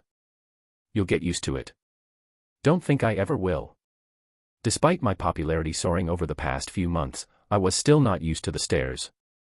In fact, they were extremely bothersome. I really didn't think I could ever get used to such stairs. Silence. A loud and imposing voice suddenly spread throughout the entire arena grounds. Immediately, as the solemn voice covered the entire field, the originally clamorous arena grounds went completely still. All forms of noise ceased. "Thank you all for attending the 15th edition of the Interacademy tournament." Following the voice, an elderly man appeared at the center of the stage. The elderly man had long hair and a thick beard. Whilst his beard only reached halfway through his neck, his long hair spread over his shoulders, giving him a sort of free and easy appearance. The old man's face was also not ordinary. Despite his age, the elderly man could still be considered quite handsome. Chances were that in his younger days the old man was very handsome. Perhaps in the same league as Kevin or Jean. As he stood in the middle of the arena grounds, an ethereal and regal feeling exuded from his body. Be it students or attendants, everyone could feel it. He appeared unfathomable. "It's the headmaster." One student spoke out loud, breaking the silence. "The headmaster. He's here. I didn't think he would be here."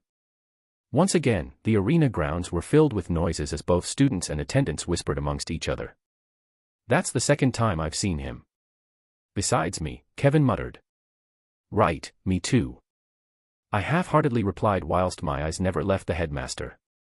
The first, and only time I ever saw the headmaster was during the inaugural ceremony at the beginning of the year. In theory, this should have been the second time I had met the headmaster, but he's a clone. The headmaster before me was not the real headmaster, he was a clone. The current headmaster was still not here. He was in fact doing a very important mission.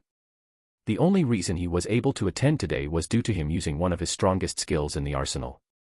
Double pulse. A less than S rank skill that allowed for him to create a clone of himself. The skill generally had a long cooldown period, hence why he couldn't do it often. It was also the skill that the headmaster was most known for. If things don't change, then he should be back by the end of the tournament. Did you say anything?" Kevin asked as he looked at me. "No, nothing." I inwardly shook my head. Really had to stop talking out loud. "Okay." Fortunately, it didn't seem like Kevin had heard me properly as his eyes remained fixed on the headmaster. Suddenly the arena grounds quieted down as the headmaster started to speak. The Interacademy tournament is the most important event that is held each year to showcase the talented youths of the world. This year, the LOC will be the host of the event. As such, we will try our best to ensure you and the participants' safety. I would also like to commend those that traveled far to attend today's event to support your team or child. I'm sure that some of you are tired from traveling so far. For that, I applaud you and welcome to the LOC. Thank you for hosting the event. The instructors, students, and attendants applauded. This carried on for a minute before the headmaster raised his hand. Once again, all forms of noise ceased. Turning around, the headmaster looked at everyone in the arena. His crystal blue eyes looked as though they could see through anything. I can see a lot of talented and eager youths today. This is gratifying for me to see. Especially in these hard times. I really am glad. The headmaster paused. Looking back at the spectators, his voice boomed throughout the whole arena. And it is with such an honor that I officially declared the beginning of the Interacademy tournament. Damn. Damn. Damn. Damn. Damn. Damn. Following the headmaster's declaration, fireworks shot in the air and the sky became dyed in a multitude of different colors. This carried on for 5 long minutes before they stopped. Once the fireworks stopped, the imposing voice from before once again rang out again. This is a message to all participants. In about a minute or so you will all receive a message with a timing schedule for your upcoming games. This time the announcement was focused on the participants of the tournament. Some games will be held here in the arena grounds, some will be held in the VR space below us, and some in different areas of the academies. Now, for the first few games of today, we will start off the tournament with the following games: the Hunter's Quadrant, Abyss Scavenger, Dummy Massacre, and Supernova Skip. All participants, please make your way to your games. Following the announcer's words, the atmosphere in the arena grounds reached a boiling point, whilst the atmosphere around the students became tense. Good luck, I'll be eagerly waiting for your performance. Patting my back, Kevin followed some of the other students out of the arena grounds. Ugh, to think that I will be going in first.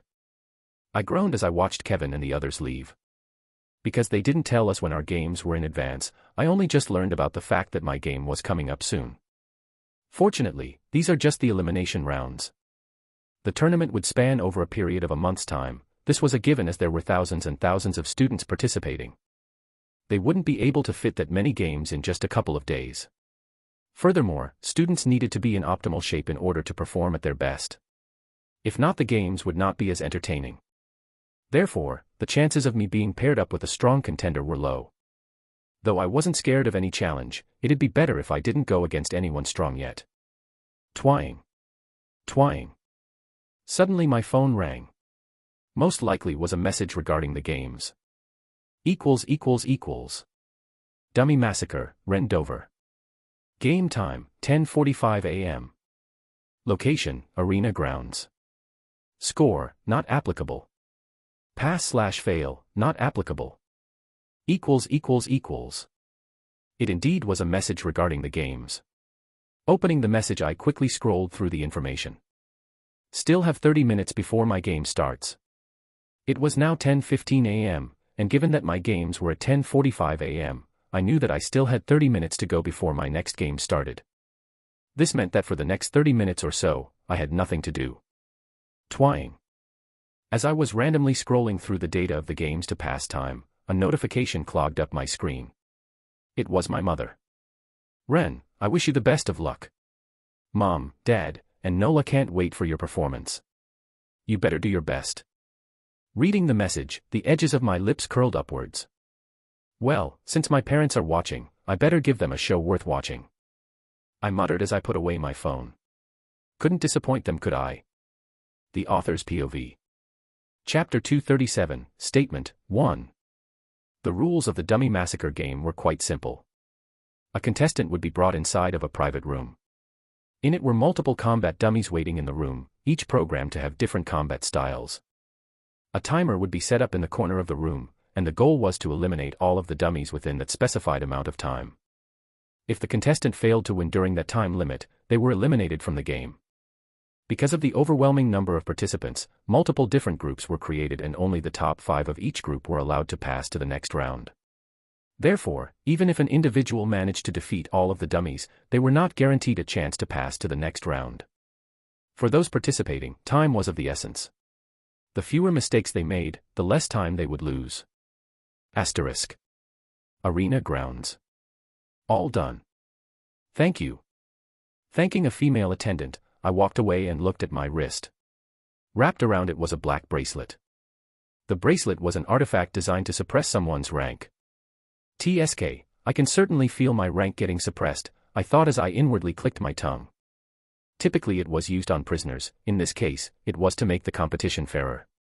Give the lower academies a better chance. Arriving at the edge of the arena grounds where a large metal door stood, I waited for my turn to start. Behind the metal door was the room that led to the Dummy Massacre game. Originally it used to be an indoor training ground, but just for the tournament, it was converted into the area that would be used to hold the Dummy Massacre games. This feels weird. As I was waiting for my turn, ever so slightly, the edges of my lips twitched. Amongst the participants present, I was the one that attracted the most attention. Everyone's eyes were on me. Even though I wasn't the only first-year participant coming from the lock, if someone here wasn't living under a rock, they would have seen my face on the news a month back. I was the top dog in my group. Everyone knew that. Their wariness and apprehension towards me made sense. I too would have done the same had I been in their position. Beep. Beep. Contestant, Jude Wright, time 2:37 seconds. Schwa. The metallic doors suddenly opened and a confident youth walked out. Wearing a green-colored uniform, the youth turned around and looked at his score. A smirk emerged on his face. Equals. Dummy Massacre Group 9. 1, 237, Jude Wright / Roll-On Academy. 2, 240, Den Potter / Lutwick Academy. 3, 255, Odessa Max / Citadel Academy. 4, 259, Willie Morin / Velmont Academy. 5, 301, Luo Shuegang / Cape Kroll Academy. Equals. So 2 minutes and a half is enough to get first place. This was a lot lower than I had expected. From when I practiced a few weeks back, my all-time high score was in the early 2 minutes. Furthermore, the only reason it was still in the 2 minutes range was because I never went all out. Had I gone all out, my score would have been drastically different. Whilst I was looking at the scoreboard, I suddenly felt a stare directed towards my direction. Turning around, I found the same youth from before, Jude Wright, provocatively looking at me. Almost as if he was saying, "Try beating my score." Chuckling slightly, I helplessly shook my head. Seeing him challenge me, I figured that he was very proud of his score. Unfortunately for him, his smile would not last for long. I was going to give him a bit of a shocker. Participant Rendover, please make your way towards your designated area. With a tablet in his hand, the instructor in charge of the game spoke. You should have already been briefed about the rules, so I won't say much. Best of luck. Thank you. Fiddling with the gravity ring in my hand, I calmly walked into the room. Clank. Walking into the room, the metallic doors behind me closed. Darkness enveloped my vision. PA, following which the ceiling lights switched on. Surrounding me were over 50 dummies. Each with different stances and builds. Some of the dummies were tall, whilst others were short. The dummies over here were created with a special metal alloy that could withstand the blows coming from ranked heroes, so I didn't have to worry about breaking them. During the game, all of the dummies' ranks would be suppressed to a similar level to mine, and when I exerted enough force to kill them, they would turn red and stop moving. 5:00 minutes. In the middle of the room stood a large digital timer that would start counting down the time once the game started. Your assessment will begin in 3 seconds. Best of luck. From the corner of the room, a female voice resounded across the room. 3. Should have probably stretched beforehand. Rubbing my neck, I put my hand behind my back and did a light stretch. I gotta reduce the tension in my muscles for optimal performance. Didn't know whether this was true or not, but it was what I was told ever since I was a kid. Thus, I just did it. 2. Right, I also promised my parents I would give them a good show. 1. As I was stretching, I was suddenly reminded of the message my parents sent me. Placing my hand on the sheath of my sword, I smiled. The assessment will now begin. Well, since I promised. Click. I can't let them down now, can I? A subtle metallic click resounded across the space. Which games are you planning on watching? Sitting on a large red sofa, Emma asked. Right now, inside of a special lounge area designated to the lock students, Emma sat down next to Kevin. In terms of aesthetics, the lounge was visually stunning with the furniture and decorations around the room coming from well-known brands and designers. In front of Emma and Kevin were multiple large TV screens showcasing the different matches that were happening in the arena grounds. Since they had no games today, they decided to watch the games in the comfort of the waiting rooms. Rather than watching the games under the boiling heat of the sun, they'd much rather watch it here. I'm gonna watch Ren's performance. Popping the top of a can and taking a sip of the carbonated drink, Kevin burped out loud. Burp, what about you? That's gross. Emma scooched a little bit to the side. After that, she mused for a moment before responding. I'm gonna watch Amanda. From what I recall, she's participating in the Hunter's Quadrant games. She was more interested in watching Amanda's game. As her friend, it was only obvious that she supported her. The Hunter's Quadrant. Yup. Hunter's Quadrant was a long-range type of game. The game took place outside of Section G, inside of the Dome, a building built specifically for the tournament games. The purpose of the Dome was to replicate the world outside of the human borders. One where beasts lurked everywhere. The Dome was a jungle-like environment that contained real beasts. The description alone was enough to tell just how much money was poured into creating such a facility. It was worth it though. There were plans for the academy to use the facility and open it for regular students. Rather than directly sending them outside for practical experience in fights against beasts, this was much better and safer for the students since it was a more controlled environment. Seems tough. Kevin muttered as he took another sip of the drink in his hand. Twisting the can, he started reading the nutritional information. He had to watch out for the calories. MHH, I'm not too worried about Amanda though. Well, Amanda is strong. You confident in the chances of Ren passing the round? Passing the round. Kevin took his eyes away from the can. Yeah, what do you think of Ren's chances at passing the round? PFTTT. Unless he purposely loses, there's no way that guy's gonna lose. Kevin suddenly laughed. He had seen firsthand just how strong Ren was. This was made especially apparent from his training sessions with Donna and Monica. Even now Kevin couldn't say with confidence that he could fend off one of Ren's attacks. If Ren suddenly decided to sneak attack him, chances were that he wouldn't know how he died. That's how scary he was. There was simply no way Ren would lose. Kevin was confident. PFFFFF. Out of nowhere, Kevin suddenly burst out laughing. What's so funny? No, nothing, nothing. Kevin waved it off. He had just recalled something. Ha ha ha, how could I forget about the birthday gift Ren was supposed to give me? A week prior to the tournament, he recalled Ren suddenly asking him what he wanted for his birthday. At first, Kevin replied with, I don't really need anything, but after thinking for a bit longer, he suddenly came up with a wicked idea. Remembering Ren's dark face as he told him about the gift that he wanted, Kevin couldn't help but crack up. He couldn't wait for the match to end. I see. Replied Emma as she took out her phone and randomly scrolled through some images. Oh, it's Ren's turn. Suddenly, Kevin pointed towards one of the TV on the right side of the room. Not far from where they were. Now. Yup. Then I guess I'll watch as well. Emma stood up and followed Kevin. Weren't you going to watch Amanda's game? Kevin could clearly remember Emma saying that she was going to watch Amanda's game. Did she have a change of heart? Her turn is in 30 more minutes, so I've got time. Checking her watch, Emma replied. Compared to the Dummy Massacre game, the Hunter's Quadrant took far more time to set up. The break in between each round was thus longer. Fair. Sitting on one of the seats nearest to the TV screen showing Ren's game, Kevin grabbed the remote. Turning the volume up, Kevin watched as Ren's figure calmly walked towards the center of the game room. Right as his footsteps halted, the lights of the room turned on and 50 or so dummies surrounded him. Surrounded by the horde of dummies, Ren looked completely unfazed. Right as the countdown hit 1, Ren placed his hand on the grip of his sword. Click. Following this, a subtle clicking sound resounded across the space. With a large thud, 5 dummies instantly dropped dead on the ground as their bodies turned red. Most shockingly, Ren did not move from his spot once. It was as though the dummies malfunctioned. This. Click. Click. Before Emma could even make out what happened, 2 more clicks resounded. This time 7 dummies fell on the ground. Once again their bodies turned red.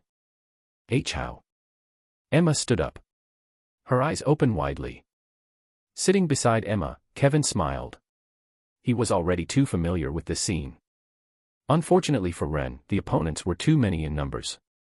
Right after the first wave was eliminated, the remaining 38 dummies assaulted him from all sides.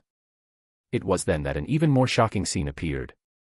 Right as the dummies were about to come close to Ren, 3 translucent circles appeared before him. With a lazy smile on his face, Ren pointed towards his left, right, and back. What? Emma suddenly exclaimed, attracting the attention of some of the other students lazing about in the lounge area. What's going on? Is there something entertaining? What? Turning their attention towards the TV screen Emma was watching, they too were left outstunned by the scene depicted on the screen in front of them. With 3 rings within 5 meters of him, the spectators watched as some of the dummies started getting pulled by the rings. Though the pulling force was weak, it was enough to slow down the movements of some of the dummies. Click. Click. Click. This was enough, as the same clicking sounds repeatedly rang across the area. Dummy after dummy turned red as they all fell on the ground. This scene repeated itself before only one last dummy stood before Ren.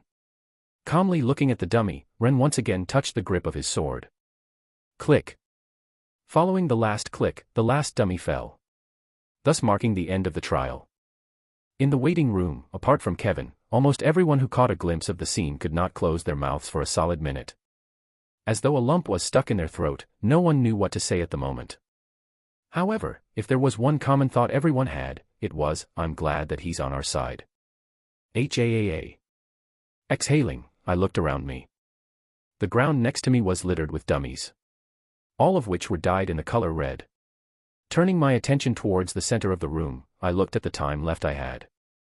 2:59 minutes. 2 minutes and 1 second, this should be enough for now. I honestly breezed through this. Although the difficulty was at its lowest, as in the further rounds it would become much higher, I was honestly surprised by how easy it was. Or did I once again get stronger? I wasn't sure. Rumble. Startling me out of my thoughts was the rumbling sound coming from the large metal door behind me. Opening up, the glorious sight of the arena grounds was once again revealed to me. Covering my eyes as I walked out of the room, I suddenly felt multiple eyes directed towards my direction. Unfazed by the stares, I calmly walked back to where I stood before. Oh. My footsteps suddenly halted. Looking up, I found my image on one of the larger screens. Ooh. Gritting my teeth, I took a deep breath. Why did I even agree to this? Turning around, I looked left and right to see where the camera pointing at me was. I soon spotted it. Once I did, with deadpan eyes, raising my right hand, I did a peace sign and blew a kiss to the camera. == 1:2:01, Rendover. 2:2:37, Jude Wright. 3:2:40, Dan Potter. 4:2:55, Odessa Mack. 5:2:59, Willie Morin. == A/N, indeed. I've learned from my mistakes. No cliffhanger on this chap. The Author's POV. Chapter 238, Statement 2. Ah. Here he is, the contestant that got first place in his group. Rendover. A reporter suddenly approached me. With a tablet in his hand, the reporter shoved a microphone to my face. If you would spare us a minute, would you mind telling us what you were feeling during the match, and how will you continue moving forward? Well, I'm naturally happy about my result. Caught off guard by the reporter, I became slightly flustered. Though I had expected such a situation to happen, I was still recovering from my previous stunt. Before I could even calm down, I was thrown into another troublesome situation. Is that so? Then what are your predictions for the games? Do you think you will make it to the top 50, or is that a bit too high at the moment? Top 50. My brow raised. My nervousness instantly vanished. What did he just say? Yes, although hard, given your qualifications, it should be possible. Given some of the other contestants' scores, although your score is quite high, enough to get you first in the group, there are over 100 other scores that are higher than yours. Do you think you can beat them? Ha. The edges of my lips pulled upwards, and a small chuckle escaped from my lips. To think that I am being looked down upon this much. They probably assumed that my timing was the best I could achieve. That I went all out. I might regret saying this, but... Excuse me, is there something foo? Win. A soft yet audible voice escaped from my mouth. Excuse me. I'm going to win. No, I shook my head. This didn't sound right, let me rephrase my words. Lifting my head, I looked straight into the cameras pointing at me. I will win the Dummy Massacre games and crush every competitor that stands in my way. Without waiting for the reporters to ask any more questions, I turned around and left. Behind me, the sound of intense scribbling rang out. Although it was mainly my fault. I was tired of people looking down on me. Now that I no longer needed to hide as much as before, it was about time I showed the world a little bit of what I could do. This was my statement. I will win the Dummy Massacre games and crush every competitor that stands in my way. Inside a waiting room, a male's voice echoed from the speakers of a TV screen. On the opposite side of the TV screen was a large black sofa where a platinum-haired youth sat. Click. Raising his hand, the platinum-haired youth turned off the TV. A faint smile appeared on his lips. Who would have thought he was like that? Turning his head to the right, a beautiful platinum-haired girl appeared by his side. A solemn expression appeared on her face. If one looked closely, they'd be able to notice the striking resemblance the male and female students had. Had it not been for their different gender, they would have looked identical. Aaron, what do you think your chances of beating him are? I'm not sure. The platinum-haired girl, Erin, shook her head. She too was participating in the Dummy Massacre games. In fact, she had just returned from her game, and this was what she had come back to when returning to the waiting area. Placing his hand on his chin, Nicholas, Erin's brother, crossed his legs and fell into deep thought. That's a bit worrying. Especially since we need to get first place here. Musing for a bit, Nicholas looked at Erin and asked, "What's your best time?" "For the first game?" "It's 1 minute and 42 seconds. 1 minute and 42 seconds. Directing his attention towards his watch, Nicholas opened the scoreboard and checked the scores of the other participants. More specifically, Ren's. 2 minutes and 1 second, that's a lot slower than you. I'm sure he didn't go all out. Erin pulled her eyes away from her brother's watch. Not once did she believe that Ren had gone all out. She too didn't go all out in the beginning rounds.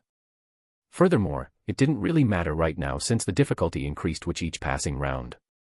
This time was not the best representation of the final time.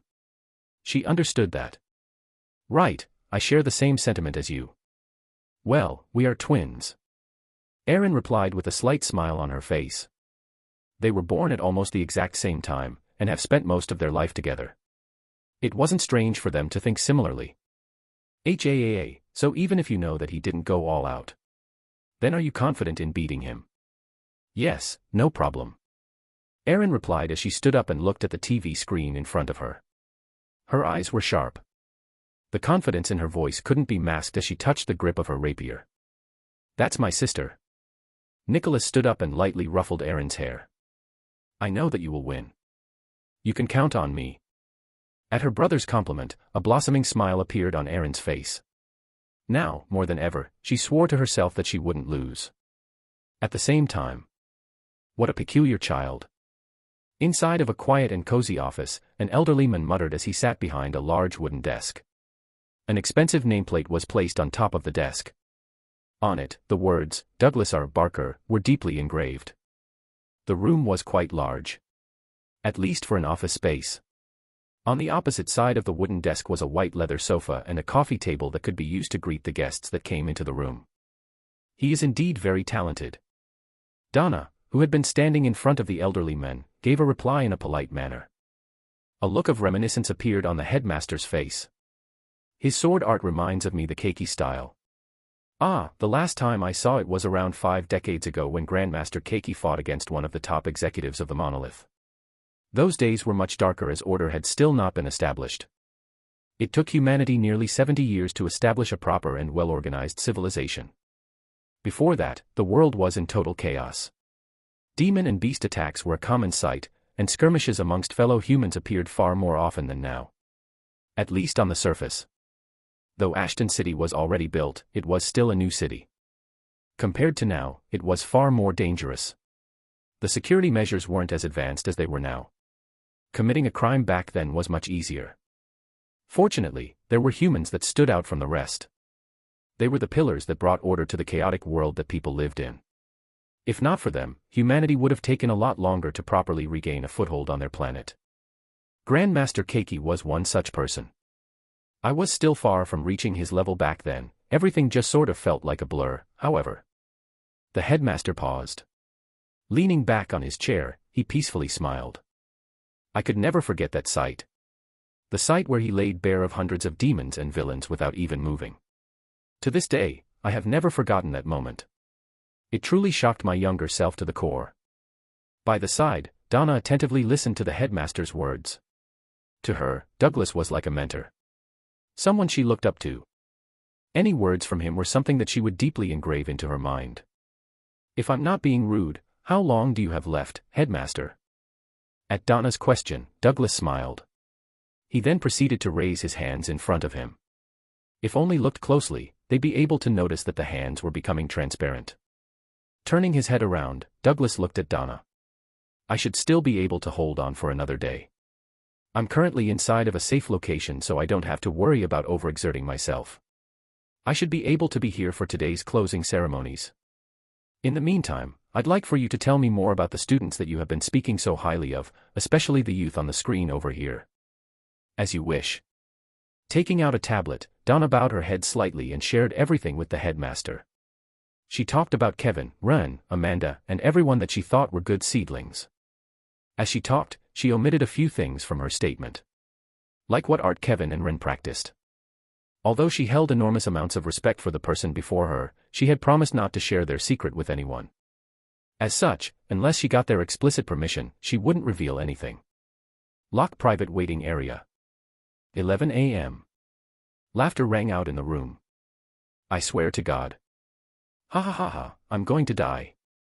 Kevin laughed, but he didn't just laugh. Holding onto his stomach, Kevin bent down and laughed like there was no tomorrow. It was as though he saw the funniest thing ever. Then die, I inwardly muttered. Unfortunately, as much as I wanted it to happen at this moment, it was impossible. Kevin was the key piece in defeating the Demon King. Without him, I'd be screwed. Till then he couldn't die. You laughed enough. Yeah. Despite Kevin's attempts at stopping himself from laughing, his trembling body easily gave him away. It was only after another minute had passed that he managed to fully calm down. He quickly changed topics. I saw your interview. You did. Yeah, never expected you to act that way. Well. That last statement. Pretty cocky of you. Taking a quick sip of her drink, Emma, who was sitting next to Kevin, cut me mid-sentence. It was, wasn't it? I didn't reject Emma's statement. Though I wanted to, I couldn't reject the truth. I was pretty cocky. Wasn't even sure why I acted that way. Normally I would have never have done such a thing. It was very out of character. Did my emotions get the best of me, I wondered. Perhaps so.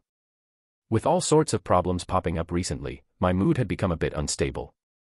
From how Ava rejected my offer, to Amanda's situation. Nothing was going right for me this past month. My sudden outburst may be due to that. But I wasn't sure. It didn't really matter though.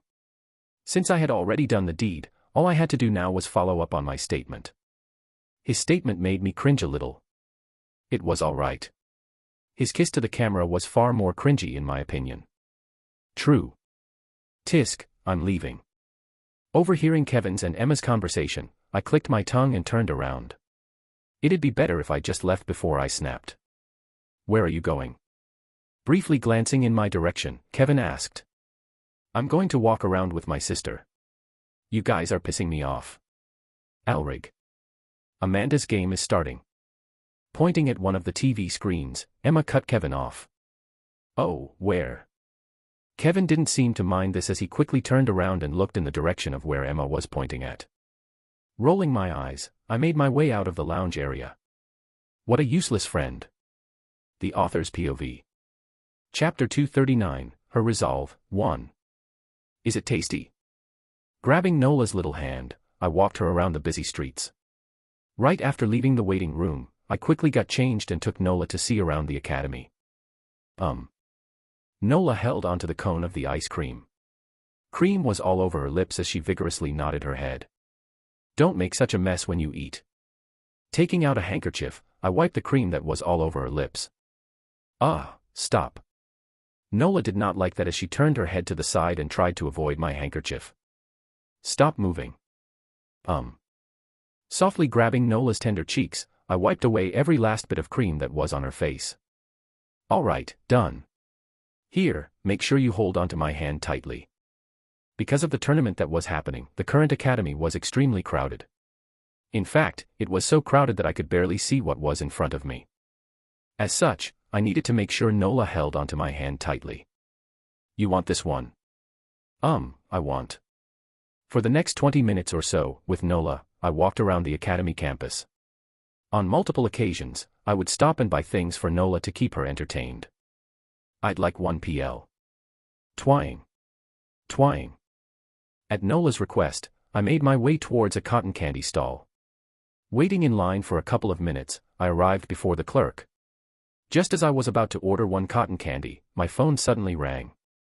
Excuse me for a moment. Letting go of Nola's hand, I rummaged through my right pocket and took out my wallet and phone.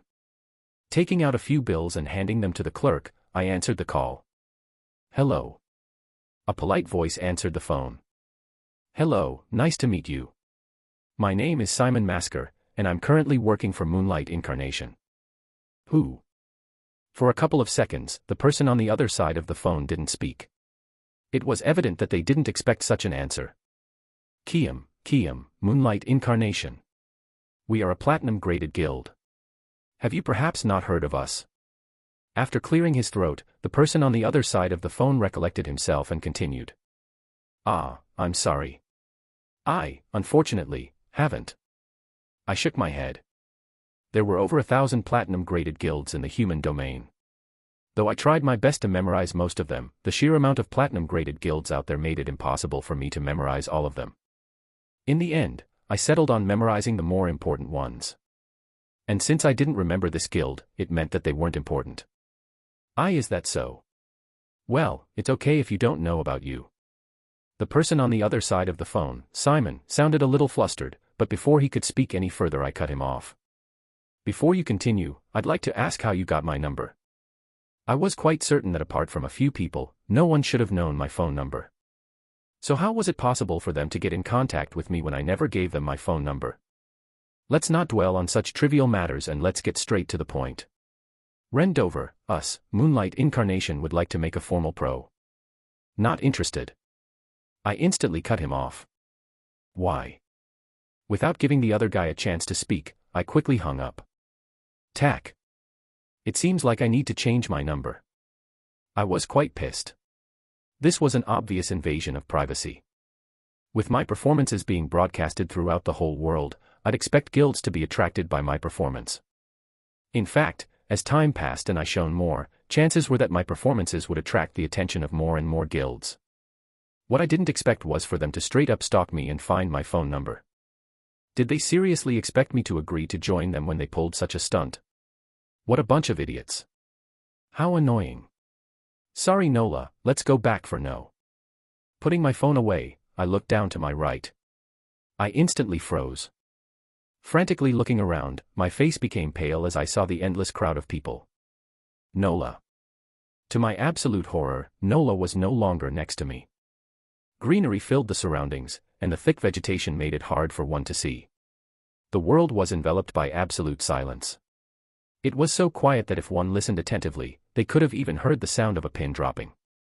Above the vegetation was a massive transparent dome that allowed the light from the sun to come in, energizing the plants.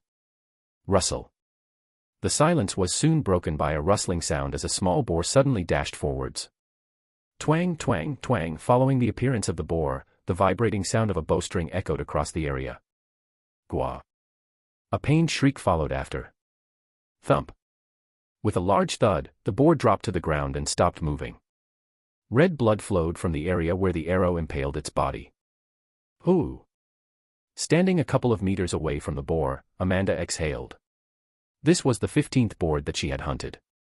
Just like the name suggested, Hunter's Quadrant was a game dedicated to hunting. The goal of the game was simple. Within a specified amount of time, contestants would compete against 50 other people. The top 5 contestants within the group that hunted the most animals in the designated time limit would make it to the next round. Amanda's score was currently 15, which was 5 more than the previous number 1 spot of the group that had entered before her. Beep. Message to all contestants. The time is up. Please make your way out of the dome. A voice suddenly echoed throughout the whole forest-like space announcing the end of the games. Following the announcement, Amanda lowered her bow and made her way towards the exit of the dome. Right after she stepped out, she felt countless eyes directed in her direction. Amanda did not mind the stares as she indifferently left the premises. She didn't even bother checking the result of the game. Most shockingly, even though there were reporters everywhere, none of them approached her. The reporters could feel it from her aura. Amanda didn't want to be approached at the moment. Thank God. Taking out my phone, I quickly followed the direction shown to me on the screen. Fortunately, Nola was currently wearing a hairpin that I had given to her as a gift not too long ago. On it was a small GPS tracking device that I had installed just in case someone tried to kidnap her. I had done this in case a situation like this happened in the future. I was glad I did. Now I could track her position with a simple app on my phone. She should be near the park. Turning right, I hastened my steps. Fortunately, Nola didn't walk that far. In fact, she was actually quite close to me. Yet, although I knew where she was, I rushed to where she was with all my might. I couldn't discard the possibility of someone taking advantage of her. The more time I wasn't with her, the more exposed to danger she was. Nola, please be safe. Clenching my phone, I quickly rushed towards where the GPS said she was. Leaving the dome, Amanda aimlessly wandered around the academy. She was at a loss. The most logical option would have been for her to go to the waiting room alongside the others, but she wanted to be left alone. Amanda didn't want the others to see her in her current state. In the end, she settled down for a nearby bench. Tapping onto a ring on her finger, a picture appeared in her hand. In it was an image of a handsome middle-aged man and a young girl happily hugging each other. Amanda gently stroked the picture in her hand. Dad. At that moment, it was as if her icy visage had never existed. A warm smile appeared on her face. It was a smile that caused anyone that saw it to be mesmerized by it for a couple of seconds.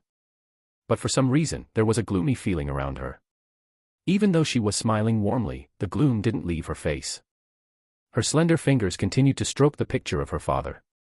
She had been smiling, but her expression was steadily getting darker. Her grip on the picture tightened. Dad, I don't know what to do.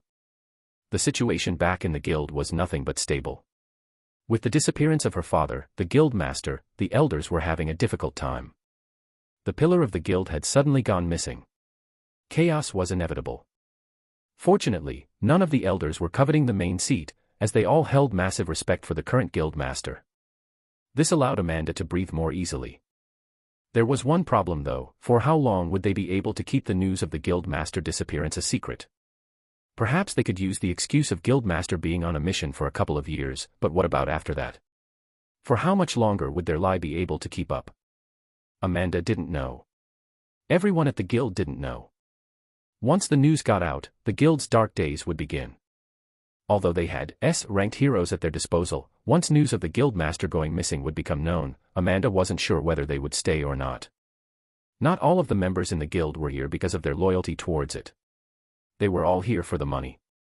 If their stability was jeopardized, chances were that they might suddenly jump ship. Without a doubt, the competing guilds would spread their fangs in their direction once the situation reached such levels. Once that happened, the guild would enter a state of vulnerability. There was a possibility for the guild to disband. I can't let that happen. Just the thought angered Amanda. She couldn't allow that to happen. She couldn't allow the guild, which her father had painstakingly built from scratch, be destroyed under her watch. As his daughter, Amanda believed that it was her duty to protect what her father had built. Phew.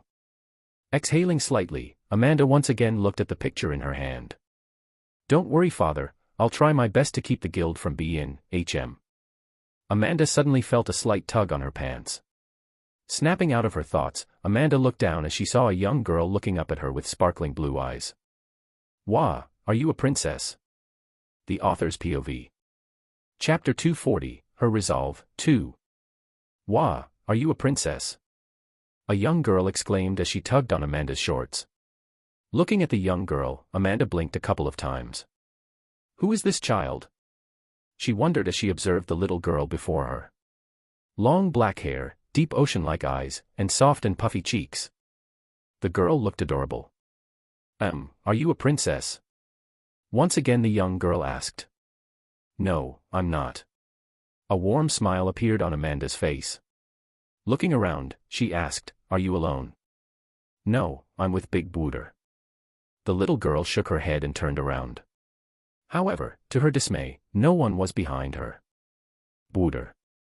Looking around, the girl frantically called out for what seemed to be her brother.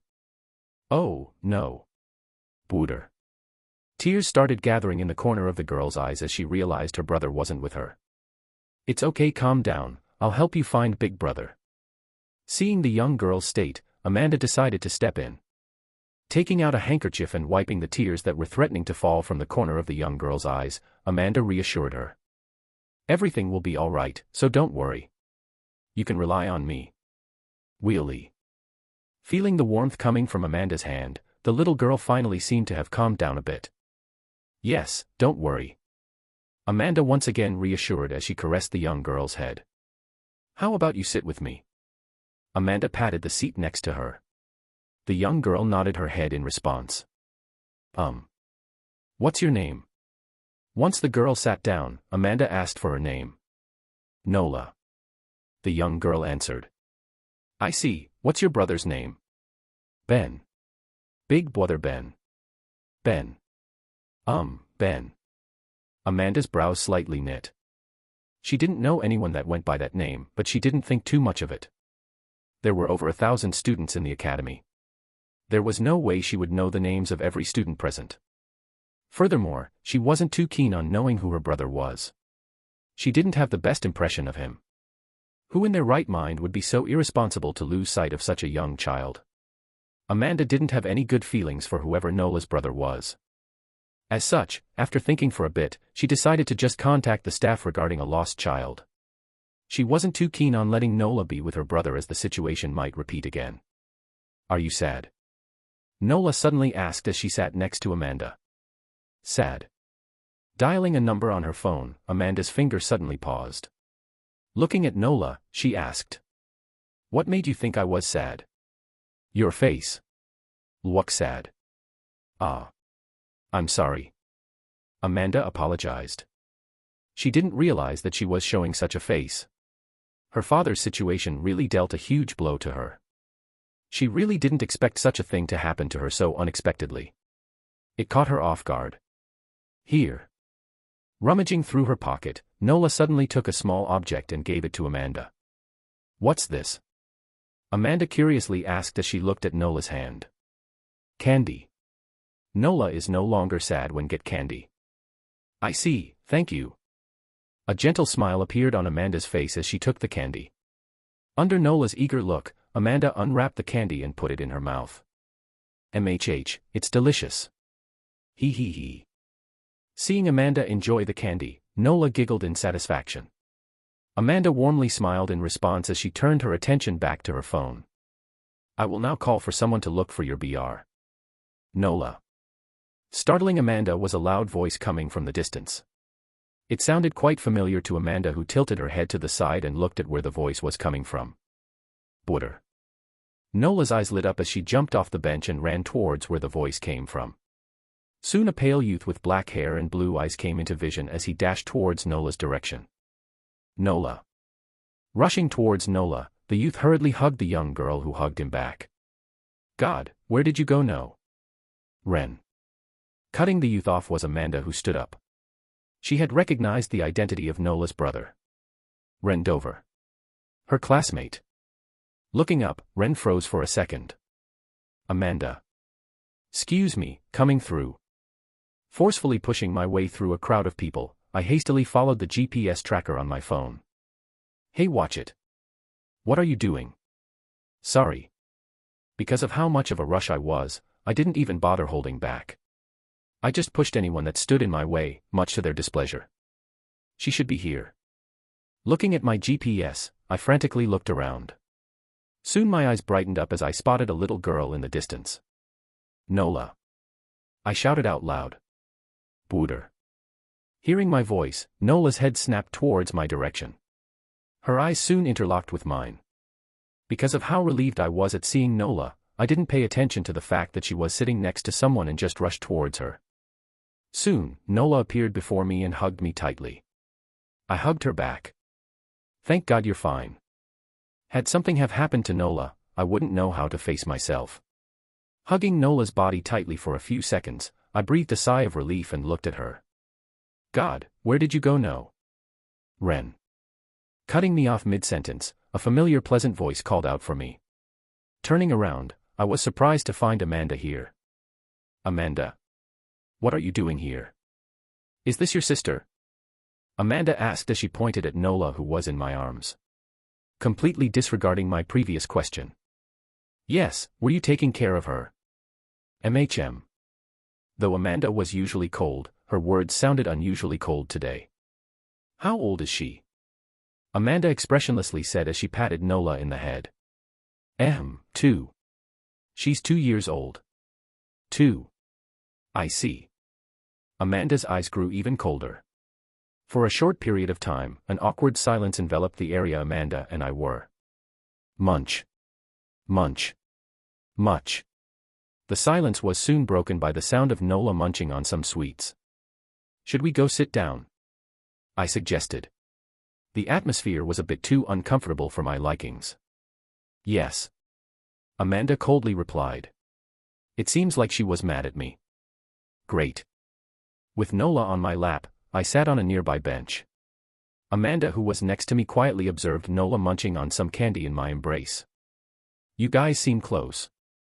After a while, Amanda spoke. Ah, well. She's my only sister after all. I see. Amanda brushed her hair to the side. I wish I also had a little sister. Amanda softly muttered. Her voice carried hints of jealousy as she looked at Nola in my arms. In response to Amanda's statement, I smiled slightly. Knowing Amanda's story well, I understood where she came from. If she had a sibling, her days of loneliness would have come to an end. With her practically living by herself, having a sibling with her would have made her days that much more enjoyable. Right, this should be the right time to ask her, no. Since I couldn't find out too much regarding the situation back in the Demon Hunter Guild as all of the information was sealed, perhaps I could try to get a clue about the overall situation by asking Amanda in a roundabout way. I couldn't be too blunt about it as I wasn't supposed to know this information. I've been meaning to ask, but, are you okay? MH. Amanda tilted her head to the side. Like you know. The past few weeks you've been looking really on edge. I was just wondering if there was something bothering you. Pausing, I added, Emma was quite worried about you too. Amanda didn't respond immediately. It's okay if you don't want to, Ants. No, it's fine. Don't worry about it, Amanda shook her head, there's just a slight problem back in the guild. At her words, I closed my eyes slowly. Though she didn't say much, these words were enough to confirm my suspicion. It seems like my worst fears came true. Amanda's father really did get stuck into the portal a few years in advance than the original timeline. Right now, the Demon Hunter Guild no longer had a head running the place. Within a few years, the threat of them being pushed down would rise significantly. By then the deal I had made with them would come crashing down. But, it's really nothing to be worried about. I believe that everything will be solved soon. Amanda put on a brave smile as she said those words. Everything will definitely return to normal in a couple of years, there's no need for you to worry. Excuse me. But this did not last for long as she suddenly turned her head away from me. Her voice shook slightly, and her shoulder trembled. At this moment, she looked extremely lonely. I see, I hope everything gets sorted. Staring at Amanda's broken figure, I felt a lump stuck in my throat. I wanted to comfort her and tell her that everything was going to be all right. I wanted to make her feel better, but things weren't that simple. I knew that. With her father stuck in the demon world with dangers lurking everywhere, I knew that the possibility of him dying was high. I also could no longer rely on the fact that the world was following the plotline as it no longer was. I could no longer count on the possibility of her father making it back alive. The possibility of him dying was quite high and I didn't feel like lying to Amanda. In the end, all I could do was pretend to have not seen anything. I didn't want her to waste her efforts in preserving her dignity. Sorry about that. After a couple of seconds, Ammon turned her head gratefully looked at me. It appears like my efforts weren't in vain as she appeared to have fully recovered. At least on the surface. She then gently caressed Nola's head. You did nothing worth apologizing for. Watching Amanda caressing Nola's head, I shook my head. This situation wasn't her fault. She was merely someone who got dragged into a scenario that I had designed beforehand. Right now, she was just a young girl suffering from a loss. The fact that she managed to keep her feelings bottled up till now showed how mature she was. Ooh. Suddenly Amanda exhaled. Staring at Nola for a couple of seconds, Amanda lifted her head slightly until our eyes met. For a brief moment, she didn't speak. She just quietly stared at me, seemingly struggling to find the right words to say. After a while, as if firming herself, Amanda opened her mouth and said, After the tournament is over, I'm dropping out of the academy. A massive bombshell was suddenly dropped on me. The author's POV. Chapter 241, Her Resolve, 3. What did she just say? For a second I didn't know how to respond. My mind blanked out. Did I mishear? Are you saying that you're dropping out of the academy? MHM. You didn't hear wrongly. Amanda calmly nodded her head. Ah. Leaning back on the bench, I looked at the blue sky above.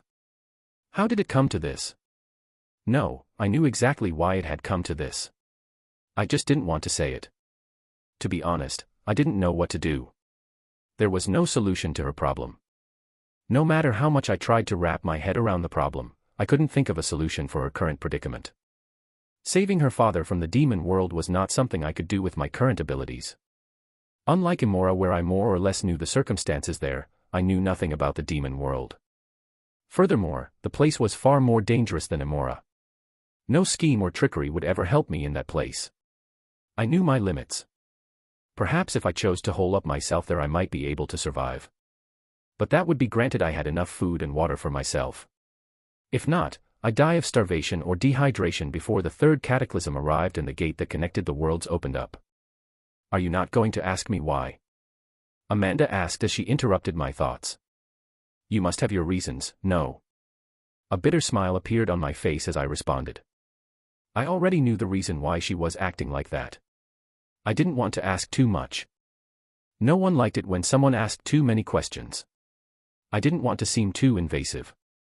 Especially since this had something to do with her father. Have you told the others? As such, I decided to change the topic.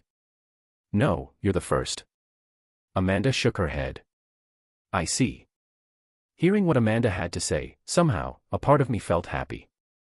I knew that she didn't mean anything special by telling me that I was the first person she told the news of her dropout, as it could have just been because I was the first person she properly talked to for the past few weeks, but I was still happy.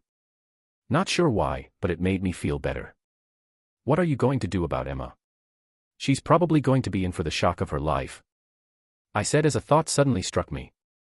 Without a doubt, Emma would lose her mind once she found out about this news. Can you help me keep it a secret? At least not until the tournament ends. Amanda suddenly bit her lips, as her fists curled into a ball. I want to tell her personally. I can do that. I nodded my head slightly. Not once did I plan on telling Emma the news. Given her personality, she would go on a small rampage which I wasn't too keen on being a part of. Thank you. Don't worry about it. After that, we both became silent. This continued for a couple of minutes before I eventually stood up as I saw the sky darken. I should get going. Me too. Amanda similarly stood up. Looking at Nola, Amanda waved. Bye, Nola. Say bye to Amanda. Looking at Nola, I pointed at Amanda. Bye sister. Sister. My eyebrow raised as I looked in Amanda's direction. Our eyes interlocked for a couple of seconds, and Amanda shook her head. I didn't tell her to call me that. Right. Since when did they become so close? I wondered as I looked at Amanda suspiciously. To be comfortable enough to call her sister. Something was fishy. Unaware of my thoughts, Amanda crouched down and patted Nola in the head, and whispered something to her ear. Be good, Nola, next time I'll see you I'll give you amazing treats. Wah. Oi, that's my thing. I protested. Only I could do that. If there was another person doing that, the bribes would start to become less effective. I couldn't allow such a thing to happen. Not anymore. Turning around, the edges of Amanda's lips curled slightly. Didn't you hear her call me sister? As her sister, it is within my duty to spoil her a little. TSK, she most likely said that because you look beautiful. Otherwise, she wouldn't have spared you a glance. I muttered as I clicked my tongue. This was the power of beauty, I say. What's wrong? Tilting my head, I looked at Amanda. A surprised look appeared on her face. You called me beautiful. Her voice was so quiet that she sounded like a mosquito. Are you not? With so many people gunning for her, she'd have to be dense to think that she wasn't beautiful. Why in the world was she surprised? And nothing, by Nola. Waving at Nola one more time, Amanda turned around and disappeared within the crowd, much to Nola's disappointment. Bye. Nola waved back. Let's go, we should go to meet Mom and Dad. Grabbing Nola's hand, I headed towards the arena grounds. Looking down, I firmed my grip of her hand and reminded her. Make sure you don't let go, okay? All the games ended at 5 p.m. Today, the only ones that were participating in games for the first years were Amanda, Jean, and I. Unsurprisingly, we all managed to secure the first place spot in our respective group and hence made it to the next round. Did you see Jean? He was absolutely mesmerizing to watch. Not only his looks, just the way he dominated his match took away my breath. Did you see the Erin girl from Ludwig Academy? She without a doubt will clinch first place in the Dummy Massacre games, though I'm a bit bitter about the fact that she isn't from the lock. I'm just glad that she's human. By the time the headmaster was done with his speech, the sky had already turned dark. Many spectators brushed past me as they looked back on the games that happened today. Walking back to my dorm, their discussions even reached my ears. As I walked, I did manage to overhear some conversations about me. Unfortunately, most of them were not good.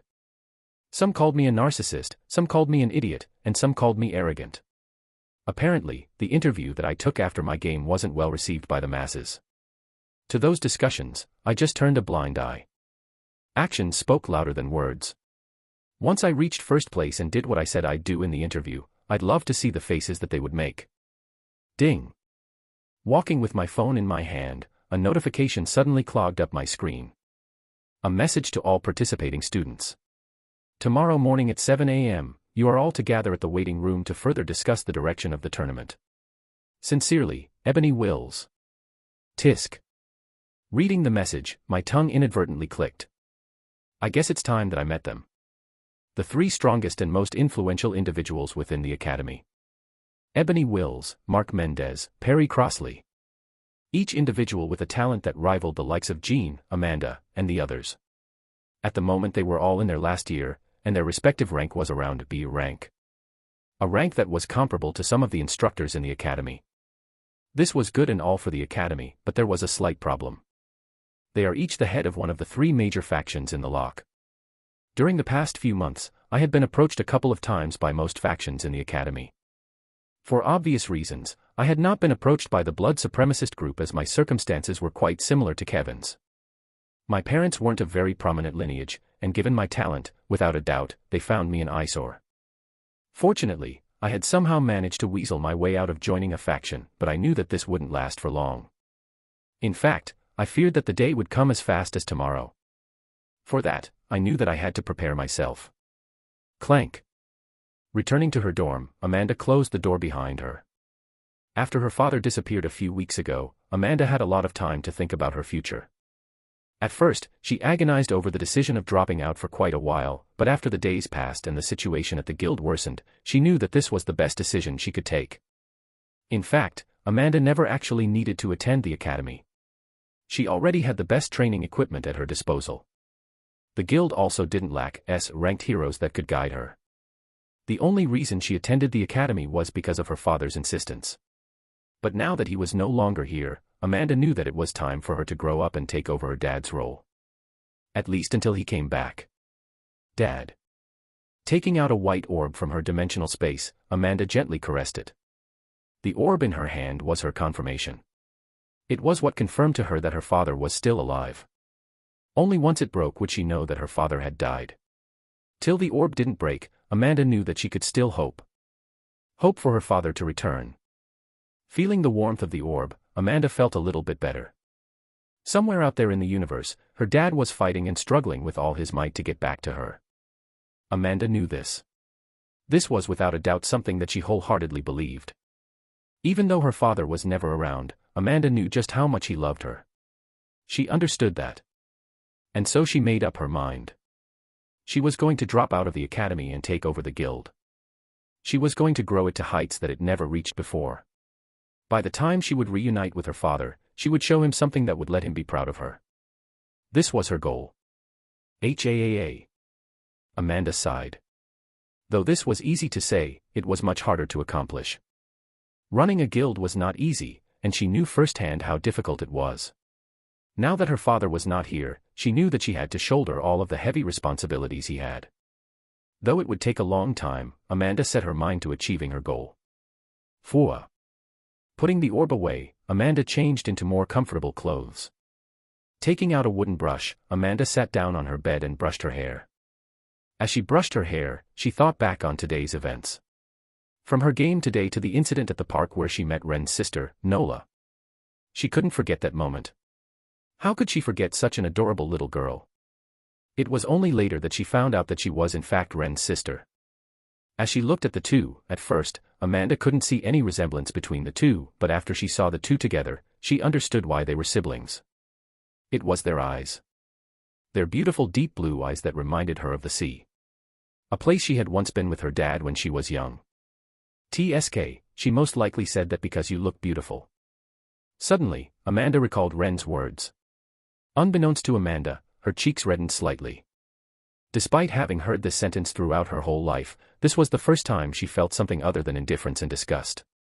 She couldn't explain it, but a subtle warm feeling washed over her body. Her mood also seemed to improve. Beautiful. Amanda muttered slightly before she turned off the lights and closed her eyes. The author's POV. Chapter 242, The Last Piece, 1. It was early in the morning, and following what was sent in the email yesterday, I made my way towards the locked private area. As I entered the room, the first thing I noticed was 3 individuals sitting at a round table. I could instantly feel a deep and oppressive aura emanating from their body.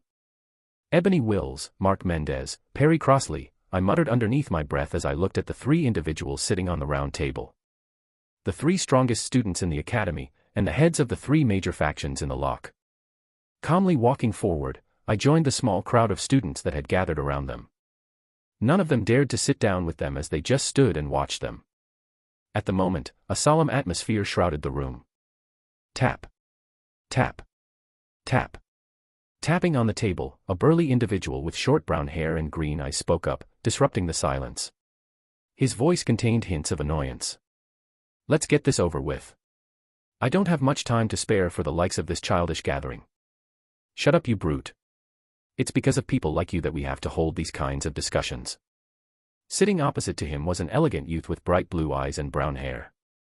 A look of disgust appeared on his face as he looked at the burly man opposite to him. Mark, Perry, can you guys shut up for 5 minutes? Standing up was a beautiful girl with tan skin, black eyes, and dirt blonde hair. Glaring at Mark, who was the elegant youth, and Perry, who was the burly individual, the tanned girl, Ebony Wills, walked towards one of the TVs and picked up the remote. Clink. Turning on the TV, Ebony pressed a couple of buttons before a large data table appeared on the TV screen. == Rankings, points. Locke Academy, 986. Theodora Academy, 904. Ludwig Academy, 888. Velen Academy, 867. Silverwing Academy, 803. Kooks Academy, 745. Death Sigil Academy, 711. Dusk of Dawn Academy, 657. Everlight Academy, 656. Prided Horses Academy, 640.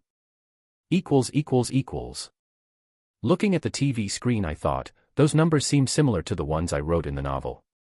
Though I couldn't remember the exact numbers that I wrote in the novel, I remembered that on the first day the lock did not surpass 1,000 points.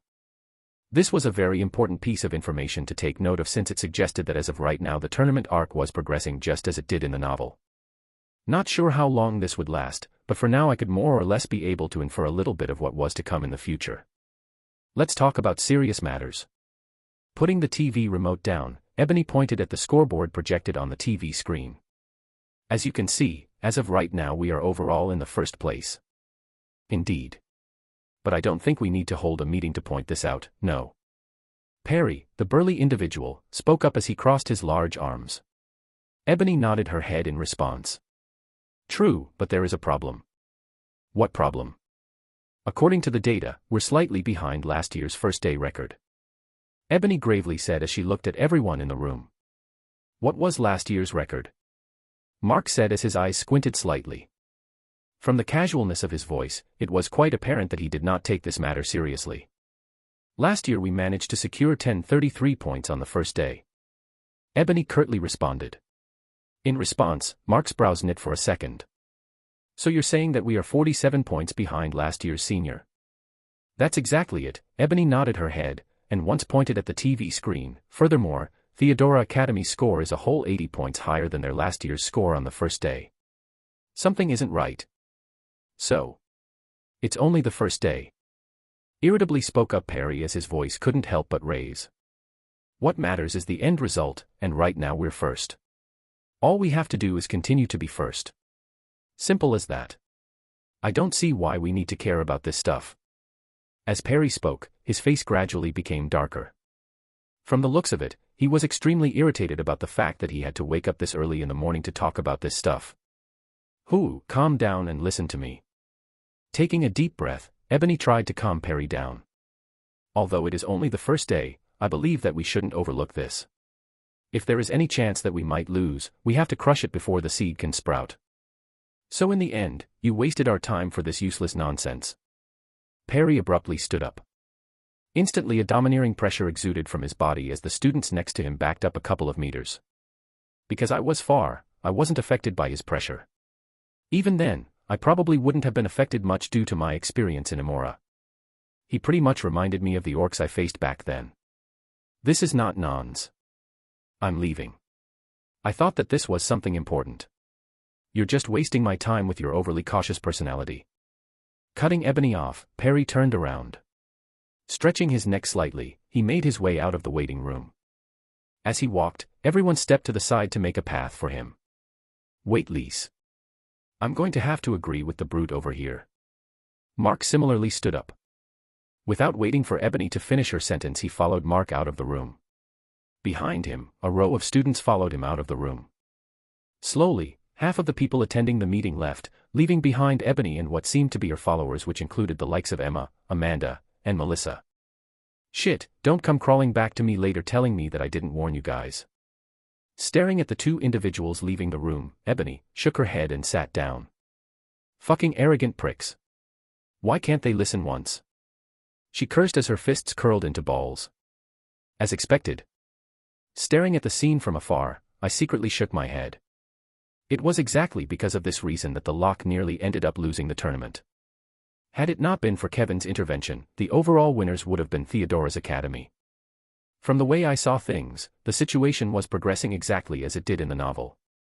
In fact, given that things were now no longer in control of the plot, the chances of the Lock losing were even higher than before. The three leaders, although talented, could not work with each other. They only trusted their decisions and their decisions only. It was because of their ego that the chances of the Lock losing increased. What do you think? Startling me, I felt a slight touch on my shoulder. Turning around, I saw Kevin standing next to me. When did he get near me? I wondered as I looked at Kevin. So. What do you think? From the way I see things, she's right. After musing for a bit, I shared my honest feelings. You think so too? Yeah. The lack of unity between the third years was quite clear to see. Even though it was just as bad last year, this year it became even more apparent. Portraying this was the scene that had just occurred. Don't you have a game to be preparing for? I asked Kevin as I checked today's game schedule. Right, I better get going. Punching my shoulder lightly, Kevin waved and left the waiting room. I followed him shortly after. At least I managed to escape an unwanted situation. If there was one thing that was good about the meeting, it was that I didn't attract the attention of the three leaders today. With that, I didn't have to worry about joining the conflicts between the factions. Since the meeting, a week eventually flew by and it was now Monday. During the past week, I did what I set out to do. Dominate my rankings. Click. Thud. Thud. Thud. Inside of a room illuminated by bright lights, a subtle clicking sound resounded across the space. Following which, with large thuds, multiple dummies fell on the ground as they turned red. Ooh. Taking a deep breath, I subtly touched the small bracelet on my wrist. This feels weird. I honestly still couldn't get used to my rank getting suppressed. It felt as though I woke up after a few hours of sleep as my body didn't move as fast as I wanted it to. In fact, because of this factor, I almost missed a couple of dummies that were coming at me from the side. Fortunately, I was able to remain level-headed throughout the whole time and barely managed to defeat them without wasting any time. Beep. Within a minute after the last dummy fell, a beeping sound resounded across the room, and my score was displayed on the board before me. Contestant, Rendover, time 2:02 seconds. Smirk. Looking at my timer, a smirk invertedly appeared on my face. For the past week, I had participated in 5 games in which my score always remained plus or minus 2 seconds of 2 minutes. Not once did I go below or above that record. I naturally did this on purpose. Although my score was actually the same as my previous scores, in reality, the values had a different meaning with each passing game. That was because the difficulty of the trials rose with each game I passed. Not only were the dummies harder to kill, but they also became faster and numerous. By the time the 3rd game started, only 1/5 of the contestants were left. My consistent score was my own way of throwing the middle finger towards those that called me names a couple of days ago. Was it petty? Yeah. But I was a petty person to begin with, so I just went ahead and did it. There should be one more game left. As of right now, I had just finished the last game before the finals. The semi-finals. Meaning that, if I beat my opponent who was in the room next door, I would be able to make it to the finals of the Dummy Massacre games. Wah. Exiting the room of the game, I could hear the endless cheers coming from the crowd attending today's events. Unfortunately, my parents were not here today, so I didn't really pay much attention to the cheers. As I exited the room, I suddenly felt a pair of eyes looking at me from my right. Turning around, I soon spotted Erin solemnly looking in my direction. With a casual smile, I waved at her. Surprised, she also waved her hand and put on a polite smile. Then, under the watchful eyes of the spectators and cameras, Erin calmly walked in my direction. It seems like she made it to the finals as well. I thought as I watched Erin walk in my direction. Though I had expected this from the very beginning, a little part of me hoped that the plot mess-up would screw her over. Unfortunately, it didn't. She had made it to the finals just like in the novel. If there was an opponent I was worried about for the finals of the games, then it would be her. Even though she was at her strongest when she was alongside her brother, her skills alone were not something to scoff at. If I was just one bit careless in my upcoming game, I'd without a doubt find myself losing to her. Halting her steps in front of me, Erin extended her hand. Congratulations. Thank you. I shook her hand back. Shaking hands, Erin sweetly smiled and said, 2 minutes and 2 seconds, that's awfully close to your other scores, isn't it? What can I say? I'm a very consistent person. In response to Erin's sweet smile, I smiled back at her. So she caught on. I wasn't particularly hiding the fact that I was trying to keep my score consistent, so I wasn't surprised by the fact that she knew that I was holding back a bit. I see, that's very good of you. I hope you'll stay consistent in the upcoming finals. Erin squinted her eyes. Her grip on my hands tightened. Who knows? I might just slip up. I merely smiled at her gesture. From the way I described Erin in the novel, she was a very competitive person. From my current interaction with her, it looked like I was spot on. Once again, I'll see you at the finals. You too. After a couple of seconds, Erin finally let go of my hand. Congratulating me one more time, she turned around and left. Watching Erin leave, I smiled and shook my head. The next time I'd see her, it would be in the finals of the Dummy Massacre games. The Author's POV. Chapter 243, The Last Piece, 2. Wah. Cheers engulfed the arena grounds as the spectators jumped and shouted in excitement as they watched the games that were happening below. Sheesh, that's loud. Covering my ears with my hands, I walked towards one of the stands and looked at the arena grounds below. Although I could have watched the games in the comfort of the waiting room, I wanted to come here at least once to spectate the games that were happening below. There was also another goal I had in mind when coming here. Hein Kragenschott from Ironia Academy and John Burson from Kusk Academy still look to be holding out well. Scott Madison from Leuenberg Academy seems to be about to give out. Who will pass to the next round? Listening to the announcer, I leaned on the handrails and squinted my eyes to get a better look at what was happening below. Standing on a platform, I looked as 5 students stood still motionless. With their legs perpendicular to their shoulders, the 5 individuals each held a shield in their hand. Opposite to them was a combat dummy that every few seconds would unleash an attack on them. With each attack, the power exerted by the dummy would increase. Dum. Dum. Dum. Even as I stood above the arena grounds, I could hear the faint sound of collision that came as a result of the dummy hitting the contestants. So this is the Iron Fortress games. I muttered underneath my breath as I paid close attention to the 5 individuals below. The Iron Fortress game was a game dedicated to those that specialized in defense. The objective was to withstand as many attacks as possible. The last person standing would directly make it to the next round. As of right now, it was the semi-finals, and my attention was currently directed towards one individual. Hein Kragenschott. The next and last person that I wanted to recruit into my mercenary group. With a sturdy build, light brown hair, and hazel eyes, Hein stood imposingly at the center of the stage as he withstood the barrage of attacks coming from the dummy opposite of him. With each attack, Hein would skillfully shift his position ever so slightly. By either taking one step back or tilting the shield slightly, Hein was able to redirect some of the force away from himself. Using this method, he appeared to be in a much better position than some of the other contestants. He's as good as I thought he'd be. Watching Hein skillfully redirect and block the relentless attacks coming from the dummies, I crossed my arms and repeatedly nodded my head. Even though he wasn't the biggest individual on stage, as John Burson was about twice his size, his technical ability was something that more than made up for his lack of natural size. This was shown by how he had made it this far without even being a part of a famous academy. This achievement alone was outstanding. He's the one for sure. Without a doubt, I knew that he was the last person I was looking for in my mercenary group. Though he may not be known now, in the future, Hein would be known throughout the whole human domain as a ranked hero.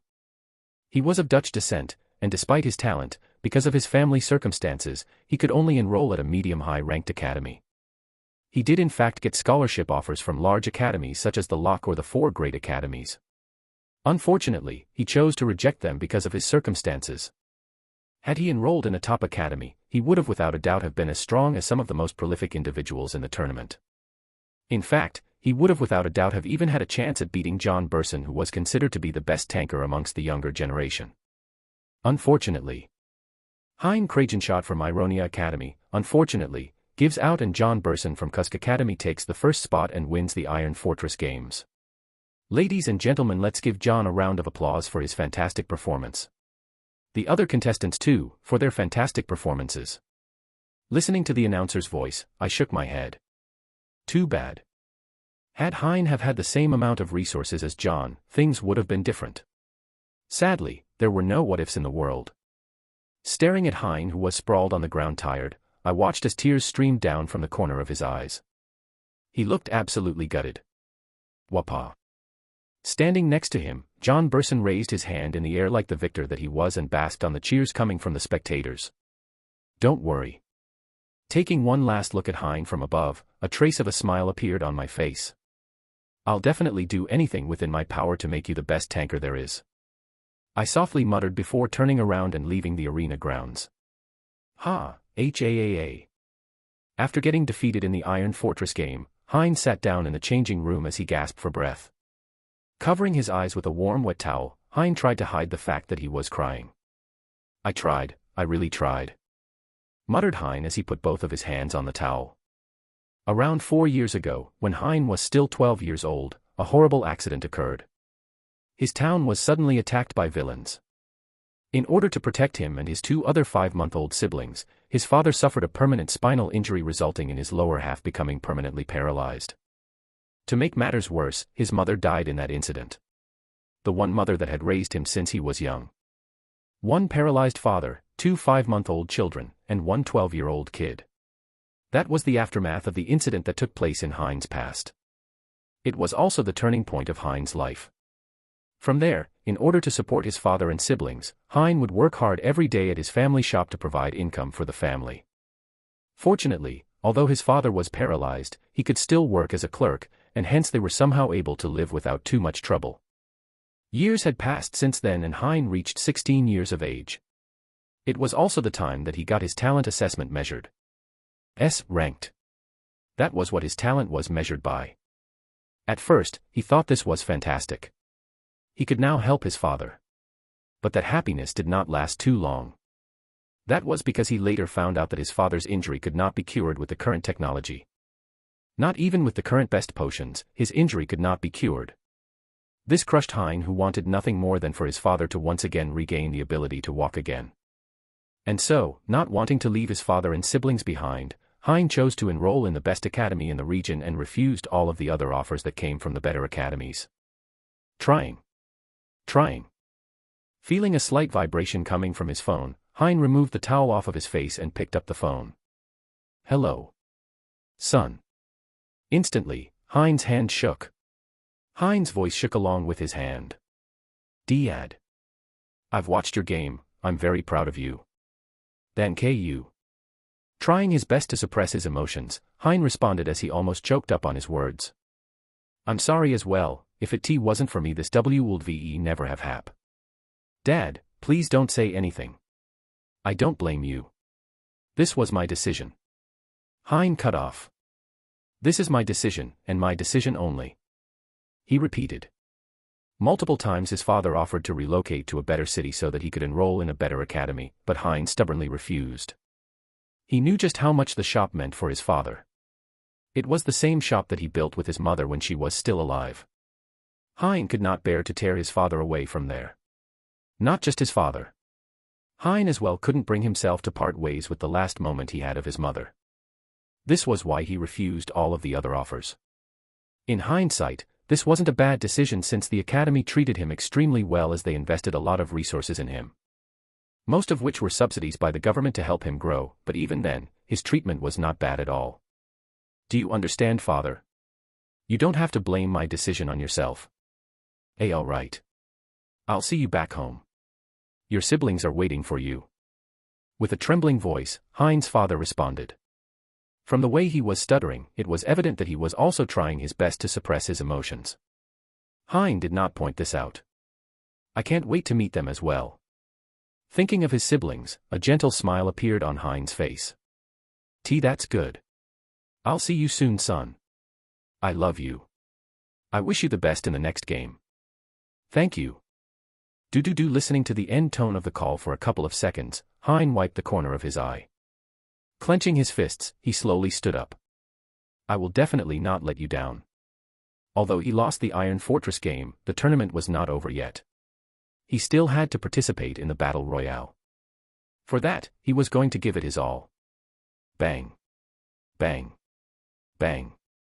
The loud sound of collisions echoed inside of a private training room. Standing opposite a machine, I repeatedly attacked it with my sword. Each attack was lightning fast as a green hue shrouded the body of the sword. Click.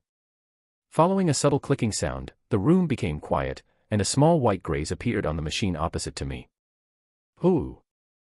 With sweat dripping from the side of my face, I took a deep breath. I should be close.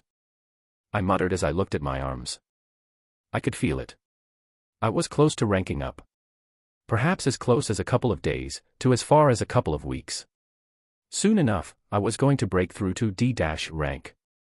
Unfortunately, this was probably not enough time for the finals that were going to take place in a couple of days. But I wasn't too worried about this as I was confident in my chances of winning. That aside, by the time I returned to my dorm and looked at my notifications, I found my face plastered all over the news. In the news, there was a picture of me shaking hands with Aaron. To my surprise, as I read the comments on the article, there were a lot fewer negative comments about me. In fact, I found a lot of people supporting me and wishing me the best of luck. This surprised me quite a lot as I pretty much antagonized everyone in my first interview. But I guess my recent performances had won the hearts of the people. Another thing that I took note of as I read the articles was that a lot of people were comparing the way I fought to Grandmaster Keiki. A legendary figure. Fortunately, no one was able to make a connection with the fact that I was actually using the Keiki style as I didn't use any of the movements yet. I also publicly announced what sword art I practiced in one of the interviews I had this week. It was obviously the Keiki style counterfeit art. As such, I was in the clear for the tournament. At least for now. Right, Angelica. Turning around I looked at Angelica who was sitting in the middle of the room. A black hue shrouded her body. Speak. After a short pause, Angelica apathetically responded. Make it quick. Sure, did you find anything suspicious during the past week? Like any movement from the monolith? I have not. Angelica shook her head. Not even a clue. None. This is strange, or should I say weird. Placing my hand on my chin, my brows knit tightly. For the past month or so, I had asked Angelica to scout the lock and look for any clue that could give me an idea of what the monolith was planning. Unfortunately, I found nothing. I've looked through Thibaut's watch in hopes of finding something, but there was nothing there as well. I even looked through the scenario that was supposed to happen in the novel, but as I predicted, it was completely scrapped. Did they just give up on the tournament? From what I've gathered, the lock managed to catch most of the villains that tried to infiltrate the place. In fact, I'd estimate that a total of over 100 villains were caught by the lock security alone. This alone suggested that the monolith had not given up. Furthermore, given how big the event was, there was no way the monolith wouldn't jump at the idea of doing something big here. Especially since this was broadcasted all over the human domain. Fortunately, as of now, the lock security was good enough to stop any attempts that had happened. However, I didn't know for how long this would last. Despite the lock being the #1 academy in the world, they were currently fighting against the monolith. An organization that rivaled the likes of the Union. For them, infiltrating the lock and the tournament shouldn't be something impossible. If they set their mind to it, this was a very real possibility. And it was exactly this possibility that bugged me. Should I perhaps go to the black market to ask? If there was one organization that could help me find anything related to this case, perhaps it would be the black market. With them being a natural faction frequented by both villains and heroes, this could very well be a plausible course of action. However, there was only one problem with this scenario. Money. If they indeed had some information regarding the plan the monolith had for the tournament, then without a doubt I would have to fork out a crap ton of money. And that was something I couldn't do with my current cash reserve. As such, I was once again back to square one. Wait. What if? Suddenly a thought struck me. How could I have not thought about this before? Smacking my head, my face scrunched up a little. The answer to my problem was right before my eyes. Kevin Voss, the novel's protagonist. Given that Kevin was the original protagonist of the novel, in all likelihood he knew something. In fact, his system might have given him a quest targeting this scenario precisely, and he was already preparing for it. Damn, I should stop overthinking things sometimes. Cursing slightly, I took out my phone and dialed Kevin's number. The Author's POV. Chapter 244, Dummy Massacre Finals, 1. Bang. The blaring sound of a table being pounded resounded across the room. Following this, an enraged roar echoed across the room. This is bullshit. Perry stood up. I shouldn't be responsible for our school's lackluster performances. That's not the point. Sitting next to Perry, Ebony shouted back. Her voice contained all of the frustration she held back for the past week. I've repeatedly warned you about this at the beginning of the week, yet none of you listened to me. Turning around, Ebony pointed at the TV screen where the rankings were shown and once again raised her voice. Now, look. We're only 50 points ahead of Theodora Academy, who should have been 200 points behind according to the initial forecast. Whose fault is it other than yours for this? Rankings, points. Locke Academy, 11,089. Theodora Academy, 11,039. Ludwig Academy, 10,785. Velen Academy, 10,467. Silverwing Academy, 9,803. Kooks Academy, 9,732. Death Sigil Academy, 9,311. Dusk of Dawn Academy, 8,953. Everlight Academy -8,824. Prided Horses Academy, 8,645. What the fuck? Rather than voicing out your complaints, let's talk about the possible solutions to this problem.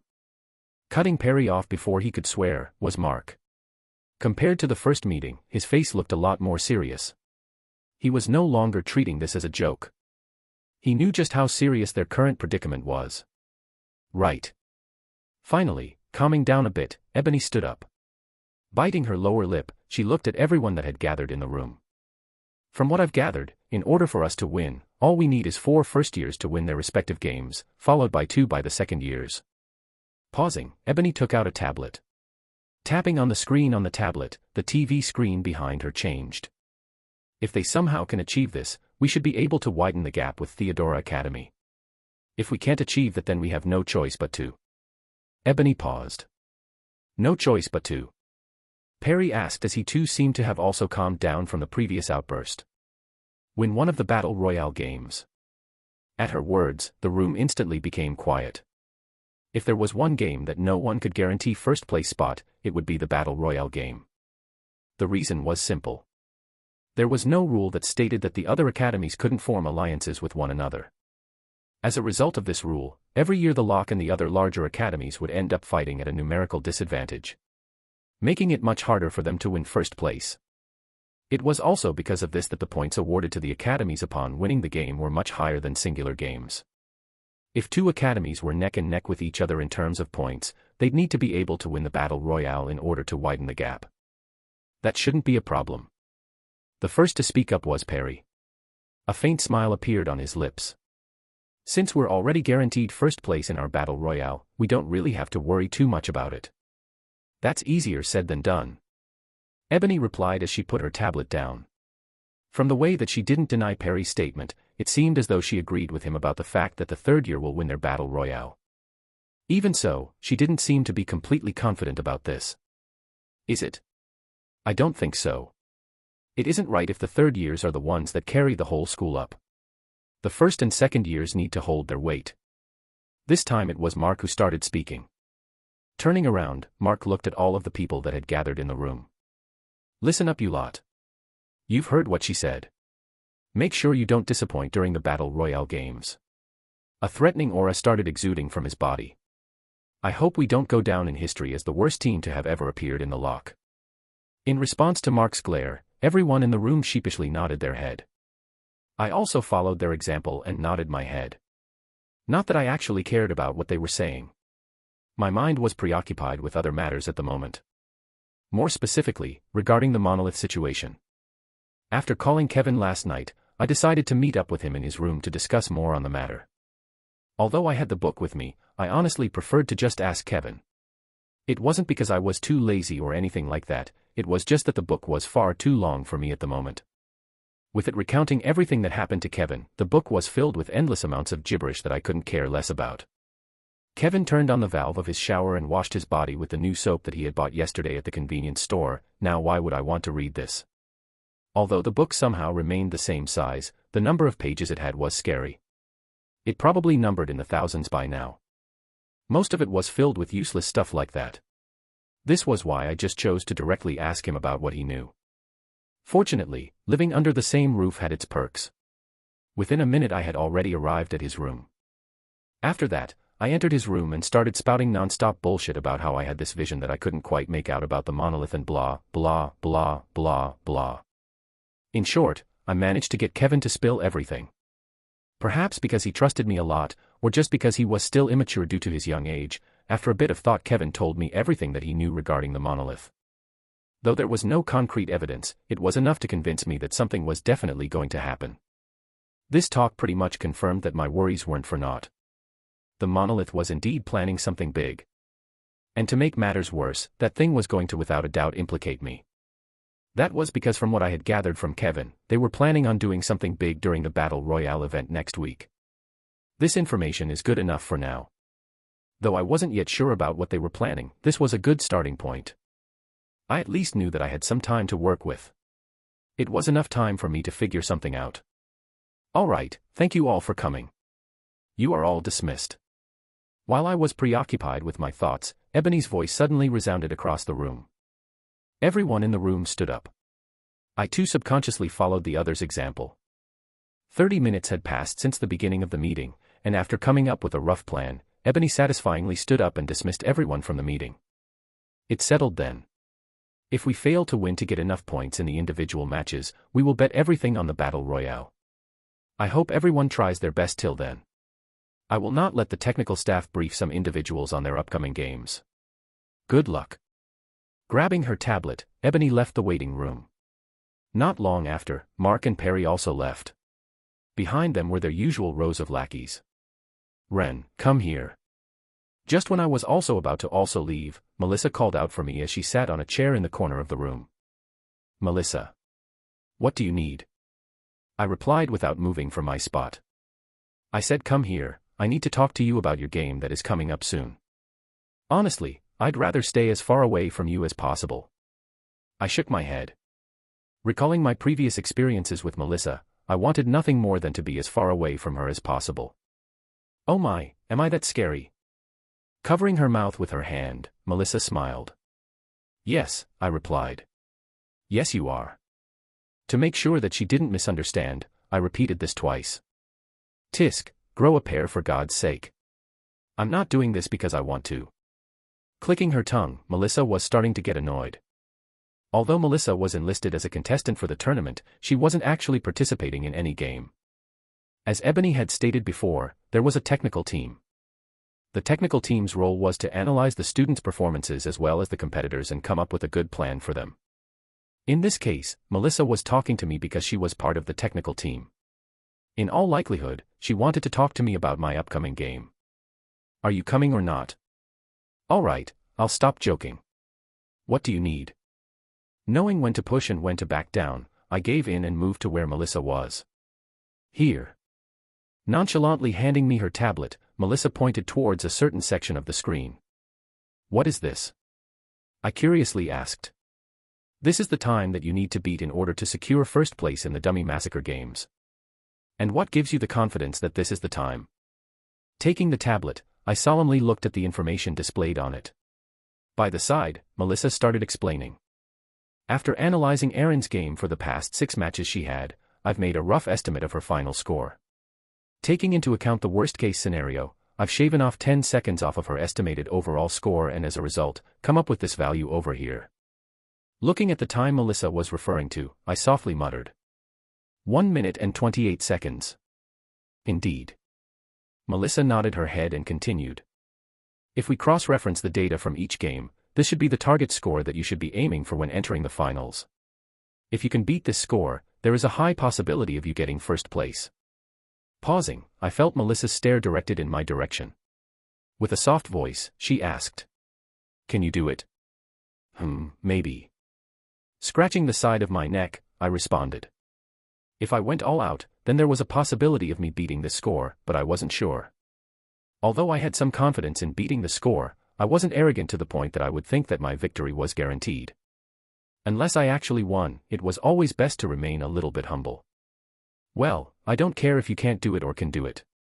I'm just doing my job. Snatching the tablet off of my hand, Melissa put her hands in her pocket and left. From the looks of it, she didn't want to stay any longer.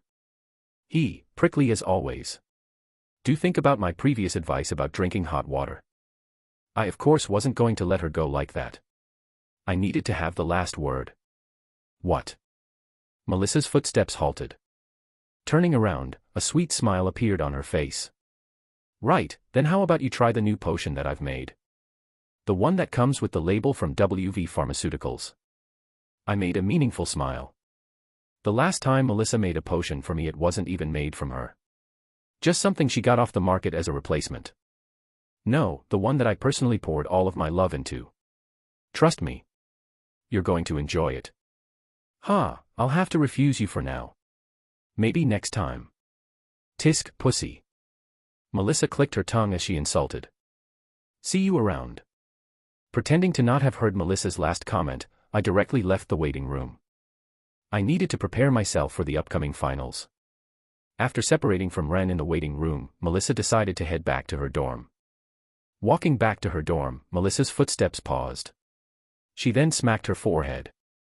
Right, I forgot to tell Ren that the difficulty of the round was going to be made even harder than before. Because of Ren and Erin's recent performances, the instructors decided to increase the difficulty a little bit to make it more entertaining. This was one of the things that she was supposed to tell Ren when consulting with him just now. Of course, this didn't just apply to Ren's game alone. Some of the other games' difficulties were also increased by a fair amount. Oh well, doesn't really matter. After contemplating for a bit, Melissa shrugged her shoulders. Won't really make a difference. Even if he wasn't told about this news, Ren aiming for a similar time to what she had shown to him before would without a doubt serve as a good motivational factor to perform better. Well. In reality, Melissa just wanted to see the dumb look that Ren would make once he realized his time was much slower than he had been aiming for. Now that was something that she would love to watch. Just the thought made her chuckle. Can't wait to see your performance. Melissa's mood brightened. 2 days eventually passed and it was finally the day of the Dummy Massacre finals.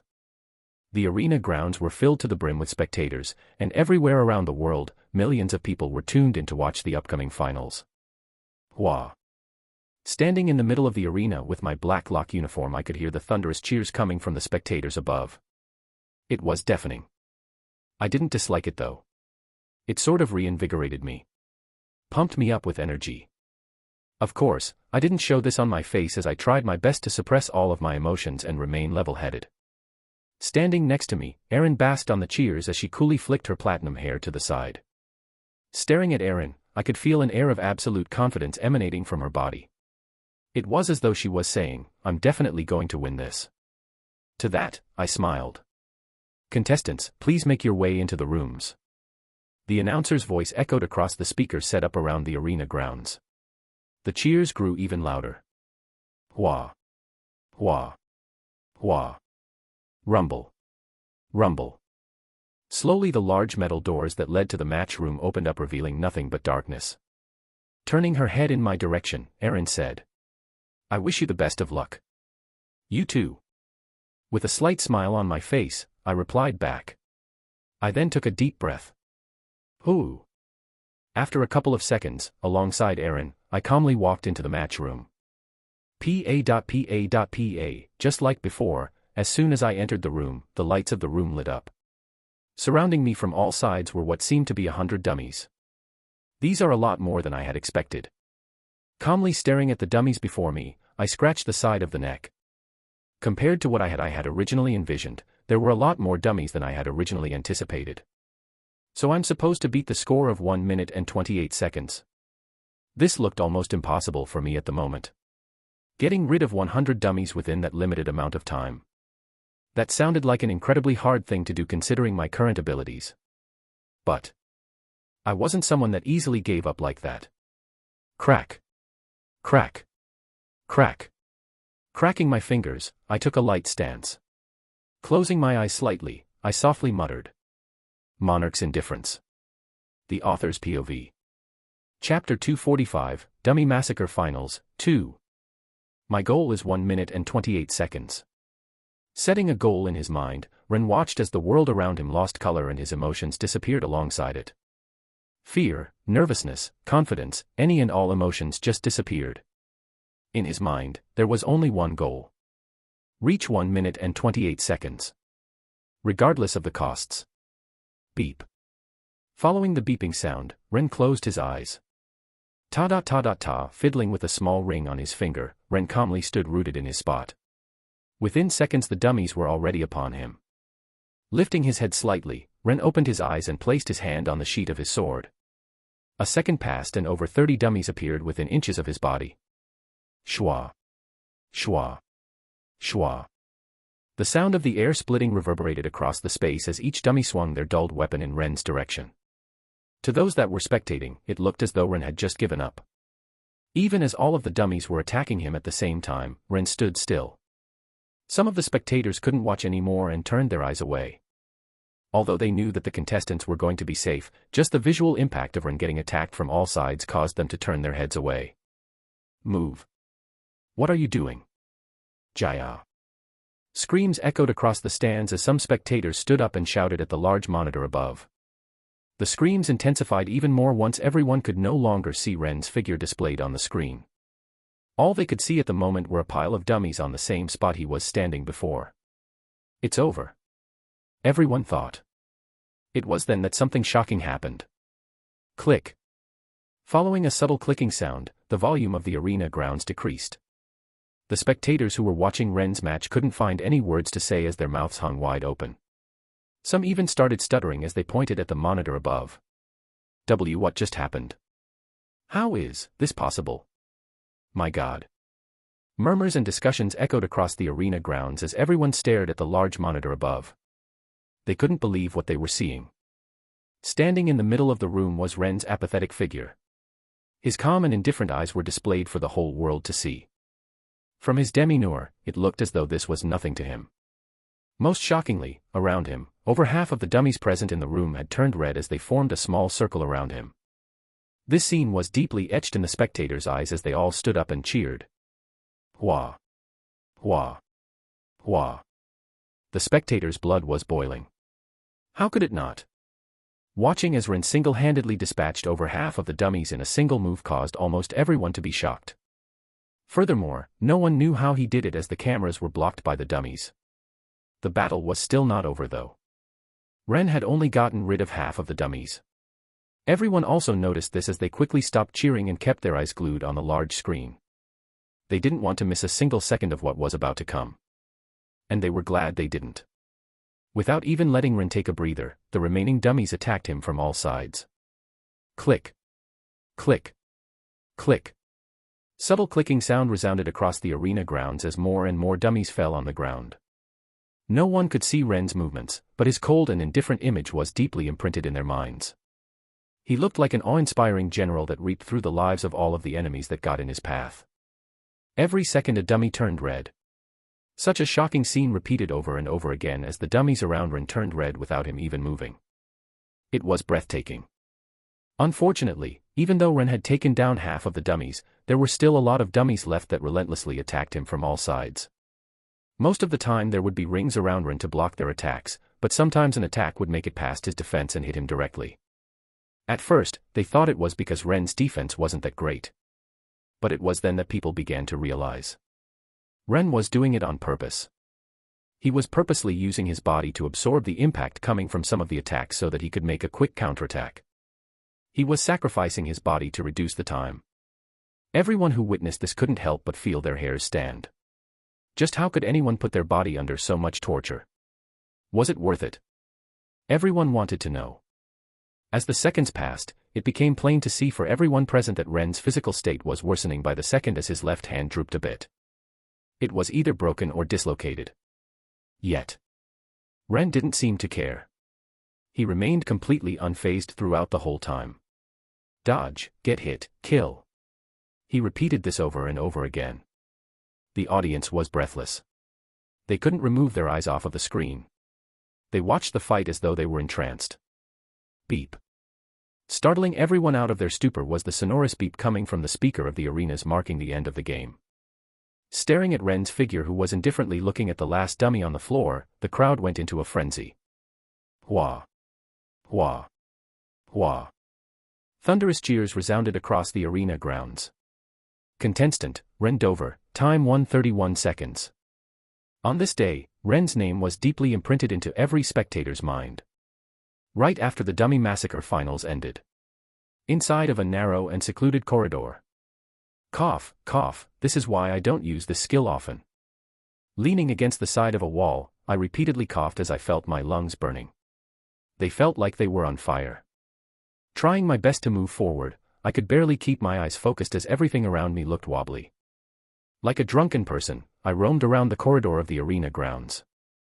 Although I tried my best to look fine after I finished my game, once I arrived at a secluded space, away from everyone's eyes, I started coughing uncontrollably. Damn it, I overdid it. As I was under the influence of Monarch's indifference throughout the whole game, I was unable to properly control what I was doing. My body moved on its own to achieve the goal that I had set in my mind beforehand. Beating 1 minute and 28 seconds. Unfortunately, I had completely overlooked the fact that under Monarch's indifference, I wasn't the same person. Apart from achieving my goal, I cared nothing about anything else. Even if it resulted in me getting severely injured. I could still vividly remember feeling my body getting battered all over by the dummies as I stood motionless waiting for them to completely surround me before using the second movement of the keiki style. In one swift movement, I managed to get rid of about half of the dummies. It was the most appropriate move given the time frame I had. But it was also what resulted in me sustaining serious internal injuries. Although the lock had set up a system where it would stop a game once the contestant was too severely injured, from how I was still not kicked out, my injuries were not enough to stop the game. This most likely stemmed from the fact that I only sacrificed the areas that were less important. But, as my body continued to aim for the goal, my internal injuries worsened. Throughout the whole game, I felt immeasurable amounts of pain being transmitted all over my body. Yet my body completely ignored it. As if the pain was only the fruit of my imagination, my body ignored everything and aimed to kill the dummies in the fastest and most efficient way possible. Regardless of how much damage I was receiving. In the end, after everything was over, my overall time ended up being 1 minute and 31 seconds. 3 seconds slower than my target score. Back then I thought that I had failed, but once I got out and felt countless stares coming from the spectators, I knew that something was wrong. As I turned around and saw Erin's score, 1 minute and 48 seconds, reality finally struck me.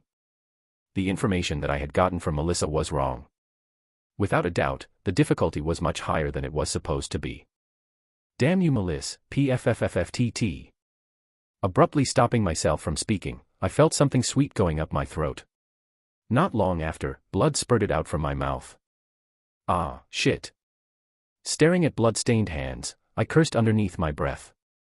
My vision soon darkened and I slowly lost consciousness. Thud. I'm sorry, brother. On the other hand, Erin returned to her academy's waiting room. Standing before her brother, Erin's head hung low. I really thought that I could win. She muttered as her voice shook. Prior to entering the match, she was confident that she could win the match. She really did think so. Especially once she saw her score of 1 minute and 48 seconds. It was the best score she could have possibly have gotten. Yet, her hopes were completely crushed once she found out that her opponent's time was even faster than hers. And not even by a close margin. A whopping 17 seconds faster than her. This completely crushed her spirit. It's okay. I'm not mad. Patting Erin on the head, Nicholas comforted her. Your opponent was just as skillful as you. You're both the same rank, and from the looks of it, his sword art specializes in speed.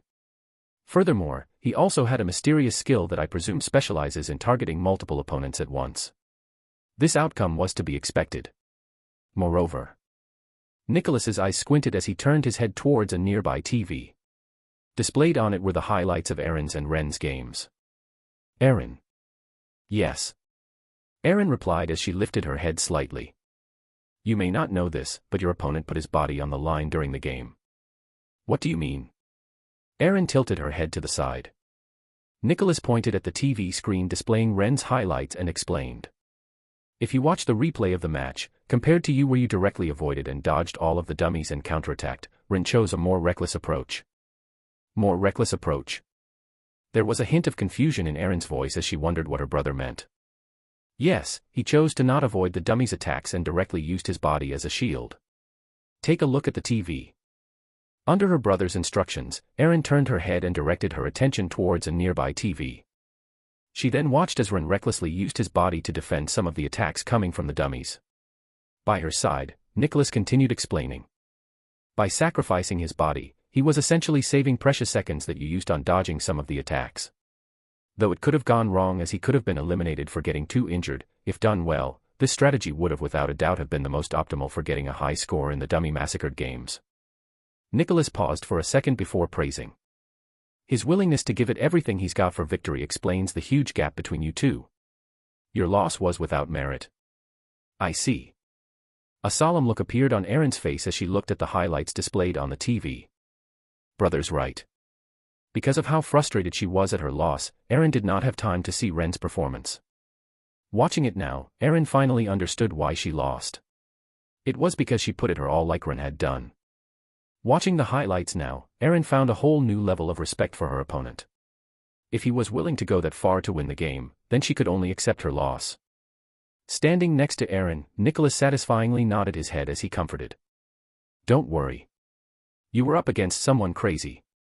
Someone that would even risk getting injured severely to win. You didn't lose without merit. Let's redeem ourselves in the Battle Royale games. Understood. Erin replied as her mood improved a bit. That's right, nothing's lost yet. Just because she lost this game didn't mean that everything was over.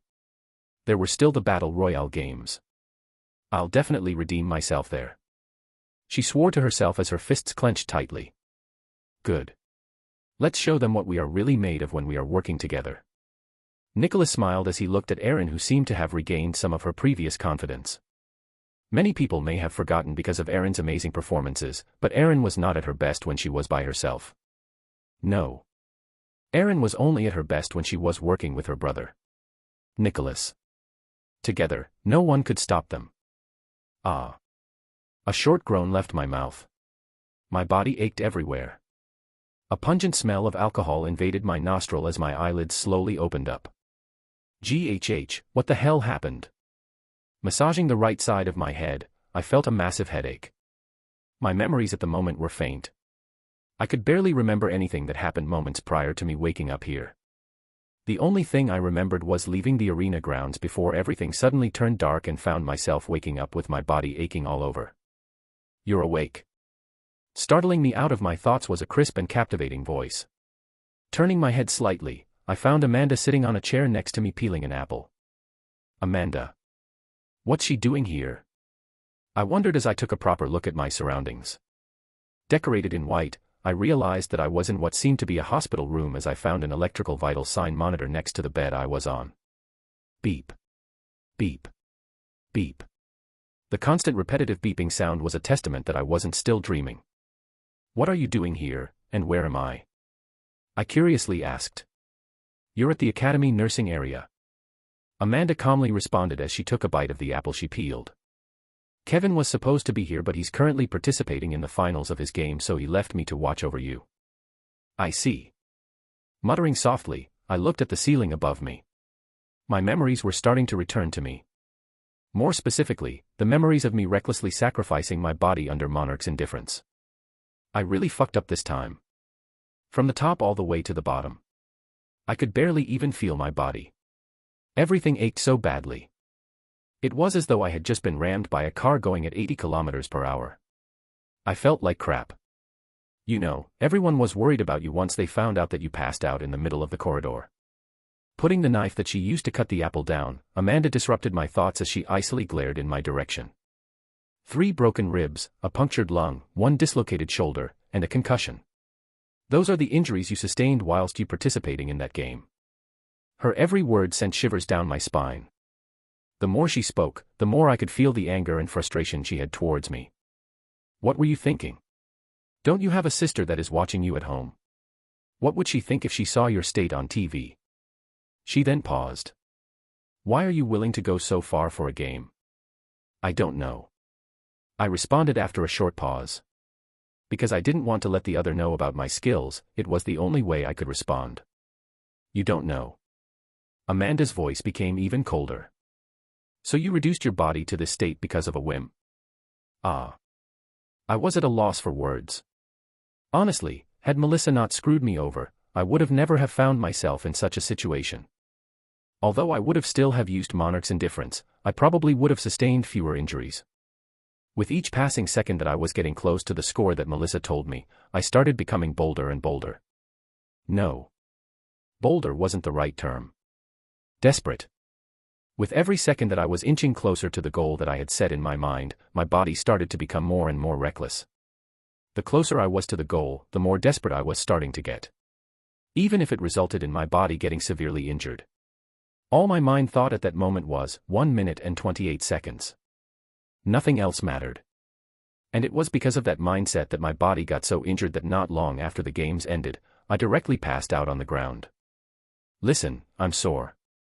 Please don't do this again, promise." Right as I was about to apologize, I abruptly stopped. That was because I suddenly heard Amanda faintly whispering something. At her last words, Amanda's voice choked up a little.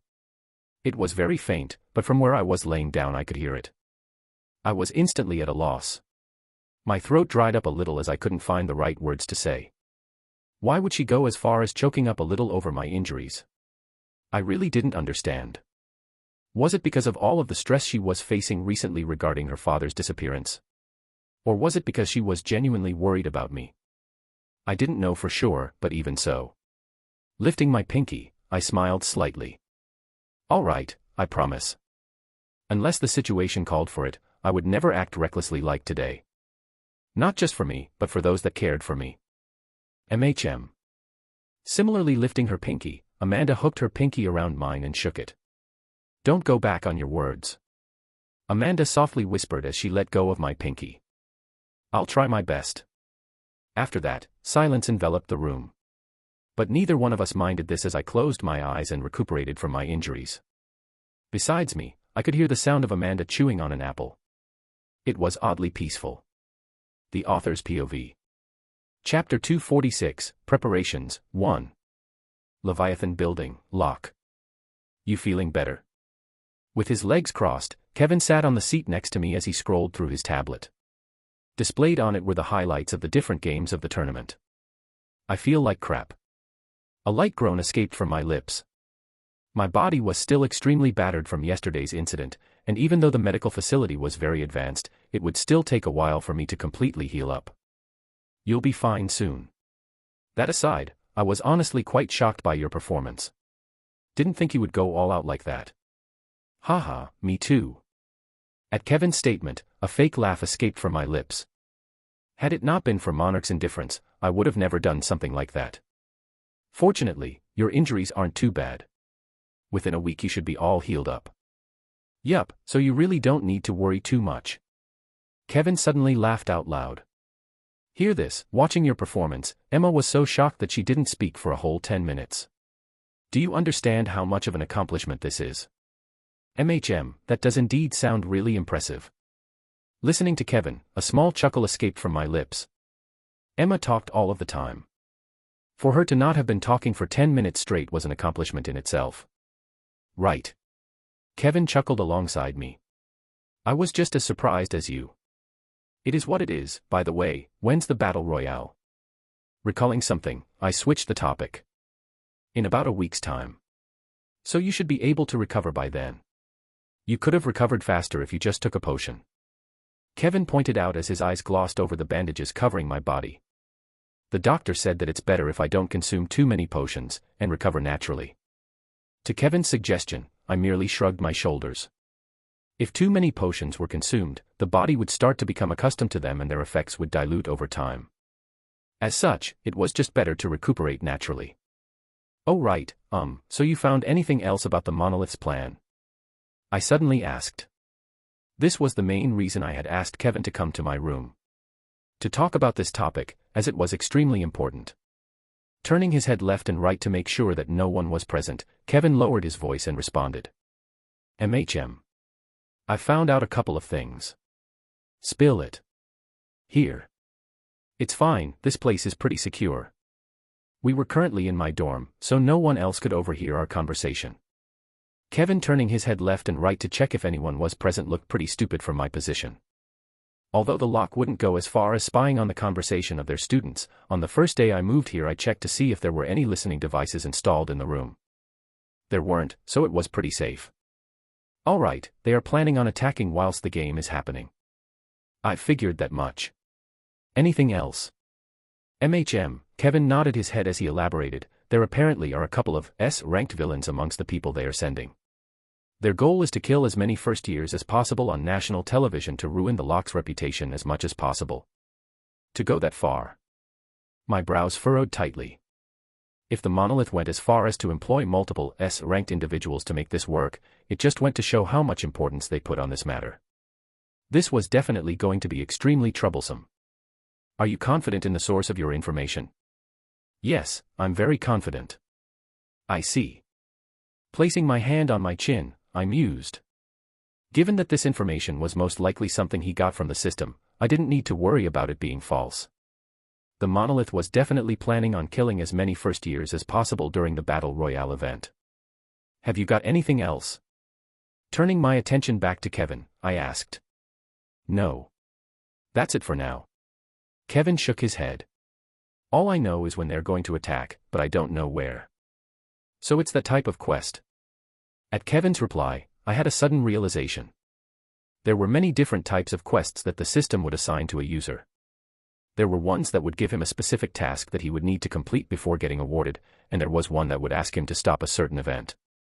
This was most likely the latter, as he may have gotten something that said, save as many people as possible during the incident that will happen in XXX at XX time. If it was that type of quest, then Kevin really did only know that much. Let's think this logically, Kevin. If you were a villain and you were trying to infiltrate the event, what would you do? Kevin thought for a bit before responding. I'd first disguise myself as one of the staff and then set up different portal links inside of the facility where the Battle Royale is being held. I agree. At his evaluation, I nodded my head. This was the most plausible option. The Battle Royale is at the dome, right? I asked, to which Kevin nodded his head. Correct. That's problematic. Right, I'm also stumped on this matter. Kevin scratched the back of his neck as his brows furrowed. Although the dome was only recently built by the lock for the tournament, its security was extremely tight. Regardless of how much Kevin and I wanted to infiltrate the place, it was practically impossible. At least not with our current abilities. Kevin, how are we going to enter the facility and check where the portals are being set up? Do you have anything in mind? Actually, don't we have to infiltrate the place? Kevin replied after a brief pause. My eyes lit up at his response. Oh. You've got something. Something like that. Realistically speaking, infiltrating the place is almost impossible. At least not with our current abilities. Right. Yeah. My eyes squinted slightly. Right. So why don't we instead spend our time finding out who the people undercover are? That way, we don't have to enter the building at all. That's easier said than done. How are we going to identify who comes from the monolith?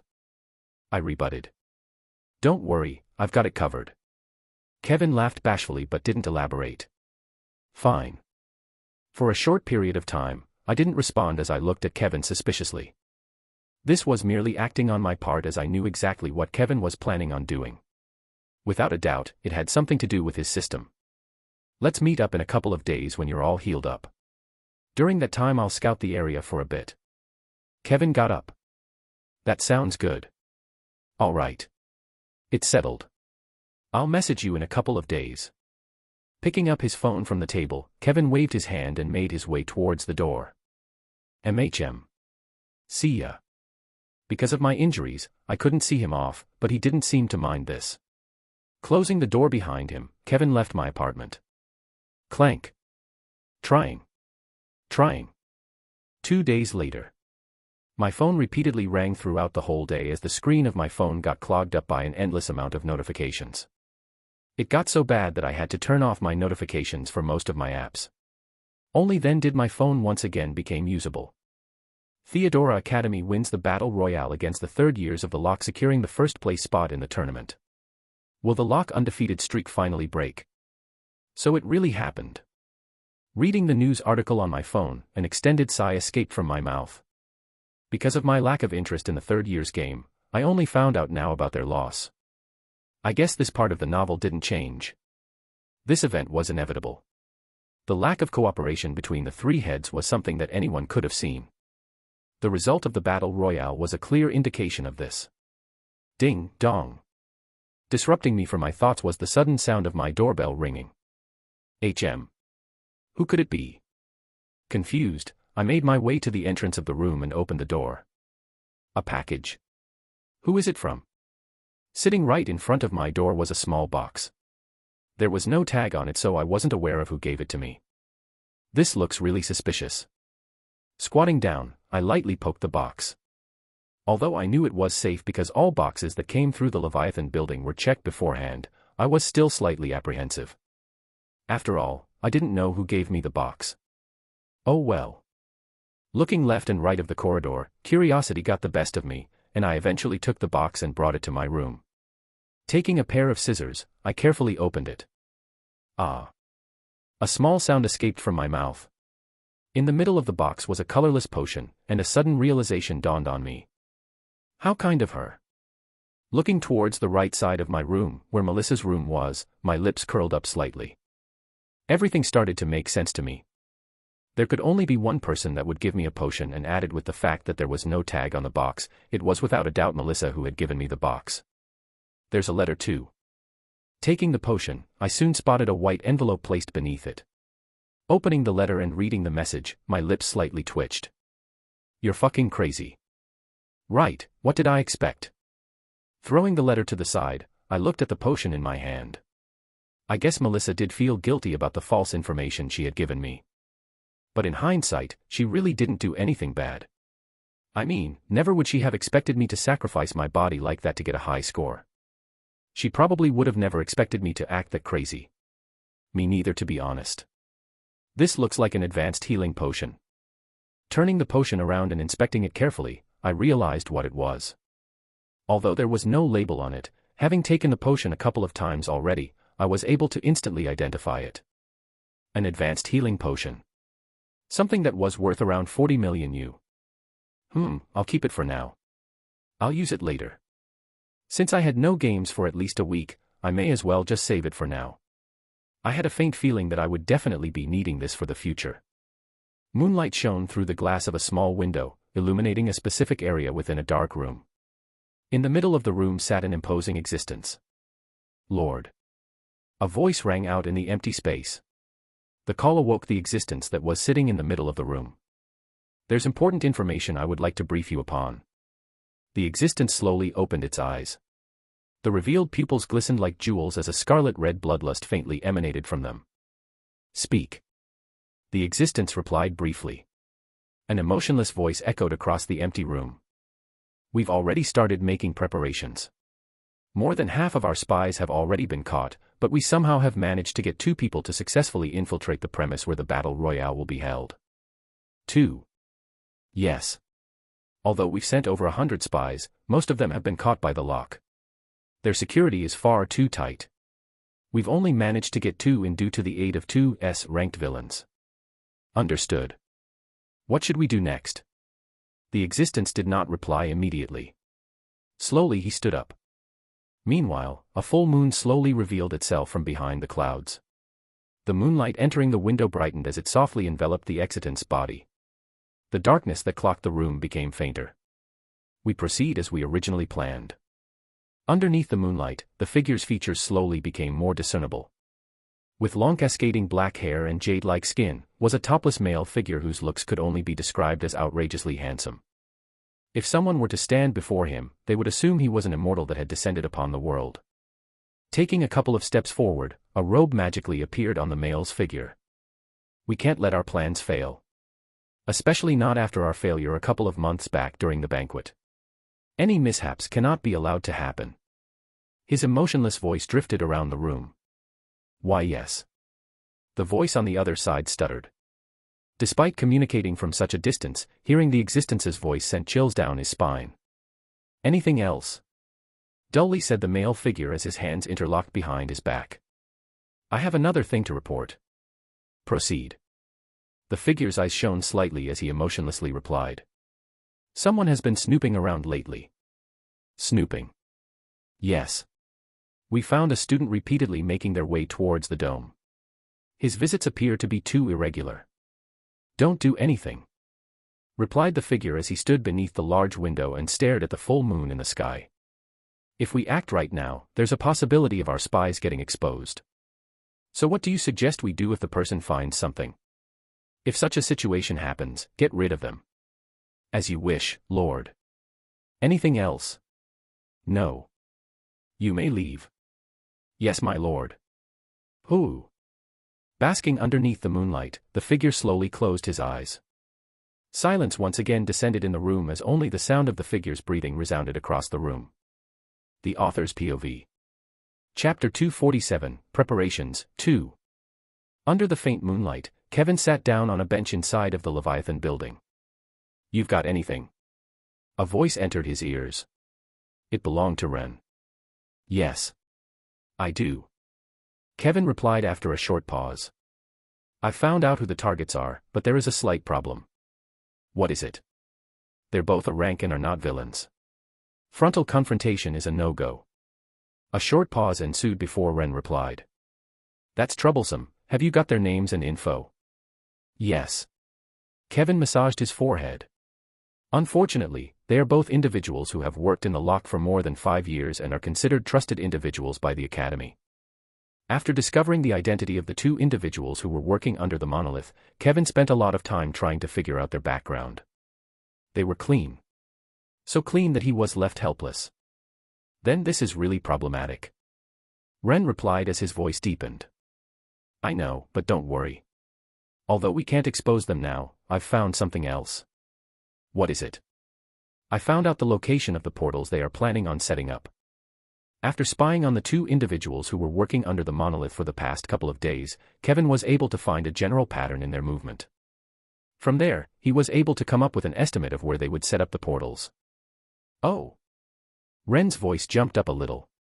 He seemed quite hopeful. Unfortunately, shaking his head, Kevin poured cold water over him. Regrettably, we'll only be able to access them once the game starts. Why's that? Because they're inside of the dome. Ah. Ren let out a strange sound. Kevin smiled as a result. I know. Given how secure the place was, it was almost impossible for him and Ren to infiltrate the place. Furthermore, because there was nothing concrete yet, Kevin could not go to the professors and tell them about it. He'd just look crazy. The portals were not set up yet, thus no evidence about what the monolith was planning, and the personnel used were people with clean backgrounds. The monolith had planned this well. They did not use villains but individuals who had been working with the lock for a very long time and were trusted. Unless he presented evidence, he'd look crazy. So what now? Ren asked in a troubled voice. That's it for now. Kevin shook his head. I'll keep you updated if anything happens. In all likelihood, we're going to have to try to stop the portals from opening during the battle royale. Kevin stood up. I believe that they are also not the only accomplices, as in all likelihood, some of the students participating in the battle royale will be participating in their plans. Although he knew the approximate location of where the portal was going to be, he couldn't do anything else. The only thing he could do now was wait for the battle royale to start. Once he did, he cooperate with Ren to destroy the portals. I see, okay. Ren replied after a short pause. Alright, I'm hanging up. I'll keep you updated if anything happens. Sure. Hanging up, Kevin put his phone away.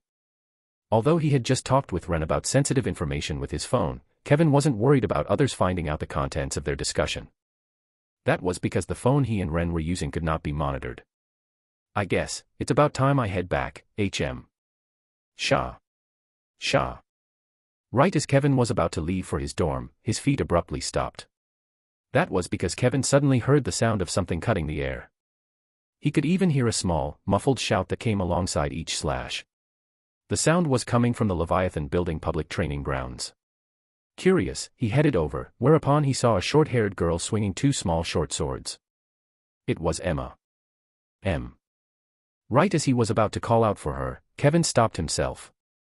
A trace of a smile appeared on his face as he thought of something. Sneaking up from behind her, he shouted. Boo. Hyak. Frightened, Emma turned around and swung one of her short swords in Kevin's direction. Wow. Taking a step back, Kevin narrowly avoided the sword. Sweat trickled down his forehead as he raised his hands in defeat. Hey, it's me, Kevin. Calm down, Emma. Why you? Emma glared at Kevin. Raising her other short sword, she once again swung her short sword towards Kevin. Hey! Kevin shouted as he took a step back. Summoning his sword, he quickly deflected Emma's attack. Clank. Die. Isn't that a bit too harsh? After the first attack, Emma did not stop. Raising her other short sword, she relentlessly slashed in Kevin's direction. Clank. Clank. The sound of metal colliding reverberated across the training ground. This is what you get for scaring me. Emma's attacks did not slow down. In fact, with each passing second, they increased in power and frequency. Calmly deflecting Emma's attacks, Kevin laughed out loud. Haha, I'm sorry. As the night passed, the sound of metal colliding continued to echo across the training ground. Only after Kevin and Emma were too exhausted to continue did the sound stop. All right. All that's left now is to prepare for the upcoming event. After I got off the call from Kevin, I fell into deep thought. To summarize our conversation, the monolith was going to attack, and the only way we could stop it was by directly breaking the portals that they were setting up in the middle of the dome. For that, I needed to make preparations. Without a doubt, I'm bringing you. Taking the red book that sat in my drawer in the corner of my room, I placed it on my main desk. Since Kevin was present, the book was a must-have. What else? My brows furrowed. After musing for a bit, opening up my phone, I ordered a couple of things from the web. Because I had stored enough food and water to last me a long time, I didn't need to worry about that. Plus, the battle royale was going to last at most 1 week. So I had plenty of food. That's about it, right? Double-checking everything and making sure that nothing was missing, I nodded my head. Twang. Twang. Suddenly my phone rang. It was a message. Opening my phone and staring at the message, a smile appeared on my face. So you finally changed your mind? Friday. With all the side matches coming to an end, and the second years also finished with their battle royales, it was time for the last event to begin. The first year's battle royale. The event that was most looked forward to at the moment. That was because this match was crucial in determining who would be the winner between the Locke and Theodora Academy. The whole world's attention was on this game. Would the Locke retain their undefeated record, or would Theodora Academy finally break it? Everyone was eagerly anticipating the results of this match. Attention. As it was the last day of the week, the viewership on the TV channels was at an all-time high. The 1,500 first-year students went to the dome in the Locke, and everyone was currently waiting with their group. It's time for us to check your storage devices. As soon as the instructors made sure that everyone was present, they started inspecting everyone's storage devices. It took about 10 minutes for my turn to come. Entering a small room, an instructor did a quick scan over my body as I handed him my bracelet. I apologize in advance. Go ahead. Slowly, the instructor took everything out of my storage device. Because there was a lot of stuff, it took a couple of minutes to get everything out. This is quite a lot of stuff. The instructor muttered. Snacks, water dispensers, tents, potions, pretty much anything that I could think of I brought. Since we don't get penalized for bringing more stuff, it doesn't hurt to be extra prepared. Fair. The instructor nodded his head. Taking out a small device, he traced it over all of the equipment before sending me back. It'll be over soon. Please have some patience. Sure. The check took a total of 2 minutes before everything was okay. All right, you're good. You may enter the dome. Thank you. Putting everything back into my bracelet, I thanked the instructor and walked through another door that was connected to the dome. It's truly unfortunate. As luck would have it, we were allowed to bring out our own dimensional spaces and weapons. This was so that the bigger academies wouldn't fall into too much of a disadvantage when fighting against the other academies that would team up with each other. Regrettably, because of these checks, I couldn't bring Angelica with me. The device that the instructor just used measured for anything that contained demonic energy, or was explosive in nature. This was obviously put in place to prevent any incidents from happening. Although Angelica could hide her demonic energy with her skills, bringing her would be extremely risky. I didn't want to take that risk. You're done.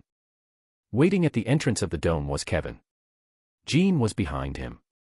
You guys too? Yup. That's good. You nervous? Kevin suddenly asked. Sort of. I gave Kevin a meaningful look.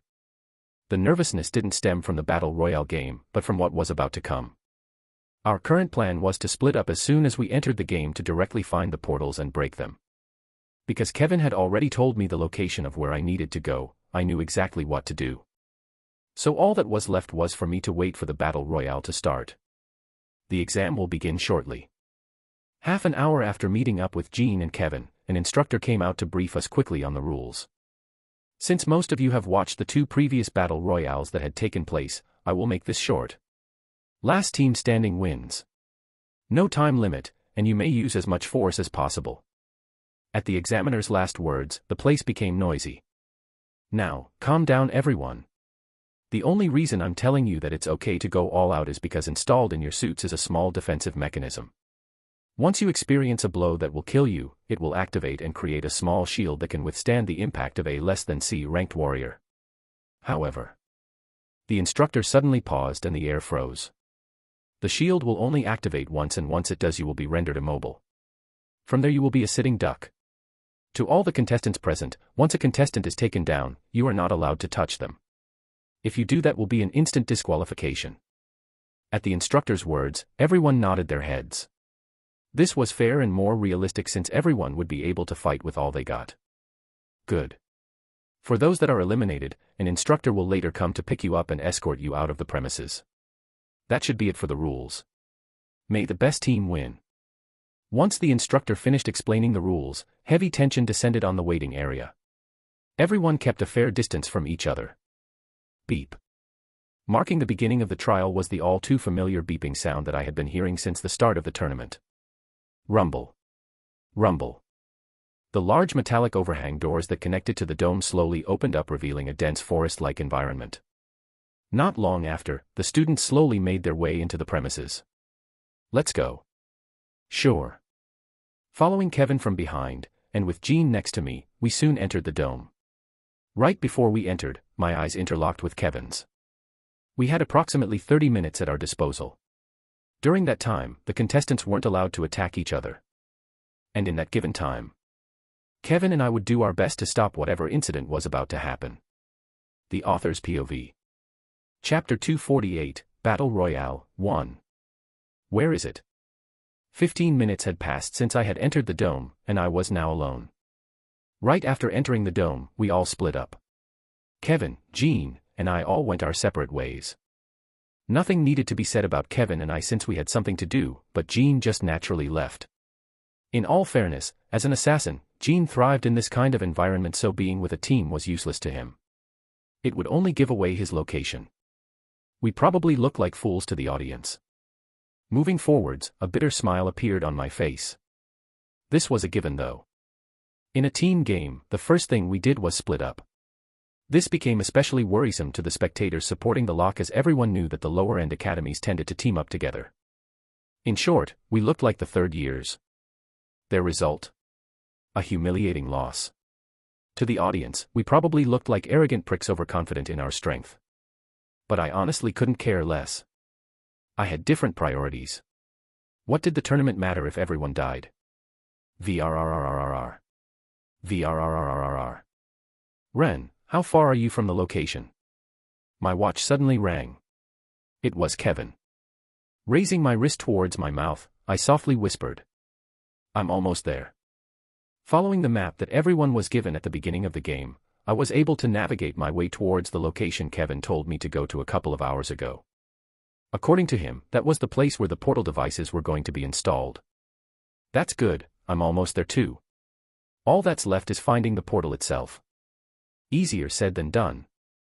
Even though we knew the approximate location of the portals, unlike Kevin, I didn't have a system that would help me detect the exact location of the portal. Kevin had it, so as long as he knew the general location it was in, he'd be able to find it. Fortunately, I wasn't completely helpless.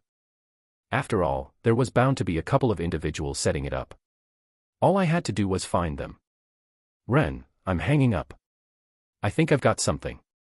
Sure. Disconnecting my call with Kevin, I increased my pace. Navigating through the dense vegetation, my pace slowed down significantly. Let's not be too obvious. Realistically speaking, the portal should be protected by at least 4 individuals.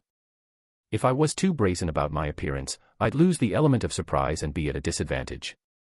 Even though I was confident in my strength, 4 individuals were a lot. Couldn't just brazenly show up without any preparations. It may end up costly. What are these idiots doing? Inside of the locked private waiting room, a high-pitched voice sounded across the space. Why are they separating from the very beginning? Don't they have a brain? Like a machine gun, Emma venomously spat at the TV screen in front of her. Besides her was Amanda. Though she said nothing, Amanda agreed with everything she was saying. Damn it, what are they doing? Did everything that I told them before the match go to deaf ear? On the other hand, not far from them, Melissa similarly cursed. Prior to when the match started, she briefed Ren, Jean, and Kevin on the strategy that they should have followed in the Battle Royale to secure first place. But they had completely ignored whatever she had said to them. As though her words went from one ear to the other, the trio separated and did the exact same thing she told them not to do. This irritated her to no end. Just wait till I get my hands on you. Melissa spat as she clenched on the side of the sofa. Their performances were currently being displayed on national television. Everyone was watching. As their assigned technical advisor, her face and name was plastered on the same screen as theirs. If they ended up losing, part of the blame would fall on her. The more she thought about it, the greater her anger rose. Just you fucking wait. Masking my presence as much as I could, I stood on top of a tree and observed 5 individuals ahead of me. 2 E ranks and 3 F ranks. Although faint, the undulations of magic emanating from the bodies of the students before me suggested that they were around that rank. This is going to be tough. Although I wasn't 100% sure, there was a high chance that these people before me were the ones I was looking for. My deduction stemmed from the fact that they were in the area that Kevin had told me to observe and that they were behaving suspiciously, staying within the same perimeter for an extended period longer than 5 minutes, and having one of the 5 individuals sitting on the ground in the middle pretending to fiddle with the dirt. There was definitely something going on. Let's observe a little bit more. That being said, I still wasn't 100% sure about their involvement. Before they made a proper move, I would stay here and keep a good watch over them. Even so, I was already starting to make preparations. VRRRRRR. VRRRRRR. Startling me a little bit, my watch vibrated. Twisting my wrist lightly, I answered the call. Yes. I then brought the watch near my mouth. Are you ready? I found the portal and the targets. Kevin seemed to be in a similar situation to mine, as his voice was very soft. I think I've also found them. Tell me where the portal is. If the scenario was the same, then the portal should also be in a similar position as his. MHM. My targets are 4 individuals. They seem to be roaming randomly, but they don't seem to be straying far from a certain location, and I've also found that they are around E rank to F rank in strength. Kevin briefly paused before continuing. They also all seem to come from a lower-end academy. The strangest thing is their rank. It shouldn't be possible for such a low-end academy to have such talented individuals. They are individuals that even the lock would want. This makes me think that it's them. No. Who am I kidding? It's them. Nodding my head, my eyes squinted slightly. I've got something similar, 5 individuals though. Guess I've got the short end of the stick. He got 4 whilst I got 5. What a pain. He sucks for you. At my reply, Kevin's voice became slightly sarcastic. My brows knit. You taunting me? No. There was a short pause before he replied. My mouth twitched as a result. You seriously mocking me in the middle of a serious operation? Since when did Kevin joke in such serious situations? Wasn't he supposed to be the serious type of MC? Some rotten bastard was definitely influencing him. Alright, I'm sorry. Anyways, the portal should be hidden beneath the ground. Right in the middle of all of the 5 individuals. At least that's from what I'm seeing right now.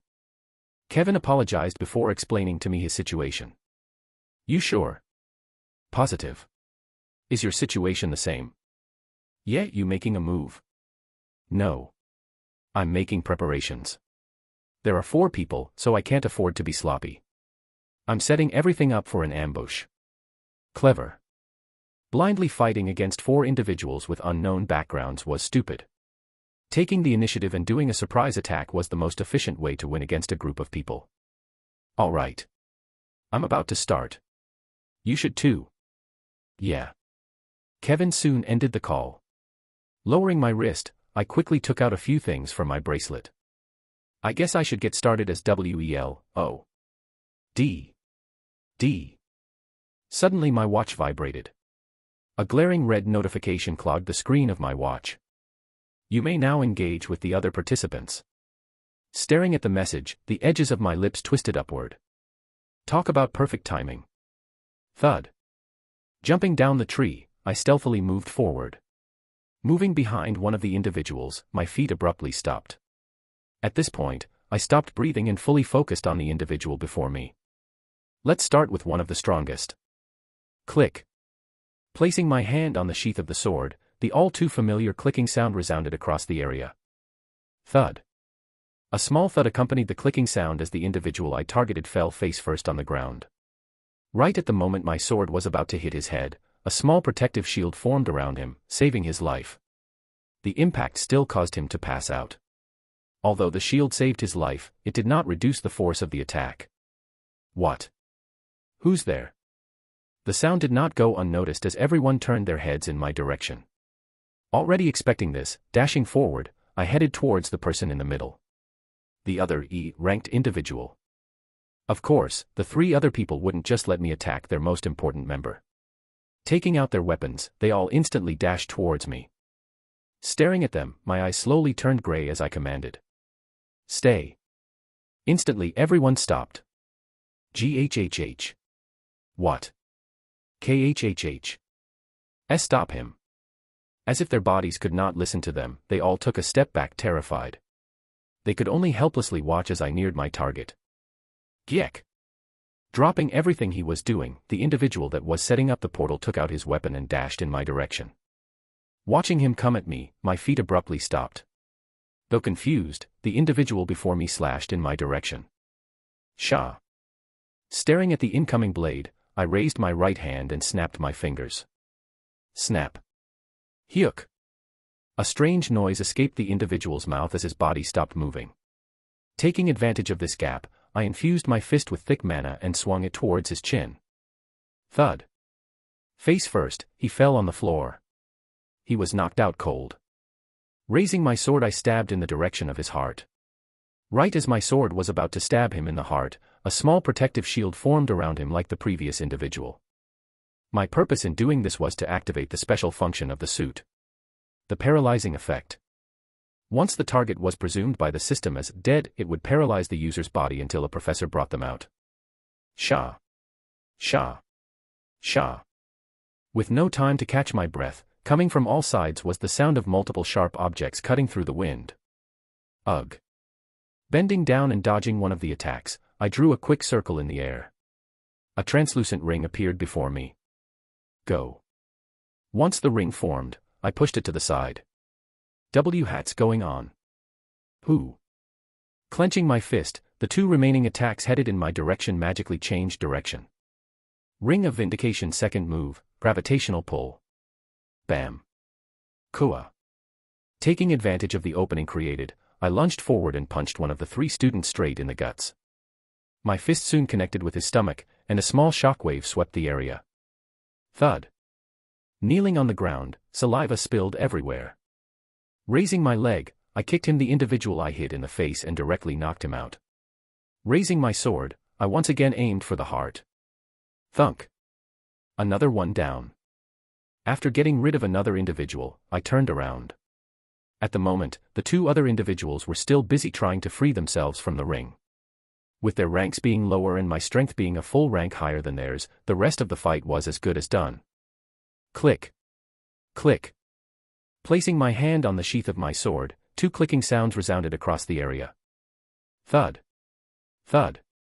With two more thuds, I finally got rid of the last remaining individuals. Hoo. A long extended exhale escaped from my lips.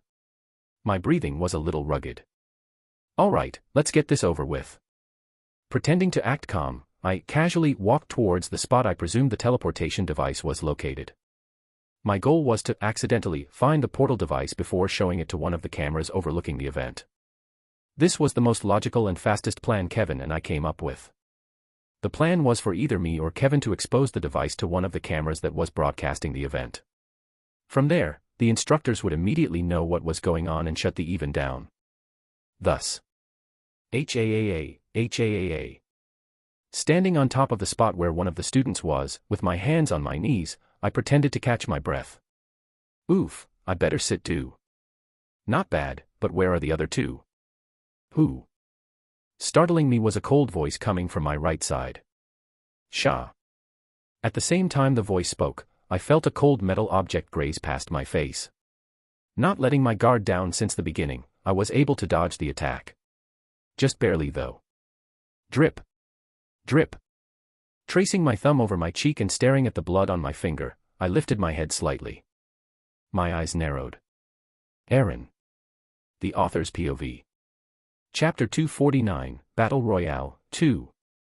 Aaron. Oh. You know me. Standing on the spot where I used to be standing moments before, was Aaron.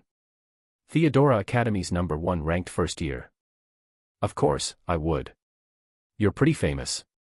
Taking a step back, I replied. It'd be strange for me to not know you. That makes sense.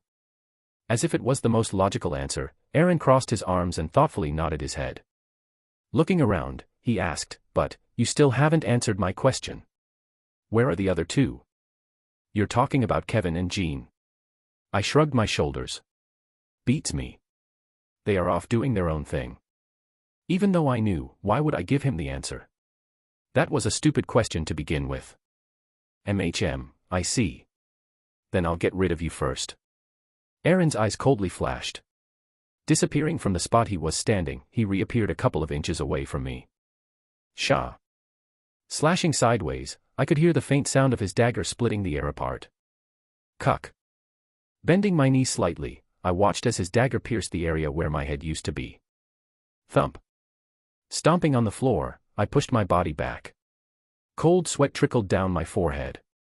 That was close. After distancing myself from Aaron, I placed my hand on the sheath of my sword and glared in his direction.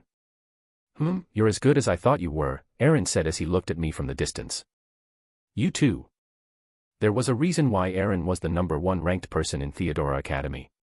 Experiencing his skills firsthand, I now understood just how strong he was. Furthermore, from the looks of it, he seemed to be taking me seriously, unlike all of my other opponents before. Damn it. Unknowingly, my grip on the handle of the sword tightened. Shah. Shah. Before I knew it, Aaron once again attacked me. Unlike before, I was more prepared and thus was able to dodge his attacks. Quack. Unfortunately, cuts still appeared on my body as Aaron's dagger tore my clothes and skin. He's done his research on me. The more Aaron attacked, the more difficult my situation became. He was leaving me no room to breathe. Like a machine, he attacked, and attacked. Because my rings needed half a second to make, and the Keiki style couldn't defend, I was truly in a stump. Slowly but surely, my injuries were starting to pile up as cuts appeared all over my body. Crap, I can't let this go on, I needed to create some distance. Gritting my teeth, I raised my head and directly stared at Aaron in the eyes. Slowly my pupils turned gray as I muttered inside of my mind. The one. Aaron instantly fell into a trance as his footsteps slowed down for a split second. Taking advantage of this opening, placing my hand on the sheath of my sword, a clicking sound resounded across the area. Click. Cock. Clank. Raising his dagger slightly, Aaron deflected my attack slightly as my sword changed direction and only ended up grazing his shoulder. A large cut appeared on his clothes as blood dripped on the ground. With a smile on his face, Aaron took a couple of steps back. So you finally decided to use that skill. Touching his shoulders, his smile deepened. As expected. You're a tough opponent. Likewise. I calmly responded. I really thought I had him. Staring at Aaron in front of me, my brows knit tightly. By utilizing the one, and taking advantage of the small opening I created, I wanted to end the battle quickly, but from the looks of it, Aaron did not slack off in his research. Even though the one was a very strong skill, it had a severe flaw. If the opponent expected the skill and was not caught off guard, then the effect of the skill diminished. Furthermore, if my opponent's mentality was strong, the effect of the skill was reduced even more. From the looks of it, Aaron had found out the trick behind my skill after watching some of my clips online. What should I do? I was at a pretty severe disadvantage at the moment. Not only was Aaron extremely strong, but his fighting style, which was similar to Jin's, completely countered mine. This was probably the first time since arriving in this world that I faced an opponent as skilled as Aaron. Actually, something is not quite right about this situation. Staring at Aaron before me, a thought suddenly struck me. Was my meeting with Aaron truly a coincidence? A seed of suspicion couldn't help but bloom inside of my heart as I looked back at the previous events. The fact that he arrived right after I got rid of the 5 individuals was something suspicious in itself. Was he there before, or was it truly a coincidence? I wasn't sure. However, my suspicion further grew when I realized how familiar he was with my fighting style. Although there were some videos depicting how I fought online, from how he was able to counter a few of my combos, it looked like he had been spectating the fight that I had with the 5 people before. If it was like that. Shit. A curse escaped from my lips. Turning around, I activated drifting steps and made a run for it. A horrible thought suddenly emerged inside of my mind as I ran for it. On the opposite direction of where the portal was. With the bodies of the individuals I took care of before near the portal, there was a high chance that an instructor would find something. Therefore, if Aaron was truly another culprit, my goal was to get him as far away from there as possible. If that portal activated, we'd be doomed. Where are you running? Following from behind me was Aaron. Completely ignoring him, my legs continued to run as fast as they could. Fortunately, with drifting steps at my disposal, the distance between Aaron and me increased with every step. Before long, I was able to get a fair distance away from him. Even so, I continued running. Something had seriously gone wrong with the plans. Somehow, the monolith had gotten wind of Kevin's snooping and put countermeasures beforehand. This was a serious problem since Kevin's situation might be even worse than mine. After running for a further kilometer, my feet stopped. This should be good enough for now. Turning my head and no longer seeing Aaron, I hid behind a tree. Taking out the red book, I carefully opened it. As I opened it, not once did I let my guard down. Aaron could show up at any time. Especially since he had very terrifying skill at his disposal. Dual Link. An ability that allowed him to switch places with a selected target. As long as he saw someone, he could directly swap places with them. Of course, there were limits to it, but just the concept alone was terrifying. If there was someone near me, Aaron could use that ability to directly teleport before me. I'd be screwed if that happened. Quick, quick, quick, quick. Frantically flipping through the pages of the red book, I secretly prayed that everything was going to be okay. Please, don't let it be like I presumed. Clank. Clank. The sound of metal clashing reverberated across the area as Kevin swiftly dodged and parried the incoming attacks directed towards him from all sides. Fuck. Kevin cursed. His breathing was extremely rugged. Surrounding him from all sides were 8 individuals. From the way they cooperated with each other, it was obvious that they were familiar with each other. What's going on?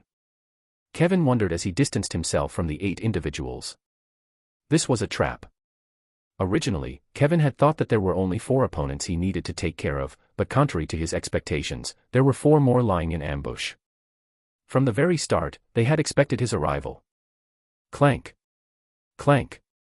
Deflecting 2 more attacks, Kevin took the offensive and counterattacked. Kevin slashed vertically.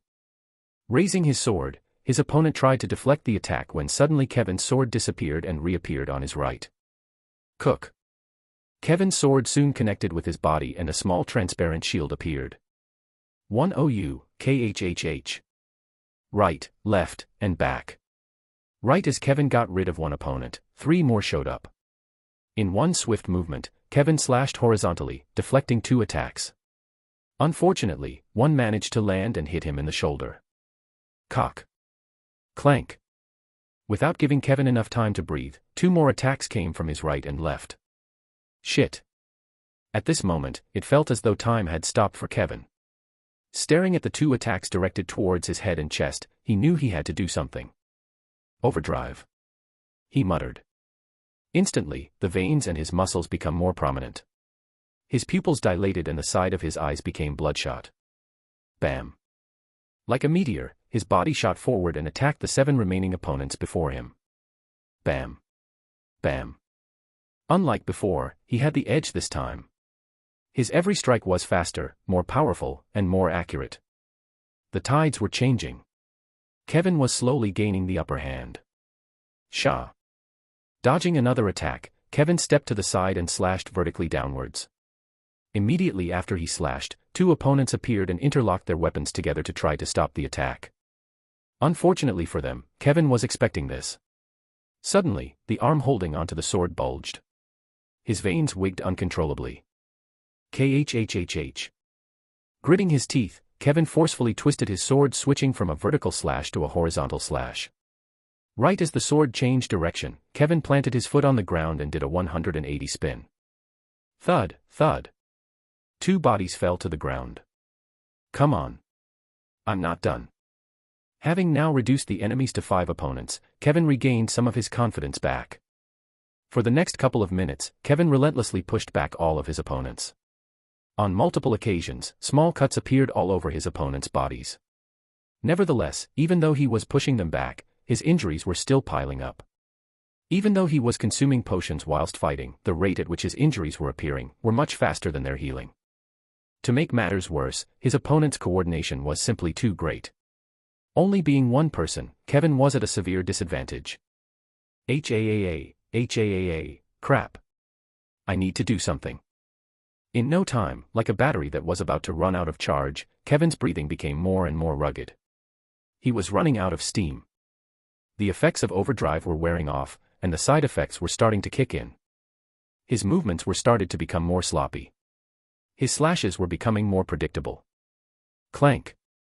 KHHH, damn it. Blocking another attack, Kevin gritted his teeth decisively, turned around. He judged that couldn't win. At least not in this state. Unfortunately. His opponents weren't just going to watch as he ran. Taking advantage of his state, their attacks became even fiercer. As though they no longer cared about their lives, their attacks revealed a lot of openings. Kevin wanted to take advantage of that, but not long after he started running, his feet stopped moving. He was too tired. His arms and legs refused to listen to him. Thus, clank. Not long after, a dull sound resounded across the area as a small protective shield appeared in front of Kevin. What followed that sound was another sound that caused the audiences who were watching the match to freeze on the spot as their blood turned cold. PFFFFF. As though time had frozen, Kevin looked down towards his body. Tilting his head, he looked at the sharp saber that had pierced through his heart. Fresh blood spilled on the ground, as Kevin continuously spat blood from his mouth. Hoo, hoo. The sound of Kevin's desperate breathing echoed around the dome and television screens. Within seconds Kevin's legs became numb and he knelt. Thud. Falling face first on the ground, Kevin's heart stopped moving. On this day, Kevin Voss died. I impossible. My hands that were holding onto the book shook uncontrollably. My breathing quickened, my face paled, and my pupils dilated. Kevin died. A/N, sorry for the late chap, bit sick. If you find any mistake please tell me. Probably missed them cause my brain is a little bit fried. Oh, and yes. Cliff Cohen never fails to arrive. The Author's POV. Chapter 250, Battle Royale, 3. Ooh. Taking a deep breath and calming my emotions down, I took out a pen from my dimensional space. With Aaron following me, this was the only option I had at the moment. If I lead him to Kevin, things might worsen. Please work. Channeling my mana into my fingers, I decided to make some changes to the book. Unfortunately. Damn it. My grip on the book tightened. The changes that I had made to the book disappeared within 5 seconds. It became apparent to me that I was still too weak. Even though I could make changes to the future with the book, the changes were only proportional to the amount of mana I had. At this moment, my mana was only at the level of A less than E rank. It was pitifully low. The only changes I could make were not something that could help Kevin. Calm down, I need to calm down. I repeated inside of my mind. Repeating the process a couple of more times, and once again failing miserably, my breathing started to get rough as panic started to set in. I have no choice. My teeth clenched tightly. I'm going to forcefully break through. Though I was breaking through a couple of days before I was supposed to, this was the only way I could save Kevin at the moment. As long as I broke through to D rank, there might be a chance for me to change the future a little bit. Clenching my fists tightly, I took out a small pill from my dimensional space. Ugh, I was saving this up for later but. Throwing the pill in my mouth, I closed my eyes and waited for it to enter my system completely. The pill that I took was nothing really special, it had the ability to help one break through when they felt that they were near. Originally, I had planned on using this pill in about a week's time, but given the circumstances, I had no choice. This is probably gonna quack. Not even a second after I said that, an electric current ran down my body as all of my muscles spasmed uncontrollably. This was the consequence of forcefully breaking through. Immense pain followed by potential future repercussions. The reason for this was simple. Because my body was still not fully capable of withstanding the huge increase in power that would come from a rank increase, by forcefully breaking through I was putting my body under immense strain. If you put too much stuff inside of a box, the box will overflow. What I was doing was essentially the same thing. Stuffing my body with items, or in this case, energy. My current body was still not fully capable of withstanding the large amount of energy. Hence why the unbearable amount of pain. But I did not have time to think about those problems. My main priority right now was saving Kevin. Fortunately, the pain didn't last long. Within half a minute everything was already over. With my body splattered all over the floor, I took massive breaths as I forcefully pushed my body up.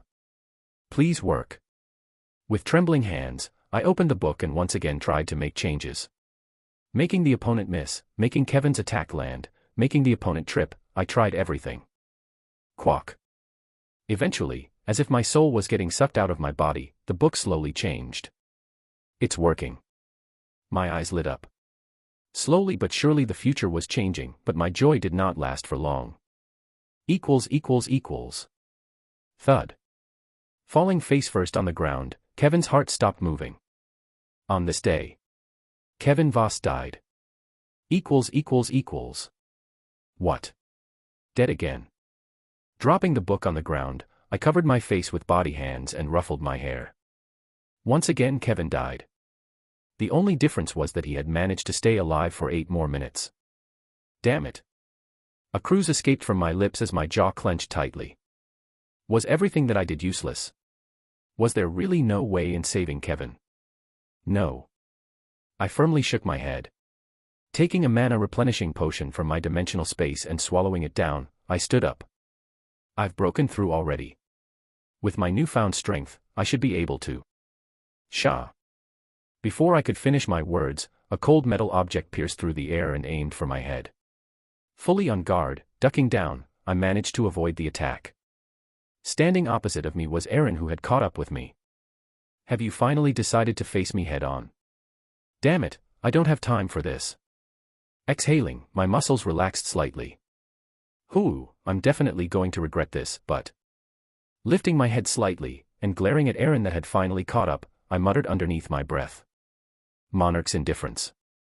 After Aaron and Ren left, an instructor quickly arrived at the area they first engaged with each other, the area where 5 students lay on the ground passed out. This was all done by one student. Arriving at the location and staring at the 5 students on the ground, the instructor was shocked. He had in fact witnessed the whole fight from the very beginning. There were about 50 instructors on standby at the moment, overlooking the entire dome. On their wrist was a watch where they could spectate some of the matches the students were having. The instructor saw Ren's whole match from the beginning to the end. It was a flawless performance. From first targeting the 2 strongest individuals before taking out the weaker 3. He had executed everything perfectly. Alright, let's get this over with. Twisting his hand, magically, all of the students on the ground floated in the air. The instructor's feet abruptly paused. He suddenly noticed something. Walking over to a certain area, he tilted his head to the side. From where he was standing, he spotted a small metallic shine. Curious, he decided to look. What the? Arriving before the metallic shine was, the instructor froze. Squinting his eyes, he bent down and dug the ground. Not even a minute after he started digging the ground, the instructor took out a large metallic disc from the ground. Staring at the disc for a couple of seconds, the instructor's eyes opened widely as a curse escaped from his lips. Shit. Tapping on his watch, the instructor flusteredly sent a message to the other instructors. Code red. We've got an emergency. Rustle. Rustle. The rustling sound of vegetation being pushed to the side echoed across the surroundings as 2 figures stood on opposite ends. Standing on one side was Ren's cold figure, whilst on the other side was Aaron. You shouldn't have let me caught up with you. Aaron playfully smiled. In response to Aaron's provocation, Ren's face remained indifferent as he coldly said. Move out of the way. Oh. Why should I? Ren did not respond. Placing his hand on the sheath of his sword, he started channeling his mana. Feeling the fluctuations coming from Ren's body, Aaron's face became serious. He soon disappeared. Sheeing. Just like before, Aaron reappeared right in front of Ren. Thrusting his dagger forward, he aimed for his throat. However, something totally unexpected happened. Staring at the incoming dagger, Ren stood still. He made no effort in dodging the attack at all. Placing his hand on the sheath of his sword, a clicking sound rang out. Click. What the? Right before the clicking sound rang out, the back of Aaron's hair stood to no end. Abruptly stopping his dagger right before Ren's throat, Aaron disappeared and reappeared a couple of meters back. At the exact moment he disappeared, a lightning-fast sword appeared in the area he was standing. Cold sweat trickled down his forehead as he stared at Ren with eyes filled with disbelief. Why you? Were you trying to kill yourself to get rid of me? Aaron said in a flustered manner. Had he not dodged at the last moment, he would have without a doubt have been eliminated. The same thing would have applied to Ren, who merely stood still and watched the dagger aim for his throat. No. Ren shook his head as he responded to Aaron. Then why didn't you defend yourself from my attack? Because I knew that you were going to back out. Are you calling me a coward? Yes. Conversing with Eren, Ren secretly placed his hand on the sheath of his sword. Slowly, he was accumulating mana inside of his body. He was trying to buy time. Ha! A long sigh escaped from Eren's lips. To think that I'm being looked down upon. Covering his face with the palm of his hand, Eren's lips twisted upwards. You think I didn't know that you were gathering mana? Fwa. A majestic green hue suddenly shrouded Eren's body. Bending his body slightly, he glared in Ren's direction. Funnily, I've been doing the same thing. Let's see if you can hold out well. Eren suddenly slashed diagonally with both daggers. Hue up. Like a lightsaber, two majestic green energies erupted from Eren's daggers as they headed in Ren's direction. Cracka. Cracka. Staring at the incoming attack, Ren took a step to the right. Gripping on the handle of his sword, lightning crackled around him. Ooh. He then took a deep breath and apathetically stared at Eren. His body suddenly disappeared. The third movement of the Keiki style void step. Sheeing. Sheeing. At the exact moment Ren's body disappeared, the two large energy slashes appeared on the spot he was standing, tearing everything apart. Two large deep scars appeared on the ground as everything within the vicinity of the attack tore apart. Unfortunately for Eren, Ren was not there. Wah, ha. Catching Eren by surprise, Ren directly appeared in front of him. He then thrust his sword forward and aimed for his heart. Spurt. Eren's eyes shot wide open as blood spilled on the ground. Quack. You dodged it. Ren coldly said as he looked at Eren. At the very last moment, right when his sword was about to pierce Eren's heart, he shifted his body left ever so slightly, saving himself. Caw. A pained scream escaped from Eren's mouth. Stomping his foot on the ground, he distanced himself from Ren. Ha! H-A-A-A. Thud. Appearing a couple of meters away from Ren, Eren gasped for breath as he knelt on the ground and touched his chest that was bleeding profusely. In the distance, Ren was not in a good state either as a large cut that traced all the way from his right shoulder to his leg appeared. Blood trickled down his body. Because the third movement did not directly teleport a user but was actually a quick burst of speed, he was unable to dodge Eren's attack fully. He too suffered damage. Don't get in my way again. Staring at Eren's kneeling figure in the distance, Ren coldly said before slowly turning around and leaving. Under normal circumstances, Ren would have eliminated Eren, however. These weren't normal circumstances. He was under Monarch's indifference. His goal was to save Kevin. Anything other than that was a mere waste of time to him. The only reason he chose to engage with Eren was because he was obstructing his path. Furthermore, with him now injured, even if he consumed an advanced potion, it would take him at least an hour to fully heal. Thus, without looking back, Ren's disappeared into the distance. At the same time, inside of a private office. Crash. The heavy sound of a chair falling on the ground rang out in the office space as a beautiful woman stood up. Turning her head to the right, she stared at a young girl with orange-colored hair. Opening her mouth, her tone was very grave. Monica. I know. With her eyes glued to the television screen, Monica nodded her head. Her face was incomparably serious. I know, Donna. Monica bit her lower lip. We can no longer keep the fact that Ren is the inheritor of the Keiki style a secret. Why did H? Trying. Cutting Donna off, was the sound of her smartwatch ringing. Turning her wrist slightly and staring at the notification on her screen, heavy tension descended in the room. Let's go now. MHM. Similarly staring at the notification on her screen, Monica solemnly nodded her head. An emergency had occurred.